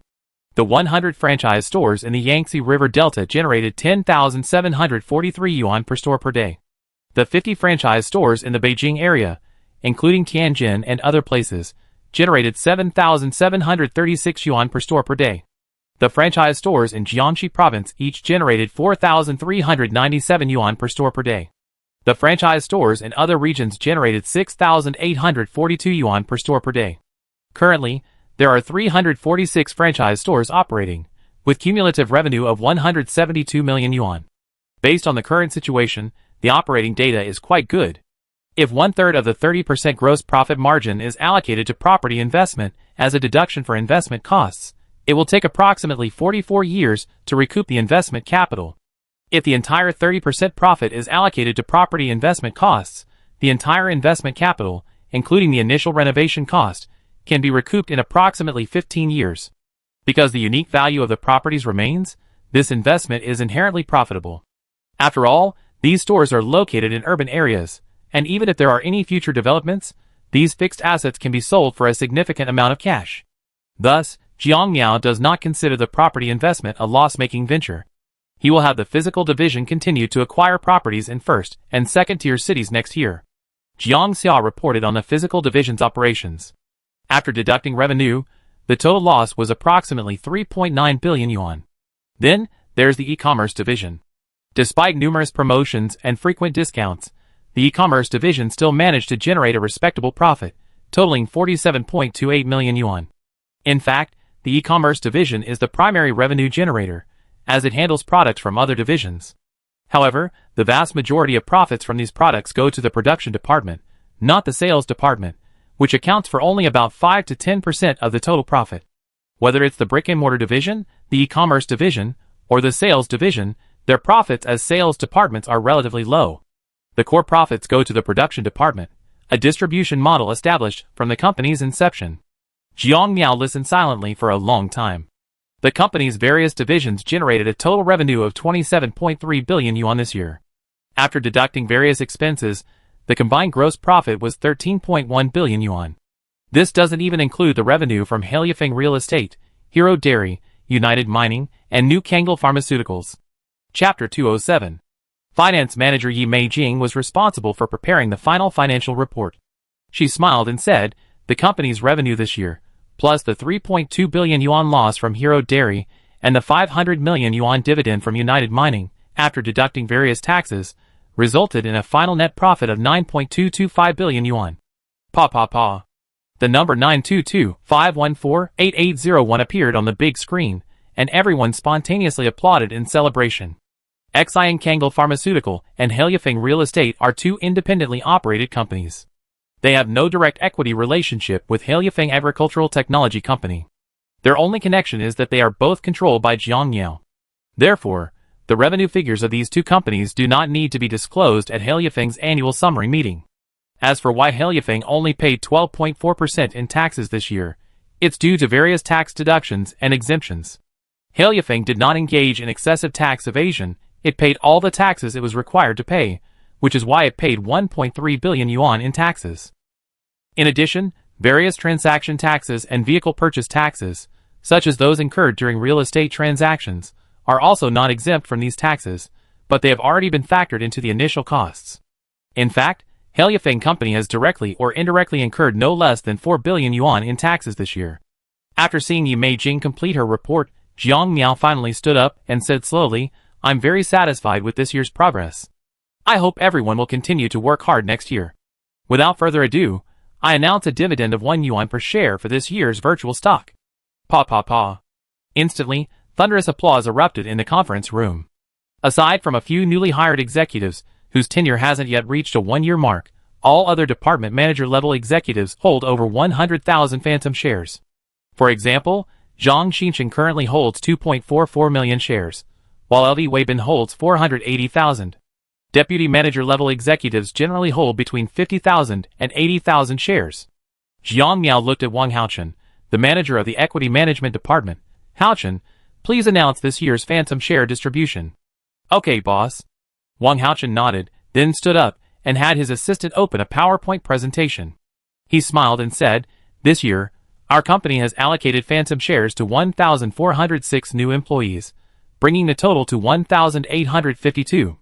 A total of 87.01 million phantom shares have been allocated, with a planned dividend of 87.01 million. This phantom share percentage, calculated based on the total share count of 10 billion, only represents 0.87%. But company executives are well aware that the company and its boss won't distribute all the phantom shares all at once.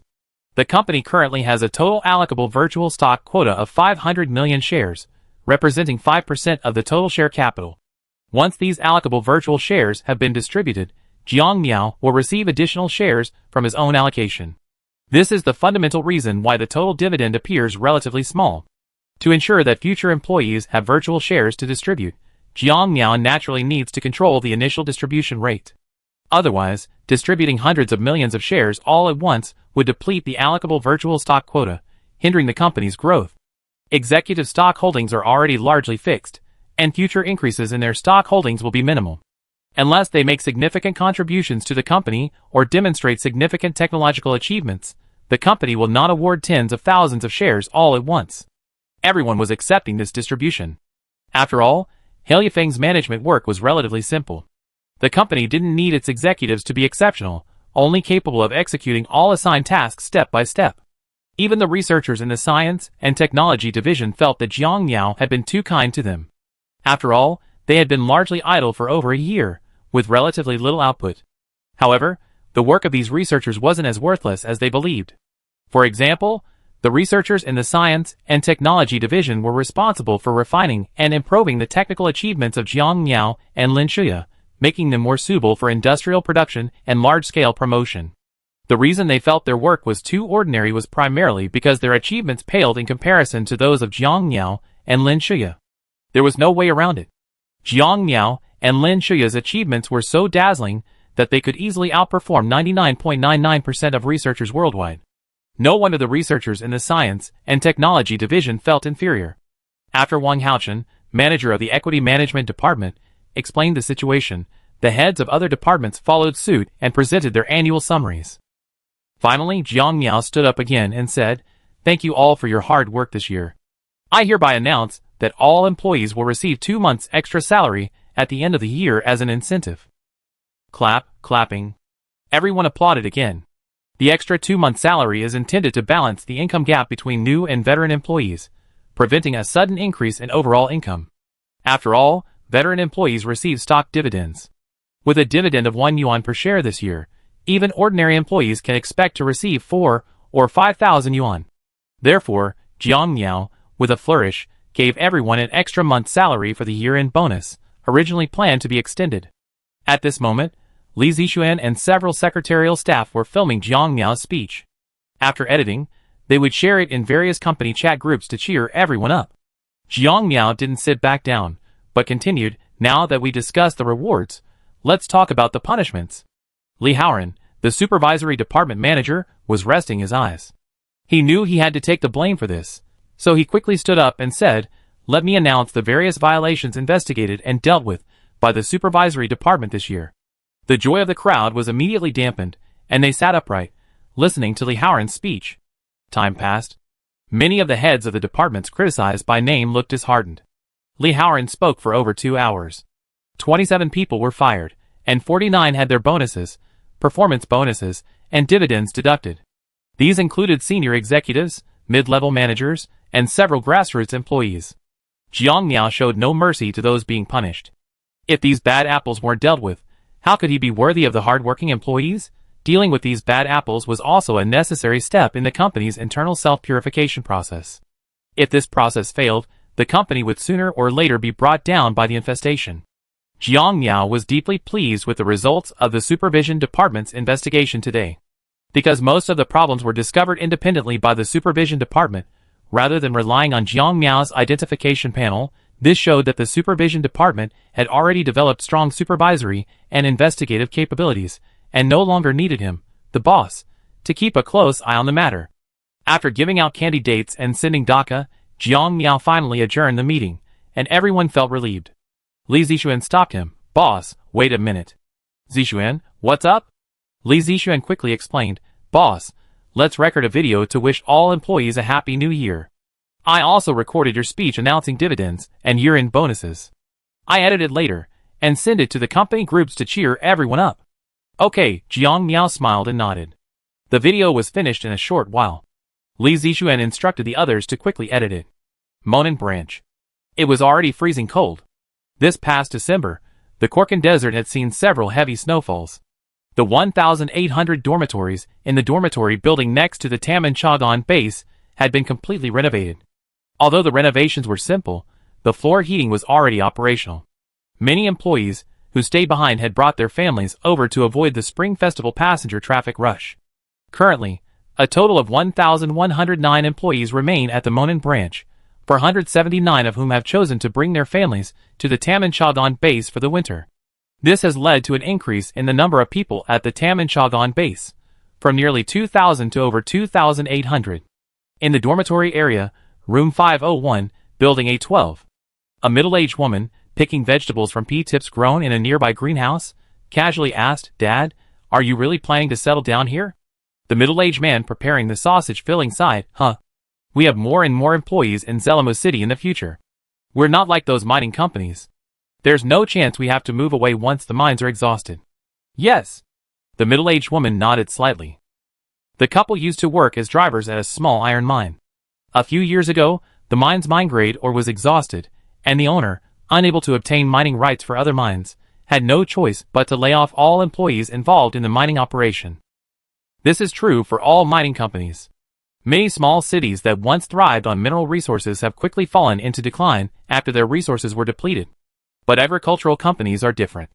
As long as nothing unexpected happens, agricultural companies can operate in a region for a long time, which means that jobs there are very stable.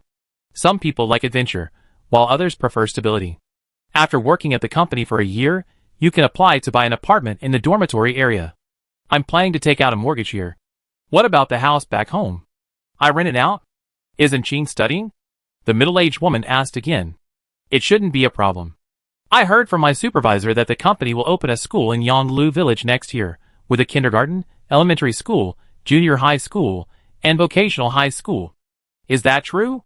It should be true. After all, the Monan branch will have more and more employees.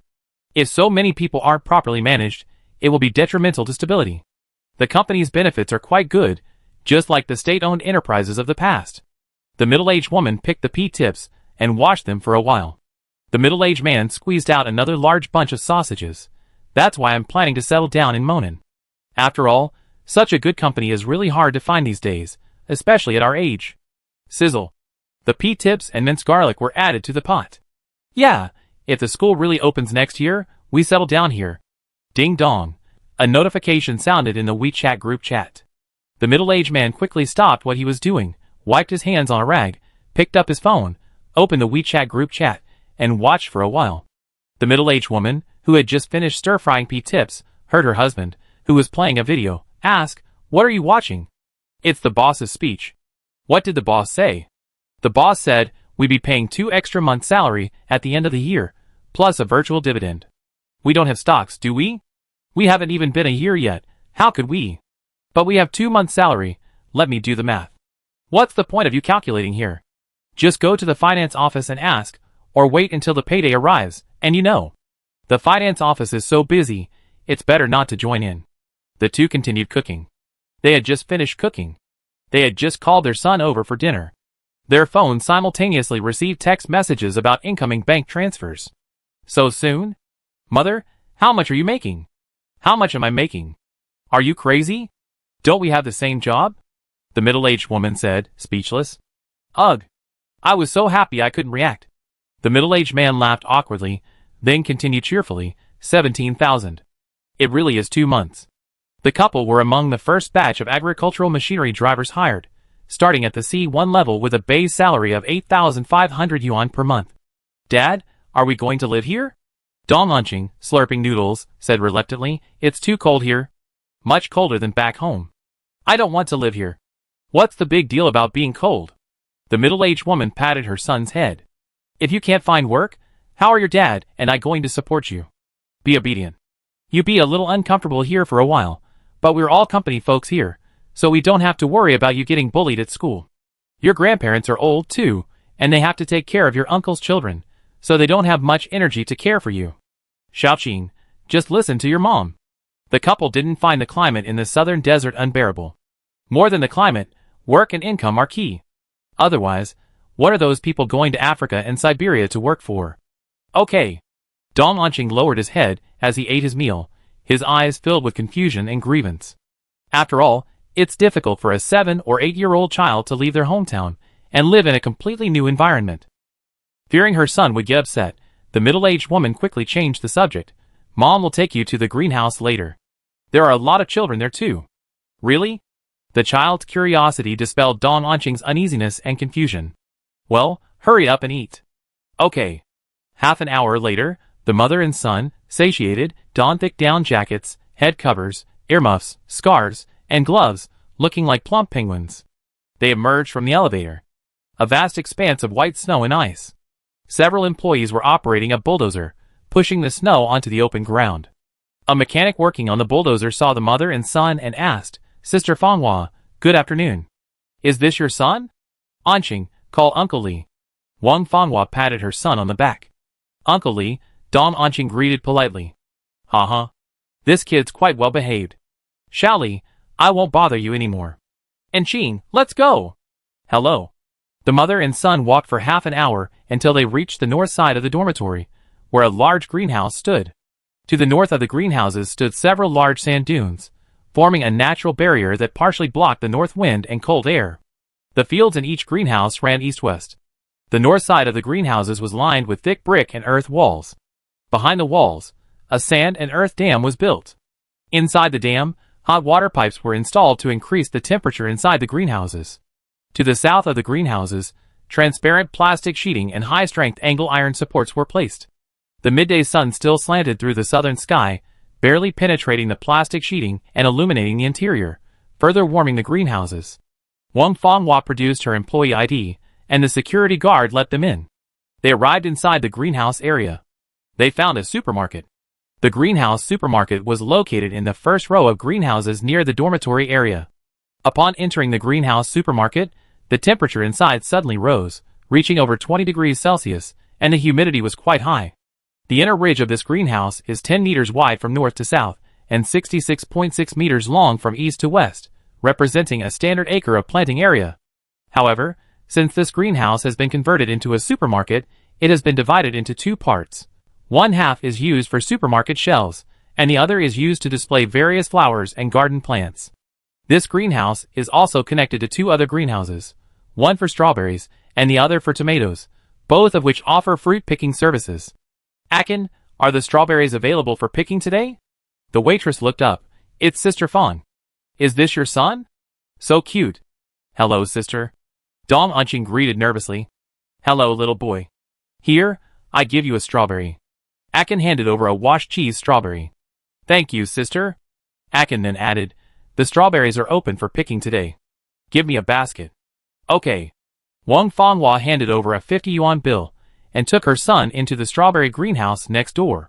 Entering the greenhouse, rows of strawberries were planted on the shelves. Thanks to artificial lighting, nutrient solution, and organic fertilizer in the nutrient pots, the strawberries were growing beautifully. Outside, it was icy and snowy, but inside, the fruit was abundant. "Mom, there are so many strawberries. Don't run around, pick them quickly." "Okay." Other employees' families and local herders also came to pick strawberries or tomatoes. Strawberries were sold in 1-kilogram baskets for 50 yuan, and tomatoes were sold in 5-kilogram baskets for 20 yuan. All you could eat in the greenhouse. Seeing her son pick a vanilla strawberry and about to stuff it in his mouth, Wang Fanghua quickly stopped him, saying, "You can't eat it until you wash it. Go wash it in the sink." "Huh?"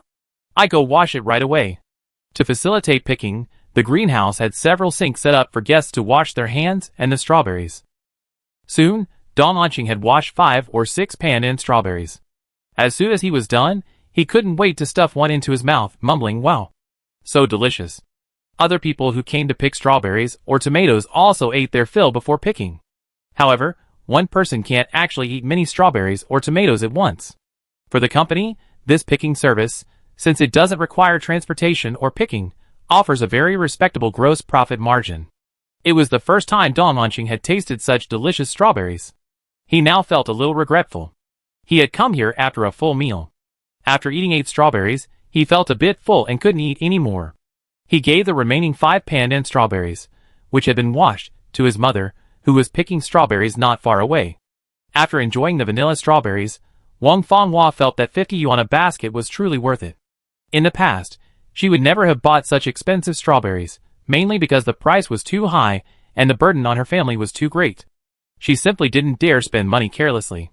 But today, after the couple received a year-end bonus of 34,000 yuan, Wang Fanghua felt a sense of relief. 50 yuan a kilogram of strawberries seemed like a great value to her. Chapter 208. New Year's Day, 2027, has arrived. There are still 37 days until the Spring Festival. Inside Heliafing, thanks to Jiang Miao's motivational video, many employees are working peacefully or preparing for the Spring Festival. Overall, the domestic economic situation in 2026 is generally stable and improving. Spurred by the Egyptian catfish fishmeal harvest at the beginning of the year and the Sinza soybean harvest in September, the development of the domestic aquaculture industry has reversed the downward trend of previous years. Although the retail price of meat products has fallen by 10 to 20% overall, production companies and farmers have not suffered losses, but have instead made significant profits. The core factor is the decline in feed costs. Furthermore, China has taken control of the raw material supply, no longer being subject to external control.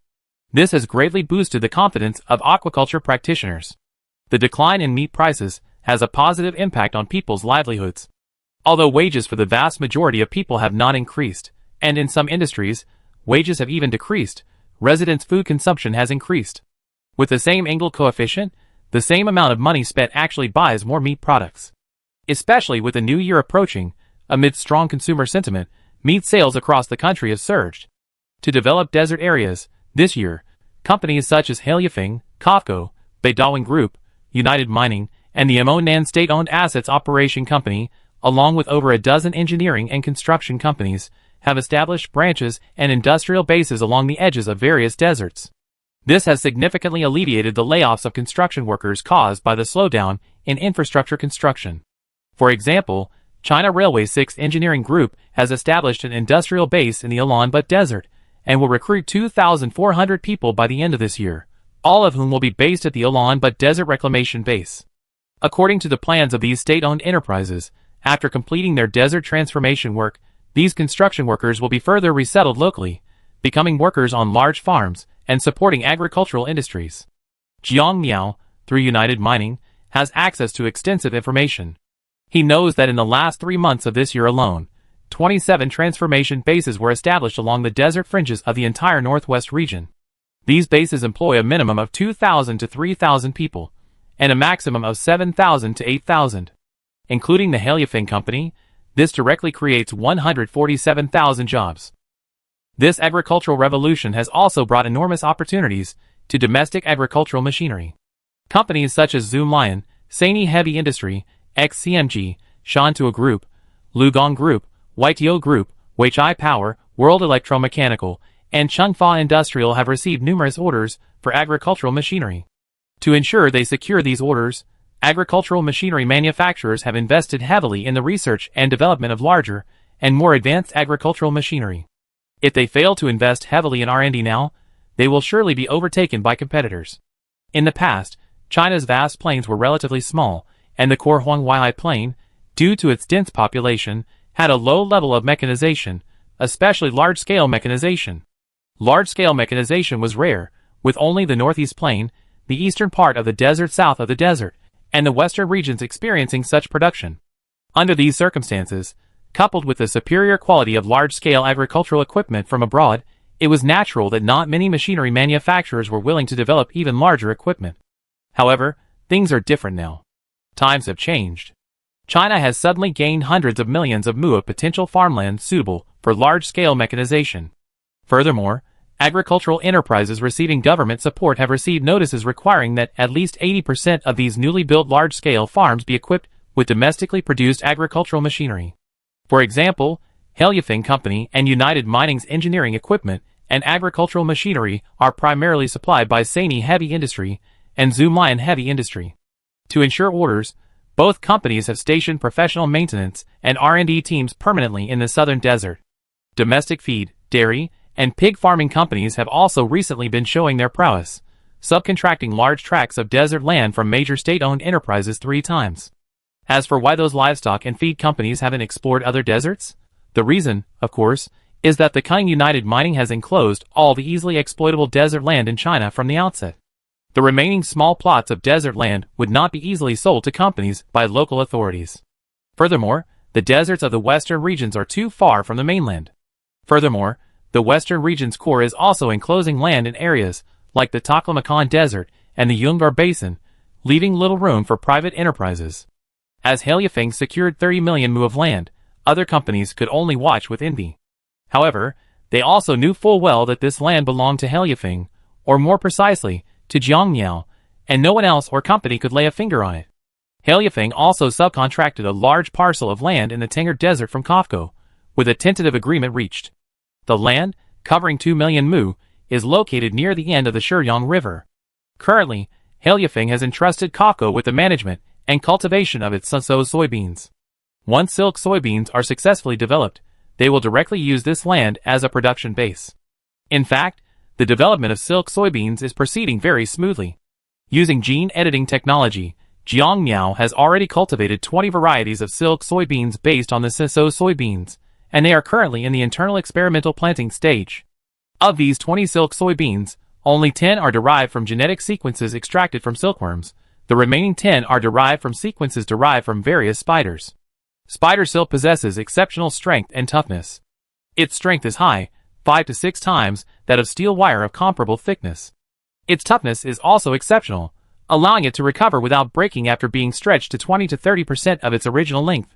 This makes textiles made from spider silk extremely durable. Spider silk is also light and comfortable, primarily due to its thinness. A single strand of spider silk has a diameter of approximately 5 to 10 microns. Therefore, fabrics made from it are light and comfortable to wear next to the skin, and its excellent flexibility also allows textiles to drape beautifully. Other advantages are similar to those of silkworm silk. However, producing natural spider silk is extremely difficult. This is primarily because spiders are not as easy to raise as silkworms, making management a significant challenge. Furthermore, spiders are mostly carnivorous, making them more difficult to care for than silkworms, which feed on leaves. Furthermore, spiders produce much less silk than silkworms. Although scientists have long known about the remarkable properties of spider silk, calling it a natural carbon nanotube, few companies are willing to invest in research and development. The fundamental reason is that it's impossible to mass produce. The various spider silk products produced by studios that farm spiders to obtain spider silk can only attract the curiosity of wealthy individuals through various gimmicks. Ordinary people simply can't afford such products. Jiang Miao previously thought of spider silk when he was working on gene editing soybeans. If soy protein can be converted into silk protein, why can't soy protein be converted into spider silk protein? The technical difficulty of both is the same. So Jiang Miao casually created 10 spider silk soybean varieties. The current experimental plantings are primarily aimed at observing any secondary mutations or trait loss, as well as whether the protein nanostructures of these silk and spider silk soybeans, once grown, can achieve properties similar to those of natural silk and spider silk. The results will be revealed when these soybeans mature in April of this year. Biotechnology holds endless possibilities. Furthermore, the more complex the structure of macromolecules, the more the production costs of biotechnology surpass those of traditional chemical synthesis. For example, the reason why artificial silk and synthetic rubber are inferior to natural ones is that macromolecules are too complex, making it impossible for humans to imitate them cost-effectively. New Year's Day was just 1 day old. Nandian Group, which had previously visited the Gongping Town biofuel base, returned for another visit. Jiang Miao, Jiang Haibao, and Zhang Haitao, taking a rare opportunity to meet with the team leader of Nandian Group. Besides Wang Shanhe, the general manager of the Lingnan branch who had come last time, there was also Zhou Yadong, the even more senior deputy general manager of the Nandian Group headquarters. In the conference room. After a few pleasantries, Zhou Yadong got straight to the point. Mr. Jiang, our group has a few questions about your company's technology. I hope you can clarify them. Mr. Zhou, please feel free to ask. Jiang Miao understood his perspective. Often, state-owned enterprises must have a more formal approach to their work, otherwise it's difficult to get approval. First, our group has studied Professor Lin's paper and your company's patents. The raw materials for the battery fluid in this technology are animal excrement and plant straw. If a complex organic solution is used, can it still generate electricity efficiently? Jiang Miao replied confidently, no problem. Our lab has conducted relevant experiments. Even organic matter from household waste, even plastic particles, can be efficiently utilized by electric bacteria. Zhou Yadong listened and took notes. He then asked, second question, if we implement peak shaving for power generation, what impact will this have on the battery's lifespan and overall power generation? The overall impact is minimal. The lifespan won't change much. If we frequently adjust the system, power generation might decrease by 5 to 10%. After all, electric bacteria, in their semi-dormant state, need to consume a certain amount of organic matter to sustain themselves. I see. A 5 to 10% power loss? That's acceptable. Zhou Yadong nodded. After taking note of this, he continued, third question, after power generation. How should battery fluid be handled? Are there any high-risk contaminants? Jiang Miao directly answered the other party's question. If it's animal excrement, plant straw, or something like that, after being decomposed by electric bacteria, it will become an organic solution high in sugar, fat, and aromatic hydrocarbons, along with some residual cellulose, lignin, and hemicellulose. This solution and residue can be used as raw materials for biogas fermentation, producing large amounts of biogas. After biogas fermentation, the residue can be used as organic fertilizer. What about municipal solid waste? If it's municipal solid waste, my suggestion is to first. For sorting and processing, organic waste, such as plastics, can be crushed and used as raw materials for battery fluid.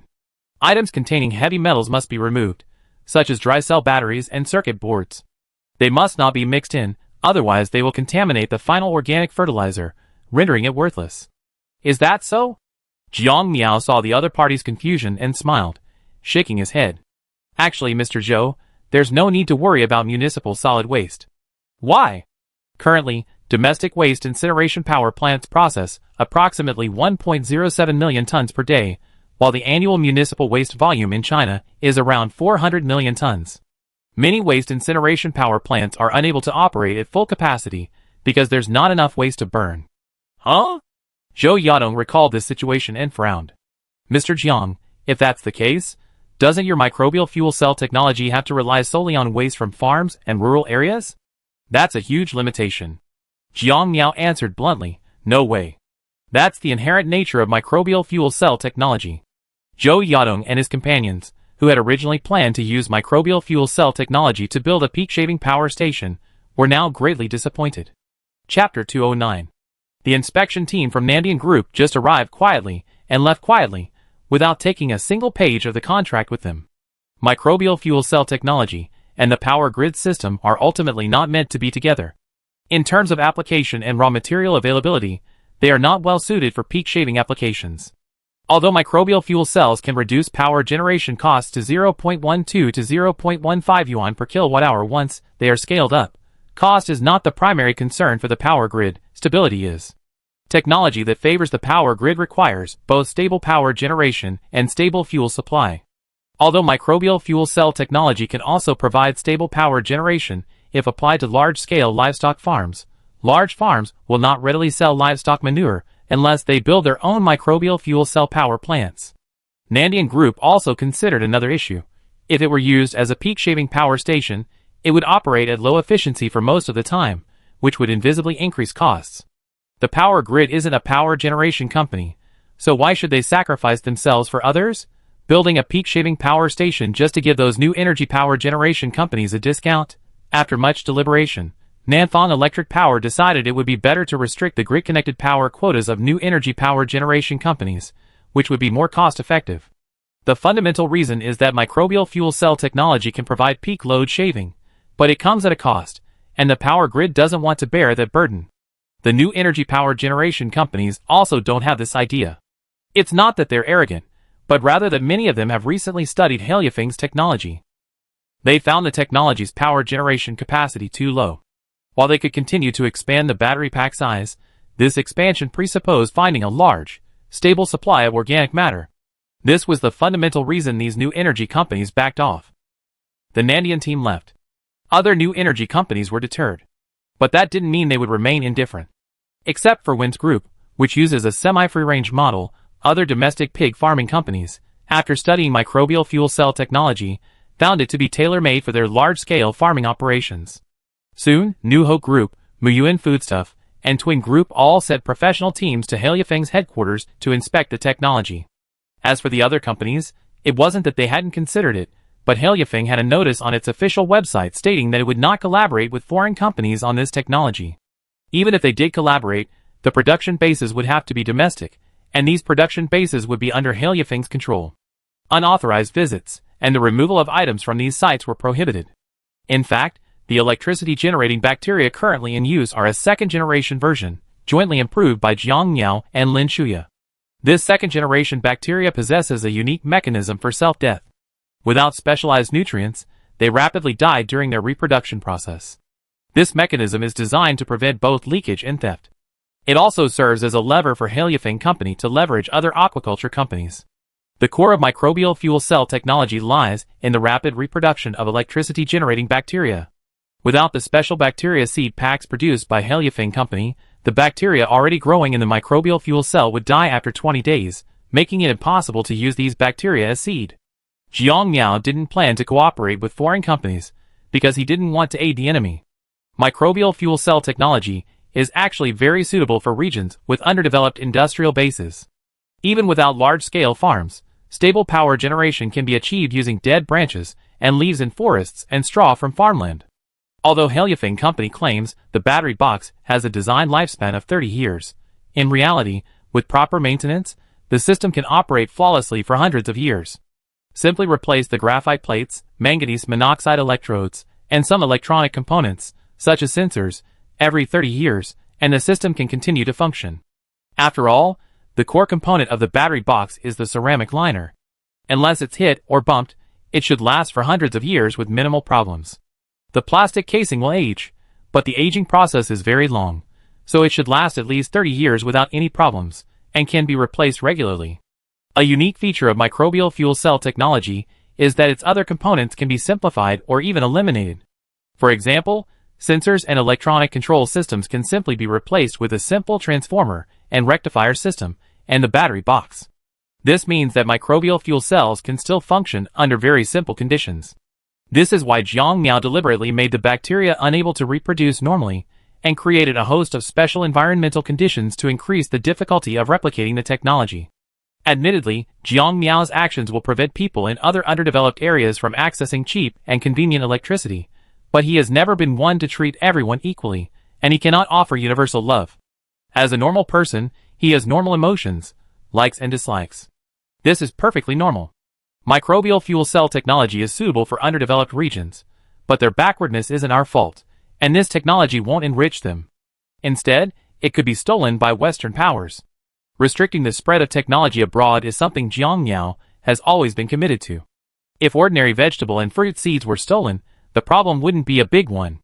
But if purported seeds, like those of the electric-generating bacteria, were stolen, the negative impact would be enormous. For example, our neighbors to the southwest already have large populations. If their food supply were resolved, their power could rapidly increase. This outcome is not what Jiang Miao wants to see. He has several countermeasures in place, specifically to counter these regions. While these regions are generally poor in many ways, there's no denying their considerable potential. Even though these regions are currently in a state of disrepair, that's no reason to underestimate them. Jiang Miao is very conservative when it comes to technology exports, emphasizing that key technologies should be avoided whenever possible to avoid aiding the enemy. This world is just that real. You treat others as friends, but they treat you like a fool. Some places aren't worth helping. It's better to let them languish like mud in the primeval forests and grasslands, continuing their slash-and-burn lifestyle. We just need to do our best. January 8th. Zhang Haitao, who accompanied Gu Haijing and Gu Beiming and their son on their visit to the Gongping Town biofuel base, gave them a brief overview of the base and how the technology is applied. Gu Beiming, who had taken over the daily management of Haijing Company, asked uncertainly Manager Zhang, "I have some questions. Could you please clarify them?" "Mr. Gu, please speak frankly. As long as I know something, and it doesn't involve company secrets, I tell you everything." Zhang Haitao poured more tea into their cups. "Then I be frank." Gu Beiming immediately voiced his doubts. "Your company's microbial fuel cell technology is indeed excellent, but why don't you use large tanks similar to biogas fermentation tanks? That would probably reduce costs a lot, right?" Zhang Haitao knew Gu Beiming wasn't a professional. He smiled and explained, Mr. Gu, it's not that we don't use them, but oversized tanks would actually reduce the effective utilization of organic matter. 1 cubic meter is a relatively suitable volume. The reaction process of microbial fuel cell technology itself requires that the reaction vessel be kept small. I see. Upon hearing this, Gu Beiming realized he had been overthinking it. After all, Heliafeng Company must have researched the appropriate container specifications, and would not make such a naive mistake. He took a sip of tea to ease his embarrassment, then changed the subject, asking Manager Zhang, do you think our company could utilize this technology? Zhang Haida shook his head. Your company doesn't have that much waste organic matter. Unless you have a large and stable source of organic matter, I wouldn't recommend building a biofuel power plant. Gu Haijing, standing nearby, also looked distressed. Oh! If I hadn't made so much money from aquaculture these past 2 years, I have wanted to remove the photovoltaic panels on the farm. Upon hearing this topic, Zhang Haitao thought for a moment and realized the other party was most likely worried about grid access quotas. Oh? The grid won't give us grid access quotas? At this point, Gu Haijing looked helpless. Yes. The grid only gives 50% of the quota, and now my company's farms and factories can't handle so much unstable electricity. It's just going to waste, and I don't know when I get my investment back. Zhang Haidao also looked helpless. There's nothing we can do. New energy power generation companies across the country are pretty much the same now.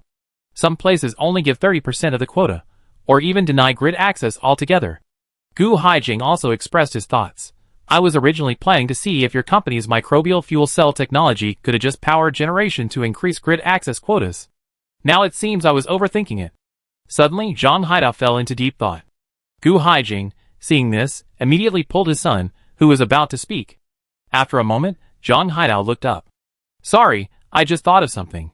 Actually, your company's situation might be resolvable. Gu Beiming, unable to contain his impatience, hurriedly asked, Oh? Manager Zhang, what's your plan? You should know about algae, right? Yes, many of our farms regularly clean up algae blooms. How do you deal with your farm's wastewater? Gu Beiming answered directly, we filter it and reuse it. After all, fresh water costs money.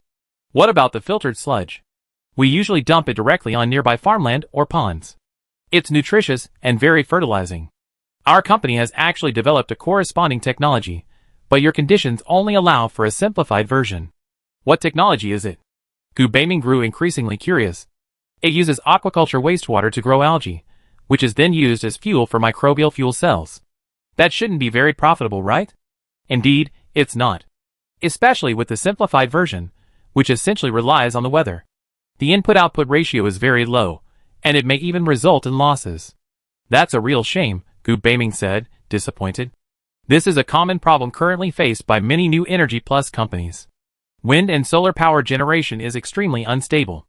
The grid only provides access to around 30% of the capacity, leaving the remaining power either for their own use or wasted.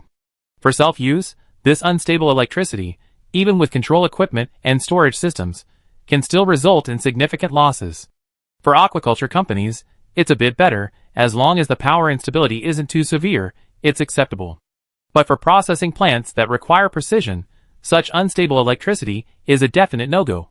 Power generation companies generate enormous amounts of power, but the grid's quota for access is limited. The fundamental reason is that the power fluctuations at these renewable energy power plants are so severe that the grid is hesitant to force them in, lest they paralyze the grid in a matter of minutes.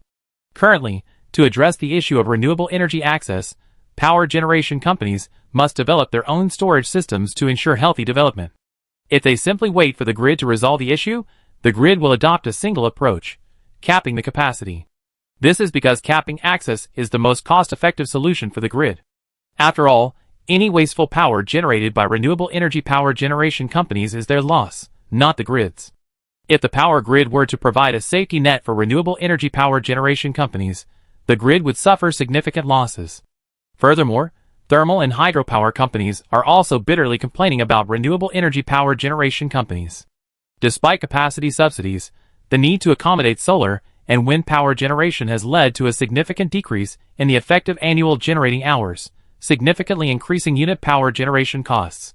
In short, the only way out for renewable energy power generation companies now is to build their own energy storage systems to ensure a stable power supply, which is acceptable to the power grid. However, many renewable energy power generation companies are already heavily in debt, making investing in energy storage systems a high-risk investment for them. As a result, many renewable energy power generation companies would rather risk 70% of their power being wasted than invest in energy storage systems. Take Haijing Company, for example. When investing in the project, they believe that utilizing the open space and water surface of the aquaculture farms would generate electricity and lower the water temperature, killing two birds with one stone. But now, having regained consciousness, Gu Haijing realized that it was uncertain when this investment would pay off, especially after the grid card's internet access quota was used, which further extended their payback period. A prolonged payback period, however, meant increased risk. After all, photovoltaic panels age, and their power generation efficiency decreases over time. Furthermore, the probability of typhoons increases with time. If a photovoltaic power plant is directly hit by a typhoon, losses are inevitable. After regaining consciousness, Gu Haijing realized that photovoltaic power generation combined with ecological farming was a complete pitfall. Had Haijing Company not made considerable profits over the past 2 years by following Heliafeng's lead, its operations would likely have been in trouble. Since last year, Haijing Company has ceased construction on photovoltaic projects and focused on aquaculture, reversing its previous losses. Just as the others were discussing the bleak future of photovoltaic power generation, Zhang Haitao suddenly received a call from Zhang Xinqing. After returning from the call, Zhang Haitao addressed Gu Haijing and his son, Mr. Gu, Vice President Zhang from our company wants to see you. It's a good thing you should come to our headquarters. Good thing? I'll be there right away. Gu Beiming's face lit up. However, the experienced Gu Haijing inquired, Manager Zhang, which Vice President Zhang are you referring to? After all, Heliafeng has so many executives. Rushing over without asking would only lead to more trouble. Zhang Haitao realized, I'm sorry, I didn't make it clear. It's Zhang Xinqing, who's in charge of the aquaculture division. As soon as he heard Zhang Xinqing, Gu Haijing knew who he was. After bidding farewell to Zhang Haitao, he hurried with his son to Magong town. In less than an hour, Gu Haijing and his son's 2 cars arrived at Xiananshan, near the Changsha Bay Expressway intersection, the new headquarters of Heliafeng Company. After meeting Zhang Xinqing, they finally understood what was going on. So that's how it is. No problem. I agree to cooperate. Gu Haijing made the decision immediately. Zhang Xinqing extended his hand. Then we have a happy cooperation. A happy cooperation. Thank you, Mr. Zhang and Mr. Jiang, for your care. Gu Haijing shook hands, expressing his gratitude. Gu Beiming had no objections. The 2 parties quickly signed a cooperation agreement. This cooperative project involved Haijing Company packaging all of the photovoltaic power generation equipment at the Lufeng aquaculture base and establishing a photovoltaic power generation enterprise in partnership with Heliafeng Company. The company would hold 90% of its shares in Haijing Company and 10% in Heliafeng Company. However, Heliafeng Company would retain controlling interest, while Haijing would have supervisory and dividend rights. This model was adopted to circumvent regulatory issues related to the power system. Thus, the joint venture was nominally a subsidiary of Heliafeng Company. This way, the electricity generated by the company could be directly transferred to Heliafeng Company for use, without having to pass through the power grid. Haijing Company also suffered no losses, as the large-scale aquaculture base in Lufeng required significant cooling power, which could be met with Haijing surplus photovoltaic power. The internal electricity price was 0.15 yuan per kilowatt-hour. Gu Haijing and his son were both willing to accept this price. After all, if the photovoltaic power was not sold to Heliafeng Company, it would be wasted. Of course, Haifeng and Lufeng chose this partnership not simply to help Haijing. Through this collaboration, they can obtain affordable electricity while eliminating the investment required to build their own power generation facilities. Furthermore, the 2 companies' aquaculture bases in Lufeng are separated by a town, less than 30 kilometers away, making it feasible to lay a separate cable. This is a win-win project. Chapter 210. After the joint venture between Heliafeng and Haijing was established, they quickly sought out relevant companies to lay a cable. Jiang Miao was currently at the Lufeng aquaculture base. This aquaculture base was the same one that the Norwegian Salmon Aquaculture Company had previously planned to invest in. It covers approximately 5,460 mu, approximately 1,000 acres, with 4,500 mu dedicated to aquaculture and 946 mu dedicated to supporting facilities. After acquiring the project, Heliafeng invested nearly 1.5 billion yuan, with a further investment of approximately 2 billion yuan. Currently, 2,000 mu, approximately 1,000 acres, of indoor aquaculture farms and related supporting facilities have been completed. Although this base is a land-based aquaculture farm, it is actually only a little over 200 meters from the coast, right next to the shoreline. A large pumping station has also been built on the beach to pump water from the sea to the farm. Jiang Miao had previously instructed the aquaculture division to acquire a small hill adjacent to the aquaculture base and construct an underground ice storage facility using the natural rock formations within the hillside. The small hill before him, covering approximately 470 mu, approximately 1,000 acres, had immediately caught his eye during his previous inspection.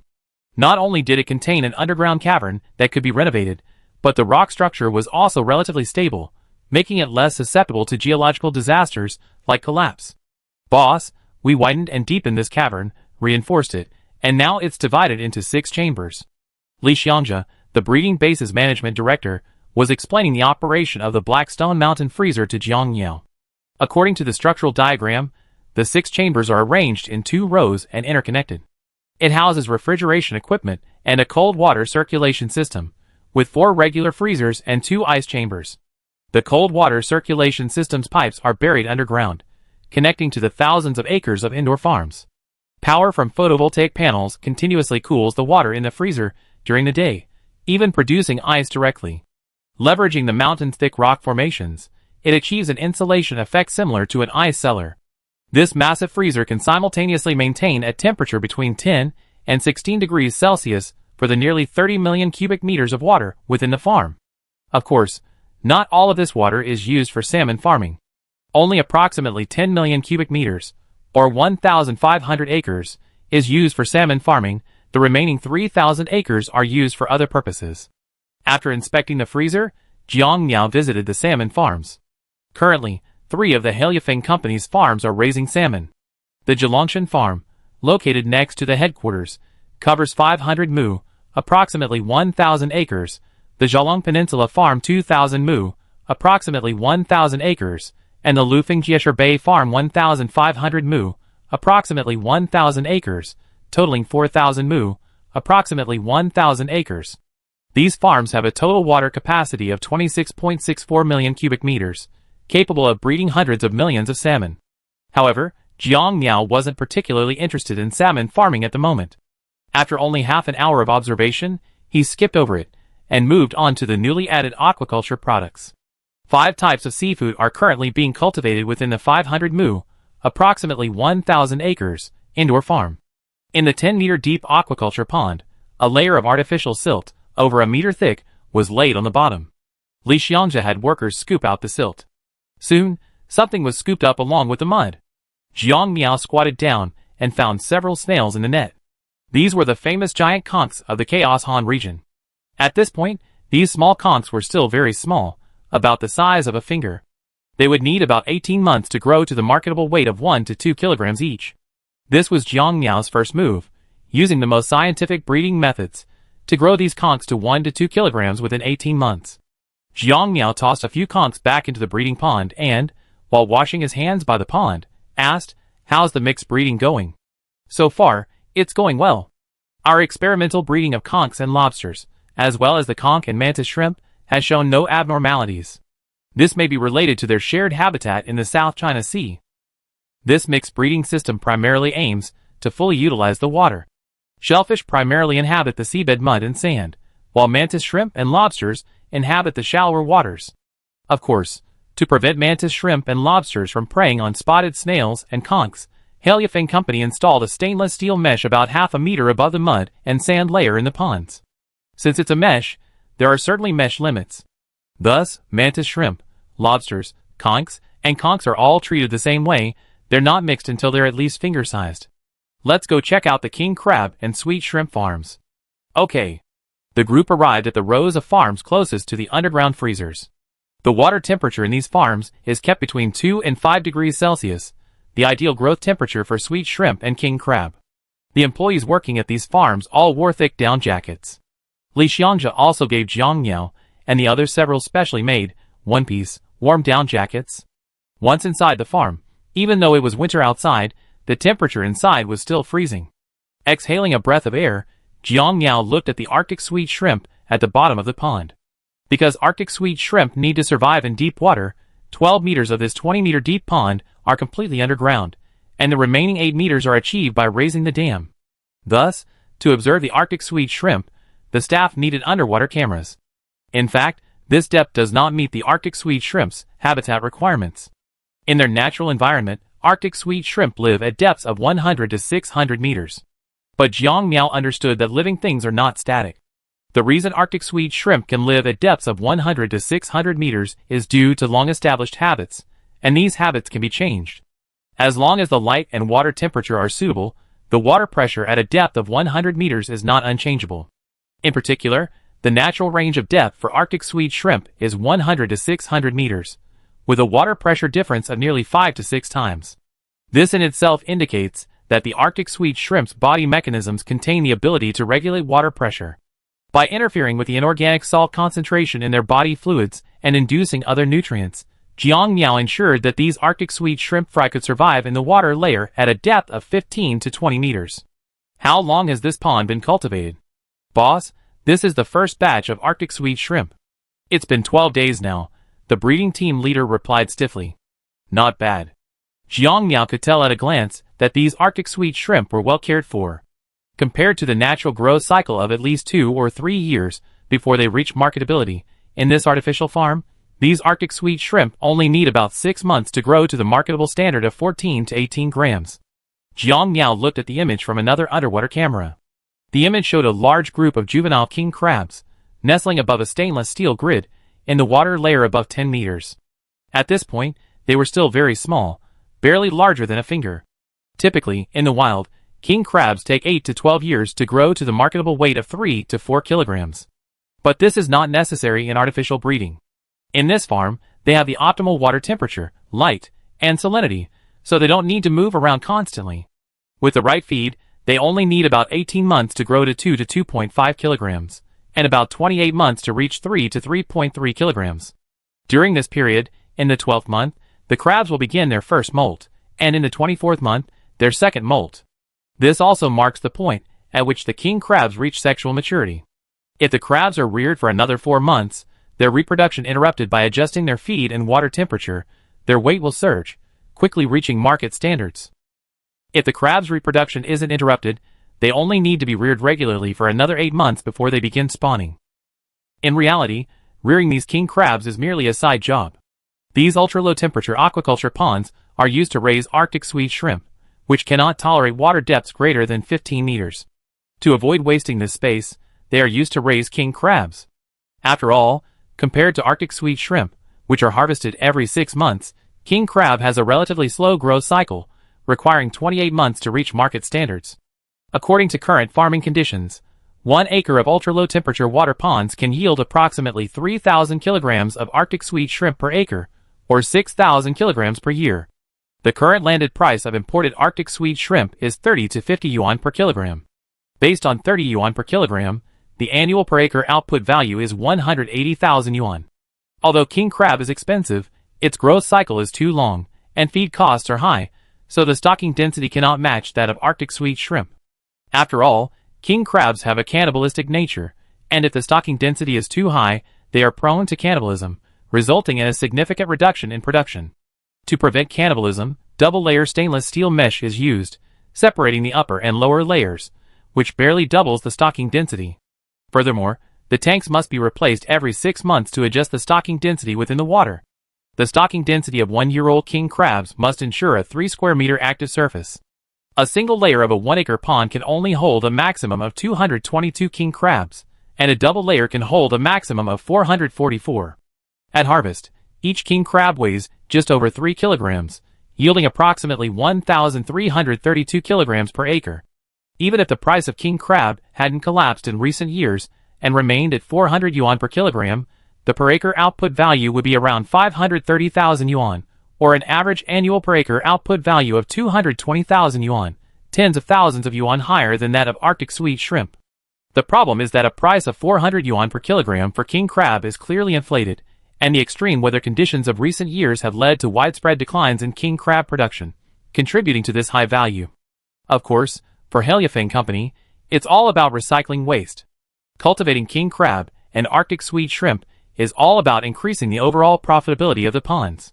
Even if the price of king crab dropped to 100 yuan per kilogram, Heliafang Company would still be profitable.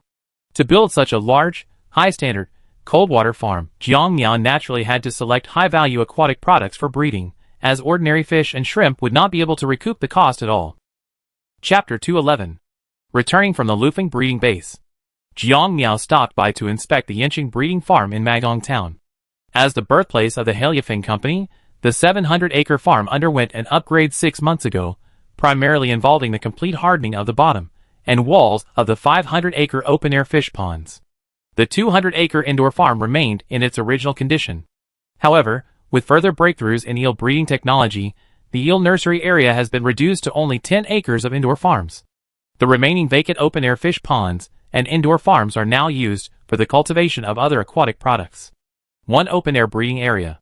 The section chief in charge of this section, Lin Yongzheng, was cautiously explaining the breeding situation there. A native of Yanqing village, Lin Yongzheng had previously been cultivating oysters and had been hired as the section chief last June. Boss, all 100 acres of oysters are triploid. Since our first batch of seedlings was quite large, they already reached market standards. Looking at the oyster pond, where a large cluster of oysters grew on a large stone pillar, Jiangmiao used the identification panel to check the detailed quality of the oysters. Lin Yonglong had already gone down and pried up a dozen oysters. Kuyong helped pry open the shells with a knife, revealing the milky white meat inside. The meat wasn't too big, about the size of 3 fingers held together. Jiangmiao didn't hesitate. He picked up a cracked oyster and gulped it down in one gulp. It was smooth and tender, with a slight fishy smell at first, followed by a sweet and fresh taste. After a few bites, it was very crisp and delicious, and the oyster meat melted effortlessly, without the toughness of a rubber band. Kuyong and the others who enjoyed oysters also each ate one. What does it taste like? Much better than the domestic oysters I had before, almost as good as some of the top-quality imported ones. Indeed, it's good. Very fresh and sweet. As people like Lin Yonggong have lived by the sea for decades, and their families used to farm oysters, they naturally know the taste of ordinary local oysters. Local oyster farmers strive for large oysters, but the farms are all cultivated in earthen ponds. This method inevitably leads to the oysters absorbing the silt at the bottom of the ponds. Farmers also either pump seawater directly for aquaculture or rely on high tides for water exchange, which puts a heavy strain on the surrounding seawater quality. Clearly, the seawater near Changsha is not of high quality.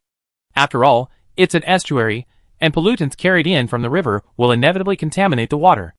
Therefore, ordinary farmed oysters here tend to have some heavy metal issues. This is also a key reason why Shantou Meijo previously specifically rectified the gold and silverware, gilding, and jewelry processing industries in Mailong and Katong towns. These industries are located in the upstream river channel of Changsha, discharging large amounts of pollutants into the bay. Even after the rectification, the water quality at the Changsha estuary remains mediocre. This is an inherent problem at many river estuaries, and the more developed the industry around the river, the worse the water quality at the estuary. To ensure the safety of the aquaculture water at Yanqing Farm, the company has invested in several specialized seawater purification systems to remove heavy metals and pollutants from natural seawater. As an oyster farm designed for raw consumption, water quality is constantly monitored, and the feed and algae used are carefully selected to ensure the oysters are free of contamination, from heavy metals to microbial contamination. Even microplastic contamination is strictly controlled during seawater filtration and purification, as well as feed and algae selection. Heliafang Company uses a special label for this grade of oysters, namely Superior Grade. Currently, Heliafang Company's products have 2 labels, Superior and Premium. Premium grade represents the highest quality among premium grades, essentially selecting the best of the best. To achieve this premium grade, the oysters must meet strict limits for heavy metal residues, pesticide residues, microbial contamination, and microplastic residues. Furthermore, the flavor, taste, and appearance must also be optimal for this type of product. After swallowing the oyster meat, Jiangmiao put down the shells and asked, Yonggong, are these oysters ready to be harvested? Almost. It depends on the arrangements at the specialty store. Lin Yonggong nodded. Jiangmiao knew that selling high-quality aquatic products required aquariums and specialized live aquatic transport vehicles. As for aquariums, the larger specialty stores, and the 6 recently opened warehouse supermarkets were already equipped with professional aquariums and supporting facilities. As for live aquatic transport vehicles, there were only 8 at the moment. Clearly, with the expansion of aquaculture, 8 specialized transport vehicles would be far from sufficient. The logistics division had already instructed the procurement department to accelerate procurement. Jiang Miao washed his hands and said, "This 1 acre of oyster pond is estimated to yield 16,000 kilograms per acre, which is a decent yield." Lin Yonglong, who has experience in oyster farming, is well aware of this. We use high standard management techniques and must control the stocking density, otherwise the quality of the oysters will be affected. Without such high standard management, the yield per acre could even be 25,000 to 30,000 kilograms. Despite the tens of thousands of kilograms per acre yield, after removing the shells, there are actually only about 3,200 kilograms of oyster meat, a shell-to-meat ratio of 4 to 1. Jiang Miao asked Li Zixuan, "What's the price the market research department has assigned to these oysters?" Li Zixuan quickly flipped through his phone's notes before looking up and replying, "Boss, it's 100 yuan per kilogram." 100 yuan? Not bad. By the way, does this oyster have a name? Li Zixuan checked his phone. "It's called Shanmei Premium Oysters." Jiang Miao shook his head. "It's too common, and Shanmei is a very large area. We can't use that name." He thought for a moment, and then instructed, "Inform the market research department to change the product name of these oysters to Shiomachi oysters, and add the premium label." "Okay, boss." Li Zixuan quickly made a note of the matter in his phone's notes. This kind of premium oyster naturally requires regional restrictions. If the previous name Shanmei oysters is used, then farmers in other parts of Shanmei could also claim their oysters as Shanmei oysters. After all, such a city-level term cannot be patented or trademarked. Jiang Miao thought of something else. "Mr. Yong, if you have time these days, go to your village committee and ask them to set up an oyster farming cooperative." Although Lin Yonggong was delighted, his boss still cared about the local villagers. However, he warned, "Boss, our technology is too advanced. Ordinary villagers can't afford the costs. That's why we asked them to form an oyster farming cooperative, plan the oyster ponds, and then the company will help them procure and build a seawater purification station. Combined with the specialized feed we sell, they can cultivate oysters successfully. Since I chosen the name Salt Town, I should let the local villagers participate." "No problem. I'm sure the village committee will fully cooperate." Lin Yonggong nodded with a smile. Jiang Miao was also concerned about management issues. Furthermore, with few fish ponds available for rent nearby, expanding production required involving the surrounding villagers. As for Qinzhou village in the neighboring town, their oyster farming is enormous. Their aquaculture area covers 12 square kilometers, approximately 18,000 mu, and their annual oyster production reaches 18,000 tons. This demonstrates the rather backward nature of Qinzhou village's oyster farming technology. With 18,000 mu, approximately 16,000 acres, of oyster cultivation, it only produces 18,000 tons annually, an average yield of around 1,000 kilograms per mu.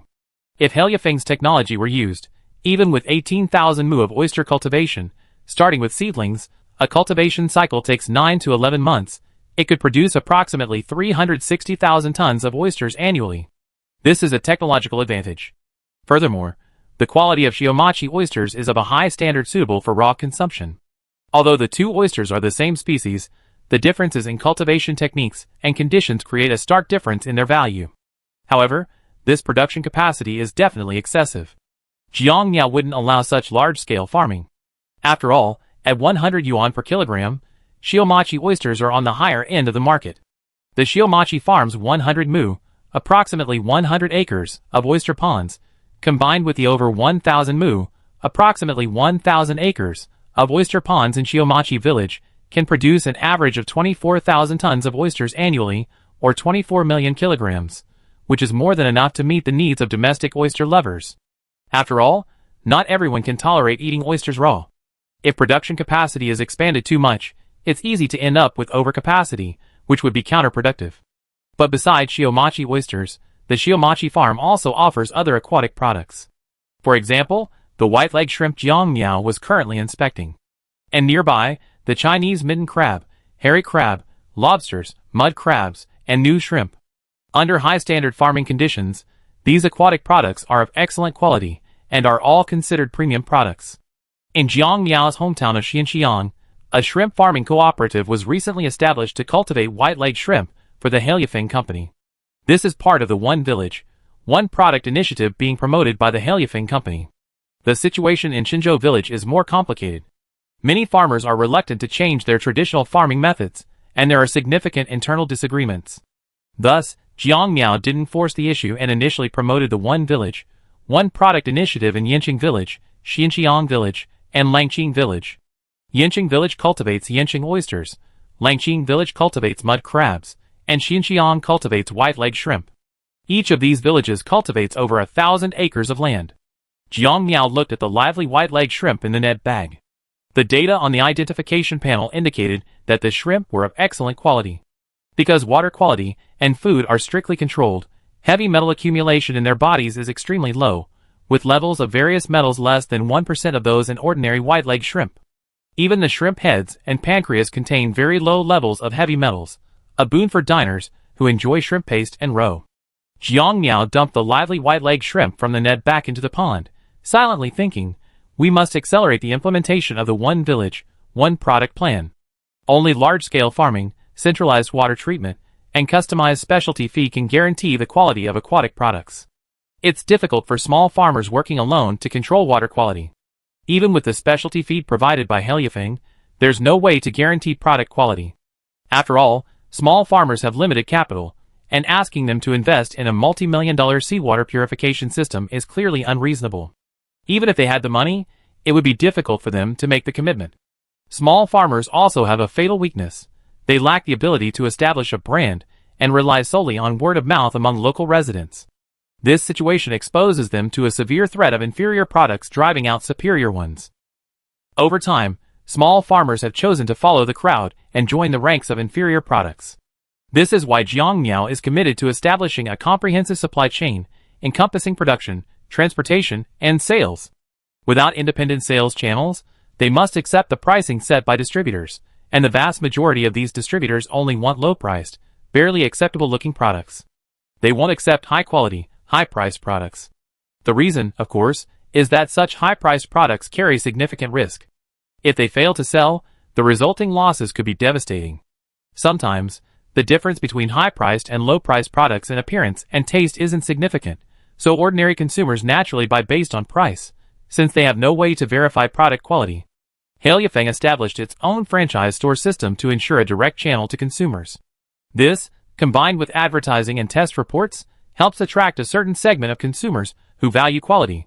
In fact, there are a significant consumer base in China willing to consume high-quality products, not hundreds of millions, but at least tens of millions. Especially after nearly 3 decades of rapid economic growth, some people's consumption habits have gradually shifted from simply eating and drinking to eating and drinking well, from pursuing quantity to pursuing quality. Additionally, the recent surge in food safety awareness on the internet has seen a surge in the market for high-quality products. However, high-priced products are not necessarily high quality.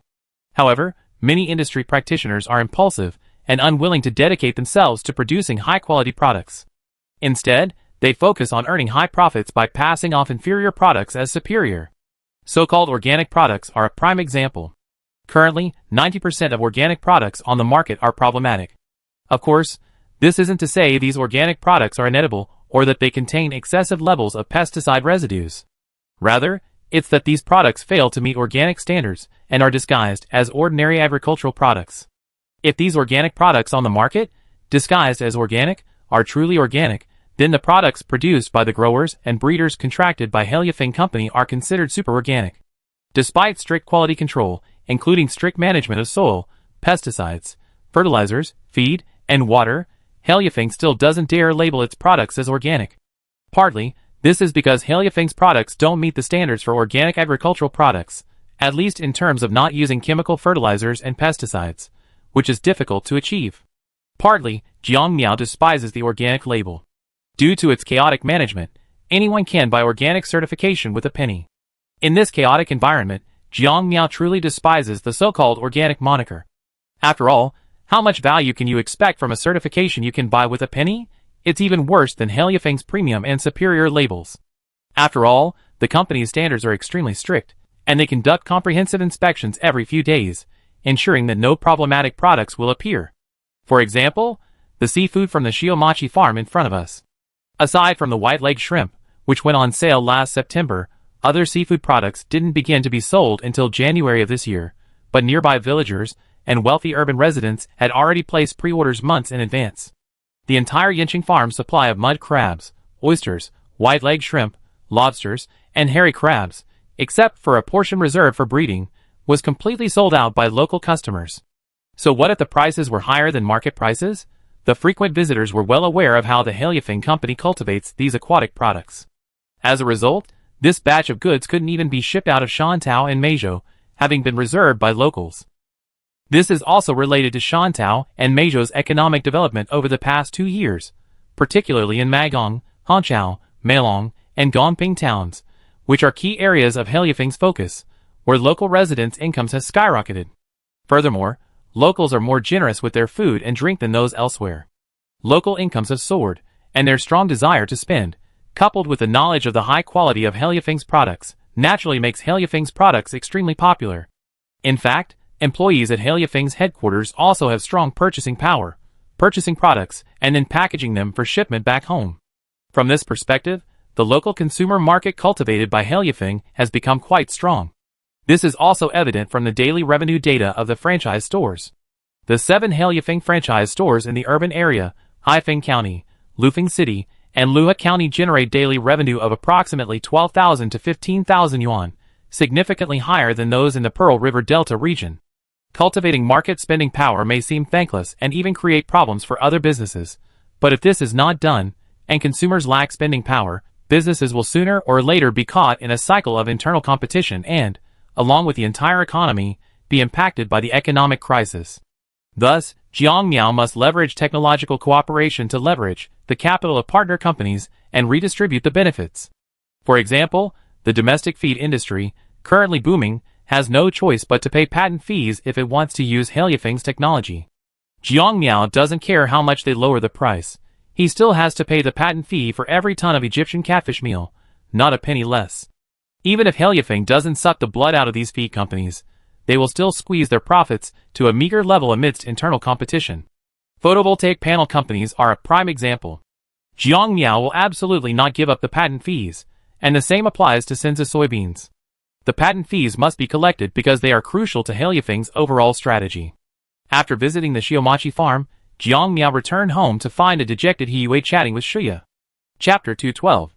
Seeing Jiangmiao return, Hiyue quickly stood up and said, "Teacher, why are you so gloomy?" Jiangmiao took off his coat and placed it on the coat rack next to the shoe rack. Shuya, holding her daughter, said, "The project she's researching hasn't made any progress." "The lupus drug project?" Hiyue looked helpless.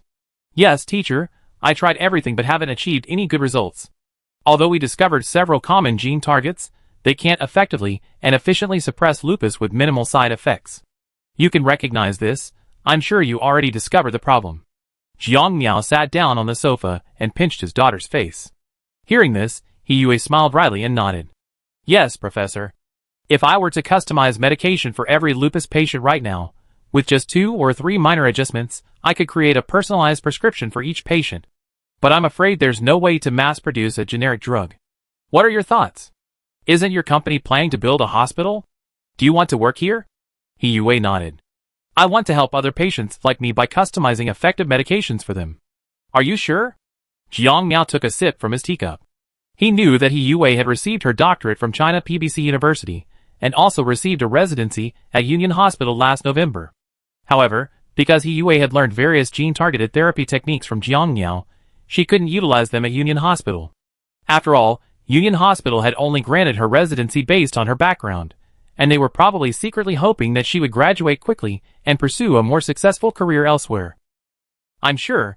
I think through my connections at Union Hospital, I found 5 patients and, using the same approach as developing new drugs, I developed effective medications for them. After 2 or 3 minor adjustments, they achieved similar results to my own. Since there's no way to develop a universal drug, I don't want to waste the knowledge I learned." Seeing Hiyue's determined gaze, Jiangmiao nodded slightly. "Then can you also focus on research?" "Yes," Hiyue nodded confidently. Jiangmiao shook his head. "I can open a lupus specialty unit for you at Halyafing Hospital. However, you must seize the time this year to train a few capable physicians. Don't do everything yourself, just focus on the core work. Additionally, I revised the NUA system and launched a supplementary diagnosis and treatment system specifically for lupus genes. You can use this system to recruit more physicians, increasing efficiency by at least dozens of times. Thank you, teacher, Yue said, deeply moved. Hailifeng Hospital has now been established. Jiang Miao didn't start from scratch, but instead had 3 private hospitals directly acquired and merged to form Hailifeng Hospital. These 3 private hospitals, located in the urban area, Haifeng and Lufeng, were all small, poorly managed hospitals. Jiang Miao didn't need these hospitals to be immediately profitable, but rather to serve as a training base for medical professionals. Compared to large tertiary hospitals, Hailifeng Hospital focuses on specialized treatments, such as Yue's lupus erythematosus unit. In fact, if specialized treatments were well developed, given China's vast population, there would be a significant number of patients.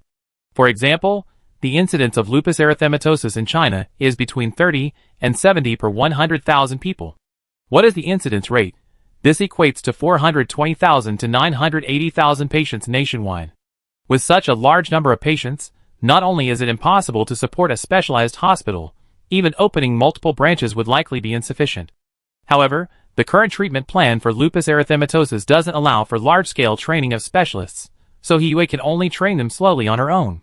After all, understanding gene sequences is essential, and without teaching genetic laws, it can only be done through rote memorization. Fortunately, this is only a lupus erythematosus specialty, involving relatively few gene sequences, so rote memorization can be used, supplemented by a gene-targeted therapy support system. If one wants to achieve what Yue did, one can independently analyze gene targets for each genotype of the disease, but only by studying genetic laws. Yue thought again. Teacher, I will handle the lupus specialty, but the generic drug development has failed. After the Spring Festival, I plan to find a new research direction. Do you have any suggestions? Suggestions? Jiang Miao pondered.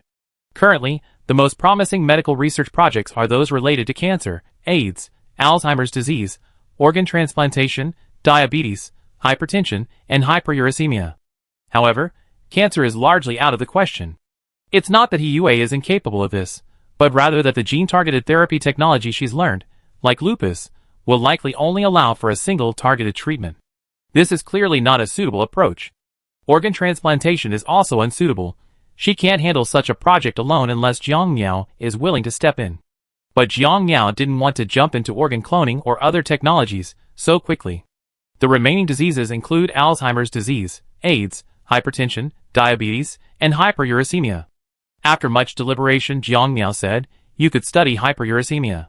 This disease is largely due to a problem with the immune system.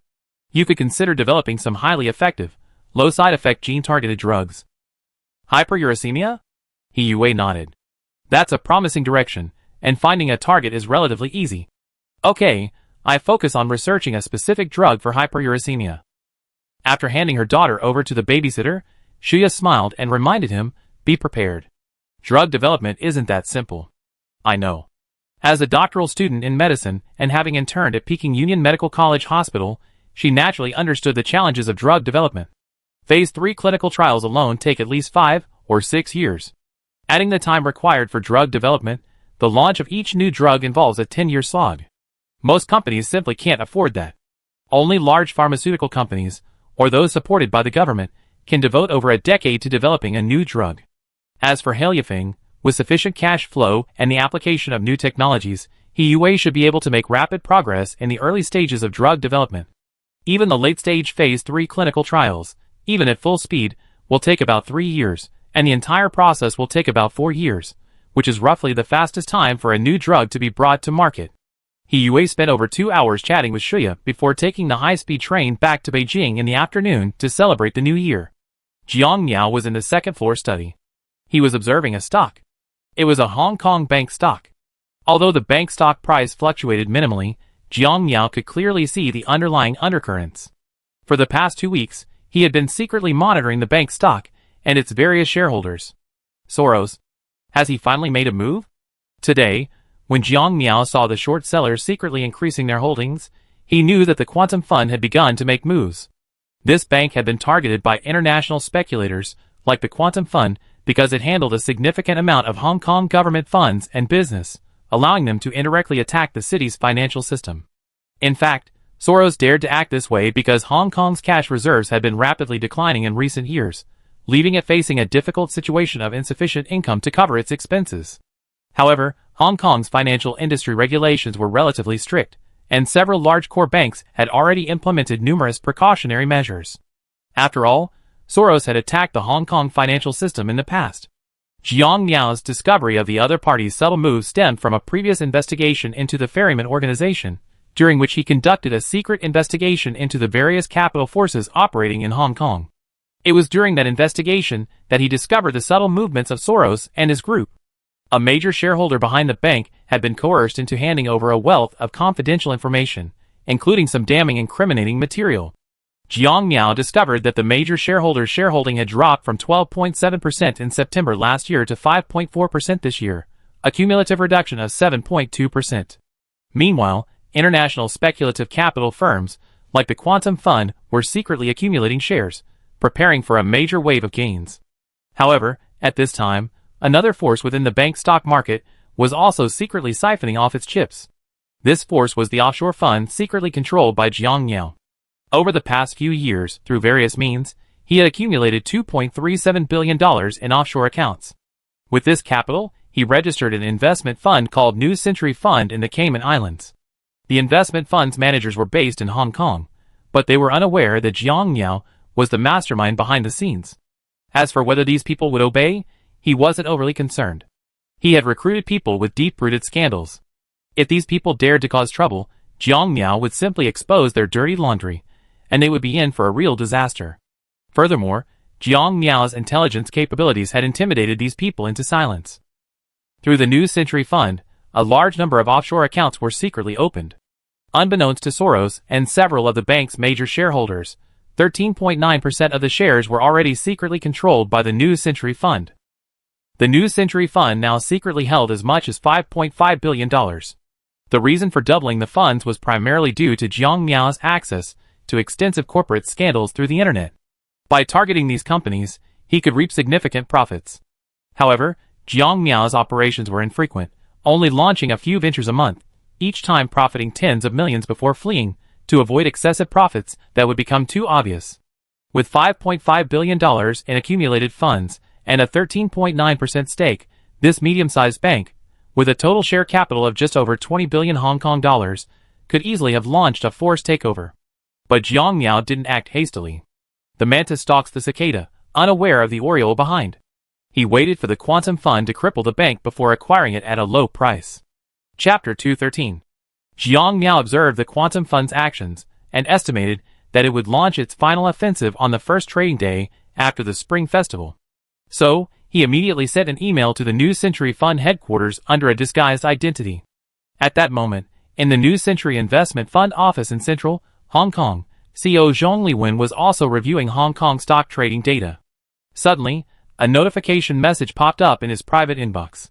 Seeing the sender's name, he immediately sat up straight and opened the email. At the same time, he took out a copy of Dream of the Red Chamber and, comparing the numbers in the email, wrote down the deciphered content in a small notebook. As he wrote, Zhong Liwen's hands began to tremble slightly. This boss's intelligence power was formidable. Even after witnessing the mysterious boss's intelligence capabilities before, Zhong Liwen was still shocked, and he increasingly hesitated to harbor any thoughts of resistance. After all, he had been in the financial world for over 20 years, and knew many unknown things. Based on the mysterious boss's intelligence, Zhong Liwen suspected he must be part of a large organization, one that would easily kill him. After deciphering the contents, Zhong Liwen deleted the email and resumed browsing the notebook. There was a lot of information, 47 pieces of information in total, all related to the Quantum Fund, and finally the mysterious boss's instructions. So that's it? Closing the door and beating the dog? After reading this information, Zhong Liwen understood the boss's intentions. In addition to secretly preparing to short sell and bust that bank, the Quantum Fund had also accumulated shares in 17 other small and medium-sized financial institutions, intending to trigger a large-scale financial run in Hong Kong through false information and short selling after the bank's bust. Meanwhile, Hong Kong's fiscal reserves have already fallen from 1.1 trillion Hong Kong dollars in 2022 to 449.3 billion Hong Kong dollars, with declines of hundreds of billions almost every year in recent years. Quantum Fund chose to act after the Lunar New Year for another reason. Hong Kong will distribute many benefits before the Lunar New Year, which will further reduce its fiscal reserves. Many people may not be aware of Hong Kong's welfare programs. Take the Old Age Allowance and the Old Age Living Allowance as examples. The Old Age Allowance, commonly known as Fruit Money, provides seniors aged 70 or above with a monthly payment of 1,135 Hong Kong dollars, without an asset and income test. The Old Age Living Allowance provides a monthly living allowance of 3,915 Hong Kong dollars to seniors aged 65 or above who meet income and asset requirements. Applicants aged 70 and above can also receive an additional 1,385 Hong Kong dollars per month in Old Age Allowance. At the time, Hong Kong's population was rapidly aging, with those aged 65 and over accounting for 21% of its total population of 7.5 million, representing 1.575 million elderly people. Although not all seniors were eligible for this subsidy, official Hong Kong data indicates that its expenditures in 26 years had reached 41.9 billion Hong Kong dollars. Adding to this miscellaneous expenditure, coupled with a significant reduction in Hong Kong's land revenue, the situation was one of insufficient revenue to cover expenditures. Since the Spring Festival is the peak period for the disbursement of various subsidies, the Quantum Fund, seizing this opportunity, prepared to launch a comprehensive offensive against Hong Kong's financial system on the first trading day after the Lunar New Year. Zhong Liwen paid no attention to the Quantum Fund's offensive.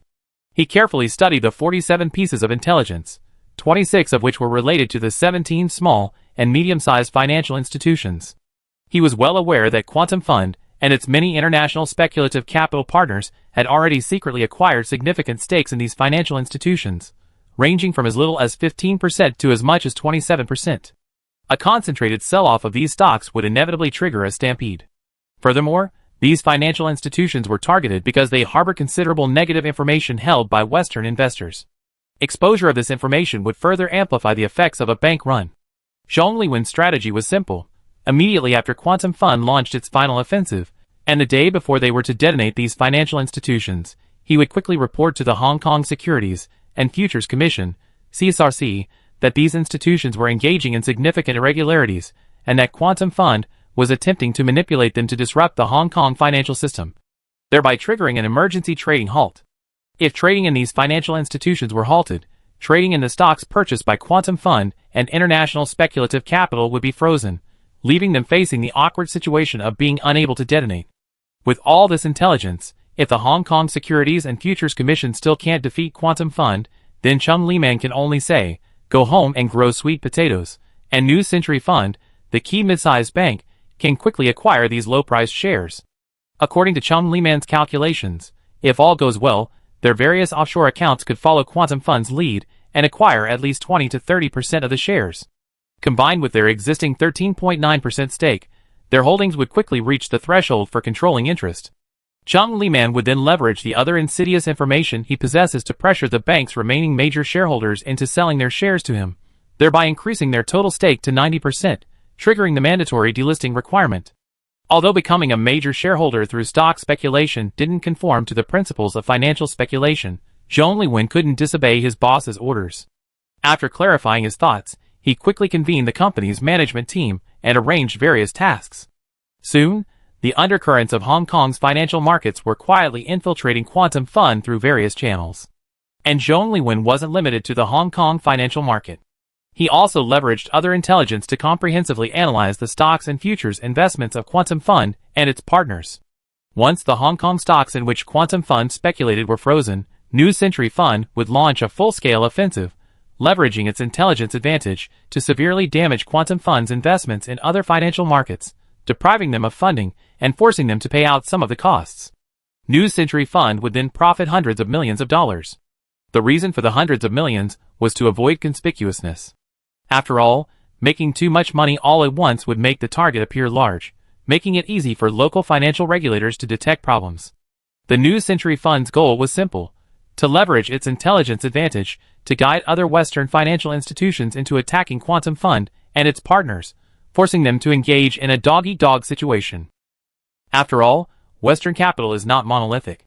Seeing Quantum Fund in trouble, they would likely not offer immediate assistance, but instead choose to attack it when it's down. Over the years, Quantum Fund has offended numerous financial institutions in the global financial market, and these institutions will certainly not help it. Everything was being planned silently. Just wait for the prey to walk into the trap. As the Spring Festival approaches, the festive atmosphere in Shantou and Meisheng grows increasingly intense. Streets and alleys are dotted with stalls selling Spring Festival couplets, blessing stickers, red envelopes, and New Year flowers. Young people who had returned home for the Lunar New Year holiday are also gradually returning from other places. The Haliafeng specialty store on Ermalu, considering the need for professional management, has transferred its eel rice business to the Jianghai restaurant across the street since June of last year. The store manager is currently receiving a shipment of seafood just arrived from the Shiomachi farm. This includes eels, catfish, mud crabs, locally known as roe crabs, white-leg shrimp, prawns, and Shiomachi oysters, all of which are currently in continuous supply. The store manager and his staff counted the quantity and weight, then took out the pre-order list sent from headquarters. These customers all live in the city. He first sent a text message to those who placed orders through the app, asking them to come to the store to pick up their orders as soon as possible. As for customers who had reserved through other channels, he would need to call them one by one. A moment later, a Land Rover parked on the roadside not far away. Two middle-aged men walked directly into the store. "Who is Manager Luo?" One of the middle-aged men with slick-back hair asked with a smile. The manager quickly stopped talking on his phone and said with a smile, "Hello, I'm the manager. You're here to pick up your order, right? Do you have a pickup code?" "Here." The middle-aged man pulled out a QR code saved on his phone. The manager scanned it, and a list printed out. 10 gene, approximately 100 kilograms, of oysters, 5 gene, approximately 100 caddies, of crab roe, and 5 gene, approximately 100 caddies, of prawns. "Is that all right, Mr. Chen?" "That's the exact amount." "Xiaofang, pack up for the guests." "Okay." Arriving at the seafood section, the middle-aged man surveyed the aquarium, which contained only a few varieties of seafood. He asked, "Don't you have hairy crabs?" "Why aren't they here?" "Hairy crabs aren't in season yet. We probably have to wait a few more months," Xiaofang said, scooping up oysters. Another middle-aged man, following the middle-aged man with the slick-back hair, picked up an oyster and asked, "Old Chun, are these oysters really delicious? You tried foreign food in Shenzhen, and now you look down on domestic products?" Old Chun quipped. "Just kidding. I run a Japanese restaurant. Domestic oysters aren't as good as those from Gaul in Australia when eaten raw.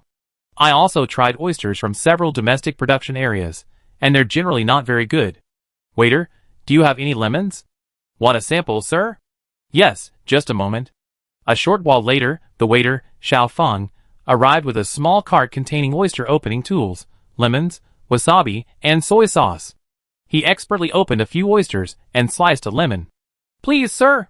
You also offer wasabi?" The Japanese restaurant owner was surprised. After all, such fine oysters, it would be a waste to just use ordinary mustard sauce, Xiaofang replied with a smile, quickly grinding the wasabi on a small grinding wheel. Old Chen patted his friend. "My dear Mr. Lin, give it a try." "Okay." Mr. Lin picked up an oyster and sipped the liquid from the shell. The taste was just like seawater, but not as strong and direct. Then, without dipping it in anything, he sucked the oyster directly into his mouth and savored it carefully. Old Chen ignored his friend. After watching Xiaofang grate some wasabi, he squeezed a little lemon juice onto the oyster, dipped it in a little more wasabi, and popped it into his mouth. "Very good. The taste is a bit like Namibian oysters from South Africa. Namibian oysters are primarily farmed around Walvis Bay, Namibia, where the Benguela Current reaches shore. Due to the low water temperature and abundant nutrients, the oysters in this area are exceptionally sweet and have a unique flavor, devoid of any fishy smell. They have a fruity sweetness and are plump, though they are mostly only available seasonally. Boss Len had tasted this type of oyster before when he worked in Africa. As for Gallic Bellin oysters and Australian rock oysters, not everyone likes them, as they have a strong metallic taste that many people find unpalatable. Currently, the most popular oysters among domestic oyster lovers are Gallic Ginadu oysters and New Zealand bluff oysters. "Not bad, Mr. Lin." Old Chen picked up another oyster. "You're really quick, kid." Boss Lin quickly picked up the remaining oyster, squeezed a little lemon juice into it, dipped it in a little wasabi paste, and popped it into his mouth. A completely different flavor burst forth. After a while, Boss Lin hurriedly asked, "Waiter, can you deliver these oysters to Pengcheng?" Xiao Fong smiled and replied, "Sir, we can deliver to Pingching. You can order them on our app and pick them up at our specialty store in Pingching." I know. Boss Lin had previously purchased live eels and white truffles from the Haileyafing specialty store, and knew that Haileyafing had stores in Pingching, one of which was less than 2 kilometers from his Japanese restaurant. As for the price of 100 yuan per kilogram, it's actually not expensive, especially for these top-quality oysters that can be eaten raw. Imported oysters generally cost over 200 yuan per kilogram, and even if you buy in bulk from wholesalers, the price is at least 150 yuan per kilogram. Besides, he runs a Japanese restaurant, not a seafood shop, so he can't buy much at once. If the volume isn't high enough, wholesalers won't give much of a discount. After the two tasted the oysters, Boss Lin looked at the crab roe that Lao Chen had packed. "Lao Chen, are you going to pickle these crab roe?" "Yes. Give me a few when the time comes."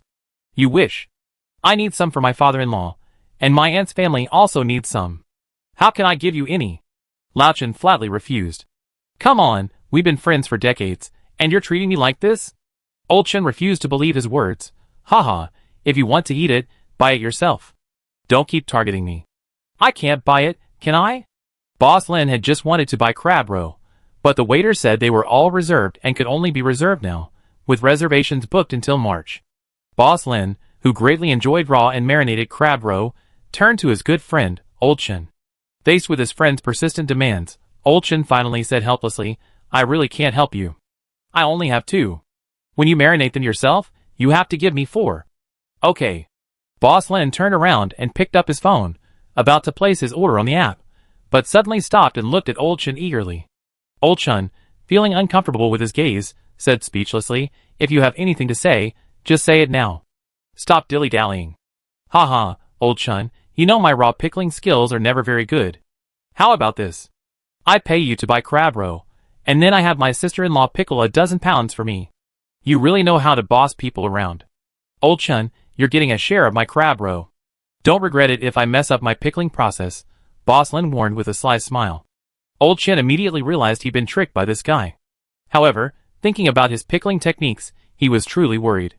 He'd been poisoned several times by this guy's raw pickled crab roe. He reluctantly agreed, "Okay, I help, isn't it?" At that moment, other customers arriving to pick up their goods began to arrive. A line quickly formed in the seafood section of the Ermelu specialty store.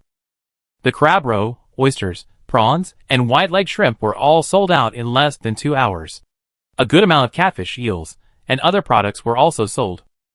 Although Egyptian catfish were once unpopular, high-quality Egyptian catfish, especially the small ones recently introduced by Haileyafing Company, weighing 0.25 to 0.3 kilograms each, taste almost identical to the native Lingnan catfish. Many people buy them and eat them as if they were native catfish, as the taste and size are similar. These small Egyptian catfish cost around 20 yuan per kilogram. Compared to the price and production of native catfish, they quickly replaced them. Lunch. While eating, store manager Luo Weiman couldn't help but smile as he looked at the back-end data. Today, their branch sold a total of 200 kilograms of oysters. Together with white shrimp, crab roe, and prawns, sales for the entire seafood category reached over 90,000 yuan. This means that their branch received over 900 yuan in performance bonuses today just for seafood. Although it was shared among the 4 employees, each person received nearly 200 yuan. Of course, this surge in seafood sales only lasted for the 20 or so days leading up to the Lunar New Year holiday, and continued for about a week afterward, resulting in a peak season of about a month. The rest of the year, only during the Mid-Autumn Festival or during weddings could daily sales exceed 100,000 yuan. However, this was just Luo Weiman's own estimate. He hadn't factored in the various salmon, salmon roe, Arctic sweet shrimp, king crab, giant conch, lobster, mantis shrimp, hairy crab, and other products that Haileyafing will subsequently introduce. With more product categories, overall sales will naturally increase, even during the off-season. To cultivate the market, the physical business unit squeezed out nearly 1/10 of its production capacity and shipped products to the Pearl River Delta. Due to extremely limited supply, specialty stores in the Pearl River Delta region were unable to secure stock, leaving customers who had pre-ordered items to pick up at suburban warehouse supermarkets. But the reputation of the Shiomachi oysters spread. After having tasted them once, oyster lovers in the Pearl River Delta generally agreed that the oysters were of exceptional quality. Many high-end restaurants, drawn to their deliciousness, quickly placed large orders with the Haliafeng company. After all, Jiang Miao's customized feeding regimen for the Shiomachi oysters was designed to better suit the tastes of domestic consumers, rather than giving them the metallic, strong flavor of Belen oysters that many find unpalatable. Chapter 214. With the Lunar New Year approaching, company matters were finalized, and Jiang Miao didn't have much to rush to, so he'd been working on his research in the lab. January 20th was the great cold of the lunar calendar. Shuya called him to come over. Entering Shuya's microbiology lab, he saw Shuya standing next to a dozen experimental battery boxes. "Aya, what's up?" Shuya saw him approaching and handed him a copy of freshly tested data. "You see." Jiang Miao took the folder, carefully reviewed it, and raised an eyebrow. "You actually came up with something like this." Shuya smiled and explained, "I've seen you've been worried about the future soybean overcapacity for the past few months, and I wanted to help you solve that problem. I wanted to see if soybeans could be used as food for the electric bacteria." I didn't expect to find such a surprise. Putting the folder aside, Jiang Miao carefully examined the experimental battery boxes before him. At the same time, he listened to Shuya's explanation of the details. "I used straw powder, soybean powder, and agar powder, mixed them into a special gel. I added the electrogenic bacteria and other auxiliary trace chemicals to maintain their growth. The best version currently has a power output of 334 watts per cubic meter, a stable duration of 160 hours, a theoretical power output of 53.44 kilowatt hours, and an actual power output of around 48 kilowatt hour. Based on these data, this technology appears to have only one-third the power output of the previous version Jiang Miao was researching." But what truly surprised Jiang Miao was that, as the electrogenic bacteria grew and multiplied, a unique nanostructure formed within the gel. This nanostructure resembles a large fungus, like a mushroom, but its interior is densely packed with honeycombs. Shuya originally intended to study this honeycomb gel to see if it could be reused by adding nutrient powder. However, the experimental results were unexpected. The honeycomb gel, after adding nutrient powder a second time, produced abnormally low levels of electricity. However, the electricity-generating bacteria normally consumed the nutrients from the nutrient powder. This result piqued Shuya's interest, and she re-examined the honeycomb gel, discovering that its structure could actually store electricity. The initial research showed a maximum storage capacity of approximately 150 kilowatt-hours per cubic meter of honeycomb gel. Subsequently, Shuya, along with a dozen lab assistants, further studied the various physical and chemical properties of the honeycomb gel. They discovered that the dried and inactivated honeycomb gel could be stacked a second time by adding new gel. The current stacking limit is 3 times. With each stacking, the energy storage nanostructure of the honeycomb gel approximately doubles, raising the maximum storage capacity per cubic meter to 450 kilowatt-hours. However, this thing's discharge power isn't very high, currently only around 1600 watts. A full charge lasts for 281 hours. Shuya had been trying to improve its rapid discharge capability, but after over a month, she still had no idea. Finally, she asked him to come take a look. "You experimented with things like temperature, light, and pH. While you can change them, the changes aren't significant." Jiang Miao pondered. To be more precise, he had activated the identification panel and carefully examined the honeycomb gel. These nanostructures formed after the electrogenic bacteria died. Even after death, they still retained some of the bacteria's characteristics. Suddenly, a possibility occurred to him. "Aya, you could try increasing the oxygen concentration." "Oxygen concentration? Does it mean increasing the redox reaction?" "I give it a try." Shuya pondered, then instructed the lab assistants to begin the experiment. As more and more oxygen was introduced into the honeycomb gel, the gel's power generation soared. However, soon the entire gel burst into flames. The lab assistants, prepared for this, quickly began to extinguish the fire according to the manual. Shuya wasn't too surprised. After all, if oxygen was introduced into a battery and the discharge capacity increased, a fire would likely occur. She focused intently on the experimental data. When the oxygen concentration reached 45%, the discharge power reached its maximum, 4,725 watts. When the oxygen concentration reached 53%, the discharge power dropped to 3,529 watts, and the gel began to spontaneously combust. Jiang Miao, standing nearby, observed the entire discharge process in detail through the inspection panel. While oxygen concentration did increase the discharge power of the honeycomb gel, it also significantly damaged the gel's energy storage nanostructure. This was also expected. After all, increasing oxygen concentration is intended to increase the efficiency of the redox reaction. When something is oxidized, its structure inevitably changes. Jiang Miao didn't dwell on this. His real purpose was to observe the discharge characteristics of these nanostructures and how they achieve discharge. During the intense reaction just now, he saw the answer he was looking for.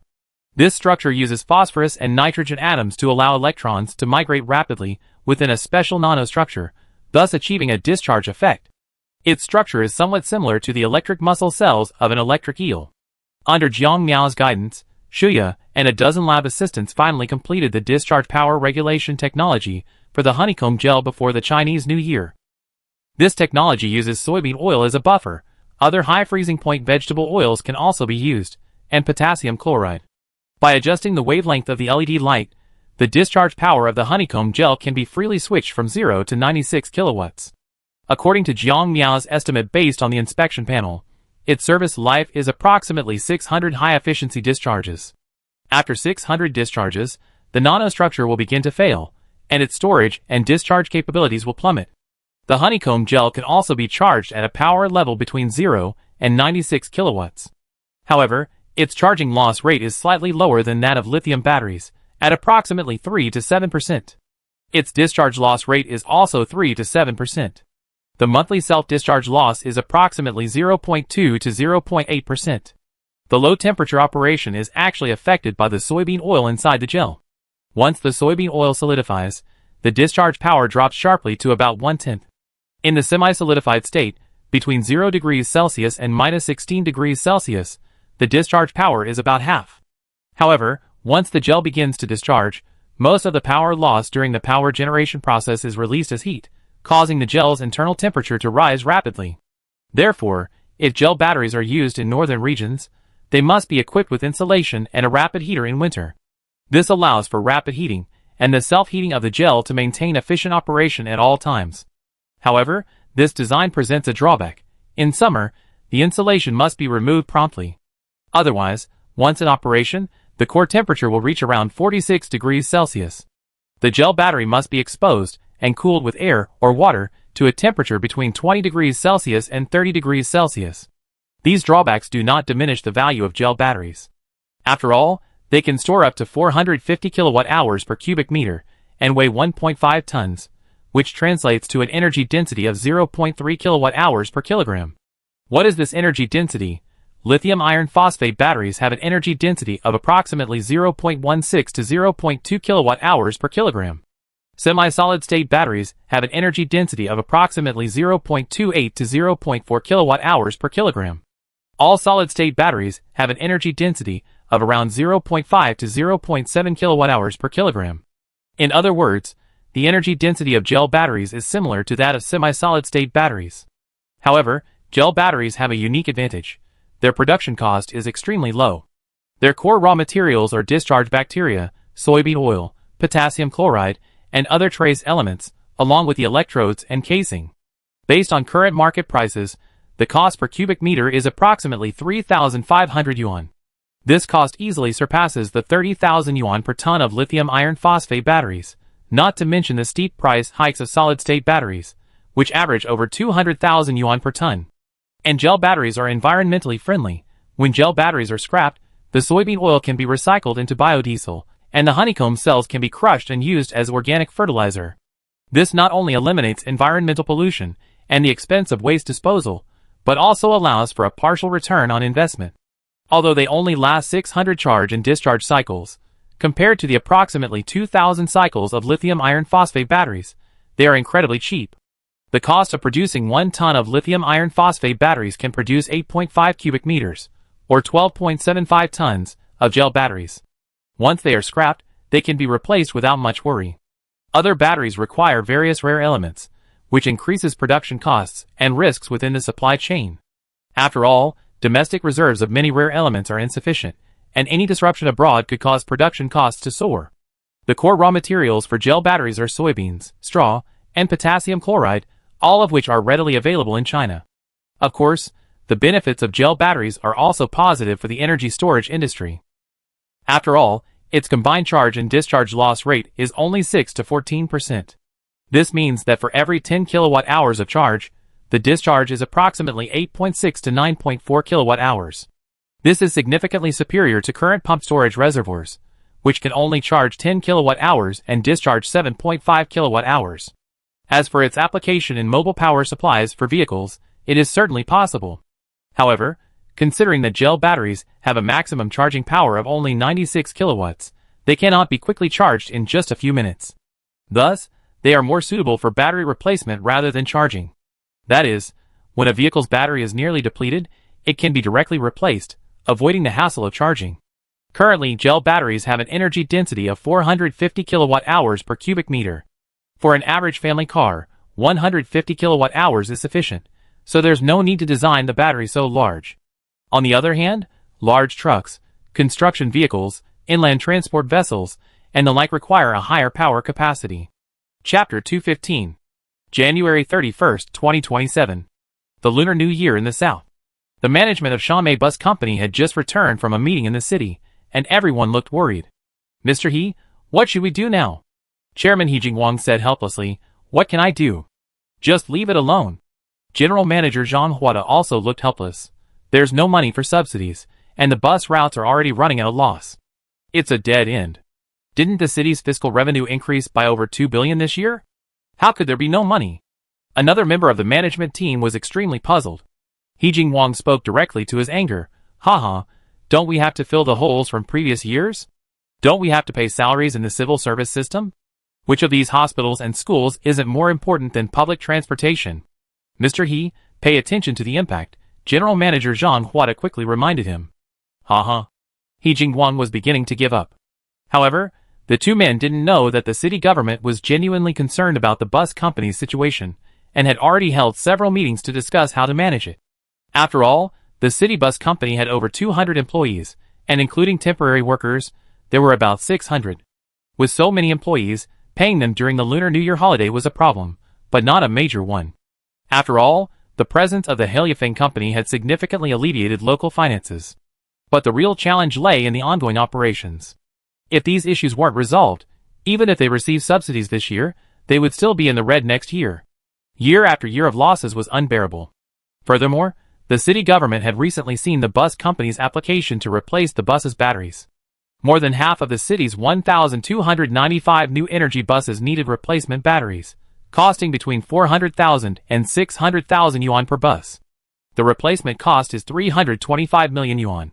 In a few years, the remaining bus batteries will also need to be replaced, costing another 300 to 400 million yuan. Clearly, this situation has become unbearable for the city. After all, battery technology hasn't yet achieved significant breakthroughs, especially for bus batteries, whose lifespans generally remain around 5 to 8 years. This is a serious problem. The first batch of electric buses has already reached the point where they need replacement batteries. For the next 2 to 3 years, about 1/3 of these buses will need replacement batteries, costing over 100 million yuan annually. Add to that the rise of ride-hailing apps, electric bike rentals, and shared bikes, coupled with an aging population and the fact that buses are free for seniors. These factors have compounded to reduce the public transportation system's revenue, while stagnating its expenses. As a result, the public transportation system is forced to suffer losses year after year. But the bus companies are now in a difficult position. Just as they were happy when they introduced the electric buses, they are now feeling the pain. It's too late to switch back to diesel buses. The cost is simply unbearable. Battery replacements had to be cut every year. It was basically a dilemma. Either way, it was doomed. Just then, someone in the city thought of the Heliafeng company, and sent someone to visit Jiangmiao to see if they could attract investment from the company to alleviate the bus company's financial pressure. Jiangmiao had just emerged from Shuya's lab when he heard the news. In the office, Li Zixuan poured him tea, while business secretary Lu Diming gave him a detailed report on the city bus company's operations, and the need for battery replacements. The city dared not conceal these details, and in fact, it couldn't. Jiang Haibo frowned. "Boss, this bus company is a bottomless pit. Although it only uses 53 million kilowatt hours of electricity annually, battery replacements cost hundreds of millions. In 26 years, the bus company has only generated 71 million yuan in revenue. And employee salaries and benefits combined cost 70 to 80 million yuan, resulting in an annual loss of at least 120 million yuan. Jiang Miao took a sip of tea. "Dimming, Please tell me about the bus company's operations. Okay, boss. Lou Deming flipped through the documents. The bus company currently operates 1,295 electric buses, the majority of which are BYD-K7s, with a fleet of 1,000. Of the remaining 295, 150 are Fuzuan electric buses, and the rest are minivan-style buses. Jiang Miao closed his eyes and rested. Due to slow charging and the gradual decline in battery performance, the bus company adopts a model of replacing buses without replacing drivers. That is, when a bus reaches near zero charge, the driver immediately replaces it. Including some vehicles undergoing repairs or scrapping, the actual number of buses operating on the city's highways at any given time is approximately 350 to 400. Lou Deming continued, currently, the bus company operates a total of 108 routes. On average, each route has approximately 3 to 4 buses operating at any given time. Does that mean that more than half of the electric buses are on standby? Yes, Lou Deming nodded. Jiang Miao shook his head. No wonder the operating conditions are so poor. Check the battery capacities of the K7 and Fuzuan.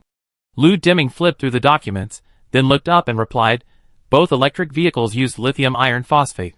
The K7 has a capacity of 114 kilowatt-hours, the lowest spec model, while the Fuzuan 8.2 has around 120 kilowatt-hours. Both models are rated to have a range of approximately 240 kilometers. A 240-kilometer range? 0.47 kilowatt-hours per kilometer. Jiang Miao laughed. Buses don't travel long distances, and with frequent stops and starts, the energy consumption must be no less than 0.8 kilowatt-hours per kilometer. Add to that the annual decline in battery efficiency, and you only be able to travel about 140 kilometers at first. After 7 or 8 years of use, a full charge can only cover 60 to 70 kilometers. No wonder they have to change buses so frequently. Lou Deming continued, actually, the bus system has had a battery swap system since 2004, with an investment of over 60 million yuan. However, after more than 3 years of operation, it only initially increased the range by 120%, and now it's failing. Jiang Haibo sneered, without fundamentally addressing the problem, relying on battery swaps and vehicle replacements will only lead to the bus company's demise. However, Jiang Miao didn't say anything. Instead, he inquired, how does the city plan to attract investment? There are 2 options. One is to sell Guangdong Transport Company's 80% stake to us for 1 yuan, and then hand over the management and operation of the bus company to us. The price is that we will assume all of the city's bus debts and ensure the normal operation of the bus system. The other option is a financial investment. We will invest capital to acquire a portion of the shares, and we can decide the amount. Jiang Miao shook his head, 80% of the shares. Financial investment? Only a joke. Either no investment or controlling and management rights must be secured. Otherwise, the bus company will remain in tatters. Jiang Haibo, however, became anxious and quickly tried to persuade him. Boss, even if we use our own electricity, it won't cover the annual loss of 120 million. I know, but I have a solution. Jiang Haibo didn't doubt his boss's words, but instead asked curiously, how will you solve this? Shuya recently developed a battery with 2 to 3 times the capacity of lithium iron phosphate, and the production cost is only a dozen times lower. Really? Jiang Haibo's eyes widened. The technology is almost complete, and we can start preparing for mass production after the Chinese New Year. Jiang Haibo bluntly suggested, boss, why bother with a bus company? Wouldn't it be better to just open a battery factory? Haibo, we have to consider the local impact. Besides, a bus company can conduct experiments, and it has plenty of land and supporting facilities. Jiang Miao didn't believe the bus company's annual revenue of 71 million yuan. Advertisements at bus stops and on bus bodies. Renting space in bus lots. Bus fares. And those over 1,000 electric vehicles, even if sold as scrap metal, would be worth a lot of money. In reality, Shanmei City as a whole doesn't need 1,295 buses. Although it has 108 routes, many only run a few times a day, leaving only 40 to 50 core routes. This is a typical example of a rigid operation and management problem. The bus company can't just sit back and wait, it must launch a counterattack. At the very least, they must increase their daily sales to over 100 yuan per bus. With the Hailifeng company's management reaching an agreement, the city, upon receiving the notice, quickly made arrangements. In less than 3 days, the entire bus system was handed over, with Hailifeng company purchasing 80% of Yuan Company's shares for 1 yuan. Guangdong Transport Company also wanted to offload this hot potato, which is why the process went so smoothly. After all, Shanghai Bus Company had been losing money year after year under their management. If they hadn't found a buyer, they would have fled long ago. At the same time as Hailifeng Company acquired 80% of the shares, it also announced a 200 million yuan investment in Shanghai Bus Company, increasing its stake to 95%. This money will not only be used to repay nearly 76 million yuan in debt, but also to pay employees overdue wages. Business Secretary Lu Deming, representing Jiang Miao and Hailifeng Company, arrived with a new management team to take over the bus company. At the staff meeting, Lu Deming spoke first. As I'm sure everyone knows, the bus company is now officially merged into Hailifeng Company. Before announcing the upcoming management changes, the head office has promised to compensate everyone for their previous wages and provide a 1-month bonus. Pa. In the conference hall, the more than 300 people who had gathered for the meeting quickly applauded. At the same time, many people whispered among themselves. The veteran driver smiled and whispered to his co-workers, "Finally, we can have a good new year this year. So it's Hailifeng Company that's acquired our company. As expected of Hailifeng Company, they're so wealthy. Haha, so what? Our bus company has been failing for a long time. They probably took it over just to get the city's favor." An old driver said indifferently. "Yes. I don't know how many years Hailifeng Company can hold out. Well, let's just take it one day at a time." Clearly, these drivers were savvy. The Shanghai bus system had a ton of problems, and they didn't believe Hailifeng Company could revive it. "Quiet," Lu Deming warned sternly. The room fell silent. After a moment, Lu Deming continued, "Company management will arrive gradually after the new year. We'll only be sending supervisors and financial staff in the near future. But let me be frank, our boss doesn't want to dwell on past events. Let's part ways amicably. Before the new management arrives, I urge you to carefully consider whether to stay or leave. After all, our company's management is very strict." Immediately, Lu Deming had the accompanying deputy manager of the supervision department play a notice about how Hailifeng Company handles company incompetence. Instantly, some people with hidden agendas felt guilty.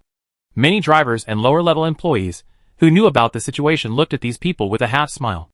Lu Deming's message was clear: bygones be bygones, but they were asked to resign voluntarily or face the consequences. Faced with a company like Hailifeng, these small-time employees couldn't really resist. They might have connections, but they certainly couldn't influence Hailifeng's decisions.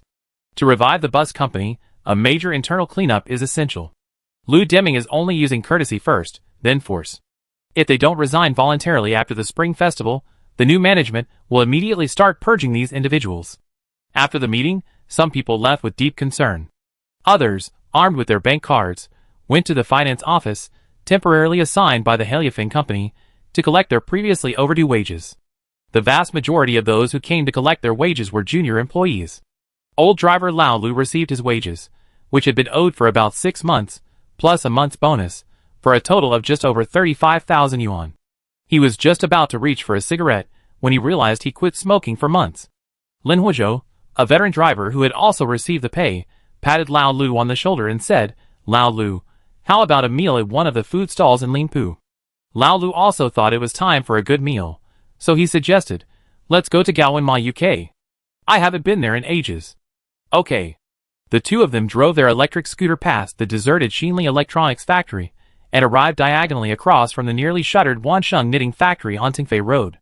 After parking the car, Lin Huilin, a Lingpu native, looked at the desolate Tingfei Road with a wave of emotion. This place used to be packed with Xinli Electronics girls every day, but now it's sparsely populated.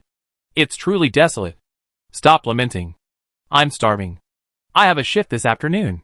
Let's eat, and then go back to sleep. Lao Lu hurried to the food stall entrance. Huh? Isn't that what Lin and Lao Lu? I haven't seen you in months. What would you like to eat? Boss Gaowen wiped the stove with a rag.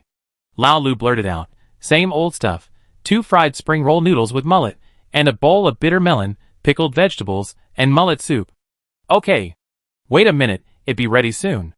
Lao Lu sat down at a table near the door, and Lin Huilin brought 2 glass bottles of Coke.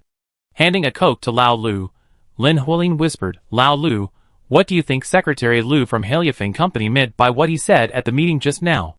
Lao Lu took a sip of his Coke. What did he mean? He just told some people to voluntarily leave. Are we going to fire them? Lin Huling was a little confused by the roundabout way of thinking.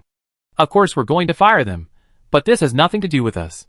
The acquisition agreement clearly states that we must maintain the normal operation of the bus system. We're all drivers, so there's nothing to be afraid of. Lao Lu remained calm. That's right. Those guys are the ones who should be fired anyway. The two chatted and drank Coke. Soon, the fried rice noodles with mullet spring arrived. Mullet spring is Kongaril roe. They took a plate of fermented tofu and chili sauce, mixed it with the rice noodles, and began to eat. The shop was quiet, with only the owner and his wife. Compared to its peak when they employed 2 or 3 waiters and dishwashers, business was clearly slowing down. Galwin wiped the sweat from his forehead and sat down next to the two. Huling, I heard your bus company hasn't paid wages in 6 months? After swallowing a mouthful of rice noodles, Lin Huling wiped his mouth with a tissue. Yes. Every industry is struggling right now. There aren't many people working at the electronics factory either. Galwin smiled wryly and offered the 2 men 2 more cigarettes. Lin Huling took the cigarette and put it to his ear. It's not so bad. Our bus company was acquired by Haliafeng Company. Now we're working under President Jiang, so life should be a little better. Haliafeng Company? What did they acquire your bus company for? Charity? Galwin joked. Lin Huling shook his head. I don't know, but we take it one day at a time. Where are your salaries? Haliafeng Company paid them, plus an extra month's performance bonus. I need to save more money, so I don't end up starving. Lin Huling lowered his head and ate his rice noodles. Galwin lit a cigarette. Huh? Boss Jiang is probably doing this for the city's sake. You really need to be frugal. Whether the bus company can continue to operate is a real question. Yeah. I still have 2 kids in school. Old Lou's better off. His son's already graduated from college. Bullshit, forget it. Old Lou's face lit up with resignation when he heard about his son. My son's changed 3 jobs in Shenzhen this year, and he's saved less than 20,000 yuan. I'd be starving if I relied on him to support me. Lin Huling scoffed. Your son still has 20,000 yuan, but my son and daughter are still in school. Who can I talk to? If it weren't for my wife's small business, we wouldn't be able to make ends meet. As noon approached, the food stalls began to see a slight increase in traffic. Even then, Lu Deming, still at the bus company headquarters, received 36 resignation letters in just one morning.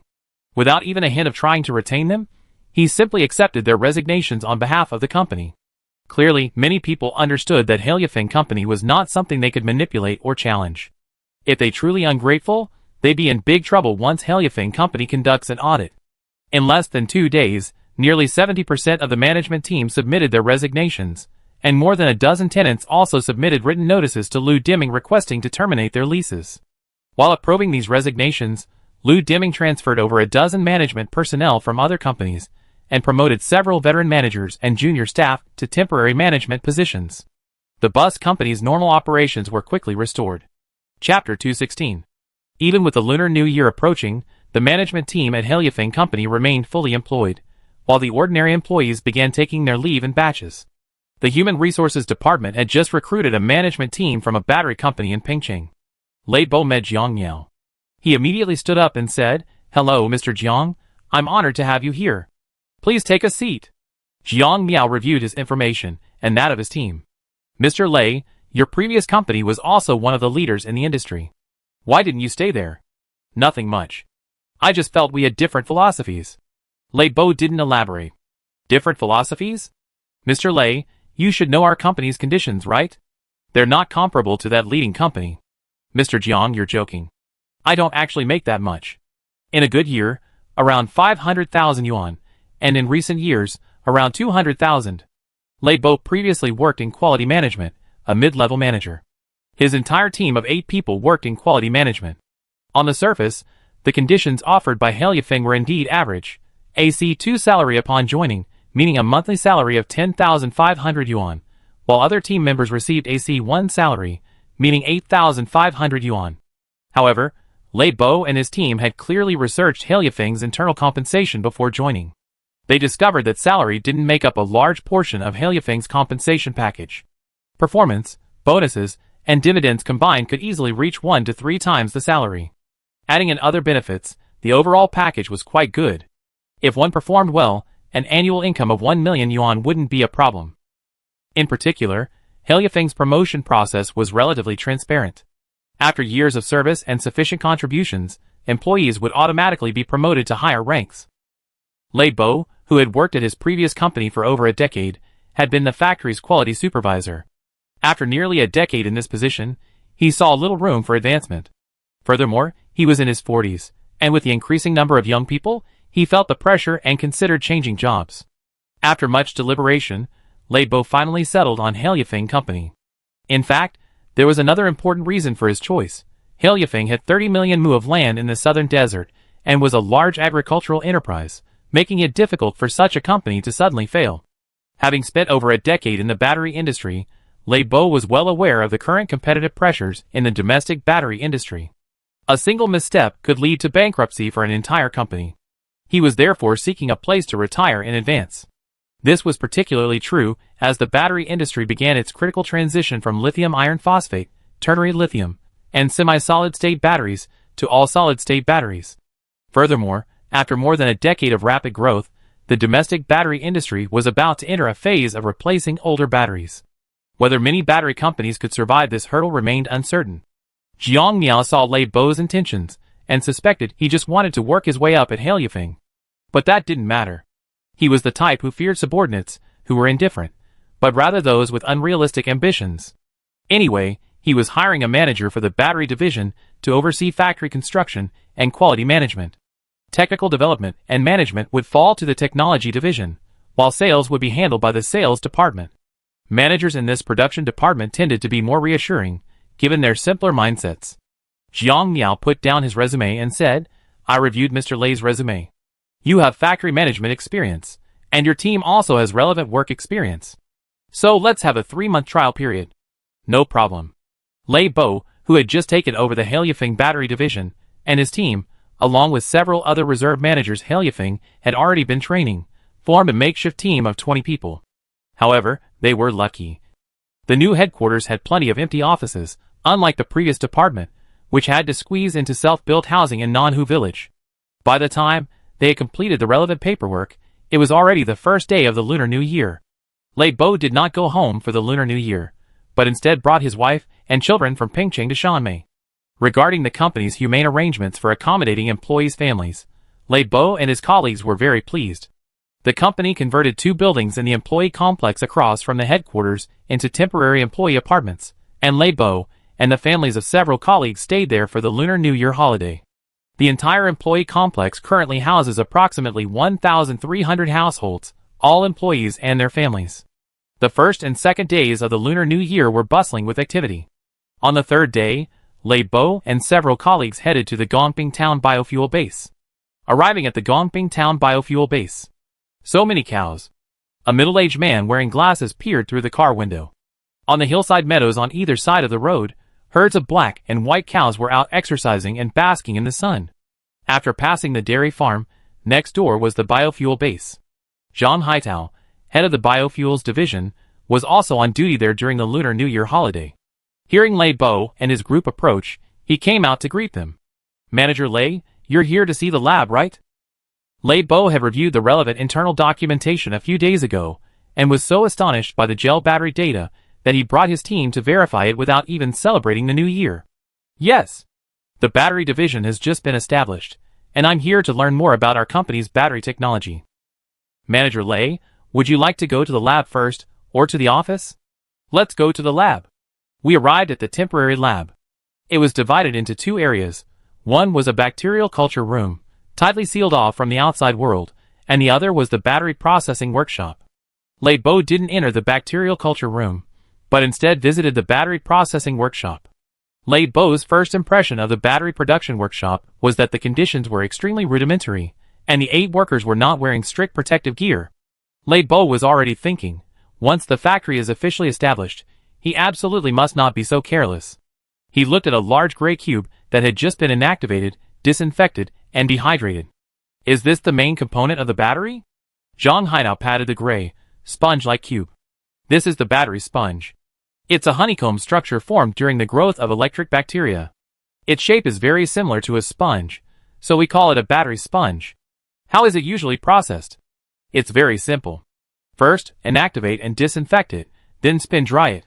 Then, Deep dry it 3 times to reduce the free moisture content to below 0.1%. Then it's ready to use. Workers used wire cutters to cut the battery's sponge into rectangular blocks, which they then inserted into an aluminum nitride ceramic liner.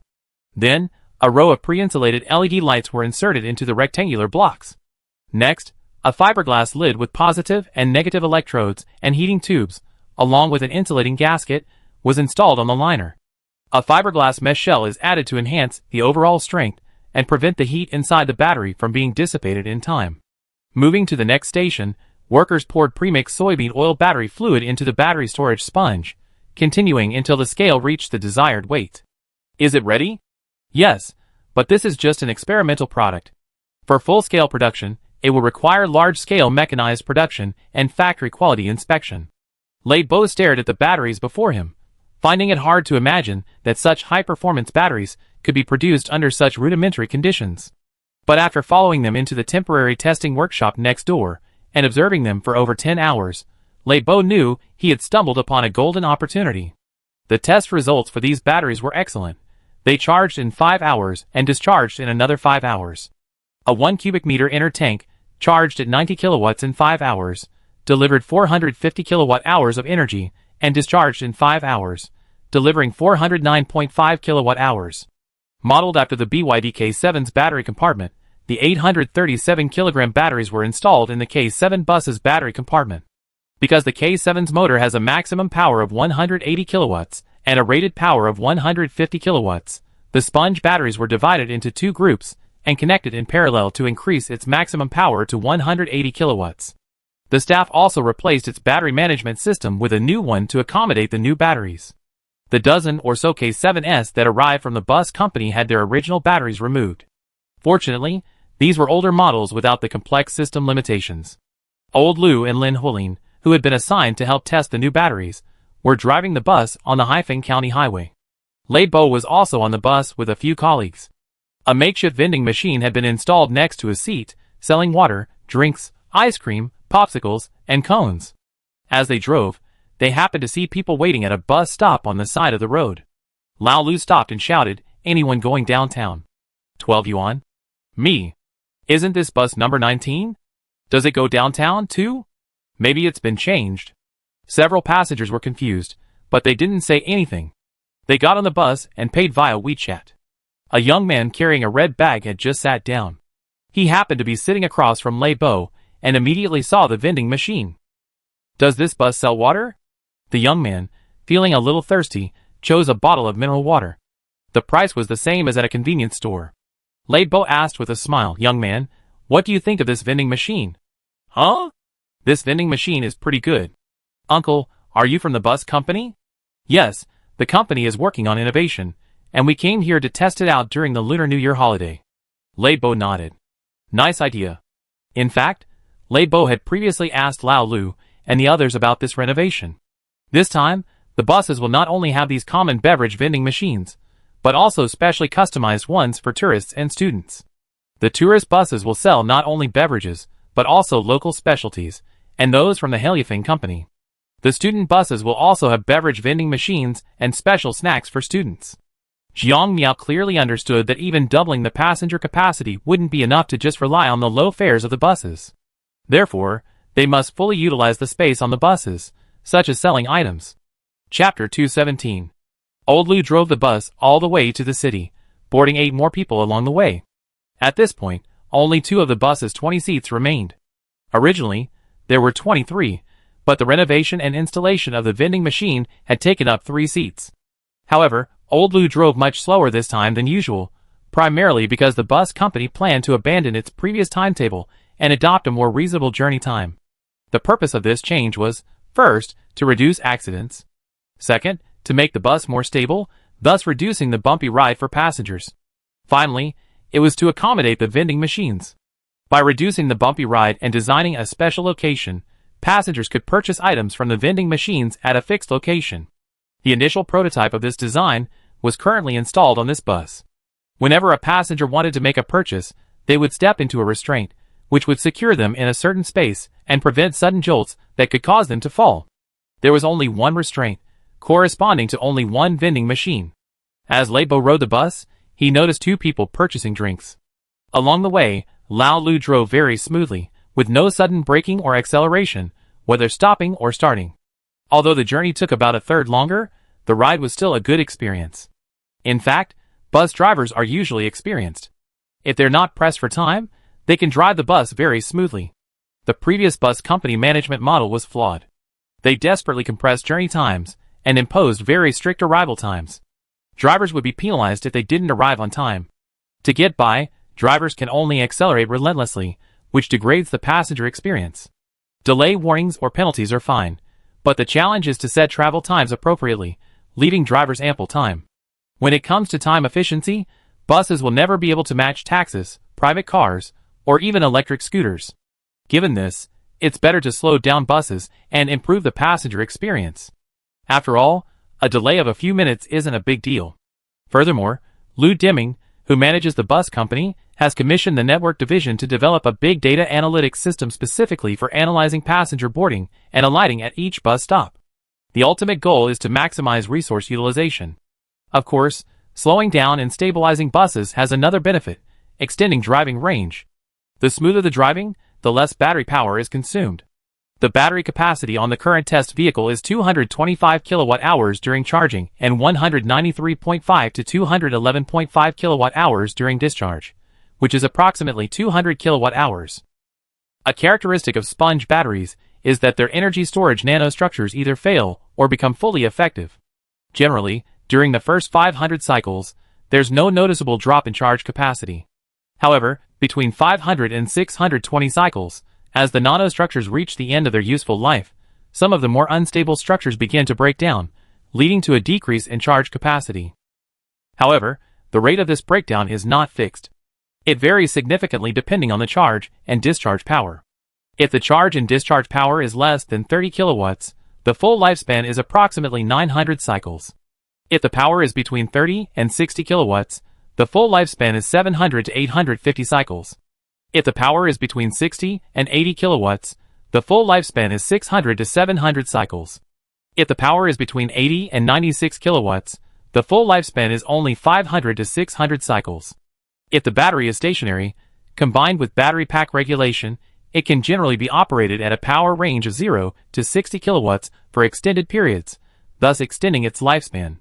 However, when used as a power source for vehicles, frequent power changes are commonplace, so this is only considered the minimum number of cycles. Before I knew it, the bus had already made a circuit of the city. It arrived across from Quishan Park in the city center. This was the bus company's battery swap station. However, there were not many staff members in the swap area at this time. Many were on holiday. Old Lu glanced at the onboard display and saw he still had plenty of battery left. He covered nearly 80 kilometers, using about 48 kilowatt-hours. This included the vending machine, leaving him with about 152 kilowatt-hours. Everyone disembarked and took a break. In the rest area, Lei Bo, who had purchased a bottle of mineral water from the vending machine, sipped his water while observing the bus hub. Currently, the bus company operates 17 hubs throughout the city, several of which span dozens of acres. Clearly, the company has acquired a significant amount of land to accommodate the 1,295 buses, while also ensuring their operation, charging, and battery replacement. While this land is designated as dedicated and cannot be arbitrarily altered, it doesn't mean it has no value. For example, within this hub station, there are over 50 bus charging bays. The bus company will be fully replacing sponge batteries and adopting a battery swapping model, rather than using full vehicle charging. This means that the 50 bus charging bays at this hub station have become simple parking spaces. Parking here is the same as parking at the Tingfei Road hub station. Parking at the Tingfei Road hub station frees up parking space here. The 50 bus parking bays can be converted into 100 to 110 car parking spaces. Combined with the existing 10 car parking spaces, the total capacity is approximately 120. These parking spaces are certainly not ordinary parking spaces. They will provide charging services for surrounding users, and 2 automatic car washes will also be built. After all, this hub station is located in the city center, making it a prime location. Lei Bo had just sat down when he saw Lu Deming and a few others approach. "Secretary Lu, are you here on business?" "Manager Lei? Why are you here?" "I'm visiting the biofuel base in Gongping town and stopped by to see the bus company's test vehicle." "What are you doing?" Lu Deming explained with a smile. I brought someone from the photovoltaic panel company to take a look. I see. Lei Bo guessed Lu Deming's thoughts. Since sponge batteries are so cheap and easy to use, they naturally serve as storage batteries for photovoltaic panels. The Xinluo village hub covers approximately 6.8 mu, approximately 1.6 acres. The rooftop and parking lot area can be fully utilized, allowing for the installation of approximately 6 mu, approximately 1.6 acres, of photovoltaic panels, generating approximately 7,000 to 8,000 kilowatt-hours of electricity daily. Of course, generating 7,000 to 8,000 kilowatt-hours per day isn't enough. After all, each bus battery swap consumes 225 kilowatt-hours, which is only enough to power 31 to 35 buses. Furthermore, the hub will also need to provide charging services, car washes, and maintenance services, which also require considerable power. Thus, the battery room capacity must be increased to take advantage of the low off-peak electricity prices between midnight and 8 a.m. Shanmei's off-peak electricity price is around 0.35 yuan per kilowatt-hour. The charging service fee is around 1 to 1.5 yuan per kilowatt-hour. Even with the losses during the charging and discharging process, there's still significant profit margin. Using high-power charging stations, a full charge can be achieved in half an hour, allowing for up to 40 to 100 buses to be charged daily. Thus, a suitable battery storage room is essential. Only through a multi-pronged approach can the bus company achieve profitability. And that's not all. Hailifeng will undoubtedly collaborate with Future Auto to achieve universal battery and battery swapping. At that point, these bus hubs could serve as battery swapping stations. Based on Future Auto's battery swapping fees, which typically include a 10 yuan service fee plus a 0.5 yuan per kilowatt-hour of electricity, the cost of using industrial off-peak electricity is approximately 0.22 to 0.26 yuan per kilowatt-hour. However, another issue needs to be considered. Many batteries currently on the market have inflated capacity claims, indicating they don't actually hold that much charge. This suggests a trick. According to actual pricing, a sponge battery using industrial off-peak electricity would cost 0.35 yuan per kilowatt-hour. After accounting for losses, the cost of discharging 1 kilowatt-hour is approximately 0.37 to 0.4 yuan. Adding a 10 yuan service fee, there's actually not much profit margin.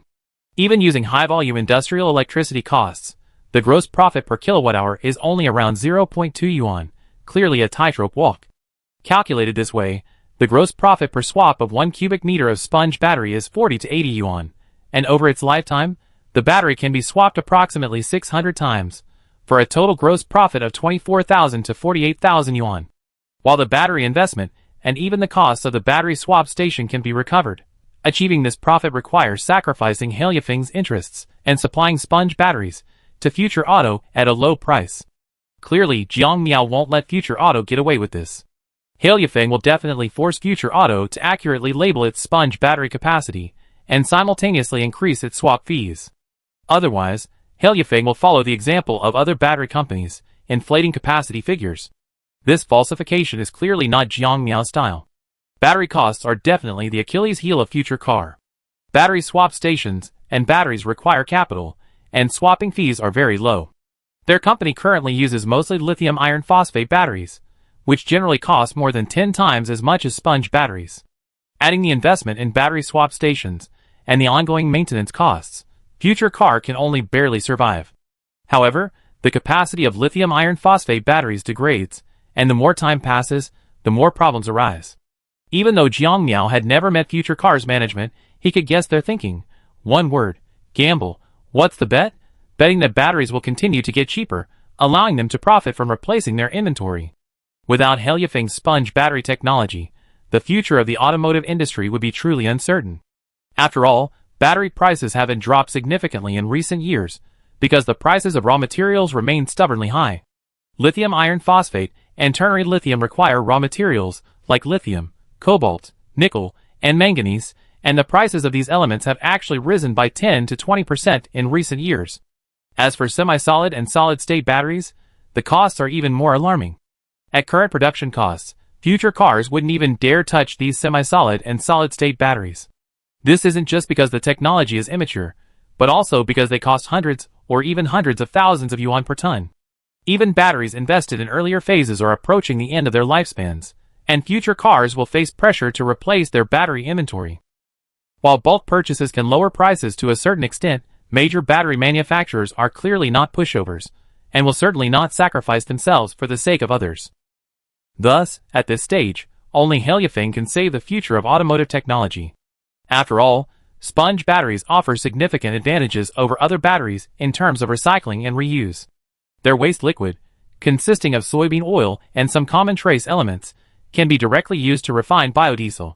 The sponge structure and potassium chloride deposits can be used as organic fertilizer. The inner tank and other components can be refurbished and reused dozens of times. Essentially, the investment in the inner tank and other components is a one-time investment that can be reused dozens of times. Biodiesel refining from waste soybean oil can recover approximately 50% of the battery's cost, while the sponge structure and potassium chloride deposits can be used as organic fertilizer to recover approximately 10% of the cost. The production cost of sponge batteries will continue to decline. Besides the relatively high initial investment, the cost will continue to decrease after the inner tank and components are reused. Under this scenario, lithium iron phosphate and ternary lithium will be doomed. As for the semi-solid-state batteries currently in early trial stages, and the fully solid-state batteries in the experimental stage, although their theoretical energy density is higher than that of sponge batteries, their production costs are too high. It is true that many chemical batteries, including solid-state batteries, require various rare elements, which fundamentally increases costs. Even the most advanced technology cannot significantly reduce costs. For example, lithium iron phosphate. Unless elements like lithium and cobalt are completely eliminated, the production cost cannot be lowered below 30,000 yuan per ton. Most of the currently hyped solid-state batteries also use rare elements. Furthermore, no matter how much the traditional battery industry improves its production model, it cannot surpass sponge batteries. The core component of sponge batteries, the energy-storing sponge, is synthesized through biological processes and releases electricity during the synthesis process. They are practically generating electricity while they are being produced. Raw materials are also very cheap, and China can be completely self-sufficient in them. In this situation, even if other battery companies immediately come up with solid-state batteries, they won't be able to outperform sponge batteries. At least photovoltaic and wind power companies won't adopt solid-state batteries, but will instead purchase sponge batteries. The large-scale use of sponge batteries by photovoltaic and wind power companies is another lever for Jiangmiao to leverage in future electric vehicle companies and other battery swap vehicle companies. The current off-peak electricity pricing implemented by the power grid is due to the uncontrollable factors of power generation and the various fluctuations in electricity consumption. Once the major photovoltaic and wind power companies have completed their energy storage systems, the power grid will undoubtedly eliminate off-peak electricity prices and adopt a unified market price. While it will be uncertain whether battery swap companies can secure off-peak electricity prices for large industrial users, while large electricity users will certainly receive discounts, they will definitely not be as cheap as they are now. Whether a business model can thrive depends on many factors. The emergence of sponge batteries will change the entire new energy industry landscape and the power grid's charging model, creating a significant uncertainty.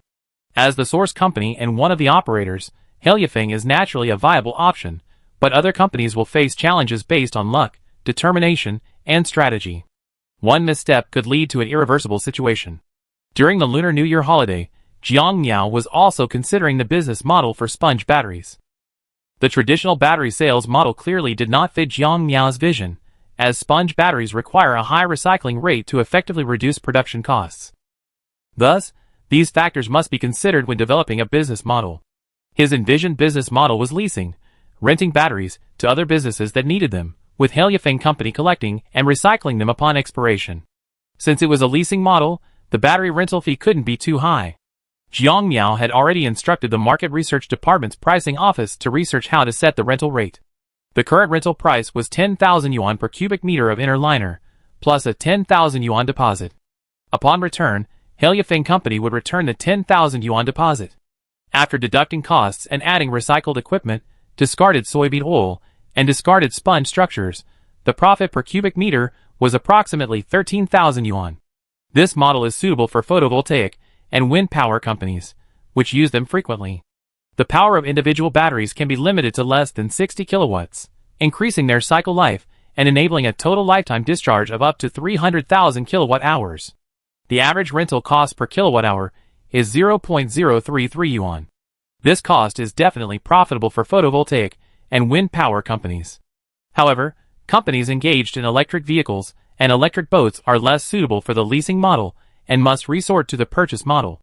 This is because sponge batteries are suitable for battery swapping. If this swapping model were to be promoted, every automaker would end up using sponge batteries. When the batteries are recycled, who would receive the refund?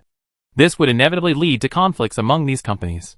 Therefore, sponge batteries used in transportation vehicles can only be sold directly to the companies, who would then be collected by the Heliafeng company. From the 3rd to the 8th day of the Lunar New Year. In just 5 days, the bus company has completed battery replacements on 86 K7 buses.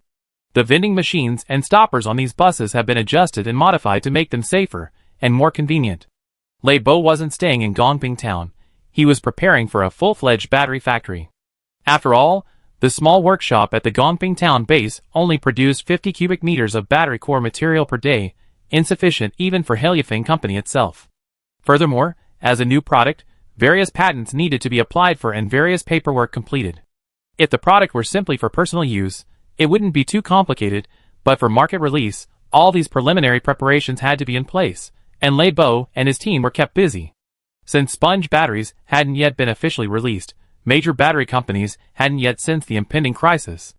On the other hand, with the arrival of the first trading day after the Spring Festival, the Hong Kong financial market finally began to move. Chapter 218.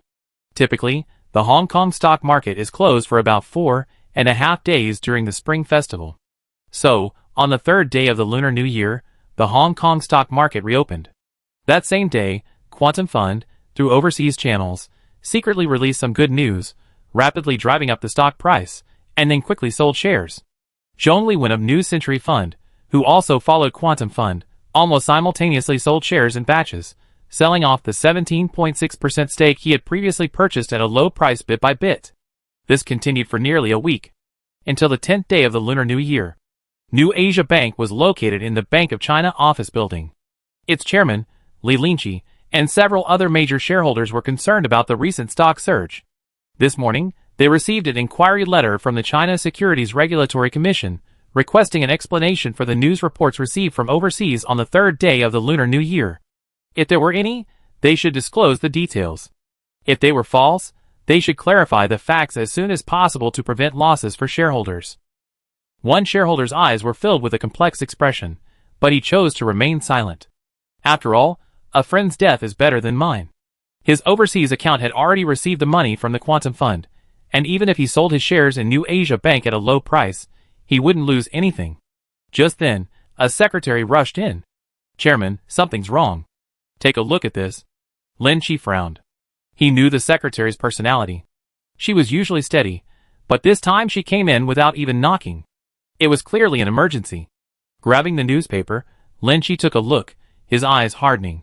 The headline read, Asia East Bank Financial Fraud. Huff. Looking at the almost verbatim data in the newspaper, Lin Chi's face turned pale. He clenched his fists and looked at the 6 major shareholders present. "Who among you leaked the details of the Keifu acquisition?" "What? The Keifu acquisition was leaked?" "Old Lin, you know me. We're all in this together. How could I possibly reveal such a secret to outsiders?" "Yes. Could someone at Keifu leaked it?" Lin Chi's face shifted between gloom and content. One of the directors had already opened his laptop, and saw that within half an hour of opening, their company's stock had begun to plummet. It had already dropped nearly 5 points during their meeting. "Old Lin, what do we do now?" Faced with the other directors' inquiries, Lin Chi frowned. He knew the only option now was to repurchase the shares as soon as possible. However, he also knew that if the Keifu acquisition were real, it wouldn't withstand a thorough investigation by the China Securities Regulatory Commission. In other words, if he announced the share repurchase now, he and the board members would be in trouble after the China Securities Regulatory Commission's investigation in a few days. But if he didn't repurchase the shares now, it would simply confirm the media reports as true. It was just a matter of dying sooner or later. Taking a deep breath, Lin Chi instructed Ming issue an announcement immediately, stating that the news reports are pure rumors and urging shareholders to exercise rational judgment. The secretary nodded solemnly. "Okay, Chairman, I issue the announcement immediately." Unbeknownst to them, the shareholder who had entrusted the shares to custodians, along with Quantum Fund and New Century Fund, had already been accelerating their sell-offs through various accounts, simultaneously shorting New Asia Bank. Other institutions in the Hong Kong financial market, upon seeing the sudden increase in New Asia Bank's short position, poured in short funds, nearly several times the size of the sell-off. This prompted other institutions to follow suit, beginning to short in small amounts. The previous acquisition of Keifu also attracted the attention of many financial institutions, and the Hong Kong Securities and Futures Commission. Although investors regained some composure after seeing New Asia Bank's announcement, as the sell-off continued and short-selling pressure grew, and without New Asia Bank announcing a repurchase plan, investors began to lose their grip and followed suit. At noon, 2 other major Hong Kong newspapers also reported on the incident on their websites, citing information provided by insiders that further confirmed New Asia Bank's financial fraud and various issues surrounding the Keifu acquisition. At the opening of the afternoon market, New Asia Bank stock plummeted again. By the close of the day, New Asia Bank's market capitalization, which peaked at 32.2 billion Hong Kong dollars, had fallen nearly 44%, currently standing at 18.032 billion Hong Kong dollars. The Hong Kong Securities and Futures Commission and the China Banking Regulatory Commission held an overnight meeting and demanded that New Asia Bank accept an investigation and inquiry. However, at this very moment, one of the major shareholders secretly boarded a plane and fled that afternoon. This individual was the insider coerced by Quantum Fund. The next day, when Lin Chi and his team prepared to contact the China Securities Regulatory Commission, CSRC, they discovered that the individual had vanished without a trace. While Lin Chi and his team were under investigation, New Asia Bank's stock price continued to plummet, and more rumors were circulating. Consequently, the Hong Kong Securities and Futures Commission urgently suspended trading of New Asia Bank that afternoon. Prior to the suspension, New Asia Bank's stock price had once again evaporated by over 7 billion Hong Kong dollars, with its current market value remaining at just 10.6 billion Hong Kong dollars. Quantum Fund had already profited nearly 8 billion Hong Kong dollars from this short-selling operation. However, New Century Fund, lurking behind the scenes, also profited 3.3 billion yuan and even increased its stake to a high of 18.6%. But New Century Fund has remained reticent. Zhong Liwen, familiar with the Hong Kong stock market, is well aware of New Asia Bank's current situation. He also knows that Quantum Fund and its accomplices are sharpening their swords. Although there is no fixed standard for Hong Kong stock suspension periods, if a suspension is due to the release of price-sensitive information, trading will generally resume after the information is released, a process that can take days or weeks.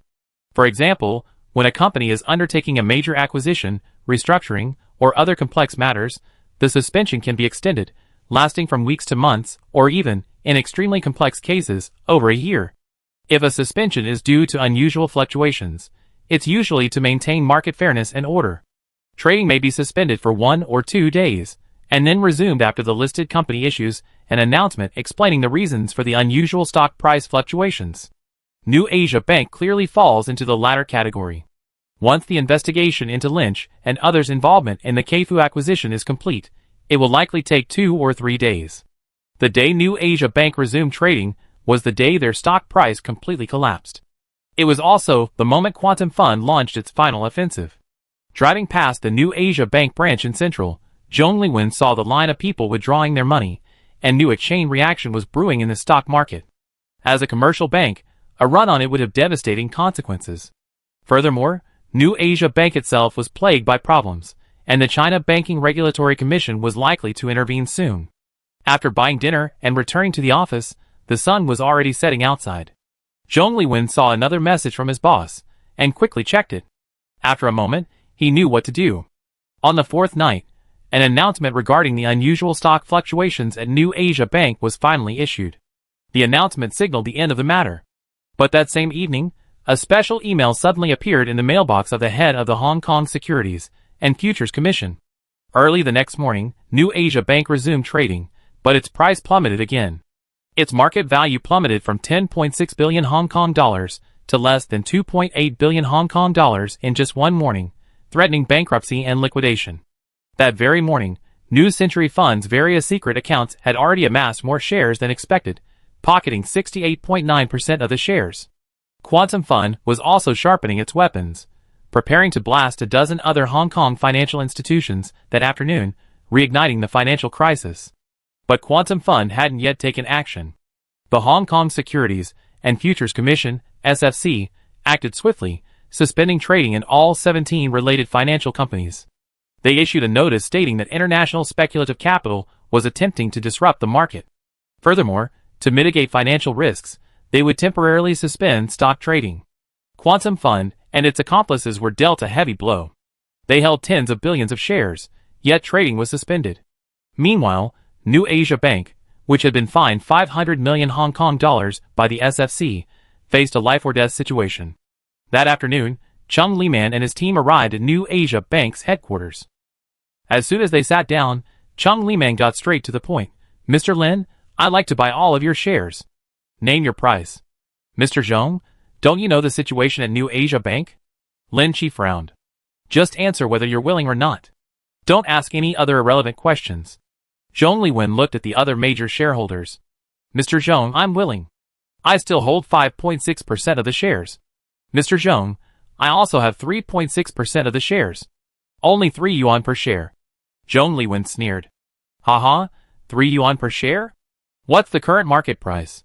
"Fixed price, 50 cents per share. If you want it, sell it all to me. If you don't want it, keep it for yourself." Huff.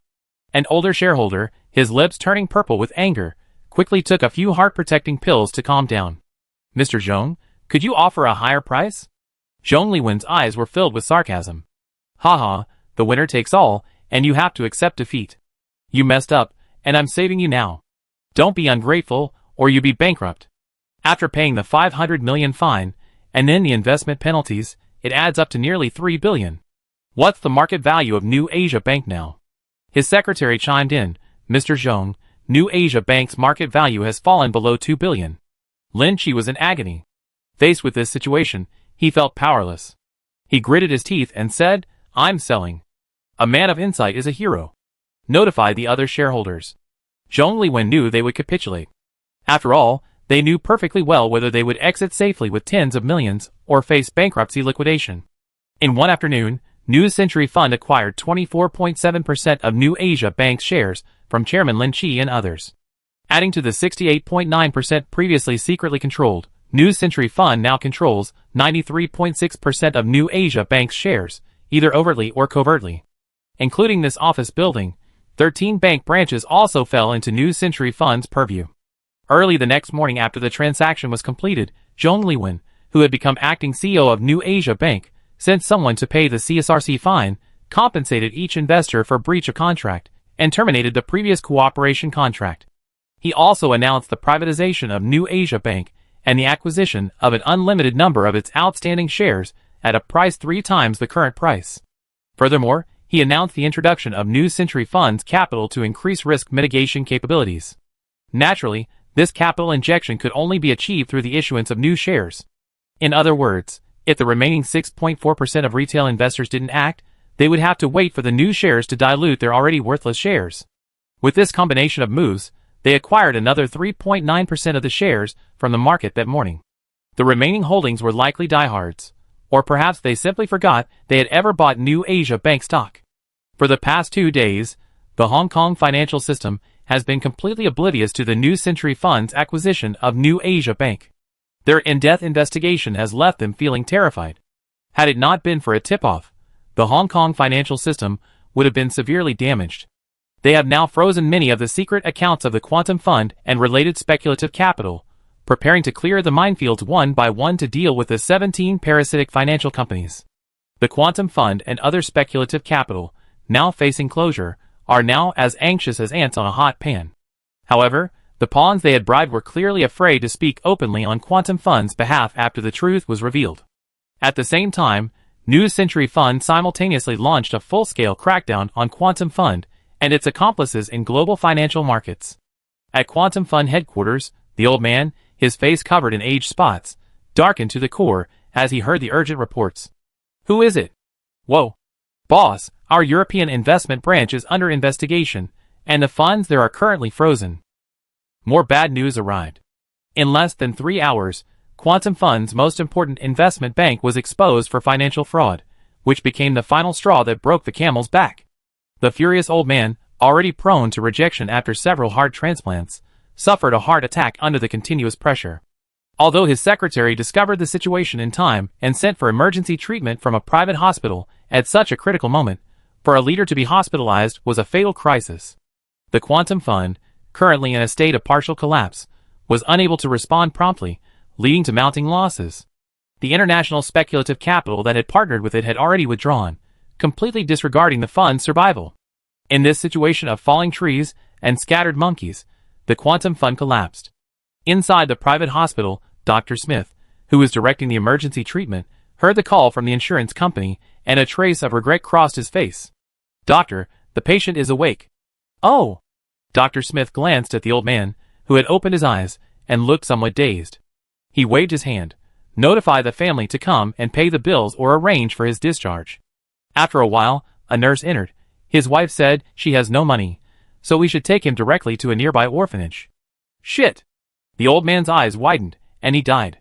Chapter 219. Although New Century Fund has completed its acquisition of New Asia Bank, this doesn't mean everything is over. After the Hong Kong Securities and Futures Commission and the China Banking Regulatory Commission have resolved the Quantum Fund issue, they will undoubtedly investigate New Century Fund's acquisition of New Asia Bank. Although New Century Fund has not engaged in any overt violations, as a precaution, Zhongliwen must quickly resolve New Asia Bank's situation, including resuming operations. However, given its near-bankruptcy situation and New Century Fund's announcement to privatize and delist New Asia Bank, it will undoubtedly face a series of investigations. It will take at least a year for all matters to be resolved and for the bank to be successfully privatized. However, Jiang Miao, the manipulator behind all this, is not in a rush. Haileyafeng Company hasn't reached a point of no return in China, so there's no need to rush into overseas markets. Furthermore, Jiang Miao doesn't intend to enter overseas markets rashly, as he fears encountering too many uncertainties. He will only allow Haileyafeng Company to enter overseas markets after a thorough preparation. February 20th, 2027. Lantern Festival. Hainan and Lufeng Bus Company, having fully resumed normal operations, began their regional rotations. Jiang Haibo went to the Monan branch. Zhang Xinchen went to the Gaonan branch. Jiang Miao was in charge of the Shanghai headquarters. After 2 weeks of renovations, the bus company had finalized its new management team and approved Jiang Miao's appointment.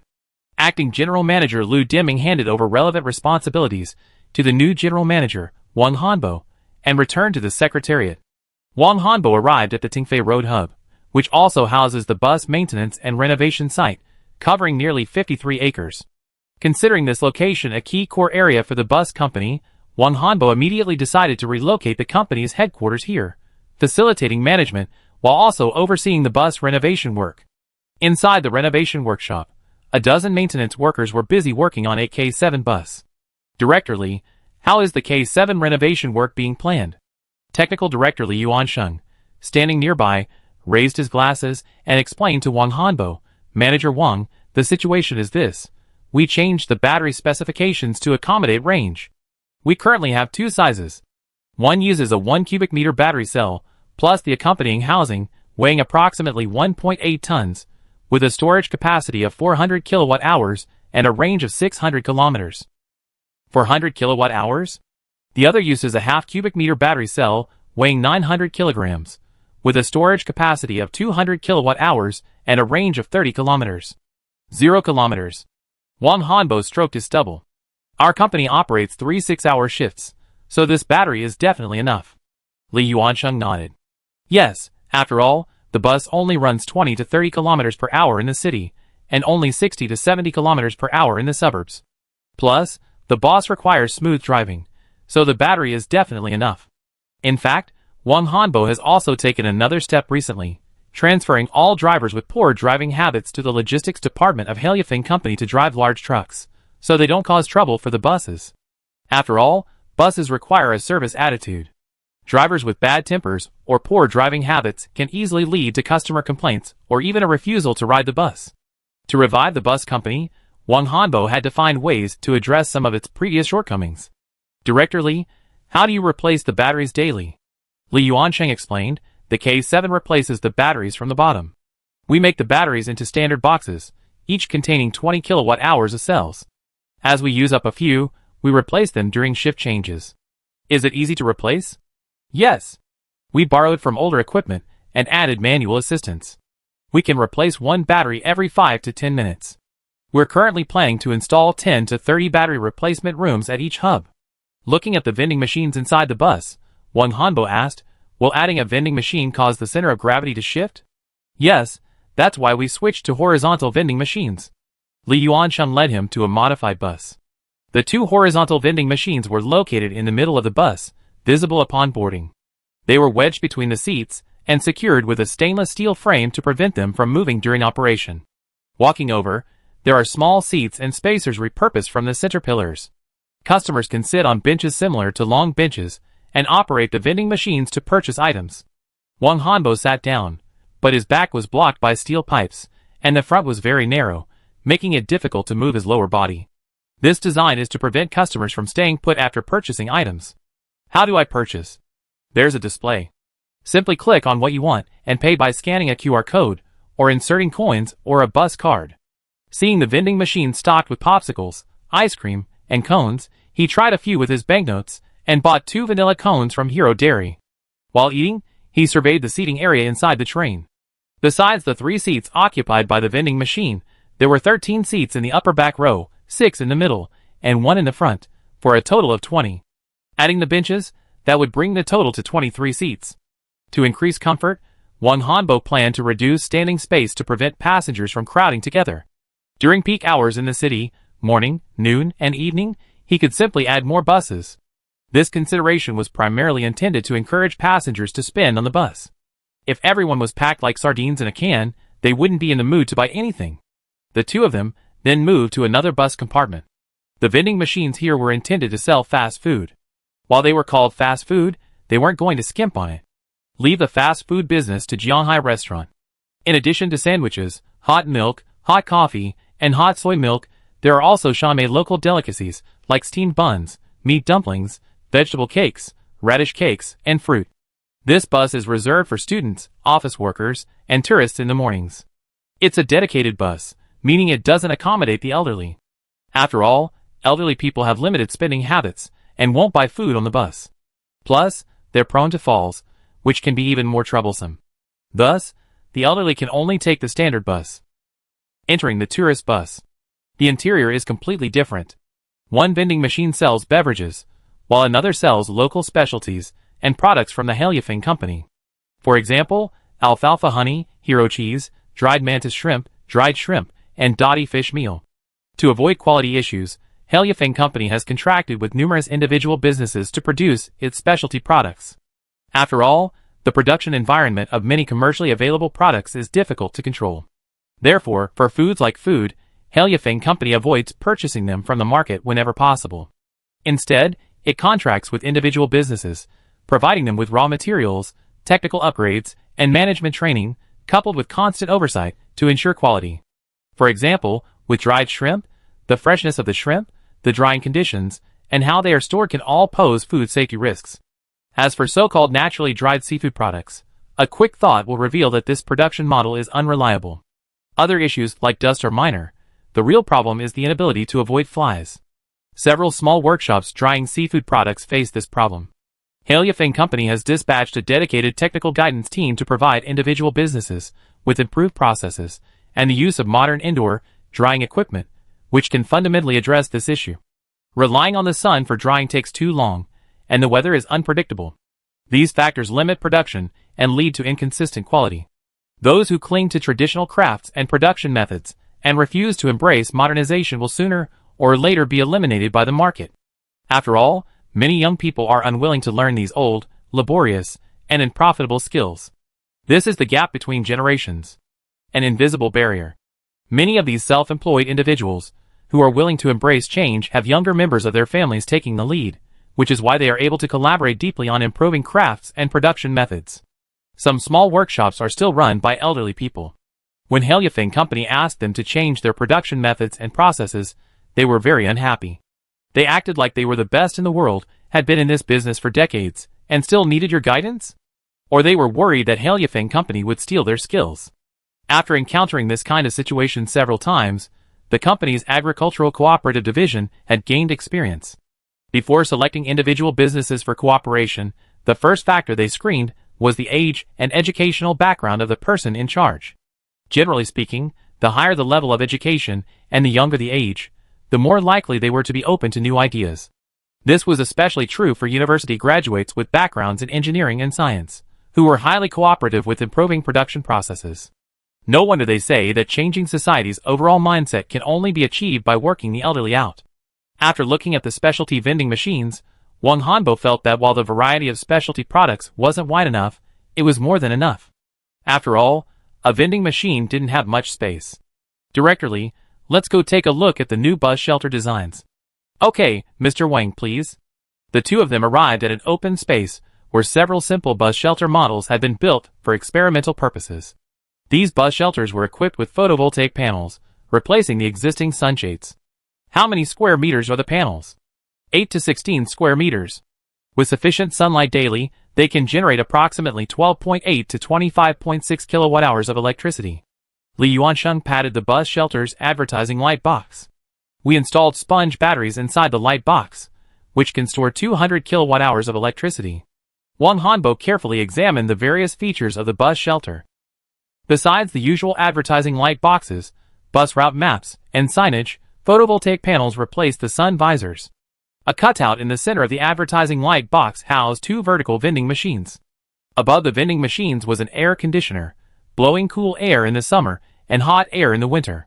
One vending machine was used to purchase bus cards, provide change, and rent power banks, while the other was specifically for selling cold or hot drinks. There were also 4 surveillance cameras in the 4 corners. Are the photovoltaic panels insufficient? Li Yuansheng didn't deny it. Indeed, they aren't. The cold drink vending machine requires 8 to 12 kilowatt-hours per day, and the other vending machine requires 2 to 3 kilowatt-hours. Add in the lighting, air conditioning, surveillance, and communication control, and we might need 30 kilowatt-hours in the summer. Therefore, we use battery swapping to supplement this. That's good, Wang Hanbo nodded. The company has efficient and low-cost batteries, so we can be more prudent with our electricity consumption. The bus booth's air conditioning isn't always on. It's only on during the summer day. If it's not cold in the winter, there's no need to turn on the heater. Aside from that, the bus booth's core business is selling cards. In addition to bus cards and commemorative postcards, the vending machine also sells coupons for Heliafeng specialty stores and Jianghai restaurant. The machine also features a lottery. Top up 1,000 yuan for a chance to win a prize. The physical business department has also reached a cooperation agreement with the bus company to rapidly promote the all-in-one card service. This means that in addition to topping up bus cards for rides, you can also use the cards directly at Heliafeng specialty stores, Jianghai restaurant, and vending machines.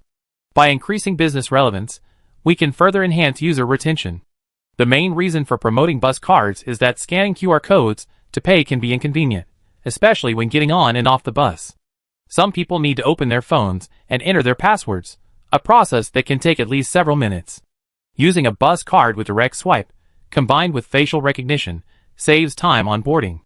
This is also designed to facilitate elderly people and elementary school students who are unfamiliar with QR code payment. After viewing the design of the new bus kiosks, Wang Hanbo was very satisfied. Although this requires a significant investment, it is a necessary upgrade to enhance the bus company's diversified operations. One more thing. To accommodate different customer groups, we need to change the uniform livery of our buses. Manager Wang, what are your thoughts? Regular buses will remain green, while buses serving tourists will be blue-gray, and buses serving students and office workers will be orange. No problem. Since we're promoting dedicated buses, the reminder label should be prominently displayed. I understand. After Wang Hanbo gave Li Yuansheng some instructions, he returned to arrange the headquarters relocation and the renovation of various hubs. Some of the renovated buses have already begun trial operations across Shantao and Meishan. It was a little after 7 in the morning. A bus slowly made its way down the road. At a bus stop on Honghai Avenue, several elderly men chatted and laughed, while a few students and 2 young people waited for the bus. The bus slowly stopped beside the stop. One of the elderly men wanted to get on first. The driver reminded him, "Uncle, this is a bus for students and commuters. Wait for the next one." "There's a special bus?" The old man looked bewildered. But the students and young people had already boarded. Thankfully, another regular bus soon followed. On the bus carrying students and commuters, a young man glanced at the nearby vending machine and saw a middle school student buying a large bag and a cup of hot soy milk. He checked the time and realized it was almost 8 o'clock. It was too late to go out and eat, so he decided to buy something here. After entering the parking space and taking a seat, he casually ordered a serving of meat dumplings and a cup of hot soy milk. Picking up the box of dumplings, the young man's eyes flashed with surprise. Huh? Are these AE meat dumplings? AE meat dumplings? His friend was also surprised. This restaurant was recently included as a contracted individual business partner by Heliafing Company. Their meat dumplings are very famous in this city. The young man opened the box, tore open the sweet and sour sauce packet, and after eating a few meat dumplings, he nodded. It's definitely AE's. Don't take up space, kid. I'm going to buy one too. From 6 to 9, the 3 hours of morning rush hour are also peak breakfast sales. Thanks to their excellent product selection, all the breakfast items sold out. Although passenger volume was nearly 30% lower than usual, sales soared significantly. The 6 buses, converted into dedicated buses for students and commuters, each sold an average of 300 to 400 yuan worth of breakfast items that morning. The gross profit margin was around 25%, meaning each bus earned 75 to 100 yuan. Hearing this news, Wang Hanbo breathed a sigh of relief, and his confidence soared. While this level of sales only occurs during the school term, if a bus can sell 100 to 200 breakfast items daily, along with lunch items and drinks, it can generate an additional revenue of over 100,000 yuan. Adding in fares and advertising, this represents a significant income. Of course, Wang Hanbo wasn't getting carried away. He knew the bus company's revival was possible, in part, because the battery upgrades were less expensive.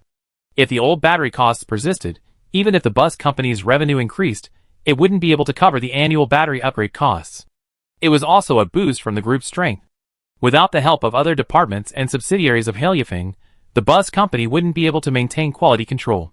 The most frustrating thing about working in the food industry is not being able to control production at the source. Why do so many influencer product promotions often end in disarray? It's because influencers don't understand production and can't control it. Brands can easily use product A as a sample for influencers and then ship product B to consumers. To achieve a firm grasp on production, as Heliafing does, requires investment and effort. The bus company, on the other hand, was a free rider. Thus, Wang Hanbo was very self-aware, understanding that the bus company's signs of recovery were merely a result of the parent company's influence. A replacement, like someone of lesser ability, would have yielded similar results. With this understanding, he continued with his various work arrangements and instructed his subordinates to conduct research and be prepared to make adjustments at any time. The changes at the bus company also attracted the attention of many curious citizens. Although the Pengcheng Bus Company also sold breakfast, that was, after all, online and in the news, seeing it through a screen was a different story than experiencing it firsthand. Chapter 220. Also on the Lantern Festival, Zhang Xincheng arrived in Goking Town, Xiaoping City, in western Jiangxi Province, on behalf of Heliafing Company. The buildings within the Gaoking coal mine, abandoned for several years, had been gradually renovated over the past 2 weeks.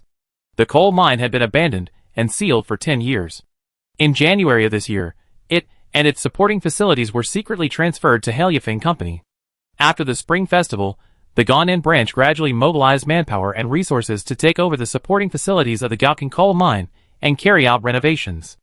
As Zhang Xinchen traveled, he noticed that Xiaoping City was in a state of extreme desolation, or rather desolation. All local coal mines were to be closed by the end of 2025. As a resource-based city, with coal resources depleted and the remaining reserves prohibited for mining, desolation was inevitable. The locals, aware of this outcome, attempted to transform their industries. Unfortunately, the overall development trend was northward and westward, and Xiaoping City, nestled in the heart of Jiangnan, would find it difficult to recover in the short term. Heliafing Company received the Gaoking coal mine's legacy and an annual production subsidy of 10 million yuan, but this came with conditions. That was to establish a production workshop for generating electricity from bacteria at the Gaoking coal mine. Furthermore, they were required to stockpile relevant raw materials and technologies, including ceramic liner production technology, electrical wiring technology, and positive and negative plate production technology. The Heliafing Company website made no mention of this matter, nor did the local website. The renovation project was carried out by a confidential engineering team dispatched from China Railway. This place has secretly regained some popularity. However, to avoid attracting attention, Buildings throughout the mining area can only be renovated and reinforced internally, no additions are permitted, nor are photovoltaic panels installed on roofs or in open spaces. Previously installed photovoltaic panels nearby will also be gradually removed. However, the Gukking Coal Mine's mining area is quite large, and if a fully functional, yet small-scale technical backup facility is the only facility available, the buildings here are more than sufficient. Of course, Halyafeng Company didn't waste the land resources here. Since construction wasn't an option, they converted the land into a nursery and apiary. It just so happened that Halyafeng Company also needed a seedling cultivation base, and this remote area, with its ample vacant land, was a perfect opportunity to transform it into a seedling resource conservation site. Also, the electrolytic fungus breeding workshop is hidden within, and the ceramic liner production workshop can normally be used to produce flower pots. This combination of light and dark creates a nursery, so from the outside, it's impossible to tell that there's a hidden electrolytic fungus breeding workshop. The reason for such high attention to electricity-generating bacteria is that their production requirements are very simple. With a simple laboratory, they can be cultivated on a large scale in a short period of time. Microbial fuel cells derived from electricity-generating bacteria can also generate electricity without many industrial materials, provided that conditions such as oxygen concentration and temperature are eliminated. However, the efficiency is not as high. Jiang Miao has conducted relevant research. Under simple conditions, as long as the temperature is not below zero in winter, each cubic meter of organic mud soup in the microbial fuel cell can generate a stable power of 80 watts for 680 hours. Theoretically, this can generate 54.4 kilowatt-hours of electricity, but in practice, it generates approximately 48.96 kilowatt-hours. Don't underestimate these few dozen kilowatt-hours of electricity. Understand that if a doomsday crisis were to occur, humanity's urban industrial capacity would be destroyed, and most significant industrial bases would undoubtedly fail. At that point, nuclear power plants, thermal power plants, hydroelectric power plants, large-scale photovoltaic fields, and power supply systems would be destroyed, and even oil, gas, and coal mine equipment would likely be rendered unusable. Perhaps small-scale photovoltaic panels and small wind turbines could survive, but unfortunately, these require batteries for stable operation and will never match the stability and concealment of microbial fuel cells. After all, photovoltaic panels and wind turbines are easily visible from any nearby drone, they are impossible to conceal. Microbial fuel cells generate electricity. Sponge batteries store electricity. As long as the area is lushly forested, a small community of 10,000 people could rely on this system to maintain its internal electricity needs. By utilizing the reserve technology, civilization could be rapidly restored. This is why the Gukking base receives 10 million yuan in subsidies annually. Since Xiaoping City's coal resources are depleted and it's already an industrial city, with future development slated for tourism and agriculture, it won't be a primary enemy target. Furthermore, the official land granted to Halyafeng Company isn't limited to the Gukking coal mine. Several similar abandoned mining areas exist in the southwest, including Shaanxi and Jilin provinces.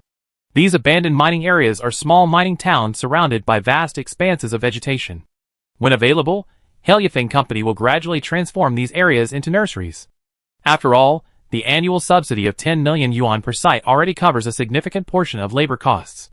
Zhang Xinqing took a tour of the Gukking base and said to his assistant with a smile, "This place is suitable for retirement." "Mr. Zhang, you're right. If the supporting facilities here are renovated, with a hospital, cinema, school, and a vegetable market, it can easily accommodate 50,000 or 60,000 people." Base Director Jiang Yaohua shook his head. 50,000 or 60,000 people is definitely not enough. The local area cannot be self-sufficient in food. Zhang Xinqing glanced at the demolition of potentially hazardous buildings, then turned and said, "The Gukking coal mine covers 11 square kilometers, or about 17,000 mu. Aside from roads and buildings, there's not much arable land left." Jiang Yaohua whispered, "Some of the buildings could be used to store soybeans and soybean oil. Warehouses, these things can be used directly as raw materials, and they can also store some food. In the event of an emergency, we need to ensure that the people here can live stably for at least 2 to 3 years." He then continued his proposal, "Mr. Zhang, if the hospital facility isn't prepared from the beginning, it might be difficult to operate in the event of an emergency. My idea is to build a sanatorium where our employees from the north can come and recuperate for a week each year, like a vacation, while also maintaining our medical capabilities." "Good suggestion. Some of the memorial sites at the Gaoking coal mine could be restored and converted into museums and libraries, potentially developing tourism. Zhang Xinqing also shared his thoughts. Mr. Zhang, you have great foresight. The assistant flattered him. Stop the flattery. Zhang Xinqing shook his head. Jiang Yaohua then asked, Mr. Zhang, are we going to build the microbial power station here? Yes, and we need to build a mountain cattle and goat farm. This area is surrounded by mountains. After we switch to oil tea, we can plant alfalfa and forage grass under the forest. After all, it's tens of thousands of acres of land, so building a farm shouldn't be a problem. We can also use the cattle and goat manure to generate electricity and gas. Okay. Despite receiving official subsidies, Zhang Xinqing didn't intend to sit back and enjoy the benefits. After all, subsidies are subject to change. It's best if such a base is self-sufficient and even generates some income to sustain it in the long term. Whether it's raising cattle and sheep, beekeeping, oil tea planting, or establishing a seedling protection base, these can all be small industries if done well. Sanatoriums and tourism are also small industries that can be developed. There are also many retired miners from the Gaoking coal mine who remain in the area. These miners have generous pensions, so we can develop a senior citizen economy. As long as we don't lose our way, there are always more solutions than problems. The group unknowingly arrived near the mine entrance. Looking at the chained gate, through the gaps in the iron gate, one could see the mine shaft sloping downward and the rusted rails. What's the situation inside the shaft? Jiang Yaohua replied quietly. We conducted a re-exploration in January. The main tunnel hasn't collapsed, but the water level at the bottom has risen significantly. We need to ensure water storage for the rainy season. Gaoking town is surrounded by mountains, with no large rivers or lakes. If we want to develop agricultural irrigation, we must make preparations. Jiang Yaohua was stunned at first, then frowned. Mr. Zhang, this coal mine shaft can't be used as an underground reservoir. It would cause structural changes to the mine shaft. Furthermore, there's a lot of residual coal and coal gangue below, which would pollute the water. It can't be used for irrigation or domestic purposes. The structure can be strengthened. Arrange personnel to inspect and reinforce the mine structure. As for the water pollution issue, the company will address it. Zhang Xinqing was well aware of the technical R&D capabilities of Jiang Miao and his wife. Dealing with water pollution like this wouldn't be a major problem. Okay. Jiang Yaohua gritted his teeth and agreed. This was actually part of the technical experiment. After all, if a doomsday crisis truly struck, whether surface water would be drinkable remained uncertain. In this case, groundwater became an inevitable option. The Gaoking coal mine has mined approximately 50 million tons of coal. Even if some of it were backfilled with gangue and other rocks, there would still be at least 40 million cubic meters of underground space. After renovation, these underground mines could be used as underground reservoirs. 40 million cubic meters of water, combined with a water circulation system, could provide enough water for at least 10,000 people for over a decade. Although this was merely a technical verification and technical reserve, it's better to be prepared than to rush at the last minute. Every year, during the heavy rain season, rainwater from the town is collected through channels and then pumped into the mine for storage. When needed, it can be pumped from the mine and purified through the water purification system. That day, after lunch, Zhang Xinqing completed his inspection and quietly left the Gaoking base with his team, heading for a visit to the newly built farm in northern Jiangxi.